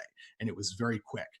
And thank goodness, the Weather Service did a bang up job. They had a warning on it right away. And we were just bouncing around. It was a very busy morning. But I think people were very appreciative that we were there the whole time with them, just kind of holding their hand. There's this storm, here's what you do. Grab the kids, grab the dog, put a helmet on, put shoes on, and get ready to go. And, we made through it. Thankfully, there were no injuries or fatalities in that one tornado. On the same token, in the squall line itself, we did have a tree, unfortunately, kill somebody in their home. And one of the things with this line that we also tried to do, you have to give the highlight coverage to the tornado warnings, but this whole squall line, we knew it was capable of putting down 80 plus mile per hour gusts, just with all the wind fields. So we did try and bounce around and say, hey, you're not in a tornado warning in Guilford here right now, but this line is nasty, so you should probably be in your safe spot too. So it was a very busy morning, but we anticipated it. Everybody in the weather enterprise talked about it for days. People knew about it. And I actually think it's a big success story that in the middle of the night, people were still well prepared and took good action. And the fatalities really, I think, were minimized, at least in the Carolinas, as far as I could tell. And Tim, you're already kind of making my transition easy, because the second question I wanted to ask was about, there was some information going around on Facebook before the storm that was a little bit unsettling for a lot of viewers, and it was definitely not accurate information, but I know that you were definitely a part of reassuring your audience that the storm, while yes, it was definitely going to be dangerous, this was not something that they couldn't handle. Talk about the importance of the trust that your viewers have in you, and how you're the source where they get all of their information from. Social media is a blessing and it's a curse, right? Like it gives good information and it gives bad. There was some post floating around out there that was advertising potential for EF5 tornadoes in North Carolina, even though we've not had one before on record. But people were freaked out initially. We of course saw the damage in Mississippi and Alabama. That can freak people out here when they know it's coming our way. So, one of the things I tried to do in the days up leading to the event is, everyone's freaked out right now just in life. I don't get freaked out by weather. I'd get freaked out a little bit about this pandemic, if I'm being honest. So one of the things I told them was just saying, hey, we're living in crazy times. We don't know exactly what's going to happen with daily life with this virus and stuff, but we know how to handle severe weather. We have the technology. We do this every year. We got this. It could be bad, but we know what to do. And if it is bad, we're going to let you know about it. We're not going to go crazy. We're just going to let you know where the storm is, where it's going, what you should do, and what to do next time, because there's always a next time with weather. This is not abnormal, really. We had a lot of tornadoes, but 1 year ago, basically in April, North Carolina had 12 tornadoes also. So this is not really that different. We do know what to do. And I think that was reassuring to folks, just to let them know, hey, okay, well, they're used to this. They're going to keep us covered. And that's really the whole reason why we're here. We're not here for the sunny days like today. I could not show up and that would be fine. But Monday, we're pretty important to keep folks calm and hopefully encourage them to make the right choices. And I think a lot of people did. Absolutely. Yeah. Scotty. And so, Tim, talking about radar coverage, that brings me to Mr. Brad Panovich. And Brad, unfortunately, we had a tornado kind of go under the radar, like that little pun there, in the Charlotte area. So we had one in Anson County, but you've been on the show several times talking about our radar gaps, and this one kind of bit us in the behind because we didn't catch this one. Yeah, and I'll give a little bit of a pass to the Weather Service on this one, because I think Tim brought up a good point. Something we were doing on the air Monday morning was we were telling everybody to treat the severe thunderstorm warnings like tornado warnings on Monday morning, because every severe thunderstorm warning had a tornado tag in it, and we knew the environment that these storms had. I didn't want people near a window or near the outside walls with straight line winds on Monday morning. So we actually, for the first time in a long time, I basically treated every severe thunderstorm warning like a tornado warning. But you're right, there was no warning with the two tornadoes we had touched down in Anson County. Even though in hindsight, looking back even at the Raleigh radar, there were signs of rotation. But I mean, we were all looking at radar Monday. I could have issued 100 different tornado warnings on some of these. It was just, you knew there was probably a tornado in there. There were several times I saw little couplets trying to spin up where you saw that inflow notch starting to increase and you're waiting for the outflow to kind of kick in, and it never did. So, there probably was numerous small spin ups in there that we never recognized, but it does highlight the same issue, right? We've had this huge radar hole over the Charlotte metro area that goes up into the Greensboro metro and really out towards the Fayetteville area. It's kind of that triangle of just horrible radar coverage. So the Raleigh office, they're trying to issue a warning in Anson County, which is basically closer to Charlotte than it is Raleigh. And the two radars they're looking at is Raleigh, Greer, and a terminal Doppler at Charlotte Douglas, which doesn't actually have the range to make it into Anson County. So it's a tough situation in a morning like that. Unfortunately, that tornado did damage about 10 homes. It was an EF2, and we had several farms damaged. So it did quite a bit of damage, actually picked up a couple mobile homes, but it does highlight the issue. I just hope that at some point, I think this COVID-19 thing has kind of set back our North Carolina radar project to do some private-public partnerships. But this problem's not going to go away. And hopefully in the very near future, we'll have, the goal is to have 3 C-band 1,000,000-watt dual pole radars spaced out over that radar gap to enhance radar coverage going forward. But man, that was, every time this happens, I'm like, I wish I had a better look. I wish I had it, especially that time of the morning when no one's spotting these things. You need that radar coverage. And it really makes it difficult. And I'll just say one of the things about the coverage that morning, everybody knew this was coming. The only messaging issue that I had with this whole event was because of the timing being between day 1 and day 2 outlooks from SPC, there was a lot of disconnect about this thing like skipping over us.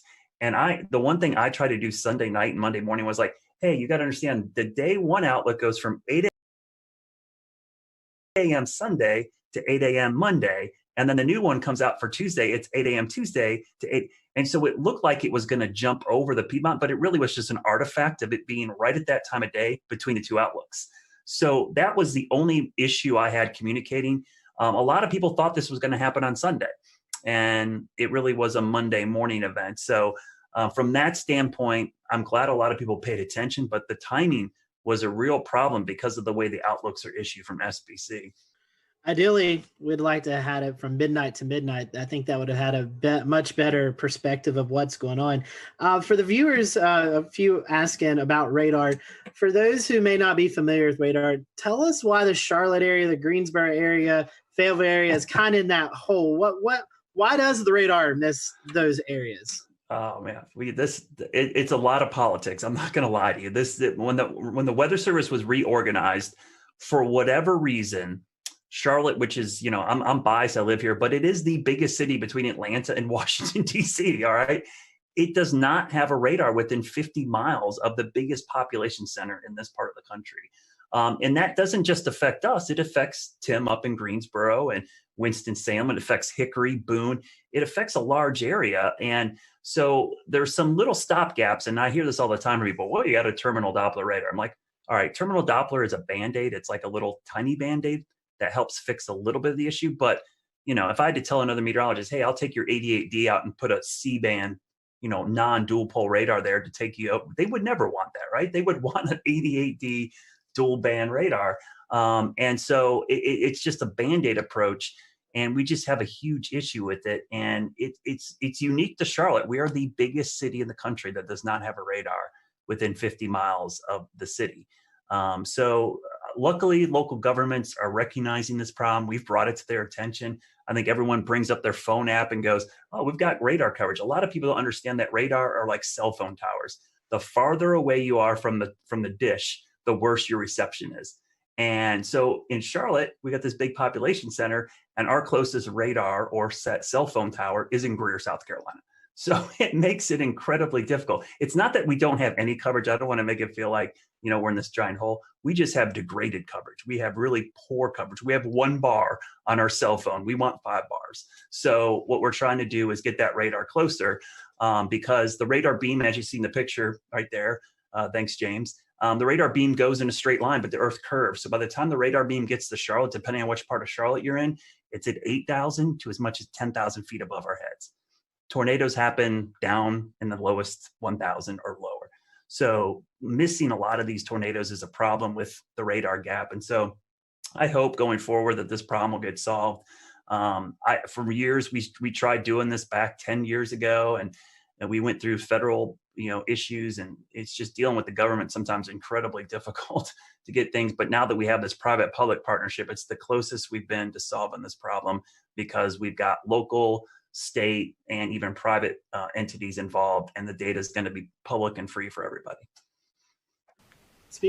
Speaking of partnerships, I wanted to ask Brad and Shane and Tim.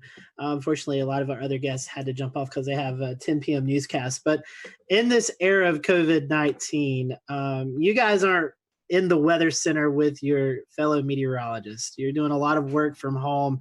How was the communication preparing for this event? Was it any different? I mean, I know you wasn't personally beside the meteorologist, but was the communication still there? Was there anything that you think maybe could have went better or not as good? I mean, any comments on that? We over communicated, and the only reason that I really over communicated was watching Ryan Vaughn in Jonesboro a couple weeks ago work from home and cover a tornado there. And I thought, it gave me a little sigh of relief saying it could be done, but they still had somebody in studio. So we talked a lot over the weekend. We had probably 2 or 3 Zoom calls over the weekend talking about coverage. And I said, if this was not COVID-19, I would be in the studio right now. And luckily my general manager and news director said, you know what, we want you in the studio too. So for the first time in a month, I was actually in the studio instead of home. And I worked in the morning show. Normally I'm an evening shift person. But I came in and tag team with Larry. We did do social distancing. We never crossed paths. We stayed away. I stayed in one location, which unfortunately meant I didn't get to go to the key wall, but I could be in the weather center with a standing shot and do it. So I think, and to answer your question, Scotty, we actually over communicated, probably more so than we ever had, because we knew the logistics of this was going to be really problematic. Yeah, just to echo that, we did the similar thing. We had the fun part about planning is you get to be on Zoom calls with your boss like every other day, right? So we had a lot of Zoom calls just like this, and it made planning a little bit more tricky, because we really had to advocate for the necessity of being in the studio. And it's not just a presentation thing, like that's somewhat cosmetic, but I don't have a generator at my house. None of the folks on our weather team do. So that was really the thing. What if, and we have 3 folks working, but it could sure happen that all of us lose power. So we really needed to be there. But when we were, I was at we have a separate room key wall. I was there. I didn't talk to anybody. You can see Ruben is and zooming. then in the studio, Taran Kirksey was there in front of a monitor wall with a computer with our graphics. And we had another meteorologist at home just doing like this and Facebook and stuff. So it really worked out well, but it was more planning and, just jumping through all the hoops that we all have to do just to go to the grocery store or something like that now. Strange. Yeah, I think kind of just like adding on top of that, We'll return to Best of the Carolina Weather Group in a moment. Now your Carolina weather forecast. Here are today's forecast high temperatures for North Carolina. Here are the forecast lows for tonight for North Carolina. Here are tomorrow's forecast high temperatures. And here's forecast rainfall across North Carolina tomorrow. Here are the forecast highs for the day after tomorrow.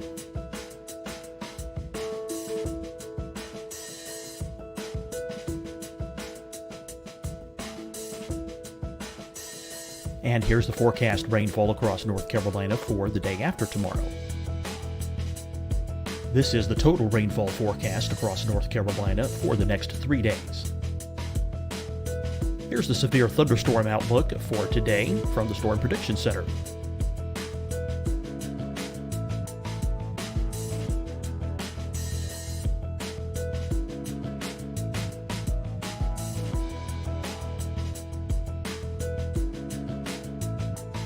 Here are the forecast high temperatures for today for South Carolina.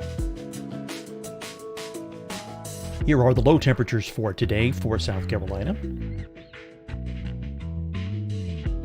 Here's the probability of precipitation forecast across South Carolina today. And here are the rain chances across South Carolina tonight. Here are tomorrow's forecast highs across South Carolina. Here are the forecast low temperatures for tomorrow for South Carolina. And here is the probability of precipitation across South Carolina tomorrow. Here's the precipitation chances across South Carolina tomorrow night. Here are the forecast highs for the day after tomorrow in South Carolina. Here are the forecast low temperatures across South Carolina for the day after tomorrow. And here are the rain chances across South Carolina for the day after tomorrow. And South Carolina's probability of precipitation for that night. Here's the Storm Prediction Center's severe thunderstorm outlook across South Carolina for today through tonight. Here's the Storm Prediction Center's severe thunderstorm outlook across South Carolina for tomorrow and tomorrow night. And here's the Storm Prediction Center's severe thunderstorm outlook across South Carolina for the day after tomorrow through that night. Here's the severe thunderstorm outlook for today from the Storm Prediction Center.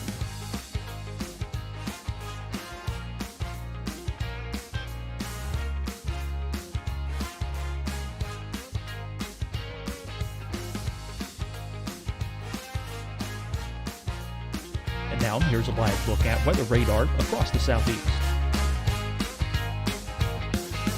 Fight the spread and take a stand against coronavirus. Wear a mask in public. Stay at least 6 feet apart from others. And get tested. Join us and fight the spread. Visit scdhec.gov/COVID-19. Getting tested for COVID-19 helps you to take the steps needed to protect yourself, your loved ones, and your community. Find the testing location at scdhec.gov/COVID-19 testing. Hi, everyone. I'm Dr. Mandy Cohen, Secretary of the North Carolina Department of Health and Human Services. And when you follow the 3 W's, you protect your family and your neighbors from COVID-19. When you leave your home, practice your W's.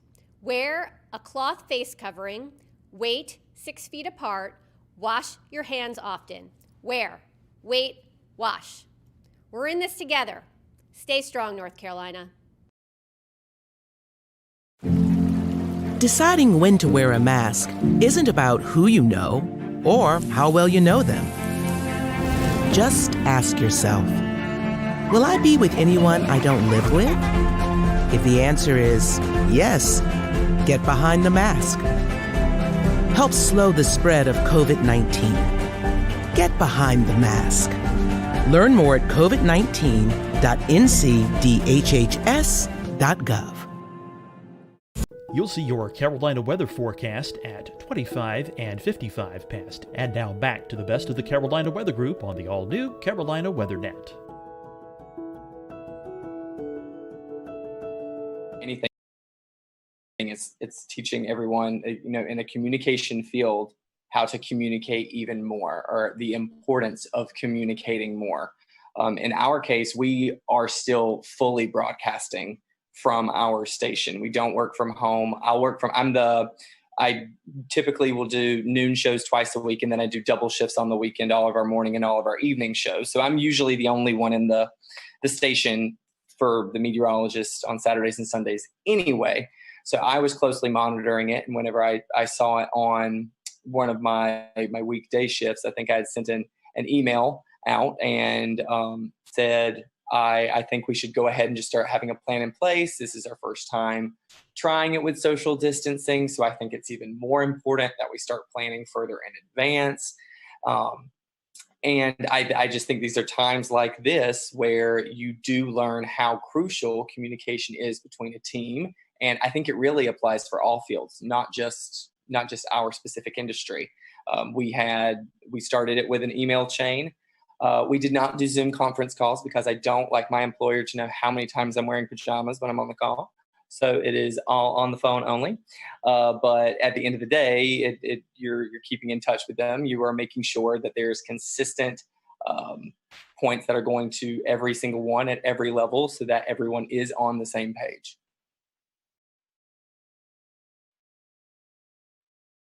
Yeah, I was gonna say real quick, Tim, we had that same issue. That was our biggest concern, was the generator issue. Yeah. You know, I have a great setup here. I'm great, but man, if I lose power, out of luck. And, you know, I have backup for my router, but I don't have backup power to my computer or backup power to any of the lights. So that was a big concern. And I thought for sure with just the wind field that we were going to have trees and power lines down all over the place, so we would lose power. So yeah, that was an easy call for us. And honestly, it was kind of nice to be in the station. Not that I wanted to be covering severe weather at 2:00 in the morning, but man, it was nice. That's the first time I saw my morning meteorologist in a month. So Yeah. it was really cool to be in there. One weather thing, actually, you know, the surprising part, we talk about how many tornadoes there were. We kind of expected a lot of tornadoes. The fact that the wind field didn't materialize as much in regular severe thunderstorms, I thought was surprising. There wasn't a lot of widespread damage in the squall line. There was a lot, but not as much as I thought there maybe could have been. Yeah, I agree. Only thing I'll say is that, and I'll give a shout out to Shay and WeatherFlow, because I have 2 WeatherFlow stations on my roof. I had 30 minutes of continuous gust over 50, which was the highest sustained gust above 50 since probably Hurricane Michael came through here. I've had those things for 2 hurricanes passing overhead, or at least the remnants, and that was by far the highest. So yeah, it was really impressive. And what happened in our viewing area was we had a lot of wake up calls. People just heard that roaring sound of the wind and the rain hitting their windows, and people were freaking out. They woke up, and so it was easy for me to get people to act because it was so loud. It woke people up from a sound sleep, that sound. And we had a lot of people sheltered in their bathroom for these straight line winds. But yeah, I'm surprised we didn't have more damage, Tim, but I was really impressed with the data from my roof. I looked at it and I'm like, I actually had a camera up there that swung around and broke off, and I had to fix it again because my house got hit by a tornado back in February. So and I had a 71 mile-an-hour wind gust with that storm. So it's been crazy having all these events at my house and having this data now collecting from my house. My wife's texting me. She's like, the kids are freaking out. Should we go downstairs? I'm like, yes, go downstairs.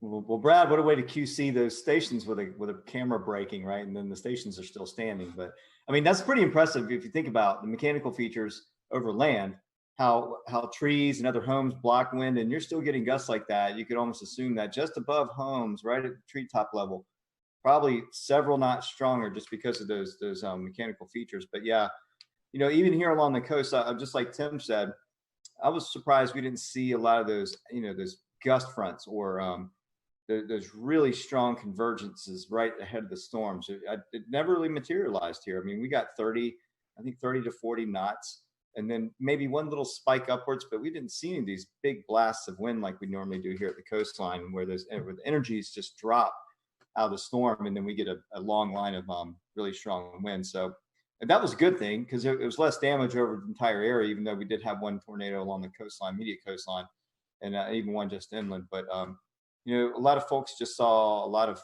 heavy rain, lightning, and just some gusty wind at times. It wasn't terrible. So, I mean, there's a little bit of reprieve from that storm, at least here along the immediate South Carolina coast, except for Murrells Inlet area and Litchfield. Yeah, so today's date, I think, is kind of significant too. The initial thing we were going to air today was going to be about the 2011 tornado outbreak that everybody really thinks about when they think about the strongest storm system maybe they've lived through or seen. You know, we chose to do this instead because this was such a significant severe weather outbreak. Going kind of back to you, Brad, and anyone else who wants to talk about it, is there any sort of feedback that you're receiving from the public that this is going to be kind of the new thing in their heads as as the biggest severe weather threat that they've seen? Or how do you think this compares as far as response to what we kind of saw on April 16th, 2011? I remember that April well, because that is the highlight of that month. But there were 4 separate significant severe weather events back in April. We had a derecho, we had baseball-sized hail, and we had the tail end of the Tuscaloosa tornado outbreak actually affect the Carolinas. And then April 16th, which I remember that night because I stayed up all night long and watched that line of supercells. pass over Charlotte, not touch down, and then immediately as the sun came up, start spinning. But I think what helped us out on Monday, two things. One, COVID-19, everybody's home. They're sheltering in place already. But two was our tornado outbreak back in early February.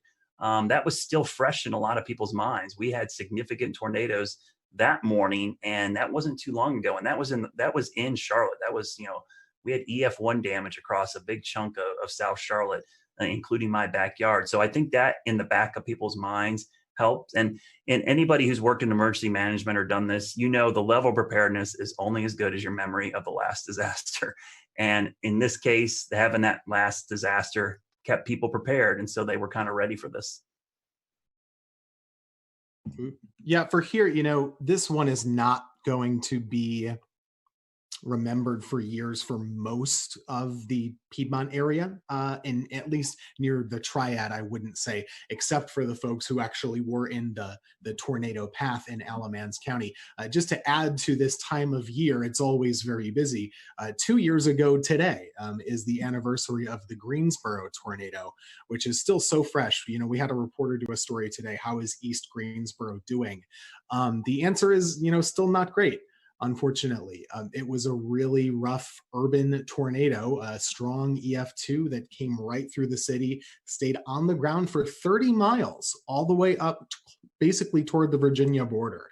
And that was just 2 years ago. So for a lot of folks, that's still what they remember, or maybe it's always very personal. So if you're in High Point, you remember the High Point tornado in 2010, right? It just depends on who you are and where you've lived. For me, that April 16th event is still, way up here and everything else is way down. I was working in Wilmington, but that thing was another level. And that year was just another level of severe weather. And I'll just add my own commentary to that. It was a year ago that we had a tornado outbreak here in the Carolinas. I don't even remember the number, but a year later, our thought is already bouncing back to 2011 and not a year ago. Yeah, that was 12, and it was Good Friday. I remember that very clearly. You're right. Scotty, I think that was the first time you sought shelter in your... I remember doing that, but I couldn't remember what date it was. Like, I forgot 2 years ago. I knew the Greensboro tornado, but I didn't know it was today's date. That's Monday the 13th is my son's birthday. And I remember on his first birthday, we were doing severe weather coverage, and on his second birthday, we were doing severe weather coverage. Yeah, I was in the basement live on this show when that happened. So yeah, crazy times. But anyways, guys, thank you so much for coming on. As Tim was talking about, I'll go ahead and kind of let the secret out of the bag. We pre-recorded the April 16, 2011 look back. So next week we're going to be airing that. So you'll see Tim back next week on our show.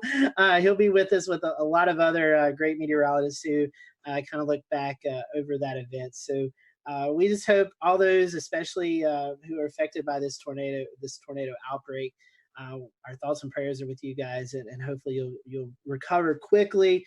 And like Tim and Brad has said, this is the peak season for severe weather in the Carolinas. So we'll continue to monitor the weather for the rest of the month, and even into May is really kind of a high peak for severe weather. So we appreciate you joining us tonight. Big thank you to all of our guests tonight. This was a last minute show, and we got coverage from every market except the Raleigh market, but I don't really think there was much going on in severe weather-wise with tornadoes in that market. So we appreciate everyone coming on tonight, and we will see you back here next Wednesday night for another edition of the Carolina Weather Group, and we hope you have a safe and happy weekend.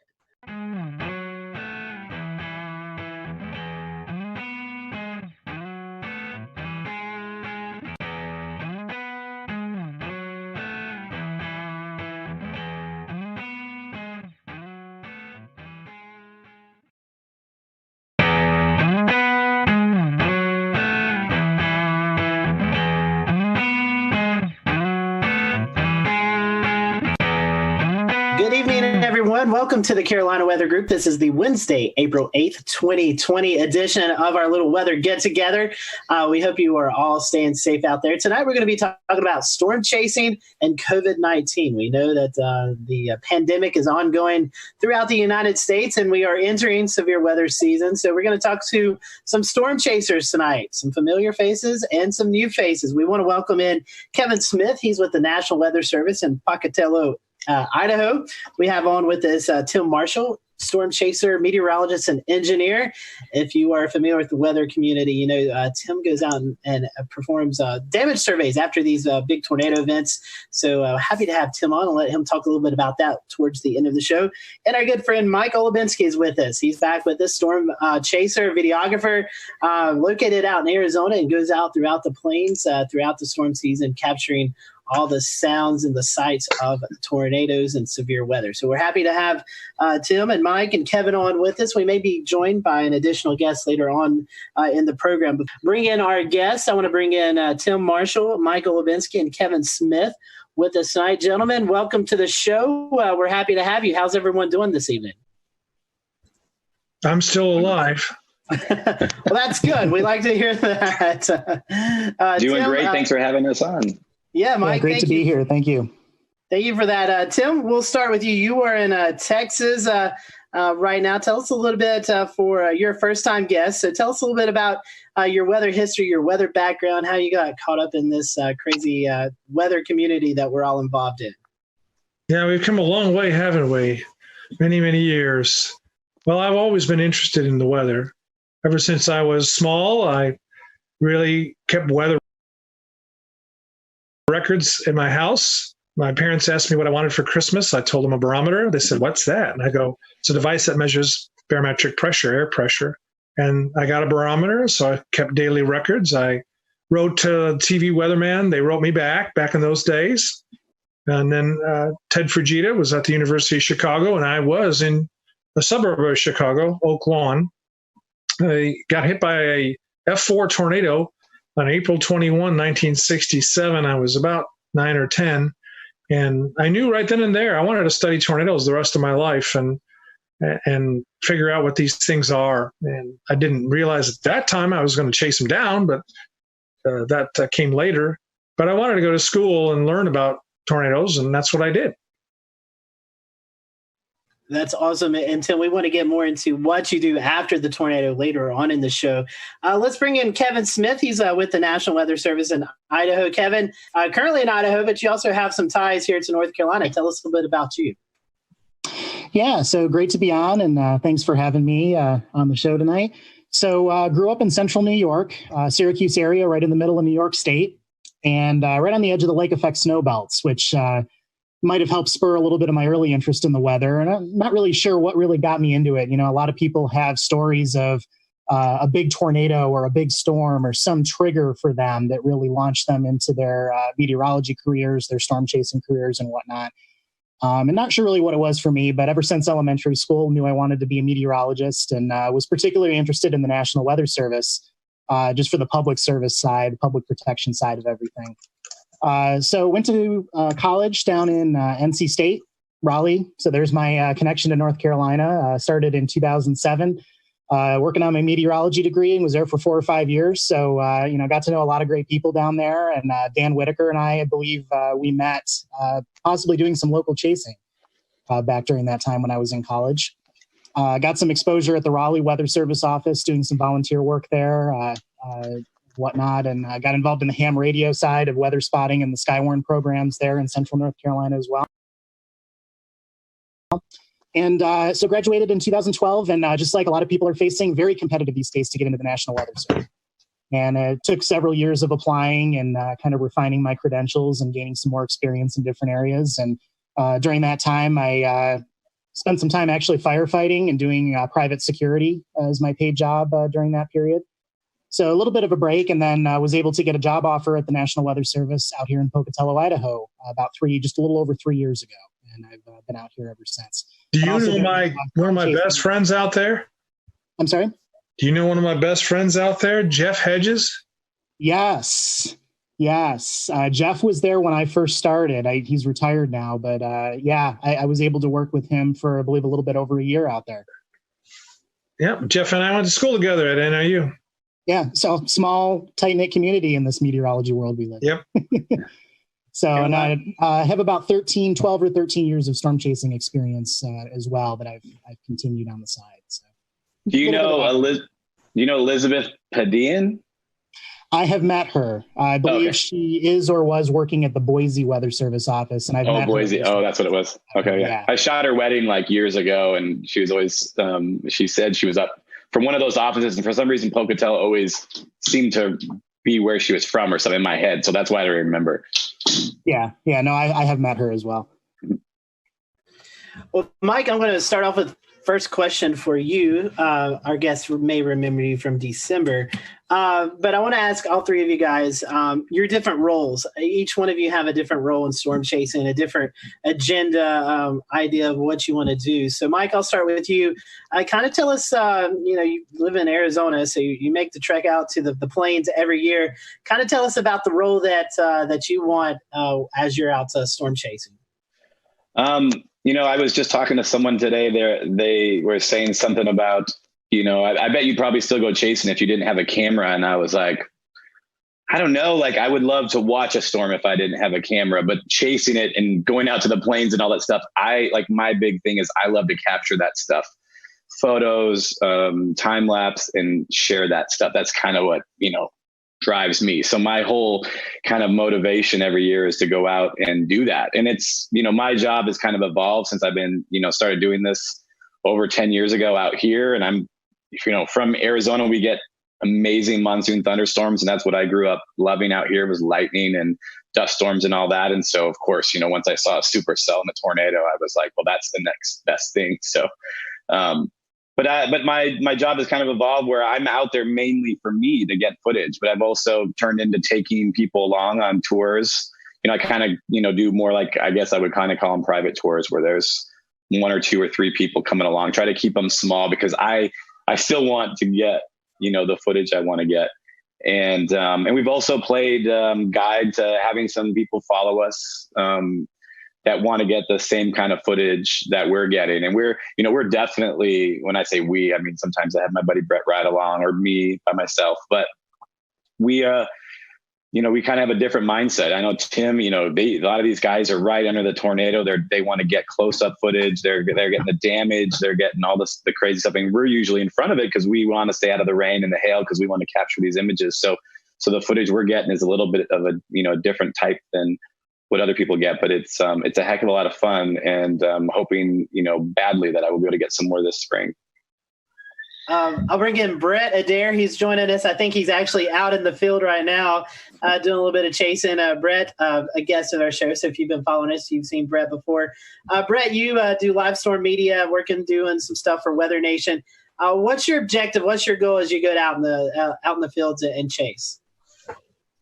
Well, the number one objective has been report. Obviously, we want to get in front of these storms and, in some cases get close and others maybe not so close. Today, the objective was we had some inverted V-type soundings earlier in the day, so we knew hail and damaging winds were going to be the key elements and components for earlier today. So we did a little chasing in the severe thunderstorm watch down in Alabama just to do a little bit of reporting if we had anything.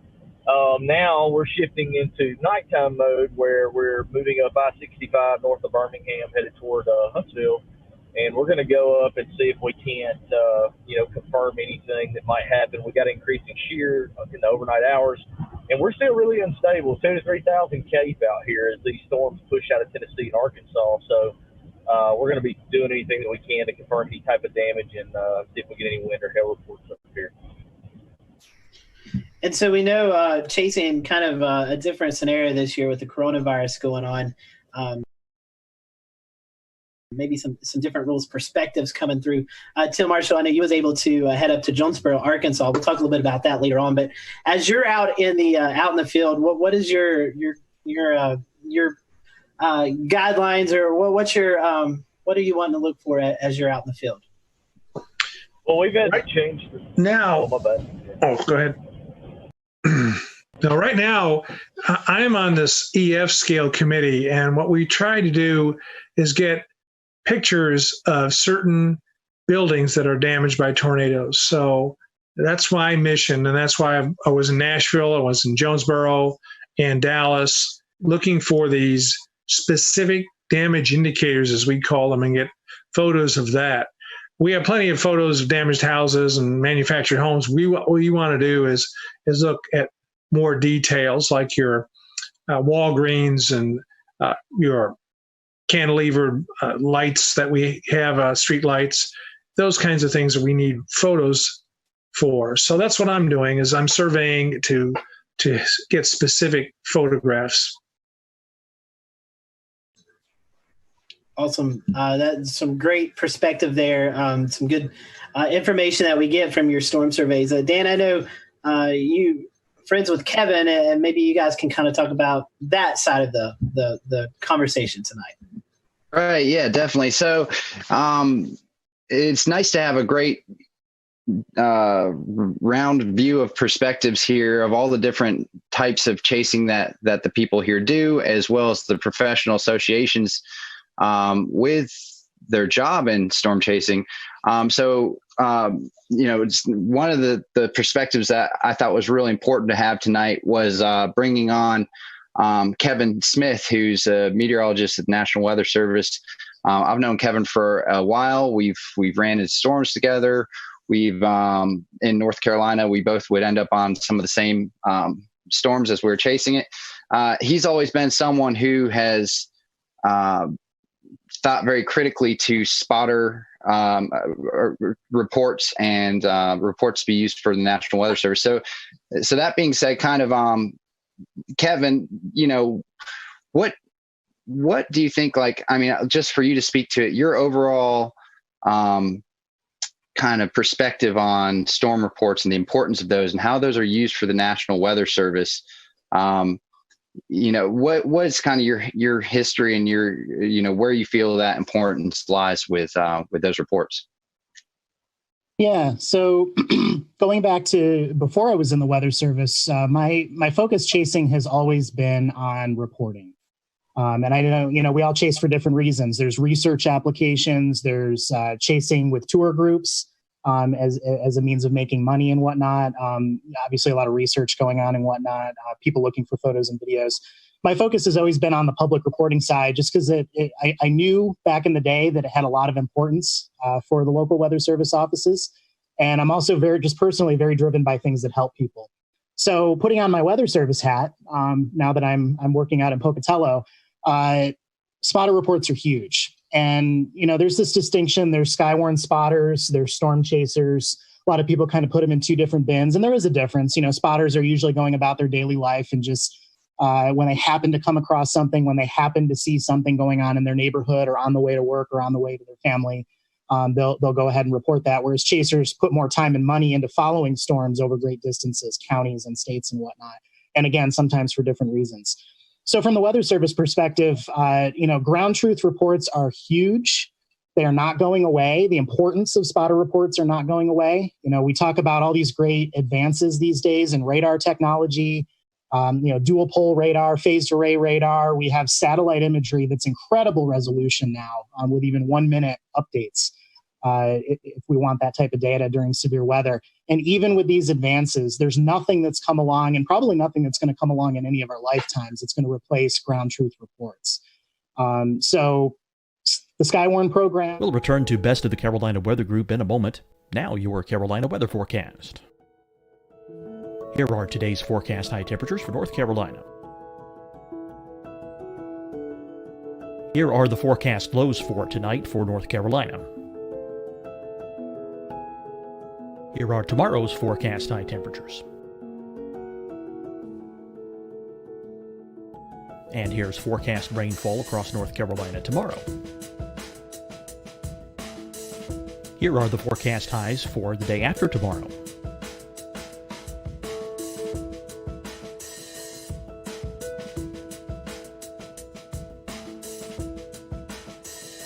And here's the forecast rainfall across North Carolina for the day after tomorrow. This is the total rainfall forecast across North Carolina for the next 3 days. Here's the severe thunderstorm outlook for today from the Storm Prediction Center.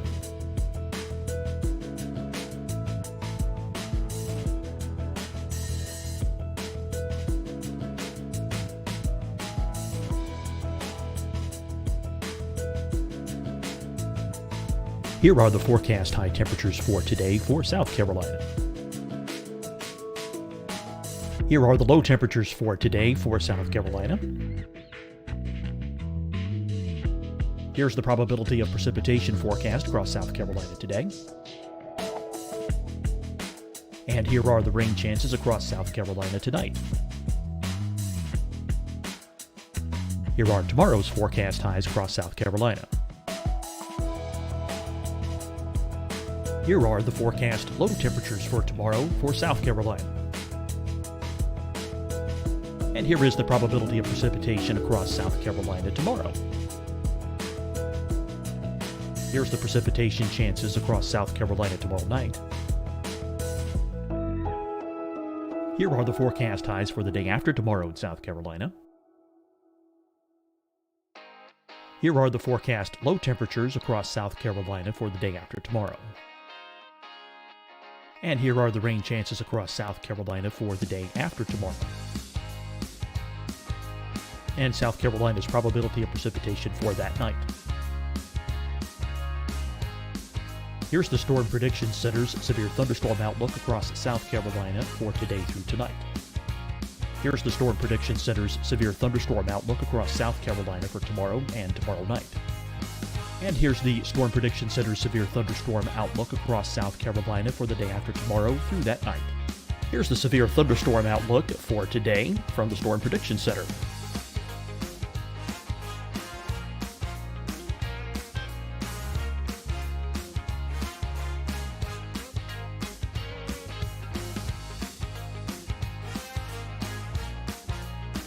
Now, here's a live look at weather radar across the southeast. Fight the spread and take a stand against coronavirus. Wear a mask in public. Stay at least 6 feet apart from others. And get tested. Join us and fight the spread. Visit scdhec.gov/COVID-19. Getting tested for COVID-19 helps you to take the steps needed to protect yourself, your loved ones, and your community. Find the testing location at scdhec.gov/COVID-19 testing. Hi, everyone. I'm Dr. Mandy Cohen, Secretary of the North Carolina Department of Health and Human Services. And when you follow the 3 W's, you protect your family and your neighbors from COVID-19. When you leave your home, practice your W's. Wear a cloth face covering, wait 6 feet apart, wash your hands often. Wear, wait, wash. We're in this together. Stay strong, North Carolina. Deciding when to wear a mask isn't about who you know or how well you know them. Just ask yourself, will I be with anyone I don't live with? If the answer is yes, get behind the mask. Help slow the spread of COVID-19. Get behind the mask. Learn more at covid19.ncdhhs.gov. You'll see your Carolina weather forecast at 25 and 55 past. And now back to the best of the Carolina Weather Group on the all-new Carolina WeatherNet.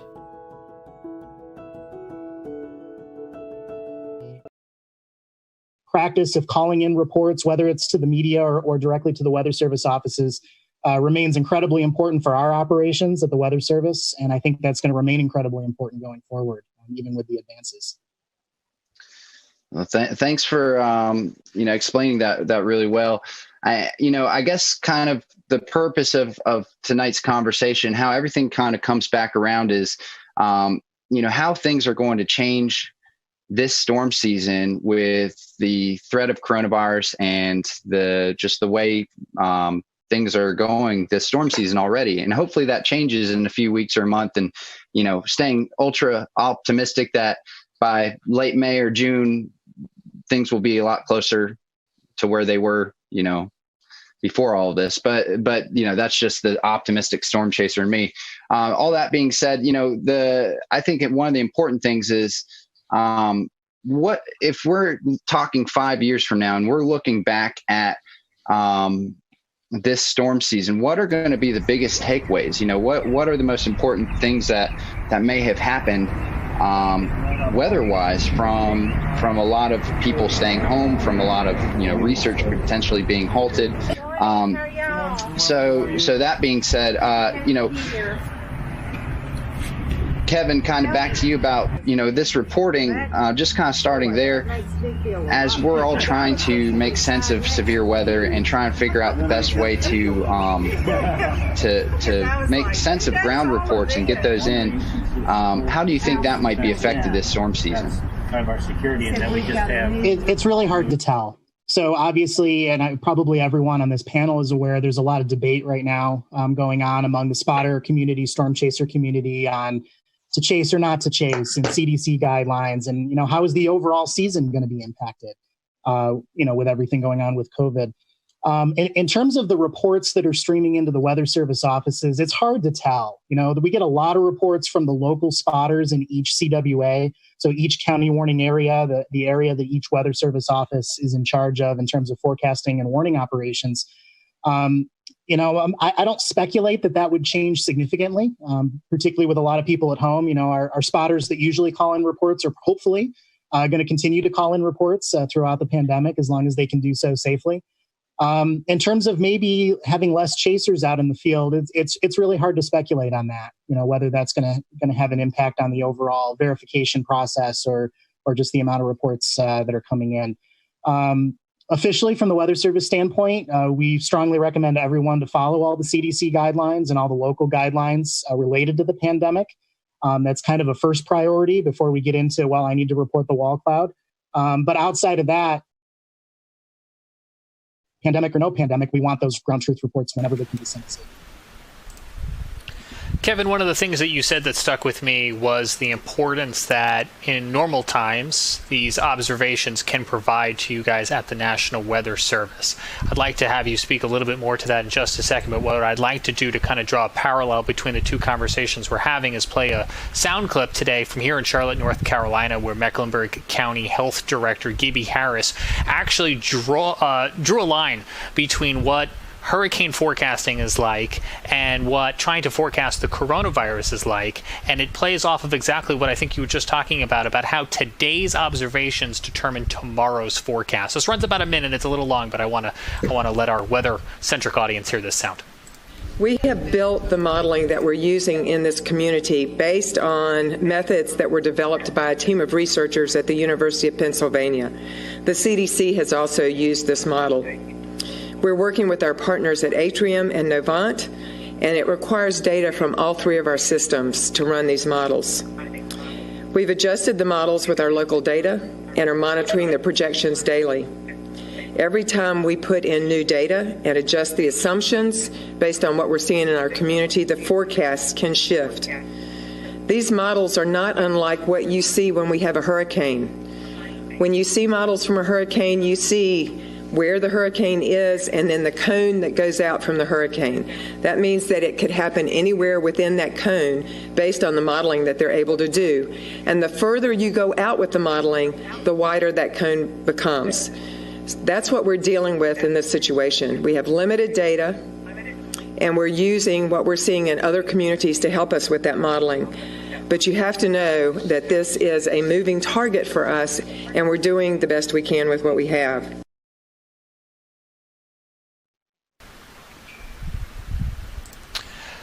So, Kevin, those observations, whether they come from humans or machinery, really do play a role in the weather world to help with tomorrow's forecasting. Is that right? That's right, yes. And I think we're padded a little bit as far as spotter reports go. And what I mean by that is, obviously, when we're reducing weather balloon launches, which are directly inputted into the models that we use, if we're reducing observations coming from aircraft, because air travel is down so much right now with the pandemic going on. Things like that are direct inputs into the weather models are going to have a pretty clear and documented impact, I think, on some of the accuracy and just the performance of the overall model. When we circle back around to ground truth reports from spotters and from storm chasers, again, it's hard to ascertain. We're not plugging a spotter report or a chaser report directly into a model. And again, with the majority of spotters being on the spotter end of that spectrum and reporting from home, reporting from work, again, we're hoping that we don't see a big reduction in those types of reports coming in during the pandemic. But I can think of multiple examples all the way back to high school when I was a spotter back in high school. And then I kind of started to stray more and more into storm chasing as we went into college and then my adult life so far. There's a lot of different examples I can think of where actions were taken by the Weather Service immediately based on my report. And that's a really great feeling. As far as, we know spotter reports are valuable. I'm telling you they're valuable right now as a Weather Service employee. But being able to see that in real time. So, for example, back in Cicero, New York, just north of the Syracuse area, called in my rain gauge observation one day. This was back, I believe, toward the end of high school, and said, hey, we've had a thunderstorm. Our total accumulation over the last 45 minutes was measured as this much. And this is what I'm seeing in terms of minor flooding around the neighborhood. And within 3 minutes, an urban and small stream flood advisory was issued. And when you read into the text of the advisory, it said, at such and such a time, a trained weather spotter reported this much rain fell in 45 minutes. The weather spotter reported there is street flooding in Cicero. And multiple examples like that over my time as a spotter, where you can see that direct effect that report has. So I think it's kind of in a different category. Regardless of how the weather models are responding to changes in the data inputs right now due to the pandemic, I think spotting is always valuable. Calling in reports, whether you're a spotter or chaser, is always valuable, pandemic or no pandemic. And hopefully that's going to continue uninterrupted as we go forward this year. And Kevin, one more question for you before we move over to Brett, Mike, and Tim. As a forecaster at the National Weather Service, if come May, some of these stay-at-home orders haven't been repealed and we can't get storm spotters out in the field, how will that affect the warning process? Yeah, so again, hard to say. I think the majority, my impression from my experience is the majority of our local Skywarn spotters that report into each Weather Service office, again, are local. And so I don't think there's going to be a huge interruption in general in terms of their ability to report what they're seeing in their backyard, the type of weather that's impacting their neighborhood and whatnot. And again, it's hard to categorize, if people are not going out as much as they would, if some of the local spotters are not driving the neighborhood looking for damage, maybe because of the pandemic, or if we're cutting down on the chaser presence out in the field, just from the storm chasers, whether they're local or coming in from another state. It's very hard to tell what type of impact that would have. But the final thought on that, again, is whether you're a storm chaser, whether you're a spotter, whether you're someone looking to get involved in that process, these reports matter a lot. We use them every single high impact weather event and operations at all the Weather Service offices, and it's a great thing to get involved in. And if you want me to at some point, I can speak a little bit more to that and how to get involved as well. Yeah, actually, Kevin, near the end of, as we after we talk about some more things, we'll be talking about that specifically. And for any of the listeners, it would be great for us to give them things to do they can that they can do from home to become involved with better reporting and stuff like that. So we'll be actually speaking to that. I think it's a great and very useful thing that we can all kind of try and figure out what we can all do while we stay at home. So, but over to you, Brett. You're out in the car. You're pursuing storms right now. Just as a kind of overall question, what is so important about today and about what you're doing that you're in the car and following these storms right now? What from a media perspective and from a meteorologist's perspective is the reason you're out there, and why is that so important? Yeah, Dan, it's one of those situations where now, some people are definitely scared to go in the field because, the advisement has been to stay at home in most states. For us, we're still essential. We still have to report. We still have to, give the news, whether it be the news or weather news. And we're having to take really drastic steps to change things in the field ourselves. Normally, when we go out, we do this. We're, covering the storms, and then we may be covering damage. And then in most cases, we're going to go and, try to find a place to have a meal, try to find a place to sleep for the night, get ready for the next day, or get ready to head home. For us, over the last month and a half, my wife already has a bit of an issue with lupus, so she has an underlying condition. So I'm having to be extremely careful. We have tons of hand sanitizer, gloves, N95 masks. We've been sleeping in tents on air mattresses at campgrounds that were open. Now we're going to likely have to do some primitive type camping when we go out for the next month or 2 months or however long. We also are having to bring our own food because in many cases we just don't, either A, you don't have restaurants open to do curbside when we're finished with our day, or B, you know, the comfort level of trying to get food right now is just not there because personally, I think you could easily spread a virus through, you know, food contamination. So, I mean, we're just having to be extremely careful wiping down gas pumps before we use them, wiping down credit card readers because we've still got to pump fuel. It has really changed the way that we operate, and we're having to really slow down and be more attentive to the things that normally would be second nature to us when we're in the field. So personally, I'm a little more worried about other things than the storms, and you have to pay attention and really think about things more in depth. And it also, you know, I second guess myself sometimes. I don't want to become complacent about the weather and then have an issue there as well. So it's becoming very challenging, but we still have to be out here, reduce number of spotters.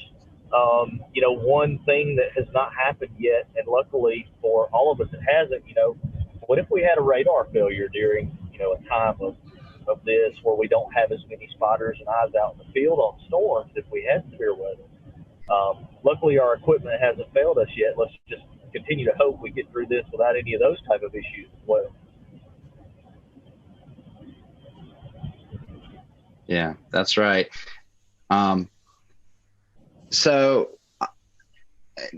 Tim, to kind of speak to you, you've already been out chasing as well. You've done your damage assessments. You've seen some of these effects probably as well. Is there anything like what Brett was talking about that you think you've had to change, or that's limited your ability to do your job or to pursue the storms?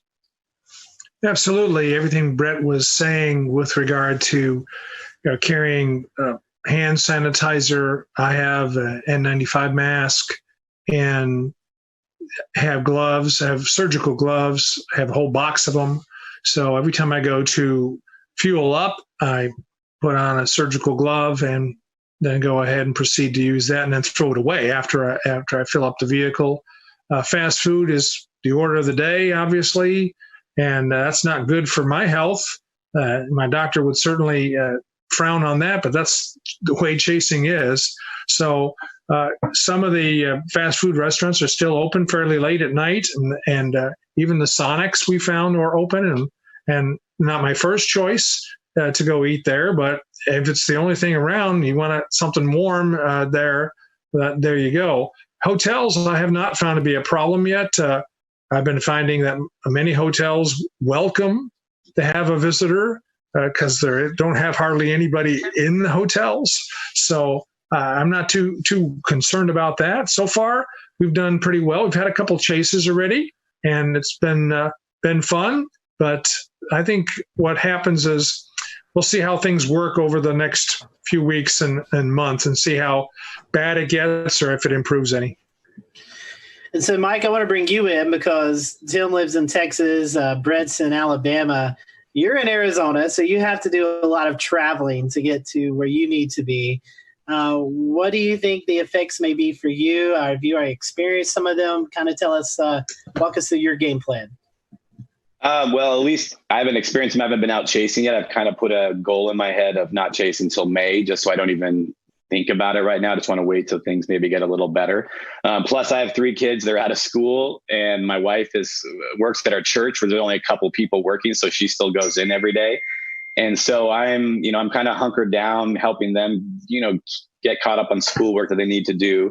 I'm the one going to the store to get groceries and all that. So it's actually been really fun, but also kind of, still trying to work and stuff on my own, which has been a little bit stressful with the kids. But, I'm trying to look at this time a little bit with some silver lining as a gift that I get to spend time with them and help them out. But all the precautions they're taking, I've been taking. I'm starting, freaking out. I sound a little sick. I have allergies out here. But on Friday night, I thought I was like, oh my God, my chest is caving in and I've got all these symptoms, and had like a panic attack on Friday night. So, since then I realized I just have allergies. It's real bad out here for everybody. But I do everything, go to the store and wash my hands before I go in. I try not to touch anything. I've like trained myself not to touch my face. And it's just crazy how much your face itches once you've trained yourself not to touch your face inside a grocery store. And then I cannot immediately wash my hands and make sure and wash my phone if I've touched it, or credit card or whatever. So, but for me, at least coming up, it's going to be different. I usually will do tours for 7 days, 10 days. I don't know if any of those are going to happen. They don't usually start until mid-May. So right now I'm, one of the guys coming, he was a 77-year-old man who's come on a couple of my workshops before. He's like, I don't want to come and I don't want to stay in hotels, and which is great. I don't want him to risk anything he doesn't want to. But, for me, when I started doing this, I started in Arizona chasing by myself. And when I started coming out the plains, I had a buddy or two, but really my first time ever coming out was by myself. And I learned to chase solo and how to navigate, look at radar, and do all the stuff at the same time. For me, I'm almost thinking, it's going to be like kind of like a flashback to how I used to chase. And right now, the plan is to bring a cooler of food and a sleeping bag and a pillow and sleep in the back of my 4Runner. And if I need a, motel, I might even go in and bring my pillow and my sleeping bag, so I don't really have to touch the bed, and make sure I wipe everything down. And like Tim said, I have a neighbor who works with hotels, and, I know that some of them out there, they're going to need money. They need support as well. And so, in a way, hopefully we're kind of helping them out at the same time of being, safe and all that. So, my plan is to just kind of try to do that as much as I can. I've gotten used to driving out there, especially to, kind of to Denver, chasing, coming back to Denver, leaving my truck somewhere and flying home for, $100 a flight one way, which is pretty cheap, staying home for a few days, flying back out and chasing. So I don't have to do the crazy drives back and forth across New Mexico and everything. But this year I'm probably going to have to get used to doing that again. So I think it's possible it's going to be a little bit different than before, but my plan really is to, hopefully wait till May, maybe first, second week of May. I love late May and June anyway. It's about my favorite time to chase. Usually it's more picturesque, or it can be. But that's just kind of my goal. And if it's safe to go, I'm going to feel real good about it. But I'm definitely going to be ultra paranoid the whole time I'm out there, and try to avoid any, big chaser meetups, no Applebee dinners, none of that stuff. It's just going to be kind of staying below radar, just chasing and having fun and trying to just do what I really love, which is just be out there all night getting lightning photos. And honestly, storm chasing, at least to me, is one of the most socially distancing hobbies you can possibly have. That also, at least for me, is a job. So I get to go do that and really have an excuse to be away from everybody and not have to do anything. But other than, Tim and Brett said, wash your hands before touching a gas pump and avoid, that kind of stuff as much as possible. So at least that's my plan right now, but we'll see. It's, it's only early April. Who knows what's going to change? Yeah, definitely in a changing world. Kevin, I want to bring you in, and then we're going to go to a quick break. With the Weather Service, I know some things have to be kept internally, but as we get into storm season with the Weather Service, we see these bigger severe weather days. Sometimes the Weather Service brings in additional staff to help monitor social media, Skywarn, things like that. Does the Weather Service have any clue or any ideas or plans on how to address these bigger severe weather event days during the COVID-19 pandemic? Yeah, so the guidance we've been given is operations continue. So broadly in the Weather Service, we have a lot of people teleworking if they can, particularly on the management side, upper management, even some of our IT support and electricians type positions, electronic support, are trying to telework as much as possible. As far as operations goes, doing the forecasting for the airports, providing support for our partners, all of the severe weather outbreaks, all of that. I say business as usual. We're washing our hands more. We're spraying down the workstations. We're trying not to sit next to each other. So we're trying to practice social distancing and disinfect as much as we can. But we're going to bring in everybody that we need to work a severe weather event or a tornado outbreak. And it kind of comes down to risk. If we have the potential for big tornadoes to start wiping people out, there's a point where that risk potentially, particularly if we can't warn for it, that risk is going to become pretty big and be a pretty big threat to life and property. And, right alongside the pandemic, that needs to be addressed. So, we bring in everybody that we need on the operational side to handle the big events, just like we normally would before the pandemic. So, Tim, you were in Jonesboro just recently in the past few days surveying. Did you notice any effects of the COVID-19 outbreak and how that influenced storm surveying as well as storm recovery? Well, the people there were very cognizant of the stay-at-home order, but they also wanted to go out and see the damage. So there was, two types of people out there. There were people who did stay home, and then there were people who were out in their cars taking cell phone pictures of the damage and destruction. The police were all over there, and funny because talking to the police there, one police officer shook my hand, and then we both thought, wait a minute now, we shouldn't be doing that. And then other officers would say, well, we could just, say hi or something like that. And that's great. So there was some of that. And then the hotel I stayed at up in Jonesboro, they said that before the tornado, they had 20% occupancy. But then after the tornado, it went to 60%, and they expected to be sold out as more first responders and contractors come into town. So in a way, it brings back some business. Absolutely. Wow, that's scary stuff. It's the worst case scenario that a major tornado goes through a populated area at a time like this. And obviously that's awful no matter when, even when there's no virus wreaking havoc through the world. But that's just awful for those folks. Over to you, Scotty. Thank you, Evan. Tim, I want to keep you up and bring Kevin in as well. Tim, you were able to kind of go through Nashville, Tennessee, look at this tornado damage that went through downtown. That was pre-COVID-19, before everything kind of shut down. You was in Jonesboro after COVID-19. So you did storm surveys on both. So I want to ask you, how are those storm surveys different? Have you noticed anything? And then Kevin, I want to piggyback that off to you. As how will the Weather Service conduct these storm surveys when we're in this time of social distancing? So Tim, I'll throw it to you first. Well, as far as Nashville and then Jonesboro is concerned, I was still able to get around without any problems whatsoever. I was able to do my survey without any problem. I do a lot of walking as well, and I have all the credentials with me. So, I have my hard hat on and I have a jacket on that says, that I'm a surveyor. So those kinds of things, people recognize me as somebody who's supposed to be essential out there doing the job. And that's what I do. So I've had no problems with it myself. And like I was saying earlier, there's two kinds of people out there in the Jonesboro area, those that stayed home and those that went out and took a look at the damage. And it wasn't anything too bad because it's a rural town, and it didn't have the hundreds of people that have had it or died from it yet. And so it wasn't really that impactful to a lot of the people I spoke with. They didn't realize the full extent of it, I don't think, like some of the bigger cities have. It's because they're out 2 hours from Little Rock, for example. And we'll return to Best of the Carolina Weather Group in a moment. Now your Carolina weather forecast. Here are today's forecast high temperatures for North Carolina.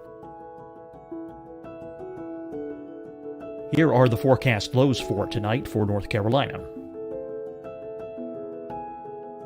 Here are tomorrow's forecast high temperatures. And here's forecast rainfall across North Carolina tomorrow. Here are the forecast highs for the day after tomorrow.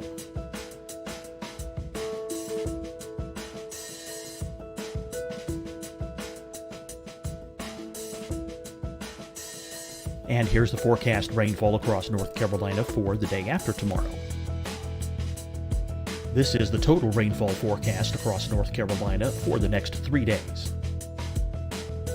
Here's the severe thunderstorm outlook for today from the Storm Prediction Center.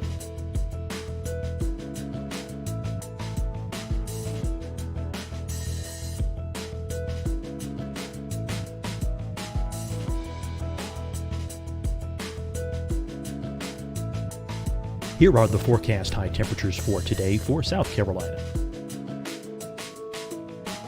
Here are the low temperatures for today for South Carolina. Here's the probability of precipitation forecast across South Carolina today. And here are the rain chances across South Carolina tonight. Here are tomorrow's forecast highs across South Carolina. Here are the forecast low temperatures for tomorrow for South Carolina. And here is the probability of precipitation across South Carolina tomorrow. Here's the precipitation chances across South Carolina tomorrow night. Here are the forecast highs for the day after tomorrow in South Carolina.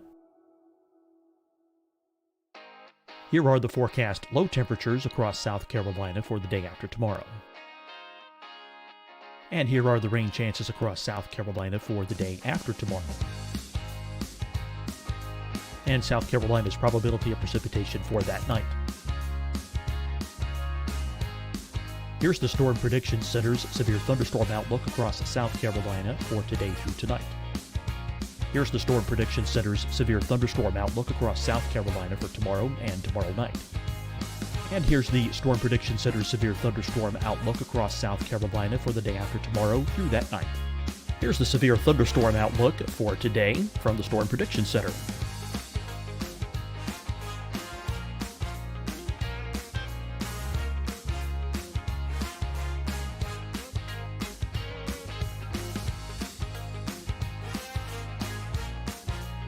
And now here's a live look at weather radar across the southeast. Fight the spread and take a stand against coronavirus. Wear a mask in public. Stay at least 6 feet apart from others. And get tested. Join us and fight the spread. Visit scdhec.gov/COVID-19. Getting tested for COVID-19 helps you to take the steps needed to protect yourself, your loved ones, and your community. Find the testing location at scdhec.gov/COVID-19 testing. Hi, everyone. I'm Dr. Mandy Cohen, Secretary of the North Carolina Department of Health and Human Services. And when you follow the 3 W's, you protect your family and your neighbors from COVID-19. When you leave your home, practice your W's. Wear a cloth face covering, wait 6 feet apart, wash your hands often. Wear, wait, wash. We're in this together. Stay strong, North Carolina. Deciding when to wear a mask isn't about who you know or how well you know them. Just ask yourself, will I be with anyone I don't live with? If the answer is yes, get behind the mask. Help slow the spread of COVID-19. Get behind the mask. Learn more at covid19.ncdhhs.gov. You'll see your Carolina weather forecast at 25 and 55 past. And now back to the best of the Carolina Weather Group on the all-new Carolina WeatherNet.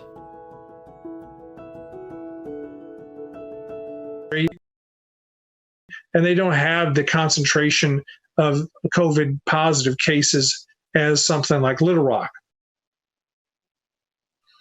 And Kevin, with you guys doing out National Weather Service storm surveys, I know you got the credentials and stuff, but sometimes you maybe interview or interact with homeowners and business owners and things like that.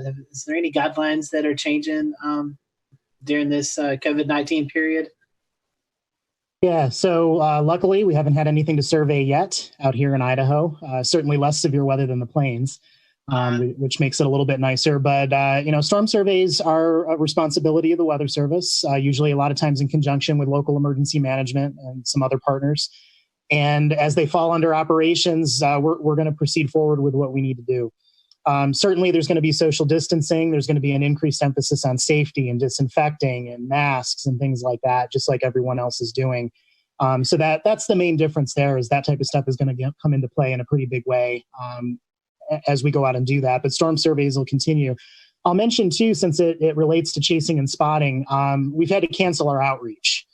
A lot of weather service offices are essentially locked down. We're not letting contractors in anymore. We're not interacting with people who are delivering packages. We're not allowing tours or visits or any in-person meetings of any kind. And that includes the outreach we do out in the field, like Skywarn classes to train new spotters.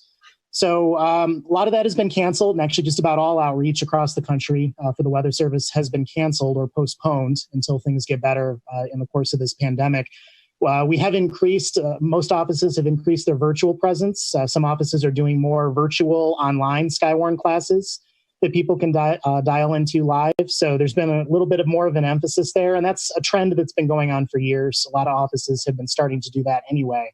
But that's certainly taken on a bigger role here during the pandemic since we're avoiding all of that in-person contact. So Kevin, if I was, let's say this was my first year trying to get involved with severe weather, whether that's the information or the spotting or and I have to do most of that from home. What other things would you recommend that I could get into to be able to kind of enhance my knowledge and also my ability to report from my local area from home, things such as CoCoRaHS or MPing, anything like that you can think of? Yeah. So there are two ways to look at this. One, business as usual as far as reporting for local spotters. If you're going to work, if you're at home, you see severe weather, before we wanted to know about it, we still want to know about it. And it's certainly, a safe social distancing activity as far as reporting electronically or over the phone. CoCoRaHS is great. We use that data at the Weather Service offices across the country routinely for precipitation events. So getting involved in CoCoRaHS, whether the pandemic was happening or not, is certainly something that's encouraged. Getting involved in your local Skywarn program and becoming a spotter, certainly encouraged. And then there's other technologies out there such as Spotter Network and MPing that are both pretty popular among the spotter and chaser community. And those are fair game as well during the pandemic. So if you haven't gotten involved in Spotter Network, there's a little training that you can take online to get involved there. And that's a way to submit reports. And those reports do process into a lot of our systems at the Weather Service offices, like NWS Chat and some of our other systems. And then on the MPing side, MPing, it can be a little less useful at times depending on the category you're using. In terms of whether we can directly use that for storm verification. So, for example, if you're reporting quarter-size hail in MPing, perfect. A lot of Weather Service offices have started using that data on a regular basis in an official capacity. Some of the wind damage categories in MPing are a little more binned. They're a little more broad and not very specific, and that isn't always the most helpful as far as verification goes. But remember, MPing is being used for research by the NSSL, by OU, and I believe SIMS is involved in well. So outside the Weather Service, there's a lot of applications for the MPing data. So that's still a great, valuable way to report. And they're still looking to really push that and get more and more reporting through MPing. Utilizes crowdsourcing to really provide its value. So all of these are on the table, regardless of whether there was a pandemic or not. And we certainly encourage people to continue to take those routes and get involved if you're interested in getting involved. Tim, in years past, you've been involved in projects such as Vortex 2 and more recently Rotate. How might this diminish travel and being more careful about what you do while you're out chasing? How might all of those things affect severe weather research this season? Well, there'll be no project this year for me. I was informed that the folks that are in charge, Josh and Karen, lost funding, unfortunately, with NSF, so there's not going to be any kind of program this year. But they have asked me in past years to go along with them and to serve as one of the lead probe vehicles out there to deploy those instrumented pods. And the reason for that is because of my long years of experience and how I have this passion for getting up right in front of tornadoes. And we've had some good success over the years with them. It's just, I wish it would go every year instead of kind of waiting on the whims of funding. But I guess that's the way it works. So there won't be a project this spring, but I'll be out. I'm always out every spring, have been since 1978. and I will continue to go out and chase. Brett, I want to talk to you. I know you, Live Storms Media, you guys are out shooting video, and different media outlets contact you about that. Do you think that might be a bigger thing this year to kind of break the COVID-19 news cycle? People wanting to see something besides the coronavirus with severe weather video? It's already been that way. We've been kind of noticing an uptick lately. A couple of other issues though with it. Unfortunately, some of our clients, particularly within the CBS News headquarters in New York City, have actually died of COVID. So it has created internal challenges on the administration side for the bigger networks. As you can imagine, treating their people and covering the story as much as they can. Another issue that we have actually ran into this year is we covered the Eufaula, Alabama tornado last week as it roared through. And, your first thoughts are to get out and check on people, number one. Number two, when people start talking to you and coming up and telling you about how the storm was, and then, from my media background, my perspective is, okay, would you like to do an interview? And it's very, very hard for me to try and retrain myself. Wait, I can't mic this person up, or we're going to have to take a different approach. We're trying to stay 6 feet back. Well, the boom mic pick up the audio, those type of things. So the actual coverage element has had to change overall as well due to COVID. But back to your original question, yes, we've seen an uptick in weather video. I think really and truly, there's so much doom and gloom with the curve and the number of fatalities nationwide, the number of cases, that anything that is different that's going on television, people are kind of glued to, because they know the seriousness of the situation, but they're getting burned out on hearing about it. Definitely so. Well, I know we're running up on the hour. I want to invite you guys to stick around for just a little bit more. We're going to do a weather roundtable. But before we do that, I'd love to give you an opportunity to promote any website, social media that folks can follow you on. Mike, I'll start with you first. How can people keep track with you as we get into the storm chasing season? Pretty much, unless it's something called TikTok, which I've never understood what that is, you can find me. So Twitter and Instagram and Facebook, and my name for my website and all that. But if you Google my name, you'll probably find it. I think we may see Mike on TikTok before long. Tim, how about you? Well, I'm on Spotter Network. When a storm gets going, then I put my beacon on, but not until my target storm is going. So people cannot follow me until there's a target storm there. And I'm on Facebook. That's the only social media I'm on. Even though I do have a Twitter handle of Tornado, I don't really post very much on Twitter. So it's best to follow me on Facebook. I put out a forecast in the morning if I'm going chasing, and I show kind of the setup and show you my target. So that's not done by too many other chasers, but that's what I do. So at least they have an idea of where I'll be in the afternoon. I always enjoy seeing your Facebook posts, drawing the target area of where you are headed towards. Brett, how about you? How can we follow you?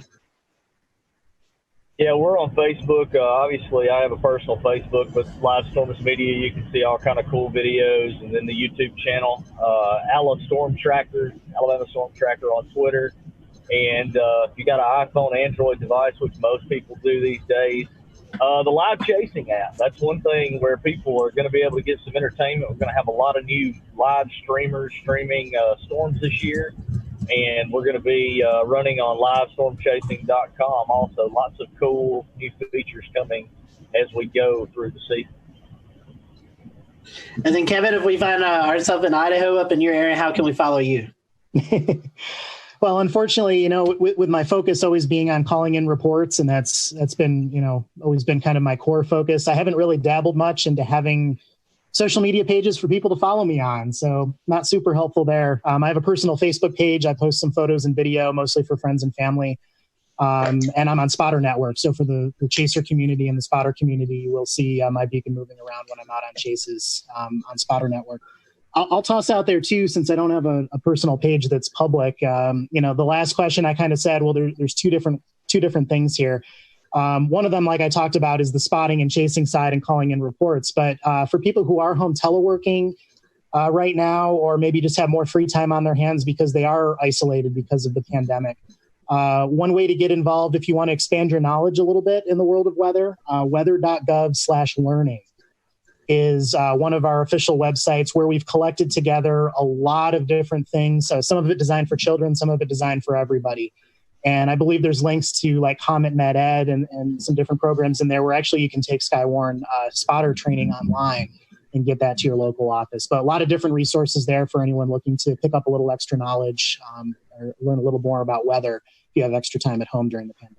Climatologically, this is the prime time for severe weather in the South. So we'll definitely be keeping our eyes on that. And James, today, the National Weather Service, NOAA, Weather Ready Nation ambassadors, all were promoting Safe Place Day. Safe Place Selfie Day. I'll say it that right the second time. Safe Place Selfie Day. And so, James, I know you were able to capture a few selfies. Yes, the first one comes to us from the National Weather Service in Greenville-Spartanburg, making mention of social distancing. Have you thought about where your safe place is at work? For that point in time when we actually went to work. For them, it would be their break room, which doubles as their storm shelter. And you'll notice that it is empty here, as we've talked about with so many of them working from home. This guy's going to look real familiar to you. Here's Scotty Powell in his, is this a basement closet, Scotty? This is the basement bathroom, yes. Yeah, you got your helmet on, which is good. You have your tools, and loyal viewers of the show will know that we've actually seen Scotty reporting live from this space while seeking shelter, so we're used to seeing that wood paneling there behind him. And then...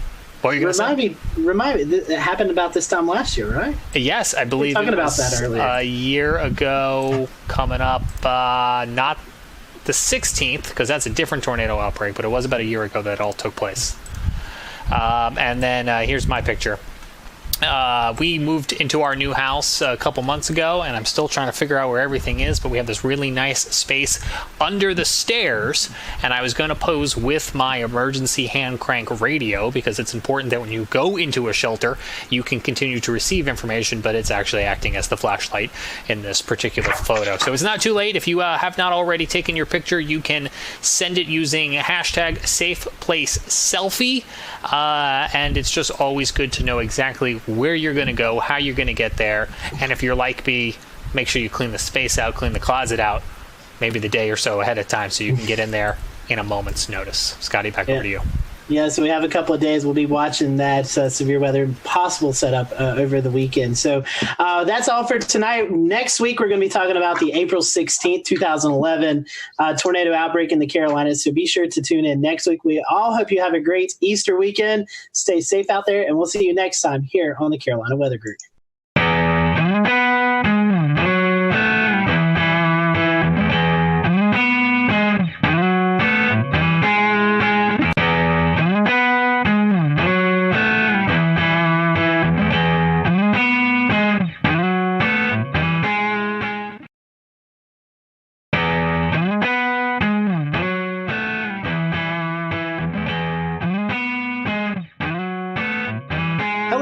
Welcome to the Carolina Weather Group. We're happy to have you this evening. Tonight, we are joined by the WLTX weather team out of Columbia, South Carolina. That is the CBS affiliate there. So if you watch Channel 19 at Columbia, you probably see some familiar faces. And if you don't, hopefully after tonight, you'll get to learn about these meteorologists and tune over and check out the weathercast. So Efren, Daniel, Alex, and Danielle, thank you for joining us, and happy to have you all, and thank you for a little bit of your time. So we're going to start off this question, probably one you've been asked several times, but we're going to ask it again. How did you guys, how did you know you wanted to be a meteorologist? What persuaded you to do that? And Efren, I'll start with you, and I'll just let the team continue after that. The interesting thing is that when I went to school, I actually wanted to be an aeronautical engineer. Then I had an interest in weather, but I never had an interest in meteorology as far as a study. And I took one class, and it was an orientation to professional meteorology. There was a one credit class, and I got hooked. it came down to really the same thing. I'm always talking to kids, high schoolers, college students. It comes down to the one word I always say when I talk to people about meteorology. It's why. Why is it sunny? Why is it hot? Why does that cloud look like it's cut in half from the bottom? Why is it raining at my house, but my neighbors who are just a quarter mile down the road, they're not getting a lick of rain? Why? And that's where my interest really came in. Why is the weather the way it is? And every time I ask the question, and still today, it's that passion of wanting to know why it is.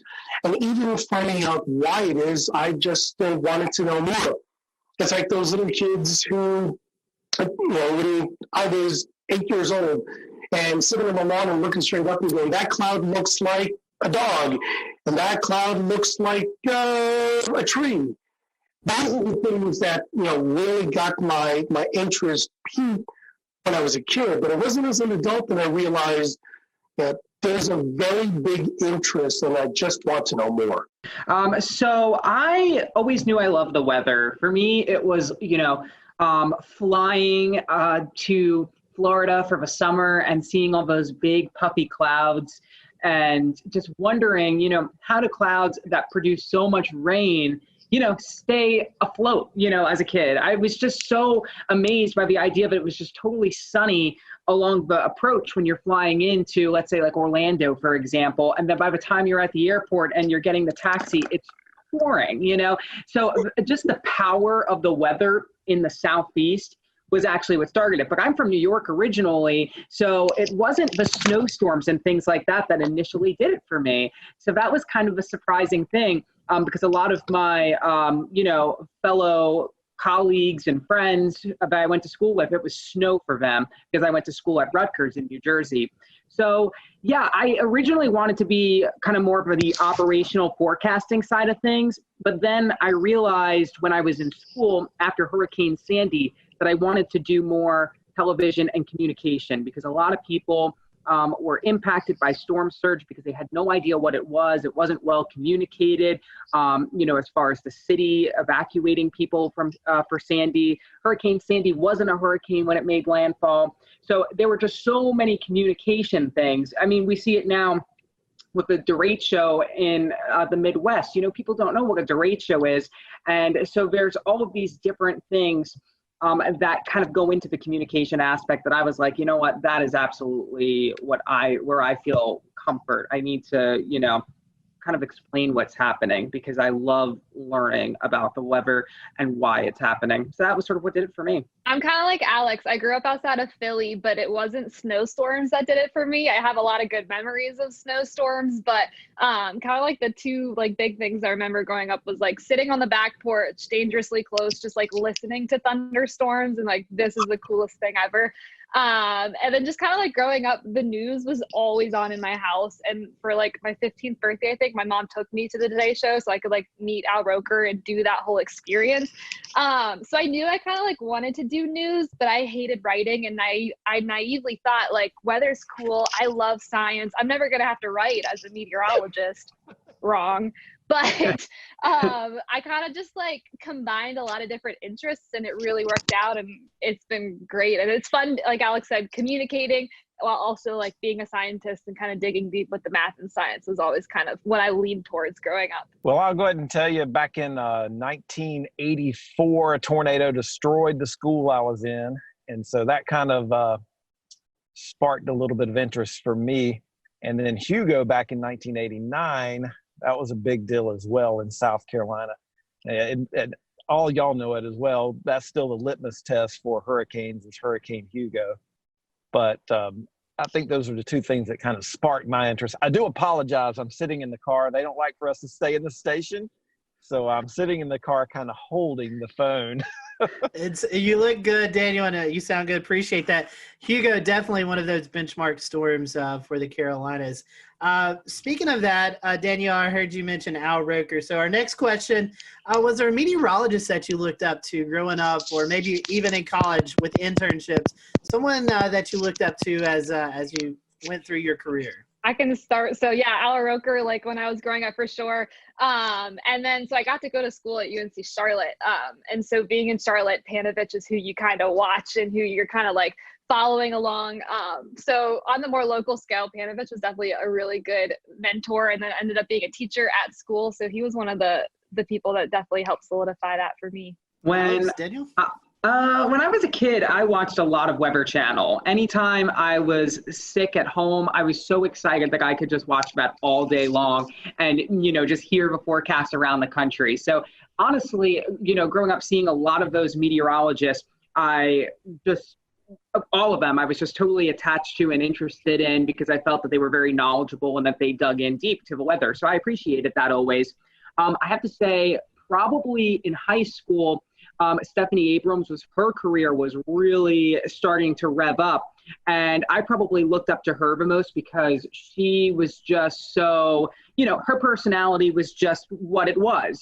She wasn't really afraid to hide it on air. And I was always, in high school, the kind of person who just said whatever came to mind. So I felt like I could kind of relate to her. And she also, was big on the science and on the math. She was from Florida. I loved Florida weather, so there was like that connection I always felt with her whenever I would watch her on TV, because she was really into the science, but she also had like this personality where she was like unapologetically herself, And so I think Stephanie Abrams was definitely a person during my formidable years that I looked up to. Well, I'll jump in. Crazy enough, since I live where I work where I grew up watching Jim Gandy. So that was kind of a guy that I always enjoyed watching. And crazy enough, he came to my school when I was in third grade. That was like seeing a rock star. And then luckily I was able to work with him for, almost 14 years. So that was kind of cool.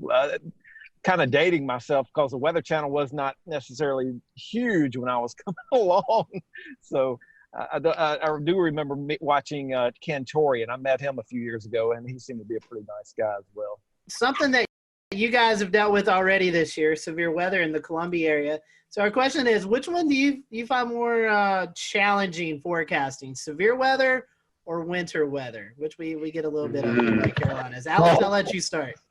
That is a great question. So for me, obviously the tornado outbreak the day after Easter was something that I hadn't anticipated, prior to seeing that, synoptic setup could even happen in South Carolina, just because it's so rare to have tornado outbreaks like that. A lot of times, our tornado outbreaks come from our tropical weather, where we're on the dirty side of the storm. And so those are a little bit easier to sort of convey, whereas, a morning tornado outbreak where we had, I believe, like 3 or 4 EF3, big tornadoes in the Midlands, in the 5-6 o'clock hour of the morning, that was definitely, I think, a big challenge. But winter weather here, we're going on now our 7th year without any significant snow. So I think as the years go on, there's a whole generation of people that aren't used to snow, either because they didn't live here at the time or because they weren't grown up yet at the time. So I really think now, and as the years continue to go on, that we go without snow, I really feel that winter weather is perhaps one of the trickiest, because severe weather, a lot of times it's isolated. We'll return to Best of the Carolina Weather Group in a moment. Now your Carolina weather forecast. Here are today's forecast high temperatures for North Carolina. Here are the forecast lows for tonight for North Carolina. Here are tomorrow's forecast high temperatures. And here's forecast rainfall across North Carolina tomorrow. Here are the forecast highs for the day after tomorrow.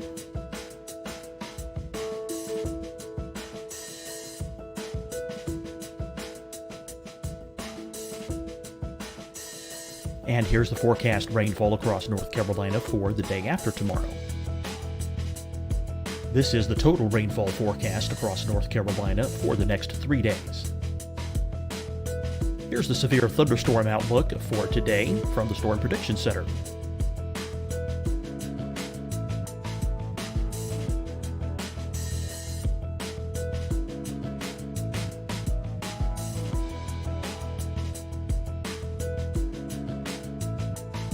Here are the forecast high temperatures for today for South Carolina. Here are the low temperatures for today for South Carolina. Here's the probability of precipitation forecast across South Carolina today. And here are the rain chances across South Carolina tonight. Here are tomorrow's forecast highs across South Carolina. Here are the forecast low temperatures for tomorrow for South Carolina. And here is the probability of precipitation across South Carolina tomorrow. Here's the precipitation chances across South Carolina tomorrow night. Here are the forecast highs for the day after tomorrow in South Carolina. Here are the forecast low temperatures across South Carolina for the day after tomorrow. And here are the rain chances across South Carolina for the day after tomorrow. And South Carolina's probability of precipitation for that night. Here's the Storm Prediction Center's severe thunderstorm outlook across South Carolina for today through tonight. Here's the Storm Prediction Center's severe thunderstorm outlook across South Carolina for tomorrow and tomorrow night. And here's the Storm Prediction Center's severe thunderstorm outlook across South Carolina for the day after tomorrow through that night. Here's the severe thunderstorm outlook for today from the Storm Prediction Center.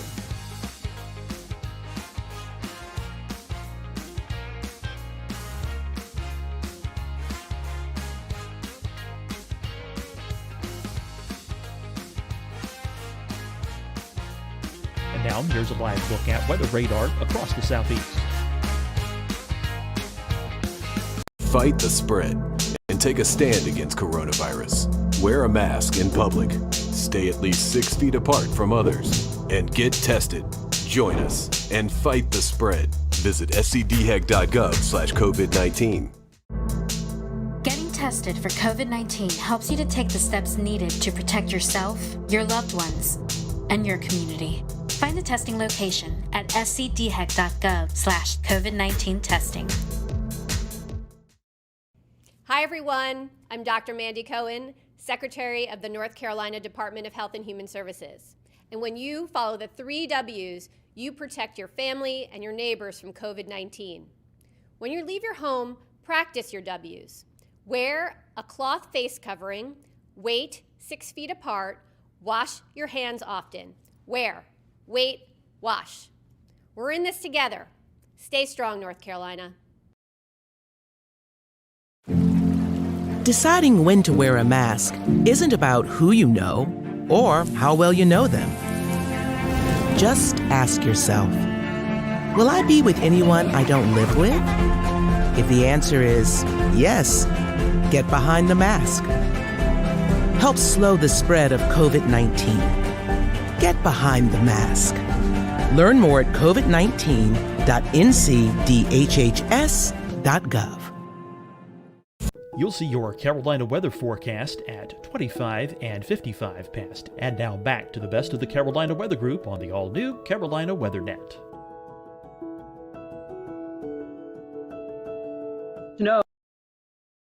Everybody's feeling that. I'll jump in. Winter weather. I've been around doing, I guess I've been doing weather in Columbia since 2007 at this point. And winter weather is always the big thing. And I remember in 2013, we forecasted 1 to 3 inches of snow in Columbia, and we missed by 50 miles. The city was shut down, and it was blue skies outside. And even now, it's become even a bigger deal because of social media and all the bad information out there. So in my opinion, for a snow or ice event in South Carolina, that's the bigger challenge. Maybe not from a forecasting standpoint, but from the standpoint of social media and people getting the wrong information out there and calling us names because we're not buying into the hype sometimes. Good point. Danielle, I want to bring you in. You graduated from UNC Charlotte. You didn't prepare for doing weather from home, I'm assuming, and class there. So what are your thoughts? No, Yeah, I barely made it 9 months into my career per se that I had to like transfer to my 500 square foot apartment. So I definitely was not equipped like other meteorologists have their green screens, blah, blah, blah. I didn't even have this map here. The station was like, we're going to throw something on your wall for you. So I was not prepared whatsoever, but I think I really do like what it has offered. Now that we're going back to the station, it showed like how much flexibility we could potentially have in our job. Like we can work and build our graphics and do everything at home on a quiet weather day. And I live across the street from the station. I can pop over, do my show, and come on back. So that's kind of been nice. And with like Alex's setup, it has been so cool to see him like, just like, that'll be great if he could stay home on a nice weather day and say, check out my plants, check out the beautiful sunshine. It's fantastic. So I didn't really prepare. Thankfully, it had been kind of smooth. There hasn't been a ton of hiccups with it. My dog has only barked on air once. So like that has all been positives. But I don't think we're going to stay like this, but I think it does show that we could have more flexibility in our jobs that we didn't really think we had beforehand when it comes from like working from home. Yeah, just beyond this window is my porch, and I have hundreds of plants out there. So it's been really fun to show off, the different plants and how they're growing. Like my banana tree is growing a new leaf every single week because of how hot and humid it's been. And so there is this opportunity to tell the forecast in a different way. Sometimes during the morning show, the wind will actually shift from behind me, which is my south, to in front of me, which is my north. So I can talk about the reason why there is maybe some fog because, the temperature has now reached the dew point because of this northerly breeze that's coming in. It really has been a good opportunity. And a lot of people have come up to me and said that they really like that I'm out on my porch because I'm wearing a jacket when it's cold out and, I'm wearing my windbreaker when it's misting. Luckily, I have a roof over my porch, so I don't have to worry. And since it's the morning show, I don't have to worry about storms very frequently getting in the way either, because if there was lightning, then I would not be outside. And that's only happened once during the morning show. So yeah, it's been a good opportunity to sort of change things up a bit. I still have my forecast graphics. I'm still doing, still showing the same things, but now I get to like bring the weather outside where it's happening. And I feel that it's kind of made me a little bit more intuitive, like to see the sunrise earlier in the morning. I see hummingbirds flying at 7 a.m. It's just made me so much more in tune with nature, which is really needed when you're not around people. You need something to hold on to. Let's switch it up a little bit. Let's get some fun questions here. These are just some questions to get to know you guys a little bit better. So beach or mountains? Which one do you guys prefer, beach or mountains? Beach. Beach, all right. Easy. I'm beach. I'm with Danielle. That's good. We're all beach. I love the beach too. Favorite food? Anything pasta for me with cheese. That's my anything Italian food is great. Pizza and everything pizza. I really like just a good like baguette and some nice cheeses, a little charcuterie spread. That's what I'm gonna say. Everyone's talking about pizza, so we had a few questions about pizza here. A, does pineapple deserve to be on pizza? And B, if you only had one topping besides cheese, what would it be on pizza? Pineapple does not belong on pizza. I actually, surprisingly, do like pineapple on pizza. I didn't first have it until after I left New York because that's just not something you tend to see up there. But I love the sweet, salty. So, I'm like not afraid of, some odd and unusual kind of toppings. So on the topic of toppings, I think the one that I would really like to keep is basil. I know it's simple, but I just love that little herby kind of feel that it gives. I think pineapple can stay on pizza. I'm okay with that. We can leave it there. My topping would be black olives. Like growing up, my sisters and I would have like extra double black olive pizzas, and that was it. So I'll keep the black olives with the pineapple. Favorite type of music? What do you listen to while you're preparing your forecast, or just kind of out every day? What's your favorite type of music? Oh, I go for all the decades personally, and I do listen to music in the morning. A lot of times I'll listen to our other sister stations to see what they were talking about because we have sister stations across the country. But when I'm not doing that, I'll listen. I think this morning I was listening to Fleetwood Mac. I was listening to the Supremes last week. It's just like all over the place. I love it. But generally my favorite music is kind of like that alternative rock kind of thing. Like I still listen to like the Foo Fighters and the Killers, like all those bands that were popular in the 90s and 2000s. They're still releasing pretty good music, so I like them. I'm country all the way. And then whatever Spotify will like say is popular, I'll like shuffle because I don't think I'm a good playlist maker. But if I have to pick, it's going to be country. Favorite disaster or weather themed movie? I agree with Twister. We actually did a senior project about all of the things that were wrong with Twister. That was our final assignment in mesoscale meteorology. And that was a lot of fun because, I mean, you got to watch Twister and, you know, kind of pick it apart with the things you learned. It was really fun. I'm going to go Twister too, just because I know I've seen it. I don't like disaster movies. They stress me out. I feel like I heard a couple of weeks ago there may be a Twister 2 coming out soon. So we may all have to get together and kind of do what you did, Alex, and kind of point out the inaccuracies of the movie. I'm down. That sounds so fun. All right, we have one more controversial fun question, and then we'll kind of start to wrap up. This is one that we've done with all of our specials here, and it goes back to food. Is a hot dog a sandwich or not? Oh. A hot dog, is it a sandwich or is it just a hot dog? Some people say it's a sandwich, some people no. What's the definition of a sandwich? Well, they say it's two pieces of bread and a meat, but a lot of people say that doesn't qualify. A hot dog doesn't qualify. It's bread. It's one bread. That's one bread. True. That's a good point. I'm with Efren. That is a really good argument. Final question. This is one to promote your city, Columbia, or your forecast area there in the Midlands. Tell us why we should visit your area. Give us maybe your favorite spot to hang out at, something that anybody should go out and see if they're in the Columbia area. We have so many river walks. Those are like my favorite places to like take my dog and exercise or like go tubing down the river, and you're still like right next to downtown. So I feel like there's a really good mix of like, you can do your downtown thing, but you could also like kind of get out in nature. I really like that aspect of the city. I was going to say the same thing, the rivers. And we have some great parks too. And so you have like awesome geography. Like I'm up towards the Sandhills, which is totally different than Riverwalk. And they're all like a 15, 20-minute drive. And sometimes I'll go to both of them in the same day. And in one of them, you know, my feet are all sandy. And then in the other, you're, you know, at the bottom. So it's a great place to sort of learn the fault line because we're right on it, and sort of what the difference is. Plus it's, you know, literally the dead center of South Carolina. So you want to go to mountains or to the beach, you're kind of like in a good territory to go to either. Truly say this to a lot of people. I live in North Carolina, but South Carolina is like a second home. It's a beautiful state, and it's definitely a place that you need to check out. So y'all, we appreciate your time today. I'll let you be able to promote your social media, Facebook, Twitter, Instagram, if you guys want to do that. So if our followers aren't already following you, they can there on social media. Alex, I'll let you go first. Sure. It's Alex Calamia WX. That's my Twitter, and my Facebook is Alex Calamia as well. My Instagram is very plant focused.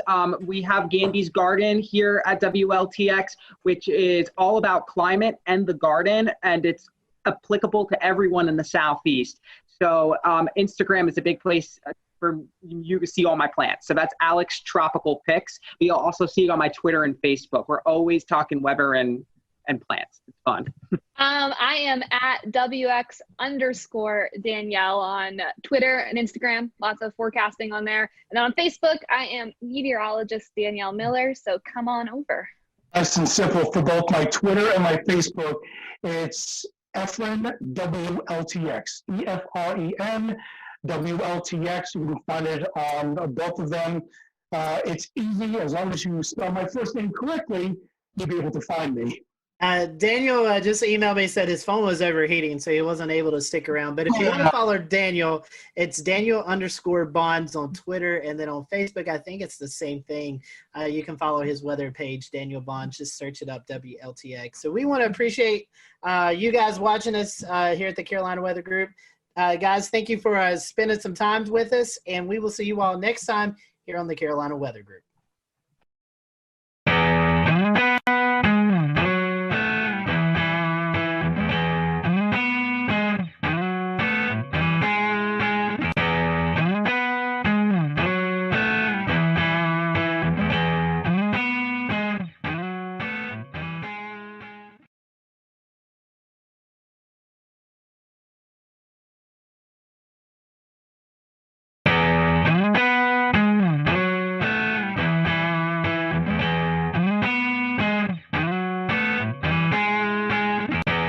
Welcome to the Carolina Weather Group. This is show number 305, and we're very happy to have Mr. Tom Nizzle on with us. You've probably seen Tom on the Weather Channel. He's a winter weather expert, has since retired, but finds himself close to the Carolinas.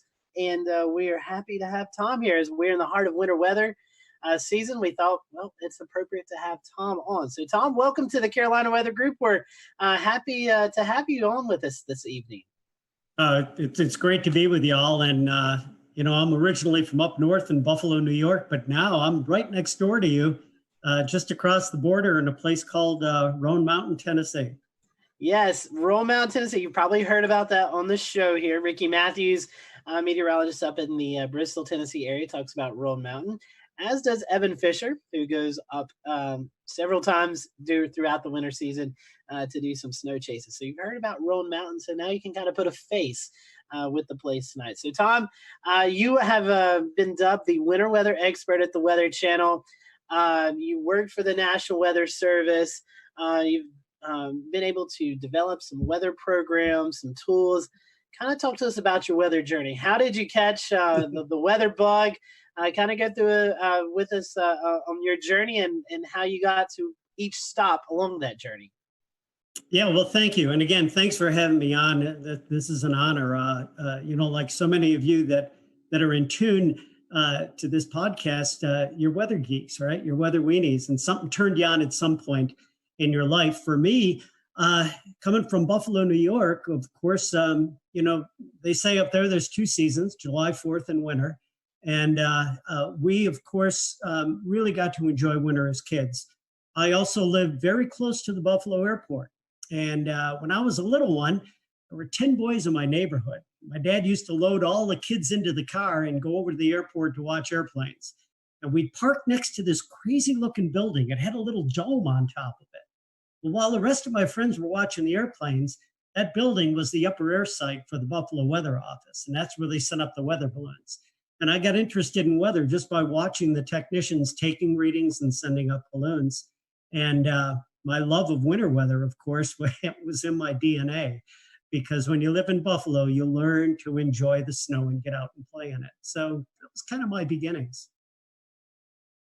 And Tom, talking about winter weather, before we kind of transition into more conversationally, winter weather is different. You said you grew up in Buffalo, you're kind of used to it. Now you live here in the South in Tennessee, where the mountains of Tennessee obviously sees more snow than when, let's say, you lived in Atlanta, Georgia. So can you talk a little bit about the differences of how people perceive snow maybe in Buffalo compared to here in the Southeast? Well, yeah, it is fascinating. And, when I lived up north, we used to, and I mean this in sort of a respectful way, but we would laugh at the people down south having all kinds of problems with a few inches of snow. Well, then I moved down to Atlanta, and we got a couple of interesting events with only a couple of inches of snow, but temperatures below 32 degrees that turned that snow immediately into ice. Atlanta's a pretty hilly area. I came from flatlands up in Buffalo, and I very quickly found out that when there's no salt to salt the roads and treat the roads, and you're in hilly conditions, I don't care how good a driver you are, you're going to be stranded. You can't get around in that kind of weather. And so it's not as much that people are wimpy in the South and can't handle the snow. You're just not set up for it. So it was a really interesting education to me. But it was also fascinating when I first got to the Weather Channel that when we would talk about snow in the South, I would kind of just push it off like, yeah, there's going to be a little bit down here. And everybody would say, no, that's the point. All you have to say is the word snow, and it puts everyone into a panic. Ain't that the truth? The time, that we're talking about this, we just recently had a snow scare here in Charleston. Somebody, a snowflake showed up on the app and everybody freaked out. So it's, I get it. I lived down here a long time, and it just freaks everybody out. So let's talk a little bit about you started, you really got your big time in weather before you came to the Weather Channel. You were at the National Weather Service up in Buffalo. You were up there, did a lot of really, a lot of really cool things that we're going to talk about here later in the show, such as Buff Kid, and but also naming winter storms was something that came out of the Buffalo office, as I recall. I want to talk a little bit about that and just how that, and just your time up there and how the winter storm names came to be. Well, let's start with career real quickly here. It's great to be in the right place at the right time. When I graduated from college with a bachelor's degree out of State University of New York in Oswego, one of the lake effect snow capitals of the world, I worked research for about 3 years in the Buffalo area in atmospheric science, and then transferred over to, at that time, the Weather Bureau, now the National Weather Service office in Buffalo. And, immediately began this interest in lake effect snow, this crazy type of snowstorm where it can be snowing in one part of your town with 2 feet of snow, and 10 miles away, you could have green grass. I was born and raised with that, but I didn't understand it that well. So getting into the Weather Service office in Buffalo really sprang my career into learning more about lake effect snow. And, as I went through that career there, a 32-year career, I went from a forecaster to a science officer and eventually the meteorologist in charge there in Buffalo. Great time, just a wonderful time to work in an office where so many people had an interest in winter weather. And, we developed a lot of tools to help predict winter weather. So tell me a little bit about, you worked on some really innovative things, including BuffKit. And BuffKit is, we love it here for fog prediction, smoke dispersal, things like that. Talk a little bit about, what that was like, seeing that get off the ground and how that has been applied across the weather enterprise. Yeah, BuffKit. It's a fascinating story about a tool that was developed by forecasters for forecasters in the operational environment. Way back when I started in the Weather Service, there were only very basic computer models with very basic information. But in getting to network with people from Washington, D.C., we were able to pull much more data out of the computers at Washington and be able to develop programs that would display that information and that data, forecast information on an hourly basis from computer models that up to the point in my career, you only got information and weather forecast at 12-hour intervals at just the mandatory levels in the atmosphere. So we had this plethora of tremendous amounts of data that were coming into our offices, but no way to really display them. And we developed this tool called BuffKit. I was in on the ground floor with the development of that. But the guy who was really responsible was a guy by the name of Ed Mahoney that still is in the National Weather Service at the Warning Decision Training Branch out in Norman, Oklahoma. Ed was an amazing programmer. Came in as our science officer to Buffalo. And over the course of about a year and a half, it turned into this magical laboratory right within the forecast office.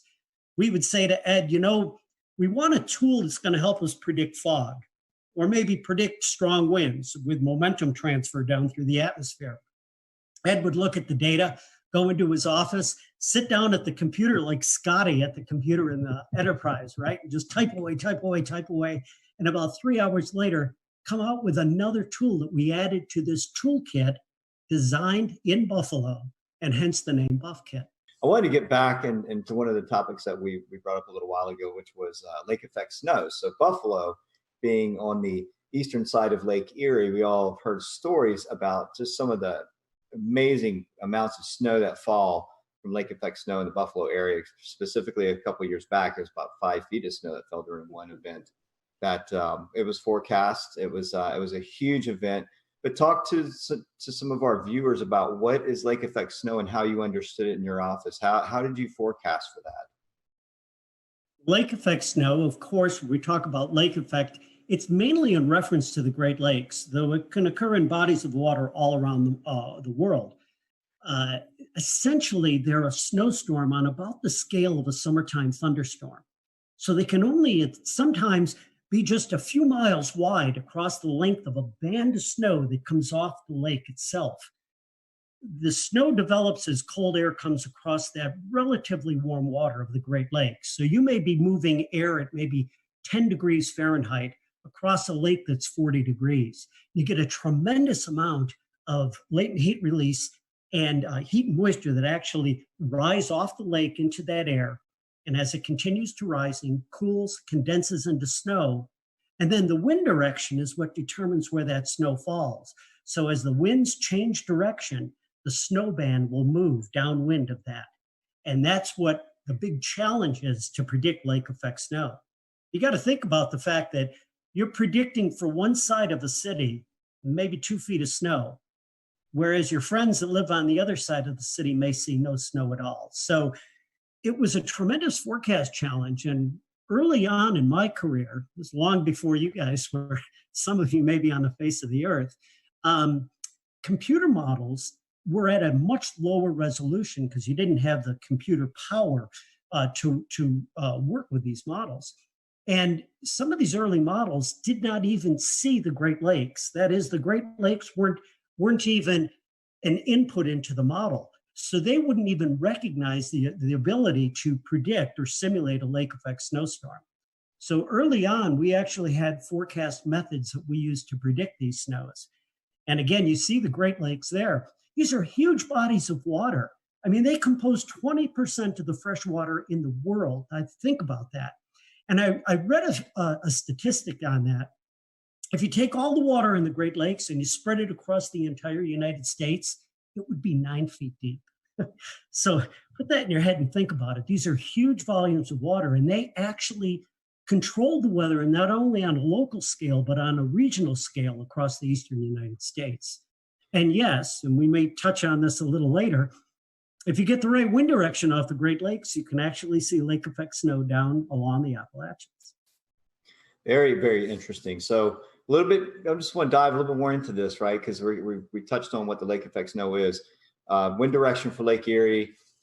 If you look at the length and the width of the lake, not so much the depth or the longitude, but the latitude, you think west-southwest winds.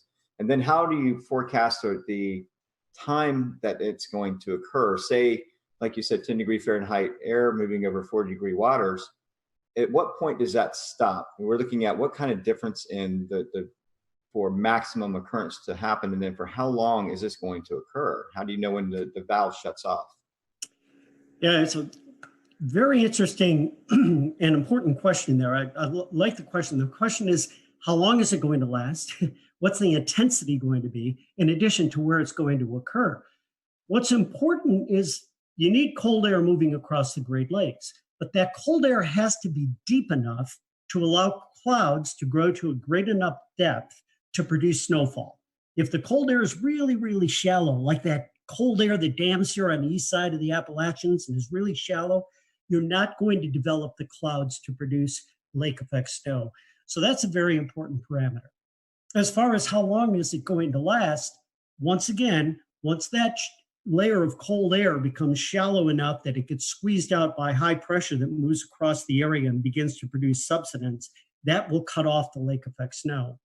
But in any particular locale, any location, it's the wind direction that determines where the snow band is going to be. So that snow band may be going like crazy over your little suburb, your area, and as little as a 10-degree shift in wind, just like that, will kick the snow band 10 or 15 miles north of you or south of you, and you'll go into clear skies at times. We'll return to Best of the Carolina Weather Group in a moment.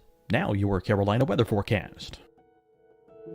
Here are today's forecast high temperatures for North Carolina. Here are the forecast lows for tonight for North Carolina.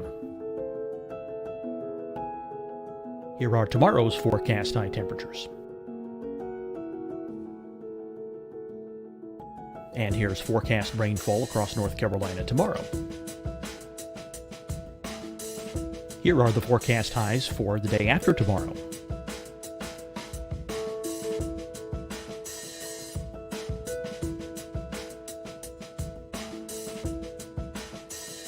And here's the forecast rainfall across North Carolina for the day after tomorrow.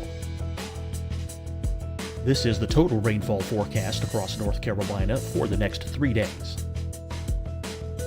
Here's the severe thunderstorm outlook for today from the Storm Prediction Center.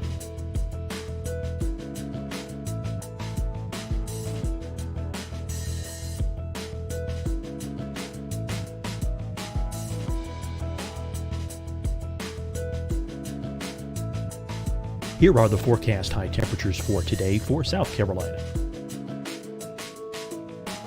Here are the low temperatures for today for South Carolina. Here's the probability of precipitation forecast across South Carolina today. And here are the rain chances across South Carolina tonight. Here are tomorrow's forecast highs across South Carolina. Here are the forecast low temperatures for tomorrow for South Carolina. And here is the probability of precipitation across South Carolina tomorrow. Here's the precipitation chances across South Carolina tomorrow night. Here are the forecast highs for the day after tomorrow in South Carolina. Here are the forecast low temperatures across South Carolina for the day after tomorrow. And here are the rain chances across South Carolina for the day after tomorrow. And South Carolina's probability of precipitation for that night. Here's the Storm Prediction Center's severe thunderstorm outlook across South Carolina for today through tonight. Here's the Storm Prediction Center's severe thunderstorm outlook across South Carolina for tomorrow and tomorrow night. And here's the Storm Prediction Center's severe thunderstorm outlook across South Carolina for the day after tomorrow through that night. Here's the severe thunderstorm outlook for today from the Storm Prediction Center.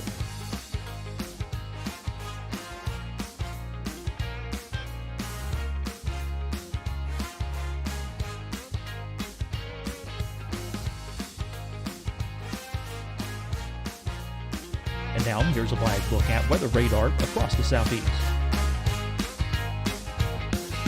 Fight the spread and take a stand against coronavirus.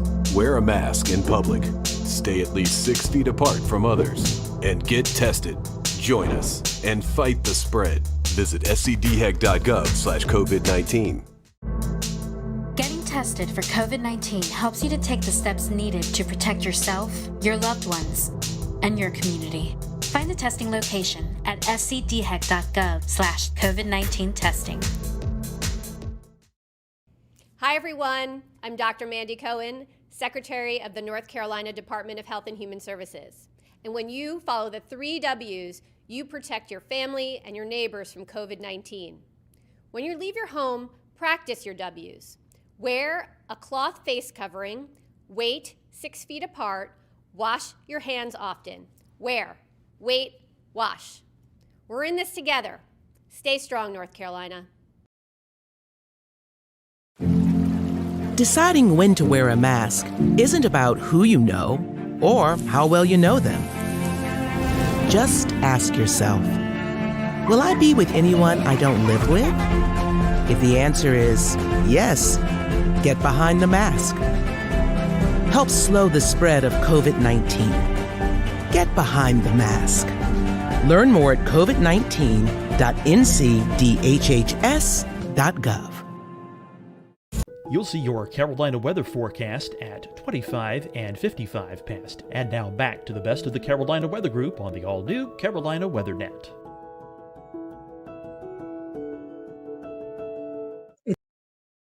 It's a very, very intricate set of parameters that produce lake effect snow.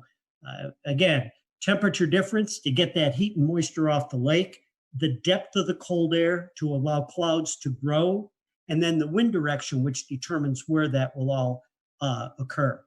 And if you put all those parameters together and keep the winds in one direction for a long period of time, then you get pasted with snow. If you're under that snow band, think about the fact that it can produce 4 to 6 inches of snow an hour. Put that snow band over you for about an 8-hour period, and you're looking at anywhere from 32 to 36 inches of snow. Very insightful. Thank you for those answers. I got one more topic to ask you about, and then I'm going to hand this off to Scotty. Tell us about some of your most memorable winter events. Being from up north, probably can give you one a year from up there. But, and again, many of you too young to remember this, but one of the coldest winters on record in the eastern United States was back in the winter of 1976-77. And in January of 1977, everything came together in the right or wrong place, depending on how you would define it, at the right place at the right time into upstate New York, western New York off of Lake Erie, and produced a 5-day blizzard known as the Blizzard of 77 in Buffalo, New York. Unfortunately, 29 people died during the blizzard. Many of them were found frozen in their cars that had gotten covered over by snowfall from 5 days. And think about this, 5 days of blizzard conditions. Blizzard conditions that stranded people on roadways. Back then, you didn't have cell phones. You couldn't get on that phone and just call someone to help you. The conditions occurred with temperatures down near the freezing or the zero mark and wind chills down to 20 to 30 below zero. Anyone caught outside in that storm was in peril. And again, unfortunately, there were many, many people that died from that. That was probably the benchmark storm for me because the intensity and the duration of that event. But we've had other really interesting lake effect snow events that have occurred.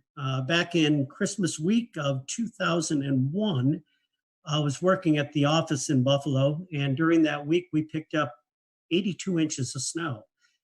And this wasn't in mountainous areas or areas that were not populated. It was right across the city of Buffalo. And that really put the city at a standstill for several days. Tom, when you had a chance to go to the Weather Channel, your area of responsibility grew from upstate New York to the entire country. What was that learning curve like? Oh man, what an education to go from forecasting for, several counties in a portion of the state, and then all of a sudden ending up being responsible for forecasts across the entire nation.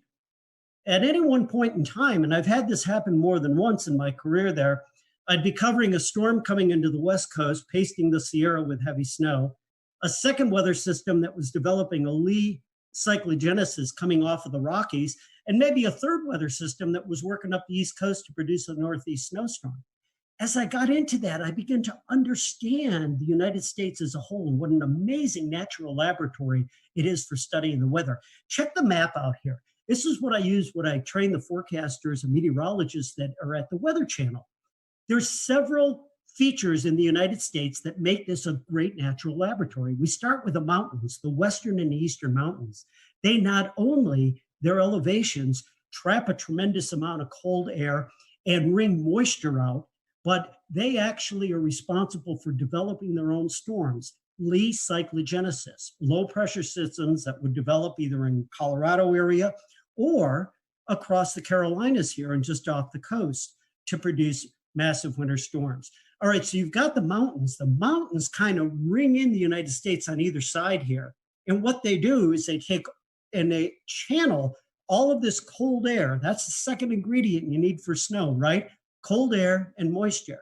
That cold air comes down unimpeded from Canada in across the United States and can get as far south as the coastal areas of the Gulf Coast. And that is just amazing. So here you have this continent. You've got the mountains to start. You've got the cold air that comes down from Canada. And now you've got three significant moisture sources to produce that snowfall. The Pacific Ocean, it hammers the Sierra in through the Cascades with the most snow that we see in the United States. Paradise Ranger Station up Mount Rainier in the Cascades gets over 1,000 inches of snow in some seasons. Think about that fact. Now, that's your first source of moisture coming off the Pacific. Your second source is the Gulf of Mexico. What an amazing source of moisture that comes northward into that cold air and is responsible for the tremendous snowstorms we see from Colorado working its way right up into the Great Lakes region. And down in the southern United States, that cold air can be shallow enough that the Gulf air rides over it, can produce some major ice storms. And then we've got our next feature, and that is the Atlantic Ocean. We're all familiar with that because that's what's going to fuel a lot of the snow that occurs here along the east coast of the United States. And by the way, what I call the turbocharger is the Gulf Stream. That'll take that storm that's really firing up off the Carolinas and infuse it with so much more energy that it really cranks as it develops into a nor'easter going up into New England. So all in all, that education in the 7 years at the Weather Channel taught me just how amazing the United States is and the North American continent for producing winter weather. Tom, let's take a little bit of that and translate it into the Southeast here in the Carolinas, Tennessee, Virginia, Georgia. For us to get winter weather here, you kind of talked a little bit about the CAD situation. What are our typical setups? We hear Miller A, Miller B systems. Talk to us about what we need to see here in the Southeast to get a winter storm. Well, again, I always talk about two ingredients, right? You need cold air and you need moisture. And it doesn't have to be exceptionally cold air. It just has to be cold enough. But my gosh, that temperature profile in the atmosphere, where the air is cold and where the air is warm, means everything as to the type of precipitation you get. Now, you get across the Carolinas in the Southeast, you're east of the Appalachian Range. And so very often you will end up seeing events that set up that bring really cold air from New England down along the east side of the Appalachians. And many of us are familiar with the term cold air damming or the wedge. That cold air that slides down, it's very shallow. It's kind of like molasses. It moves its way down along the east side of the Appalachians and it sits in there. All right, there's ingredient number one. We've got the cold air. If the cold air is really, really shallow, then that can be a real serious issue for the Carolinas. Because ingredient number two is typically going to be a system that is coming somewhere out of the Gulf of Mexico. We talk about the Miller Type A, Miller Type B systems, but let's keep it even more basic than that. Low pressure system coming out of the Gulf of Mexico is bringing all of this moisture northward along the east coast of the US. And it's not exceptionally cold. There's a lot of moisture there, but it's relatively warm. Oftentimes we see in the Carolinas that this moist air will move northeastward along the coast. And what I've got next to me is one of the most interesting storms I had looked at in the years that I had worked with snowstorms and ice storms along the southeastern part of the United States. And this storm is back from December 2nd through 4th. And I think this was back in, trying to look at the exact date on there. I can't see it on there. I think it was 2002. That's right. This is one of the worst ice storms that occurred in the southeastern United States in many, many decades. In fact, in the Raleigh area, I think you had over an inch of ice that occurred from this storm. There were hundreds of thousands of people without power. I believe there were 24 deaths attributed to this storm. But it's a classic setup from a meteorological standpoint here. You've got very cold air to the north of that storm that comes down along the east side of the Appalachians. It's very shallow. You bring warm moist air above that. What will happen is snow starts high up in the atmosphere. It melts as it comes down into that warmer air. And then when it hits that cold air right near the surface, it ends up hitting anything that's below the freezing mark and instantly freezing. And because there was so much moisture with this storm, it moved relatively slowly, so there was a long duration. That combination of cold air at the surface and warmer air aloft produced what again was an epic ice storm there.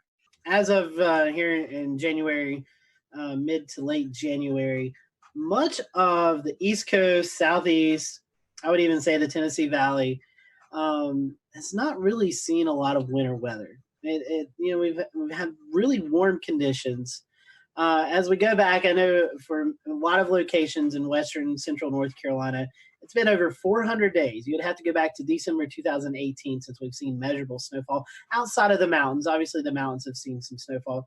What is contributing to that? Why do you think over the last couple of years, it seems like the snow chances are decreasing in much of the Southeast?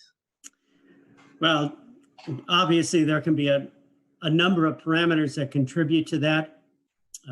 You can certainly have weather patterns that operate on many different scales, from more of a local or regional scale to a hemispheric scale that certainly modulate the winter weather across different parts of the globe and across our latitudes. You know, we've had up to this point, two relatively mild, and I might say very mild winters across the southeastern U.S. We've had a jet stream that has been defined by oftentimes a trough in the western U.S. and a ridge over the eastern U.S., which is not allowing much in the way of cold air to get down into this part of the world. But you can't neglect the fact that all this is occurring on a background of a warming globe. And that climatic change, that warmth, is going to produce certain results. We don't know exactly what that is contributing to in the way of modulating our seasonal weather patterns here, but it certainly has to be doing something. We'll often look at other factors on a large scale that help to modulate seasonal weather across parts of this continent. ENSO is one example, okay? And we're always quoting El Nino or La Nina, whatever phase of ENSO that we might be in, and looking at that as a possible modulator for seasonal forecasts across the United States.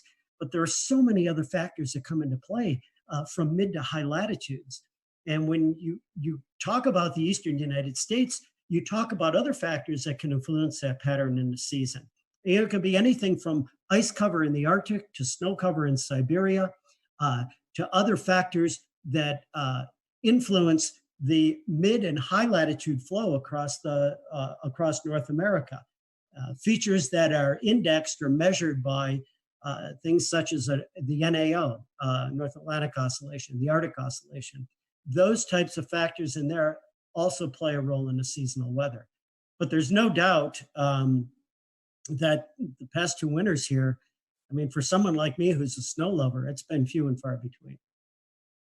Even extrapolating that over the last decade or so, we kind of transitioned to northwest flow snow and how that pertains to the Carolinas. There's been a serious decrease in bigger northwest flow snow events over the western North Carolina, eastern Tennessee area. That affects you because you've just recently moved to Roan Mountain, a place of legend in the Northwest Flow conversation. Can you tell us a little bit about what it's like to live there, and also how Northwest Flow snow is similar to lake effect snow? Yeah, well, again, I'll go back to the fact that you need two ingredients, right? For snowfall, you need cold air and you need moisture. And there's a couple of ways that you can get cold air. You can move to the far northern parts of the country to get in where it's colder, right? Going up toward Minnesota or Maine in those areas. But you can also get to colder air by elevation. All you have to do is go up in the atmosphere. And so that's why these mountainous areas are so great for skiing, right? Because the temperature drops about 3 degrees per 1,000 feet on average. And so as you get up in elevation here, there's a much better chance for the precipitation of fall as snow. You talk about northwest flow events. These are winds, northwest winds that will come down across the Appalachian Range and produce snowfall. The Appalachians run from the southwest to the northeast. So if you have a northwest wind, it's hitting that mountain range just about perfectly perpendicular, isn't it? And that's the best chance to get lift in the atmosphere, to get what we refer to as orographic lift. And that lift can help squeeze out any moisture in the form of precipitation across the windward side of the mountains, where that wind is coming from. But what's interesting is northwest flow also emanates from an area called the Great Lakes. And so oftentimes, if the flow is very well aligned, it comes off the Great Lakes, you can actually get channels of moisture that will propagate hundreds of miles downstream. When that little area of moist air is moving along and it gets that little kick going over the mountains, that's when the snow can get kicked out. And so oftentimes we get some pretty significant snow events in what otherwise would not be a snowy setup across this part of the world. Well, Tom, we've certainly appreciated your time tonight. If our followers want to follow you on social media, I know you like to tweet and you tweet out articles. How can they do that? Well, I'm it'll be at Tom Nizzle, and you'll be able to get to me there on Twitter. And I have my Facebook page as well.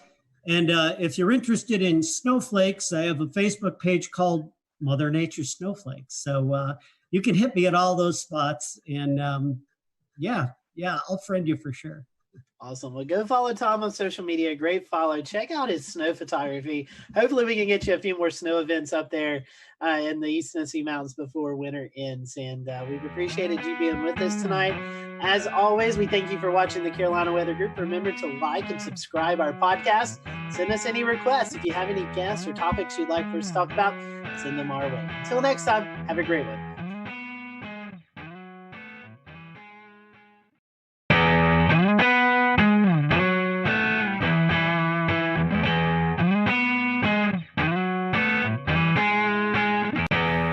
I'm James Brierton in Matthews, North Carolina. This tree, one of many that has fallen here in Matthews and across the two-state region of North Carolina and South Carolina following last Thursday's tornado outbreak. 10 tornadoes in all confirmed by the National Weather Service, who then spent Friday going out and surveying damage like this here at the playground of Matthews Elementary School. The school closed on Friday with power still out and trees like this still down. School was closed in Charlotte, Mecklenburg. Now, the National Weather Service happened to be celebrating its 150th anniversary this week.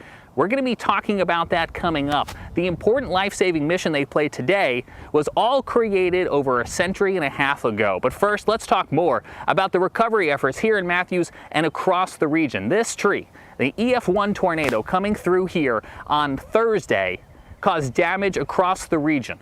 95-mile-per-hour winds knocking down trees like this, and also unfortunately taking down some homes where the roofs were damaged when big trees like this fell. All in all, we had about 2 storm deaths across the region, and that's too many.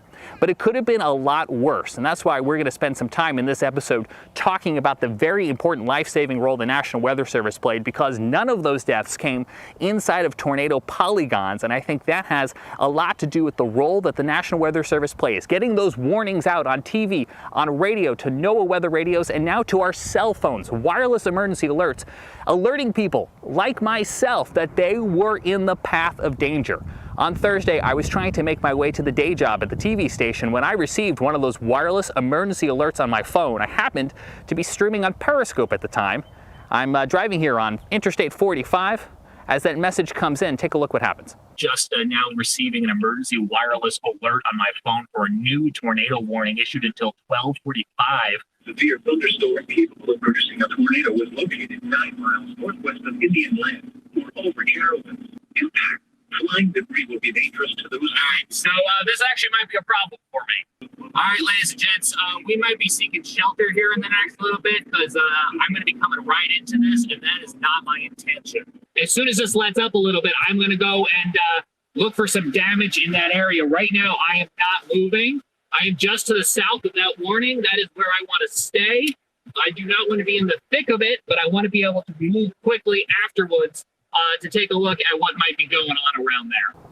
Because of that alert sent by the National Weather Service and relayed to my phone, I was able to safely pull off the road, get out of the way, let that storm pass, and then I turned north, directly into where the storm had just been, continuing towards Park Road, where the storm had crossed through a neighborhood called Park Crossing. Here's a look at what I saw moments after that tornado came through and as that tornado was continuing east into Matthews. You can see we've got numerous trees down. This one, as it fell, took down a fence. We see several instances of this as we make our way through this Park Crossing neighborhood. Now, all of this damage occurred during the midday hour when a tornado-warned cell came through the neighborhood and it brought down several large pines, just like the one you're seeing right here behind me. To give you a sense of what the aftermath of storm damage smells like, it smells very heavily of pine and also sounds like chainsaws. We have another tree down here. This one just barely missing this brick home as it did kind of fall here and then continue to land, if you take another look, right across their front yard. So a very close call here for the family that lives right at the entrance of Chatham Oaks. This is inside, again, that Park Crossing Drive neighborhood. Now we are just to the west of Park Road. I was onto the east side of Park Road where the Cameron Woods neighborhood was not too long ago. Whatever came through here then immediately went through there, brought down several trees as well too. Neighbors out there trying to clear the way with chainsaws. About 10 minutes before the trees started falling, so I was able to be here to help out. How many trees are down besides what's behind us? I'm not one for hyperbole, but it's countless at this point. There's trees on houses, there's a lot of roads that are blocked. We're just trying to get cleaned up so people can get through. And also clear those storm drains, because as you can see, the rain is continuing to fall here at this hour, and so all of this water is going to need a place to run off. So you can see neighbors trying to also clear those drains as well. Back out here in the Park Crossing neighborhood, you can see this fence was no match for whatever came rolling through here a little bit earlier on, knocking down not only the wood sections of the fence, but also tearing it right from the brick pillar. The National Weather Service will be looking at damage like this and like the tree laying across the road to determine what exactly rolled through here during the height of the severe weather. The EF1 tornado that came through Mecklenburg County, not even the strongest of the storms we saw. This EF2 tornado caused damage in Gaston County near Kings Mountain, where it toppled 4 of those huge metal transmission towers that Duke Energy runs to bring power into the region. It took 150 workers this past weekend to get all of that cleaned up and back up and running. And when they twisted and laid on the ground, I mean, it just, the structures were twisted. If you go look at the footing of that, you'll see where it was a twist. It wasn't a break, it wasn't a bend, it just twisted the structures and they came down together. So it was a very severe wind that caused these structures. From Gaston County to back here in Mecklenburg County, those were just 2 of the tornado warnings that were issued here for the greater Charlotte area. Numerous storms across the region, a lot of them in that greater Charlotte area. Joining us now from his home in Morganton, North Carolina is Scotty Powell with a look at some of the other storms. Scotty. One of the first tornado warnings to be issued was for Cleveland and Lincoln County. The National Weather Service was able to confirm an EF1 tornado touchdown 1 mile west of Lawndale in northern Cleveland County. The end location was 3 miles northeast of Fallston, right near the Cleveland and Lincoln County line. One of the stronger tornadoes that we saw occur on Thursday was an EF2 tornado that occurred just outside of the city of Kannapolis, North Carolina, in Cabarrus County. The tornado began just west of Interstate 85 near Lane Street. The awning of a service station was damaged. The strongest damage was found just east along Pless Road, where several homes were damaged from this tornado. This damage suggests wind speeds of 125 miles per hour. The tornado weakened as it moved east, snapping and uprooting trees as it went, and it ended in Rowan County. Again, no fatalities or injuries from this tornado. I'm Carolina Weather Group panelist Scotty Powell. Thank you so much, Scotty. Continuing our coverage now with even more of those storm survey results from the National Weather Service. Here's Evan Fisher. One of the first tornadoes to occur last Thursday happened in Spartanburg, South Carolina. Now, this one touched down pretty early in the day, before noon. It had a path length of 10.26 miles, so the second longest of the day, and a rating of EF1. This tornado did the most damage near the mall, just to the west, Westgate Mall in Spartanburg. As you can see here, there's a bunch of EF1 damage indicators near the mall area. However, as it tracked closer to Spartanburg, it did weaken a bit, and as it passed through downtown, there was minimal tree damage with just EF0. We had a pair of tornadoes in Stanley County, North Carolina, the first of which was pretty short-lived, only 0.4 miles long, with a maximum width of 100 yards. Peak winds around 100 miles an hour, only did some minimal tree damage. However, the other one was a little bit longer with a path length of 7.3 miles, albeit discontinuous damage. But you can see here that there was damage indicators on the eastern side. Then again, over here, where there was a little bit more civilization, this tornado occurred just to the west of Albemarle, out in kind of a rural area. But nonetheless, this one did damage a child care center, ripping off some roofing, as well as damaging some manufactured homes with trees. We'll return to Best of the Carolina Weather Group in a moment. Now, your Carolina weather forecast. Here are today's forecast high temperatures for North Carolina. Here are the forecast lows for tonight for North Carolina. Here are tomorrow's forecast high temperatures. And here's forecast rainfall across North Carolina tomorrow. Here are the forecast highs for the day after tomorrow.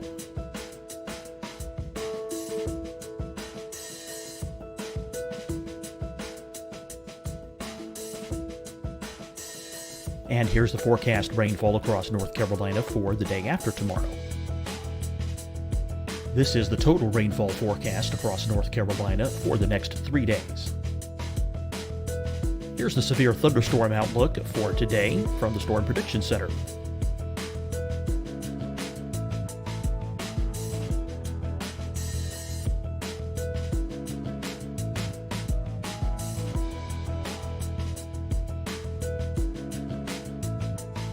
Here are the forecast high temperatures for today for South Carolina. Here are the low temperatures for today for South Carolina. Here's the probability of precipitation forecast across South Carolina today. And here are the rain chances across South Carolina tonight. Here are tomorrow's forecast highs across South Carolina. Here are the forecast low temperatures for tomorrow for South Carolina. And here is the probability of precipitation across South Carolina tomorrow. Here's the precipitation chances across South Carolina tomorrow night. Here are the forecast highs for the day after tomorrow in South Carolina. Here are the forecast low temperatures across South Carolina for the day after tomorrow. And here are the rain chances across South Carolina for the day after tomorrow. And South Carolina's probability of precipitation for that night. Here's the Storm Prediction Center's severe thunderstorm outlook across South Carolina for today through tonight. Here's the Storm Prediction Center's severe thunderstorm outlook across South Carolina for tomorrow and tomorrow night. And here's the Storm Prediction Center's severe thunderstorm outlook across South Carolina for the day after tomorrow through that night. Here's the severe thunderstorm outlook for today from the Storm Prediction Center.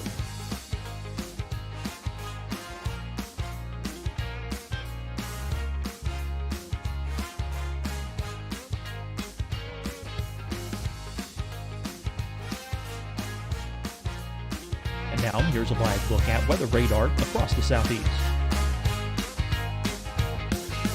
Fight the spread and take a stand against coronavirus. Wear a mask in public. Stay at least 6 feet apart from others. And get tested. Join us and fight the spread. Visit scdhec.gov/COVID-19. Getting tested for COVID-19 helps you to take the steps needed to protect yourself, your loved ones, and your community. Find the testing location at scdhec.gov/COVID-19 testing. Hi, everyone. I'm Dr. Mandy Cohen, Secretary of the North Carolina Department of Health and Human Services. And when you follow the 3 W's, you protect your family and your neighbors from COVID-19. When you leave your home, practice your W's. Wear a cloth face covering, wait 6 feet apart, wash your hands often. Wear, wait, wash. We're in this together. Stay strong, North Carolina. Deciding when to wear a mask isn't about who you know or how well you know them. Just ask yourself, will I be with anyone I don't live with? If the answer is yes, get behind the mask. Help slow the spread of COVID-19. Get behind the mask. Learn more at covid19.ncdhhs.gov. You'll see your Carolina weather forecast at 25 and 55 past. And now back to the best of the Carolina Weather Group on the all-new Carolina WeatherNet.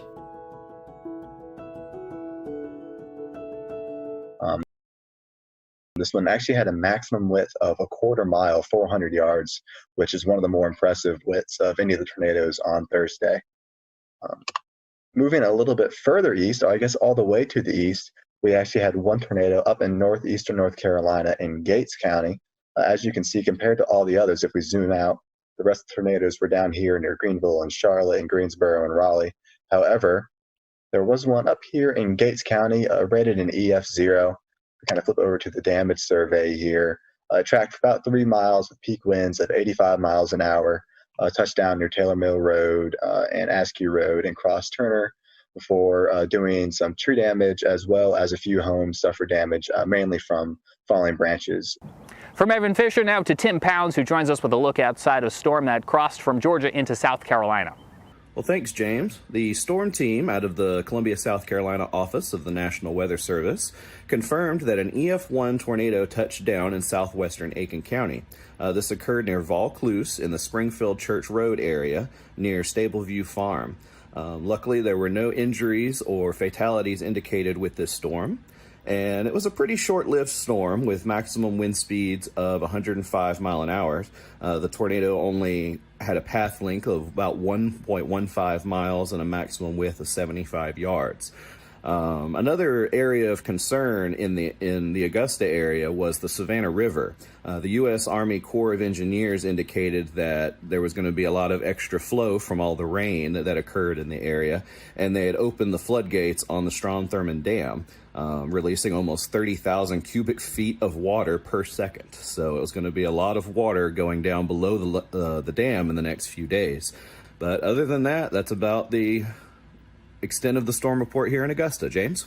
Also had a lot of water that fell. A lot of water that fell from the sky, making it possible for big trees like this to fall in very spongy soil, but also challenging the water systems, the watersheds, the rivers, the creeks that now have to take all of that water that fell and eventually funnel it out to the Atlantic Ocean. We're watching rising waters along rivers and creeks and waterways that are now having to try to cope with all of that water. When you take a look at the debris that remains days after the tornado outbreak of last week, you have to pause and think for a moment and realize that it could have been a lot worse.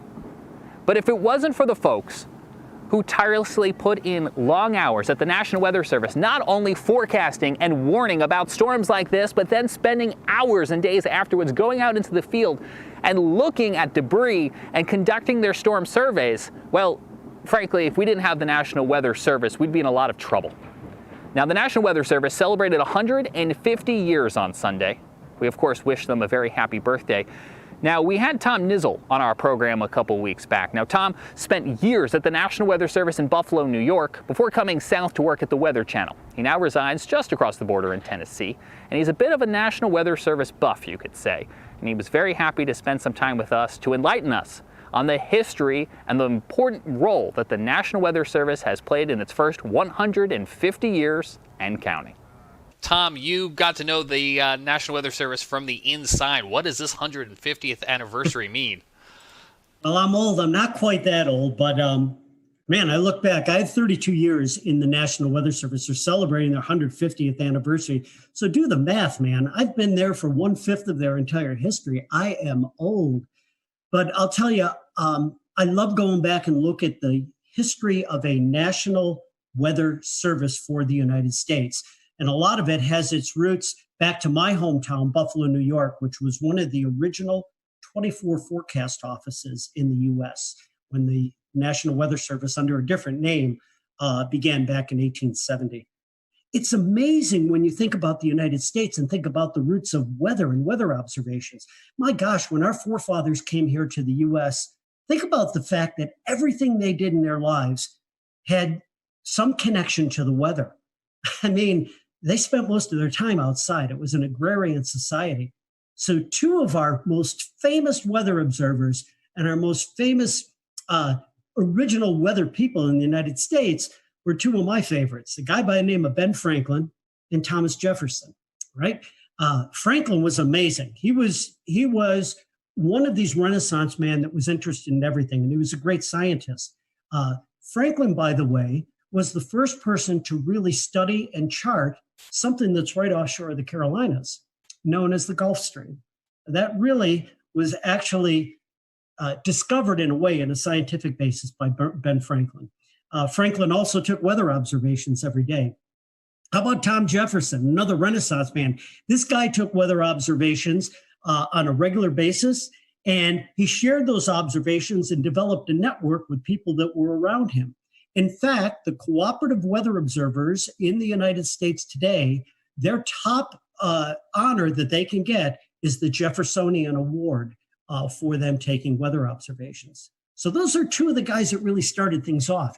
You know, we get into the 1800s, and as the country began to expand out to the west, all right, now the beginning of the 1800s, Weather Service actually went into a national operation in 1870. So 70 years before that, the U.S. was moving out and expanding to the west, and based on Thomas Jefferson's suggestions, the Lewis and Clark expeditions, they wanted to take science observations. Most of the Army surgeons who were trained as scientists would take weather observations on a daily basis, and they would mail them back in They would, arrive months later into places like the Smithsonian where they would gather this information and bring all this information together, begin to plot it onto maps and try to understand this array of data that we are gathering across the country. But my gosh, none of it was timely. It took months to get that information. So you come across to about the mid 1840s, and we had this amazing invention that takes the science of meteorology and rockets it forward. And it was called the telegraph. Because once you got the telegraph, you could get this data from around the country that these surgeons were taking, and in almost real time, you could get it to one central area where that data could be compiled. You'd have the data quickly, you could analyze it, and then understand what was going on a more real-time basis. And this was all done at a place called the Smithsonian Institution. And Joseph Priestley was the guy that was there that was gathering all this information and beginning to plot weather maps. Well, we get into the Civil War, and that kind of detoured in some way the expansion of science as far as weather was concerned. But boy, the Civil War brought a lot of technical expertise and other inventions that would then help propel all of this technology and science forward. So let's get into the late 1860s now. And we're a couple of years beyond the Civil War. And the railroad transportation really wasn't coming into its own at that point. So a lot of the transportation that occurred between the inland parts of the country and getting out to the coast in the northern half of the United States occurred on the Great Lakes. There was a tremendous amount of shipping that occurred on the Great Lakes and moving not only goods and materials, but moving people and passengers around. And in 1868 and 1869, in 2 consecutive years, there were over 1,100 shipwrecks on the Great Lakes. Think about that, 1,100 shipwrecks and hundreds of fatalities on the lakes. Well, now I go into 4 cogs in the wheel that I think were most important people that were responsible for the development of a national weather service. Because of all the fatalities that were occurring on the Great Lakes, due to weather, by the way, due to severe weather, there was an amazing guy by the name of Increase Lapham, Lapham. This guy was, again, another Renaissance man. He was a geologist, and he was, at that point in Wisconsin, very interested in the weather. Again, a scientist by many, many means. He plotted weather maps, and he sent a lot of news clippings to his congressional representative about all these fatalities that were occurring on the Great Lakes. And there has to be something done to develop some type of weather warning system for these bad storms that were coming across the Great Lakes. So in 1869, I believe it was, Increase Lapham sent this letter out to his congressional representative, another second cog in the wheel by the name of Halbert Payne. And Payne took this information and introduced a resolution under Ulysses S. Grant to the United States Congress. And on February 9th of 1870, the resolution was passed to then bring into service a national weather service for the United States. And it was under the direction of the U.S. Army Signal Corps at that point. Why the Signal Corps? Well, it now brings in our third character.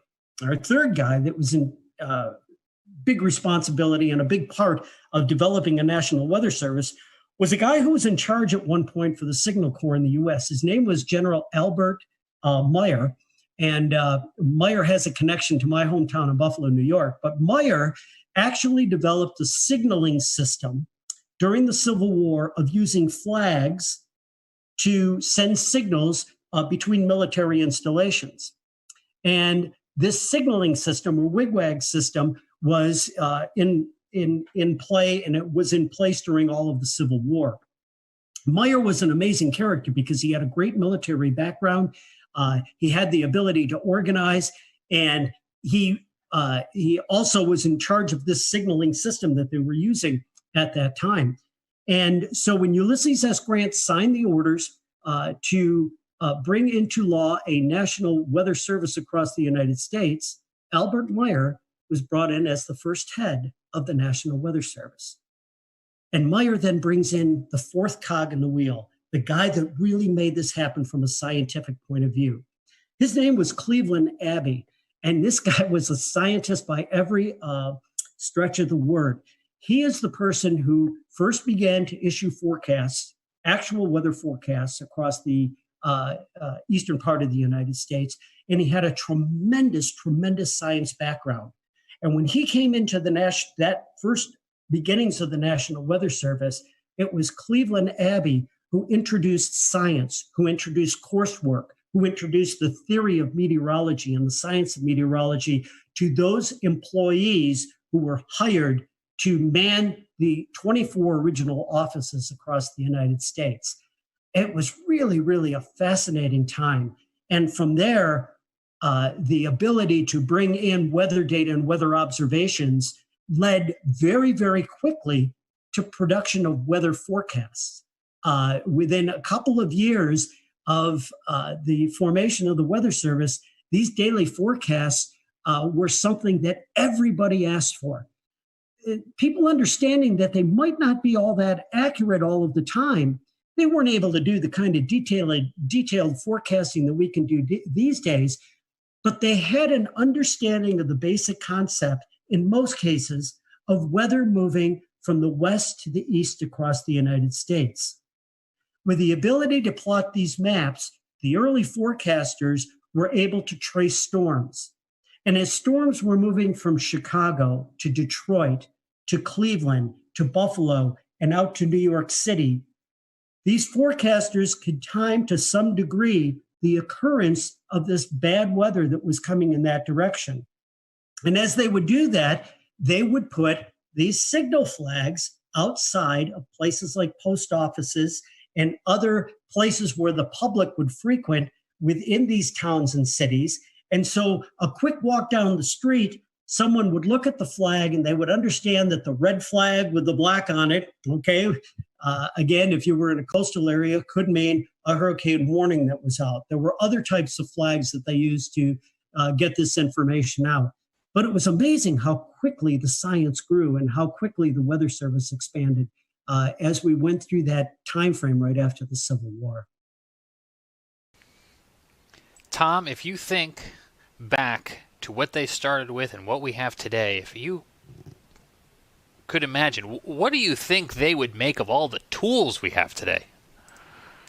Well, it'd be like being on a different planet. I mean, you think about the fact that, yeah, they were getting weather observations, but there was no such thing as a satellite to monitor the weather from space, a radar to look at precipitation, even heaven forbid, a computer model, something that would actually foretell by using basic laws of mathematics what the weather would be like several days or maybe even into weeks in advance. It would be like a different world. And by the way, because I'm such a senior person at this point with a history of being in the National Weather Service, I came into the Weather Service at a time before computers were even introduced into weather forecast offices. At a time where there was something called a teletype machine, a machine where it actually typed out the weather observations onto this giant typewriter. And as weather forecasters, we would rip that information off of this machine and sit down and hand plot and draw weather maps. I got to do that when I was an intern in my first couple of years within the National Weather Service. And to go from that to what we have today is amazing. So I can't imagine what someone like Cleveland Abbey would be thinking if we were able to place him into a science office like we have within the National Weather Service today. This is a very specific reference, and I'm not sure how many of our listeners will know it, but if you've ever been in the New York metropolitan area, and Tom, you're obviously from the state, and you listen to 1010 Winds AM, they have that tick, tick, tick, tick, tick, tick, tick, tick, tick, tick, tick. That's what I'm imagining when you say teletype, just all of that constant automatic typing. So the RFK bridge getting up to the Bronx is also very slow, and because of that, leaving Manhattan. That brings back memories for me, because that was the background noise in the Weather Service. It was like the old newsroom where you heard that, and that was the teletypes rattling away. I'm going back to my history only 35, 40 years ago in the National Weather Service. When I first came online, that's when we were first beginning to get satellite pictures, we'll call them, into the National Weather Service office. Now, we get satellite data today at minute intervals. It comes in on the computer. We run these huge loops at any resolution in any part of the globe on a regular basis. Everybody can do that online these days. In the weather office back then, we would get one image that would come in every hour. And if you wanted to do an animation of what was going on, all those images were placed on a clipboard. And you literally would take your fingers and take the pictures and let them go, and you could see the clouds moving across the eastern part of the United States. That was our animation back then. And that was after a tremendous increase in science and technology. And, it's fascinating because, as we all know, wars are terrible. War is hell. But wars also bring out tremendous advances in technology. And, World War II pilots, they were responsible for discovering the jet stream. As we got into World War II and immediately after, we developed the first large-scale upper air network across the United States with the launching of radiosonde balloons twice a day to get that information from the upper atmosphere, because weather occurs on 3 dimensions, right, throughout that depth of the atmosphere. The advance of weather radar. My gosh, you took military radar, again, developed in World War II. And then after that war, they not only saw airplanes when they were looking at the radar, but they saw these features that kept getting in the way of them looking at airplanes. It was precipitation from storms. And, we turned that into the ability to monitor weather systems and then get into the tremendous science of severe weather and understanding tornado genesis and tropical storm formation from all of that technology. So it's just been amazing to watch the history. And it all began back there in 1870 when there was concern for the loss of life on the Great Lakes and of course, along the coastal areas from shipping as well. Tommy, you're talking about the advances in technology. One thing that kind of comes to mind is the advances in the warning process. Trying to explain to the younger generations that we didn't have things like cell phones, right? Just a generation or two ago, with these text messages and alerts that came across at any time of the day or night, the ability to communicate that information has saved countless lives and will continue to do so. And the ability now to be able to put out 911 messages to a huge area, an entire community, to get that information out has been married with the technology that allows us to be more confident to get those warnings out by being able to use something like a Doppler radar to understand what we should be warning on and what we should not be warning on. Because in the early years of issuing severe weather warnings in particular, but certainly all types of warnings, much of the public was very frustrated with the fact that the weather forecaster may, for lack of a better term, cry wolf a lot of times and send these warnings and watches out and not be able to verify them because we just didn't have the technology to do that. But we've got that technology now. And to be able to then marry that to the ability for people to get warnings anywhere at any time, day or night, it has just gone a tremendous way to save lives across this nation. Talking about communication, and then I'll toss it off to someone else. One of the biggest tools that I think we all in this chat utilize is NWS chat, and the ability for the forecasters in the weather office to communicate with TV, radio, storm spotters out in the field. I mean, just the instant communication that we have, I think, is pretty cool, and it's cool to see the advances in the National Weather Service with that. That's a really important point. And what it's done also is it's changed the responsibilities and the type of work that goes on within the National Weather Service offices. a decade, now I should say more than that, a generation ago, the main job of the National Weather Service forecaster, the meteorologist, was to issue the forecast. And now we have many, many tools that allow that process to be very, very fast, very efficient, and very smooth. But what the forecasters do now, where they really, really make a difference, is what we refer to as decision support or decision support services. That ability to get that information and get it out and let our special customers know exactly what is happening, when it is happening, contacting emergency managers and working with the emergency management community to have their resources ready to go, to be ready to respond when the weather is coming through. And also, you mentioned this tool that is used on computers called NWS Chat.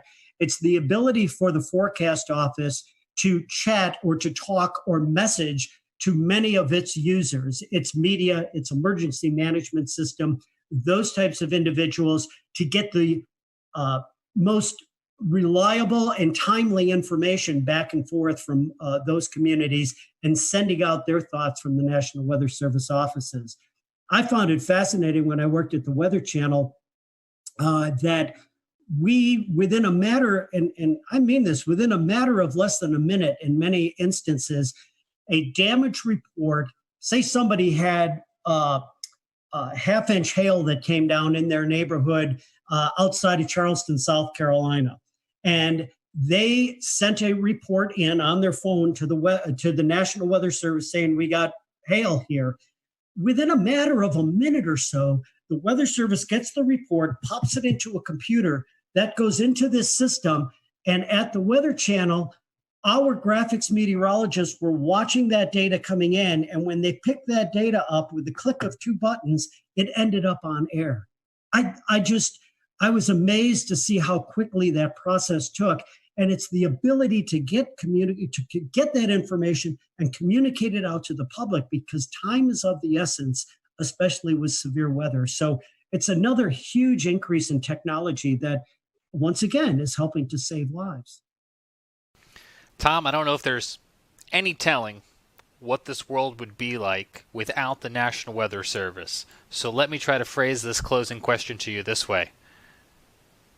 What would day-to-day life here in the United States be if tomorrow morning we woke up and there was no National Weather Service? I think it would be chaos. If you think about how much of our economy and daily life is tied directly to the weather, and the way you see that most succinctly is being in the checkout line at the grocery store, because everybody's talking about it. You have to know what's going on with the weather if you're going to react with the real world. Everything from our transportation to our agriculture to daily life in general revolves around the ability to understand how nature, how the atmosphere is going to impact us over the next several days. Without the National Weather Service, I think we would be way, way behind in where we are right now. We again thank Tom for his time, and to all of the folks at the National Weather Service who continue to keep us safe each and every day. We can't thank you enough. And to you at home, thanks for joining us for this special edition of the Carolina Weather Group.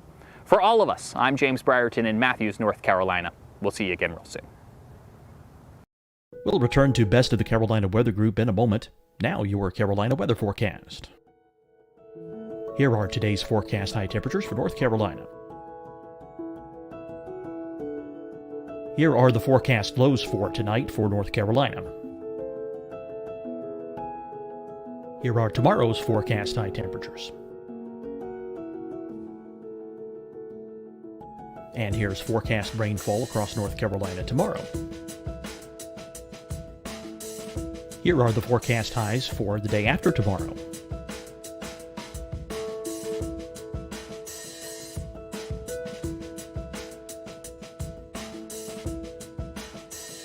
And here's the forecast rainfall across North Carolina for the day after tomorrow.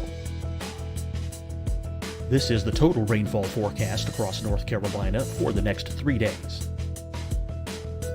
Here's the severe thunderstorm outlook for today from the Storm Prediction Center.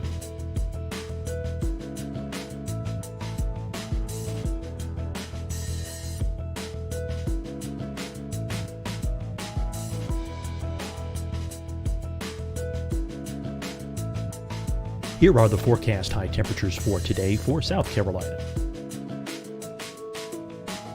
Here are the low temperatures for today for South Carolina.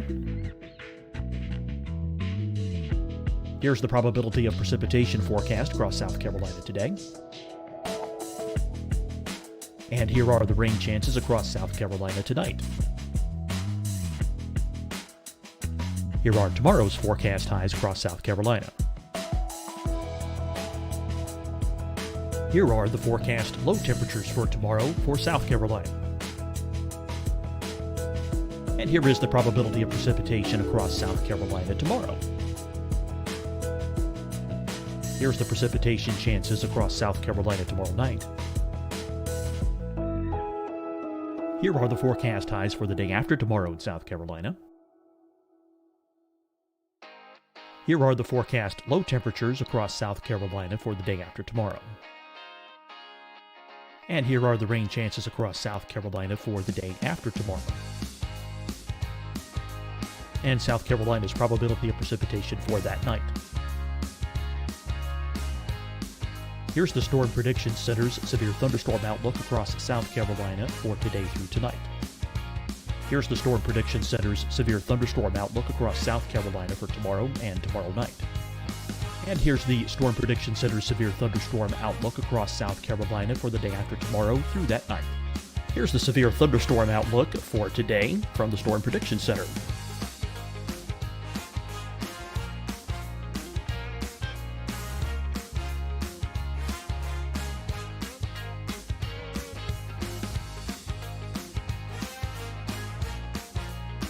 And now here's a live look at weather radar across the southeast.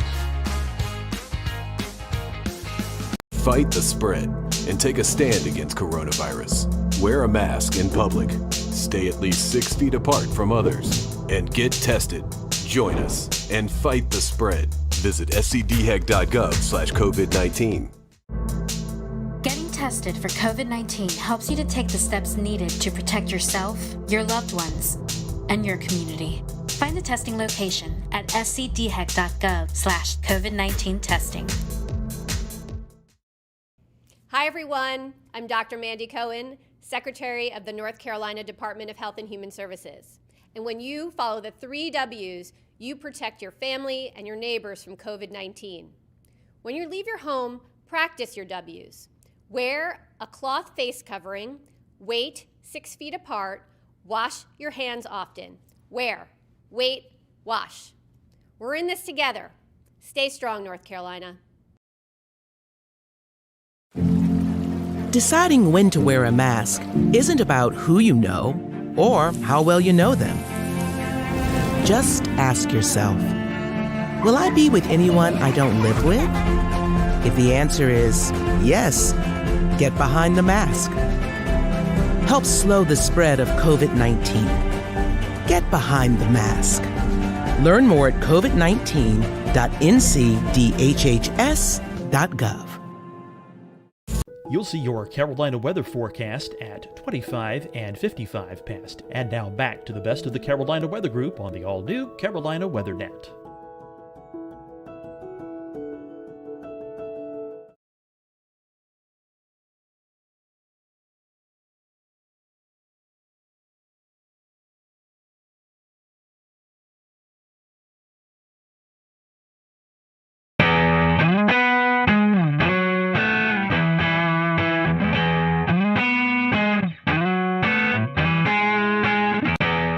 Hello, everyone. Welcome to the Carolina Weather Group. We're happy to have you this evening. Tonight, we have on meteorologist Jim Gandy. If you've been a follower of our show, you've probably seen Jim appear on the show a few times during these bigger weather events with hurricanes and winter storms. So Jim is joining us tonight from Columbia, South Carolina, and we're happy to have him. He was at WLTX there in Columbia, but has since retired. He retired, in fact, last year.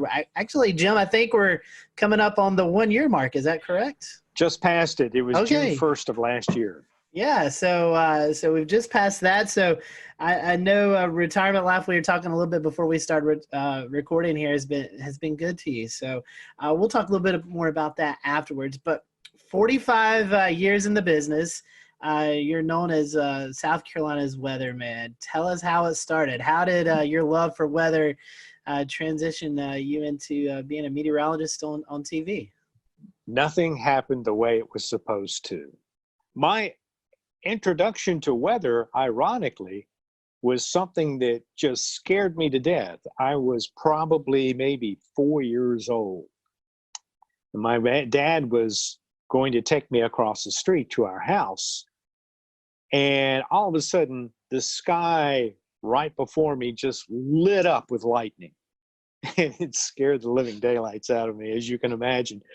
And from that time on, I was scared to death of lightning. Now, this was in Memphis. Then he got transferred to Jacksonville, Florida. And if you know anything about the weather in Florida, thunderstorms are pretty frequent. And so I got really interested in the weather living in Florida, still scared to death of lightning. Really didn't control my fear until I went to college. I got my degree at Florida State. It was during that time that I kind of conquered my fear of lightning. Not that I don't have a healthy respect for it, I do. And then I went to Florida State, trained as a research meteorologist, and got out, graduated at absolutely the wrong time. It was 1974. We went straight into a recession. The government froze all hiring. The private sector wasn't what it was today. And so I was forced to kind of look around. My first job as a meteorologist actually was at the Institute of Storm Research in Houston, Texas. But then their contracts dried up. Again, I'm without a job. So I went back to Memphis, and I actually went back to graduate school. And that first semester in graduate school, one of the TV stations in Memphis called me and asked me if I wanted to come down and audition. I had never been to a TV station, didn't know anything about television other than what I saw on TV. I went down there, did the audition. Whatever they saw, they liked, they hired me, and the rest is history. Starting out in Memphis, I think your next move was to Oklahoma City.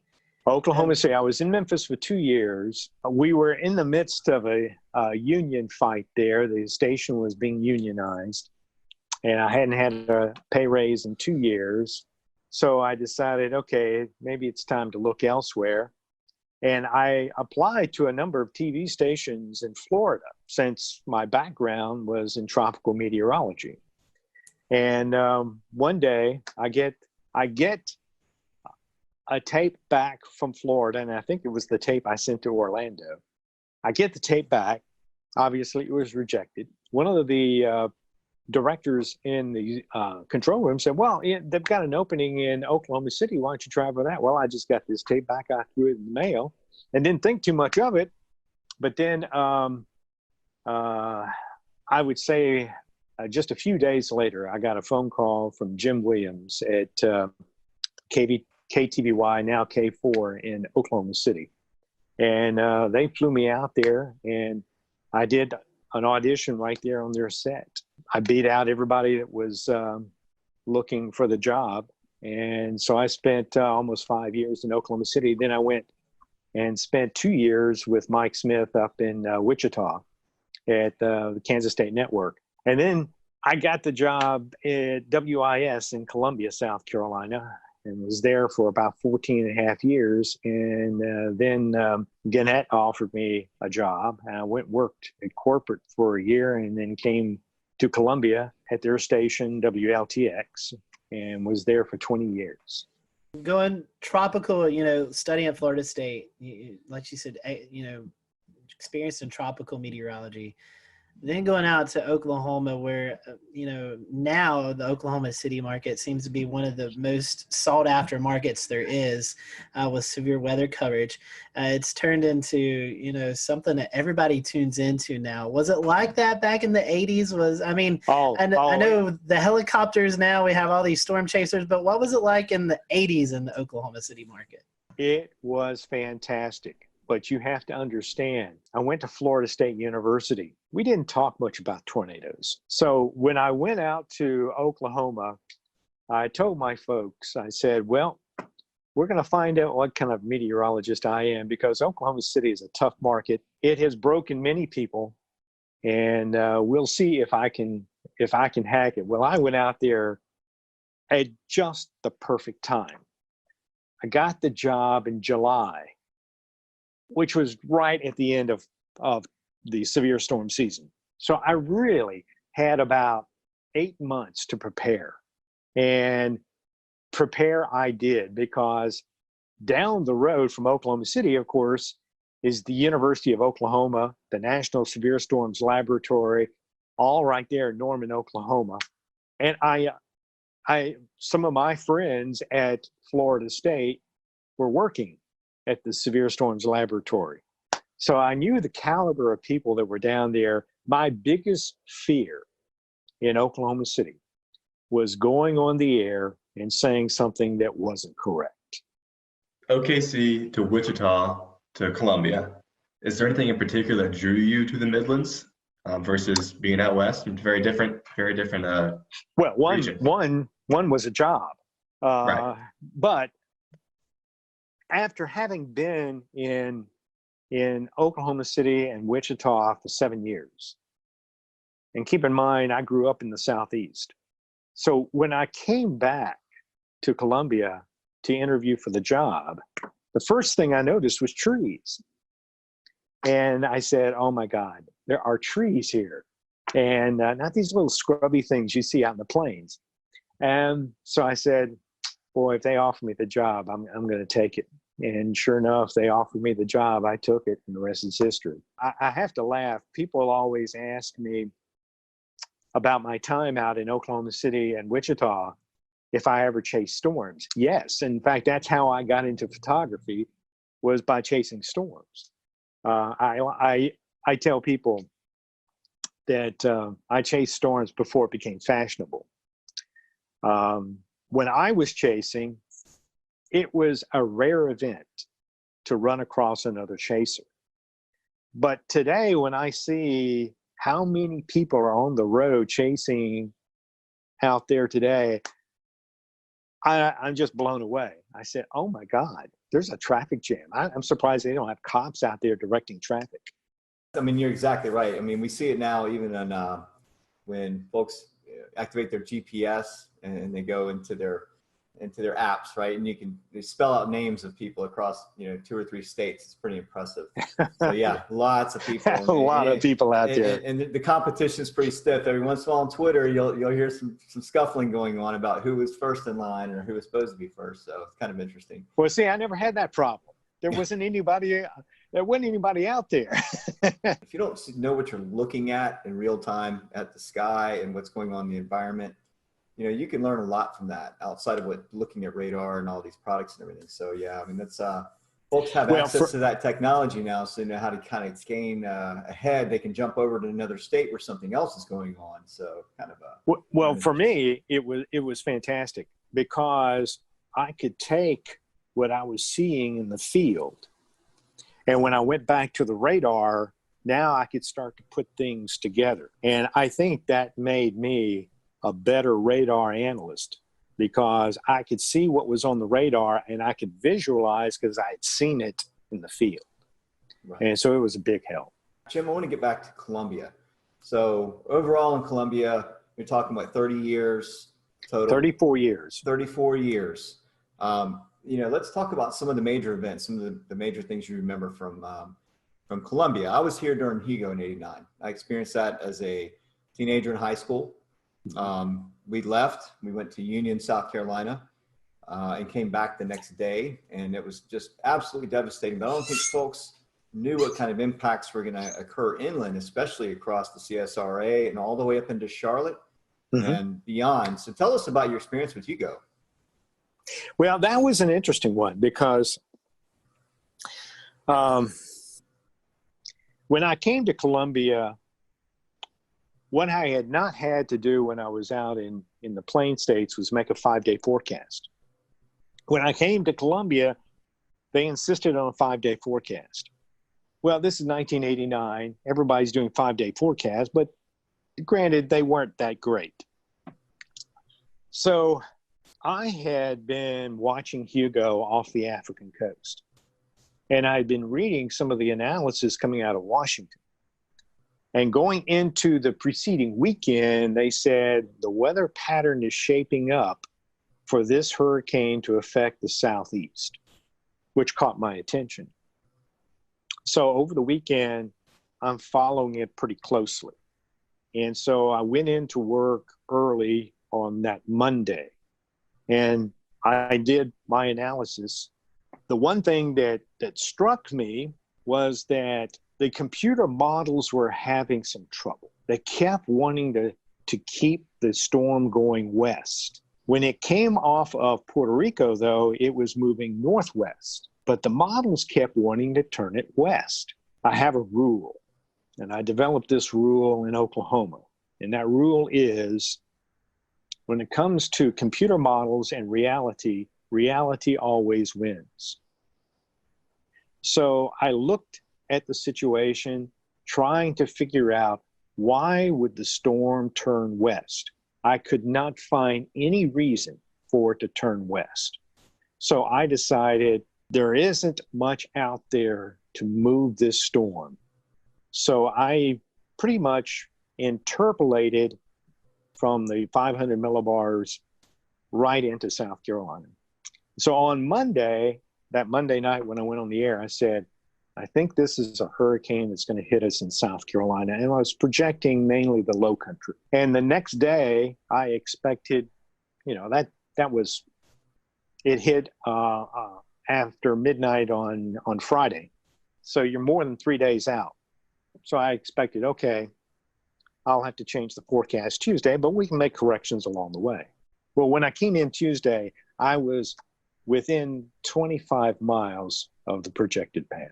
So I decided, if things aren't changing, why change the forecast? So I stuck with the forecast, and it came right into Charleston, South Carolina, and it did quite a number on South Carolina. It was the strongest hurricane to hit South Carolina since the storm in 1893. I want to touch on another major weather event topic, which was the October flood of 2015, which affected not only us at the coast, but again, the connection to Columbia and the tropics and an upper low. And it was just the perfect kind of combination. And so I know that there was dams that broke in Columbia. There was all kinds of flooding issues, you name it. So talk a little about your experience with that and how you. Well, that was an interesting one, because if you'll remember, it was Joaquin that came into the Bahamas and went stationary and sat there for a while. And of course, we were all watching it. One of the things early that week that bothered me was that the projection for rainfall for this area seemed to be unreasonably high. Unreasonably high because every computer model had the hurricane passing well east of us, offshore, maybe going into North Carolina. But certainly that would still leave us on what is traditionally the dry side of the hurricane. So, we're talking about this on the air. And of course, I was talking with my colleagues there in the Weather Center, and I said, something just does not add up. And so we kept looking, and I kept analyzing stuff and still couldn't figure it out. I knew that there was some information that we weren't getting. So the National Hurricane Center decided on that Wednesday night they would start flying the high altitude aircraft out toward the storm. And I said, and by the way, I was on conference calls with our corporate people. Tegna owned our TV station. So I was on the conference call, and I said, look, we can make all kinds of projections we want, but the National Hurricane Center is going to fly that high altitude aircraft tonight. When that data gets into the computer model, we will know what this storm is going to do. And that was a Wednesday night. Thursday morning, it wasn't so much a surprise, but the projections for the hurricane had it staying offshore, but it did not change the rainfall prediction for our area. And at that point, I realized we're looking at the wrong thing. The hurricane is not the threat. It is the upper level low that is coming down through the Tennessee River Valley that's going to slow down, almost stall over the Florida Panhandle. It's going to tap tropical atmospheric river, and it's going to direct it right into South Carolina. We've talked about hurricanes, snowstorms, and flooding. Were there perhaps any tornado events that you particularly recall from your years in Columbia? Oh, yeah. In fact, probably the most memorable one was from a tropical depression, 1994. And it was Hurricane or Tropical Storm Beulah. But it hit along the Florida coast, came into Georgia, southwest Georgia, and was heading up toward the Athens area, the center. It happened that we were on the east side at just the right point in the heat of the afternoon. So I went in early to work in preparation for, I guess I got to the station around 11:30. And while Joe Penner, who was doing the weather for the midday show, as he was doing the weather, right after he got off, they issued a tornado warning, and it was for Barnwell County. And I thought, tornado warning? Now, keep in mind, back then, the Weather Service had Doppler radar, but we did not.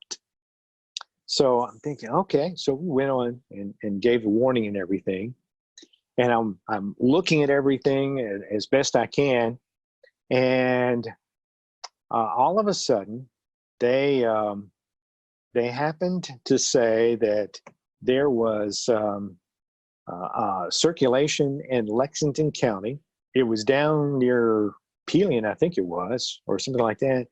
I went, oh my gosh. So I notified the assignment desk. They said, where do we need, do we need to send someone to Pelion? I said, no, don't go to where it's been, go to where it's going to go. So we sent a photographer out on I-20, and I just said, go toward Highway 6, and then we'll see well, he gets to Highway 6, and he misses the turn, has to turn around. When he does, he sees the tornado. And that was the first of something like 28 or 9 tornadoes that day. Switching gears a little bit, Jim, climate change has been something you're very vocal about. Can you talk to us a little bit about that? It goes back to in 2007. This is when TV stations were starting their websites.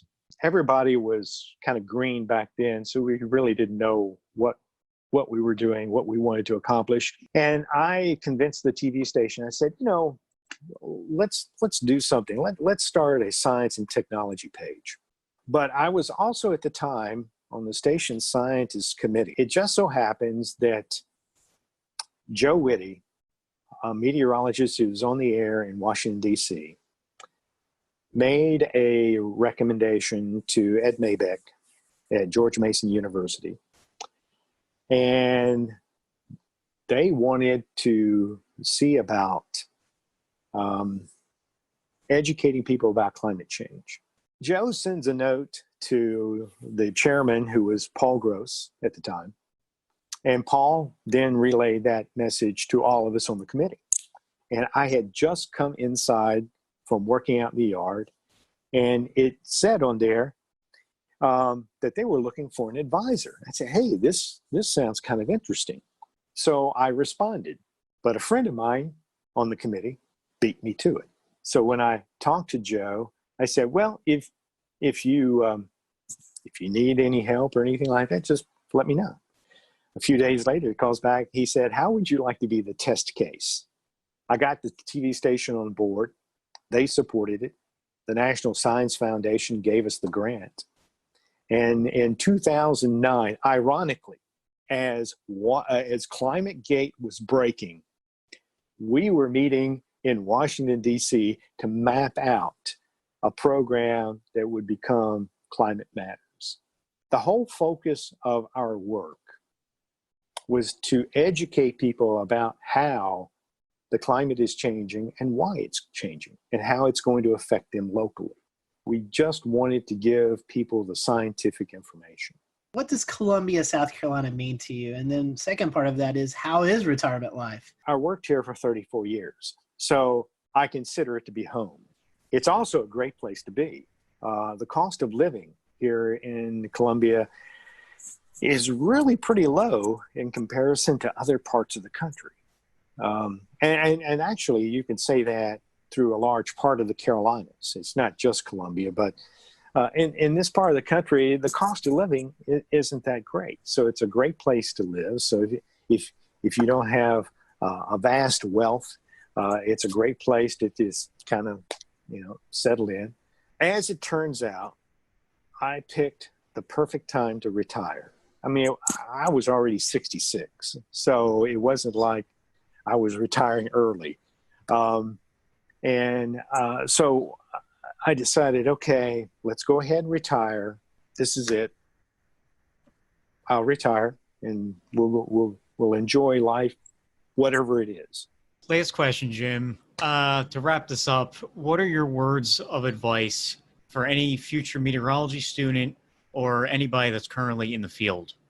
I read something the other day that kind of struck me. It was a young meteorology student who was struggling or had struggled at Florida State, had gone to another college, had some problems there, but was really passionate about weather.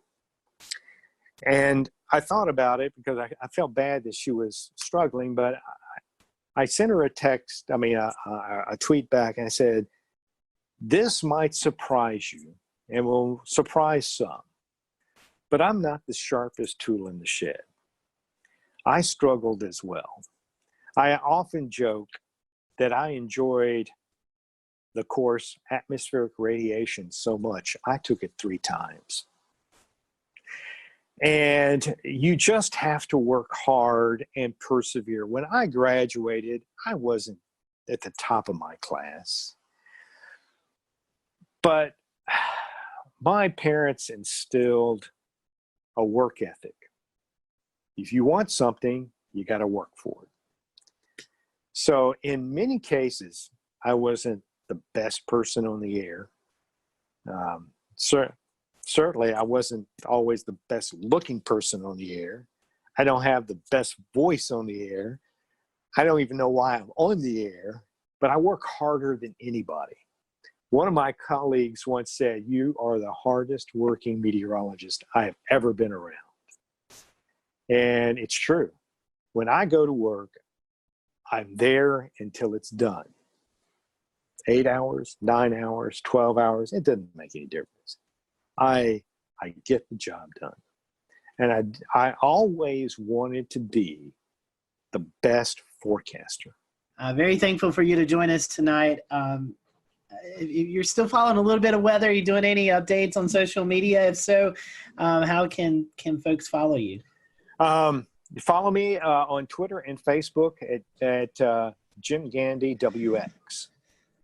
That's awesome. Well, Jim, we certainly appreciate it. We hope that you and your wife can get out and travel soon. Hopefully this pandemic mess will come to us soon or end soon, and you can get out there and enjoy the traveling. And we certainly appreciate you joining us tonight. And from all of us here at the Carolina Weather Group, thank you for your service that you've dedicated to the folks of South Carolina over the 30 plus years. Thank you for having me. You're welcome. Everyone. We'll return to Best of the Carolina Weather Group in a moment. Now your Carolina weather forecast. Here are today's forecast high temperatures for North Carolina. Here are the forecasts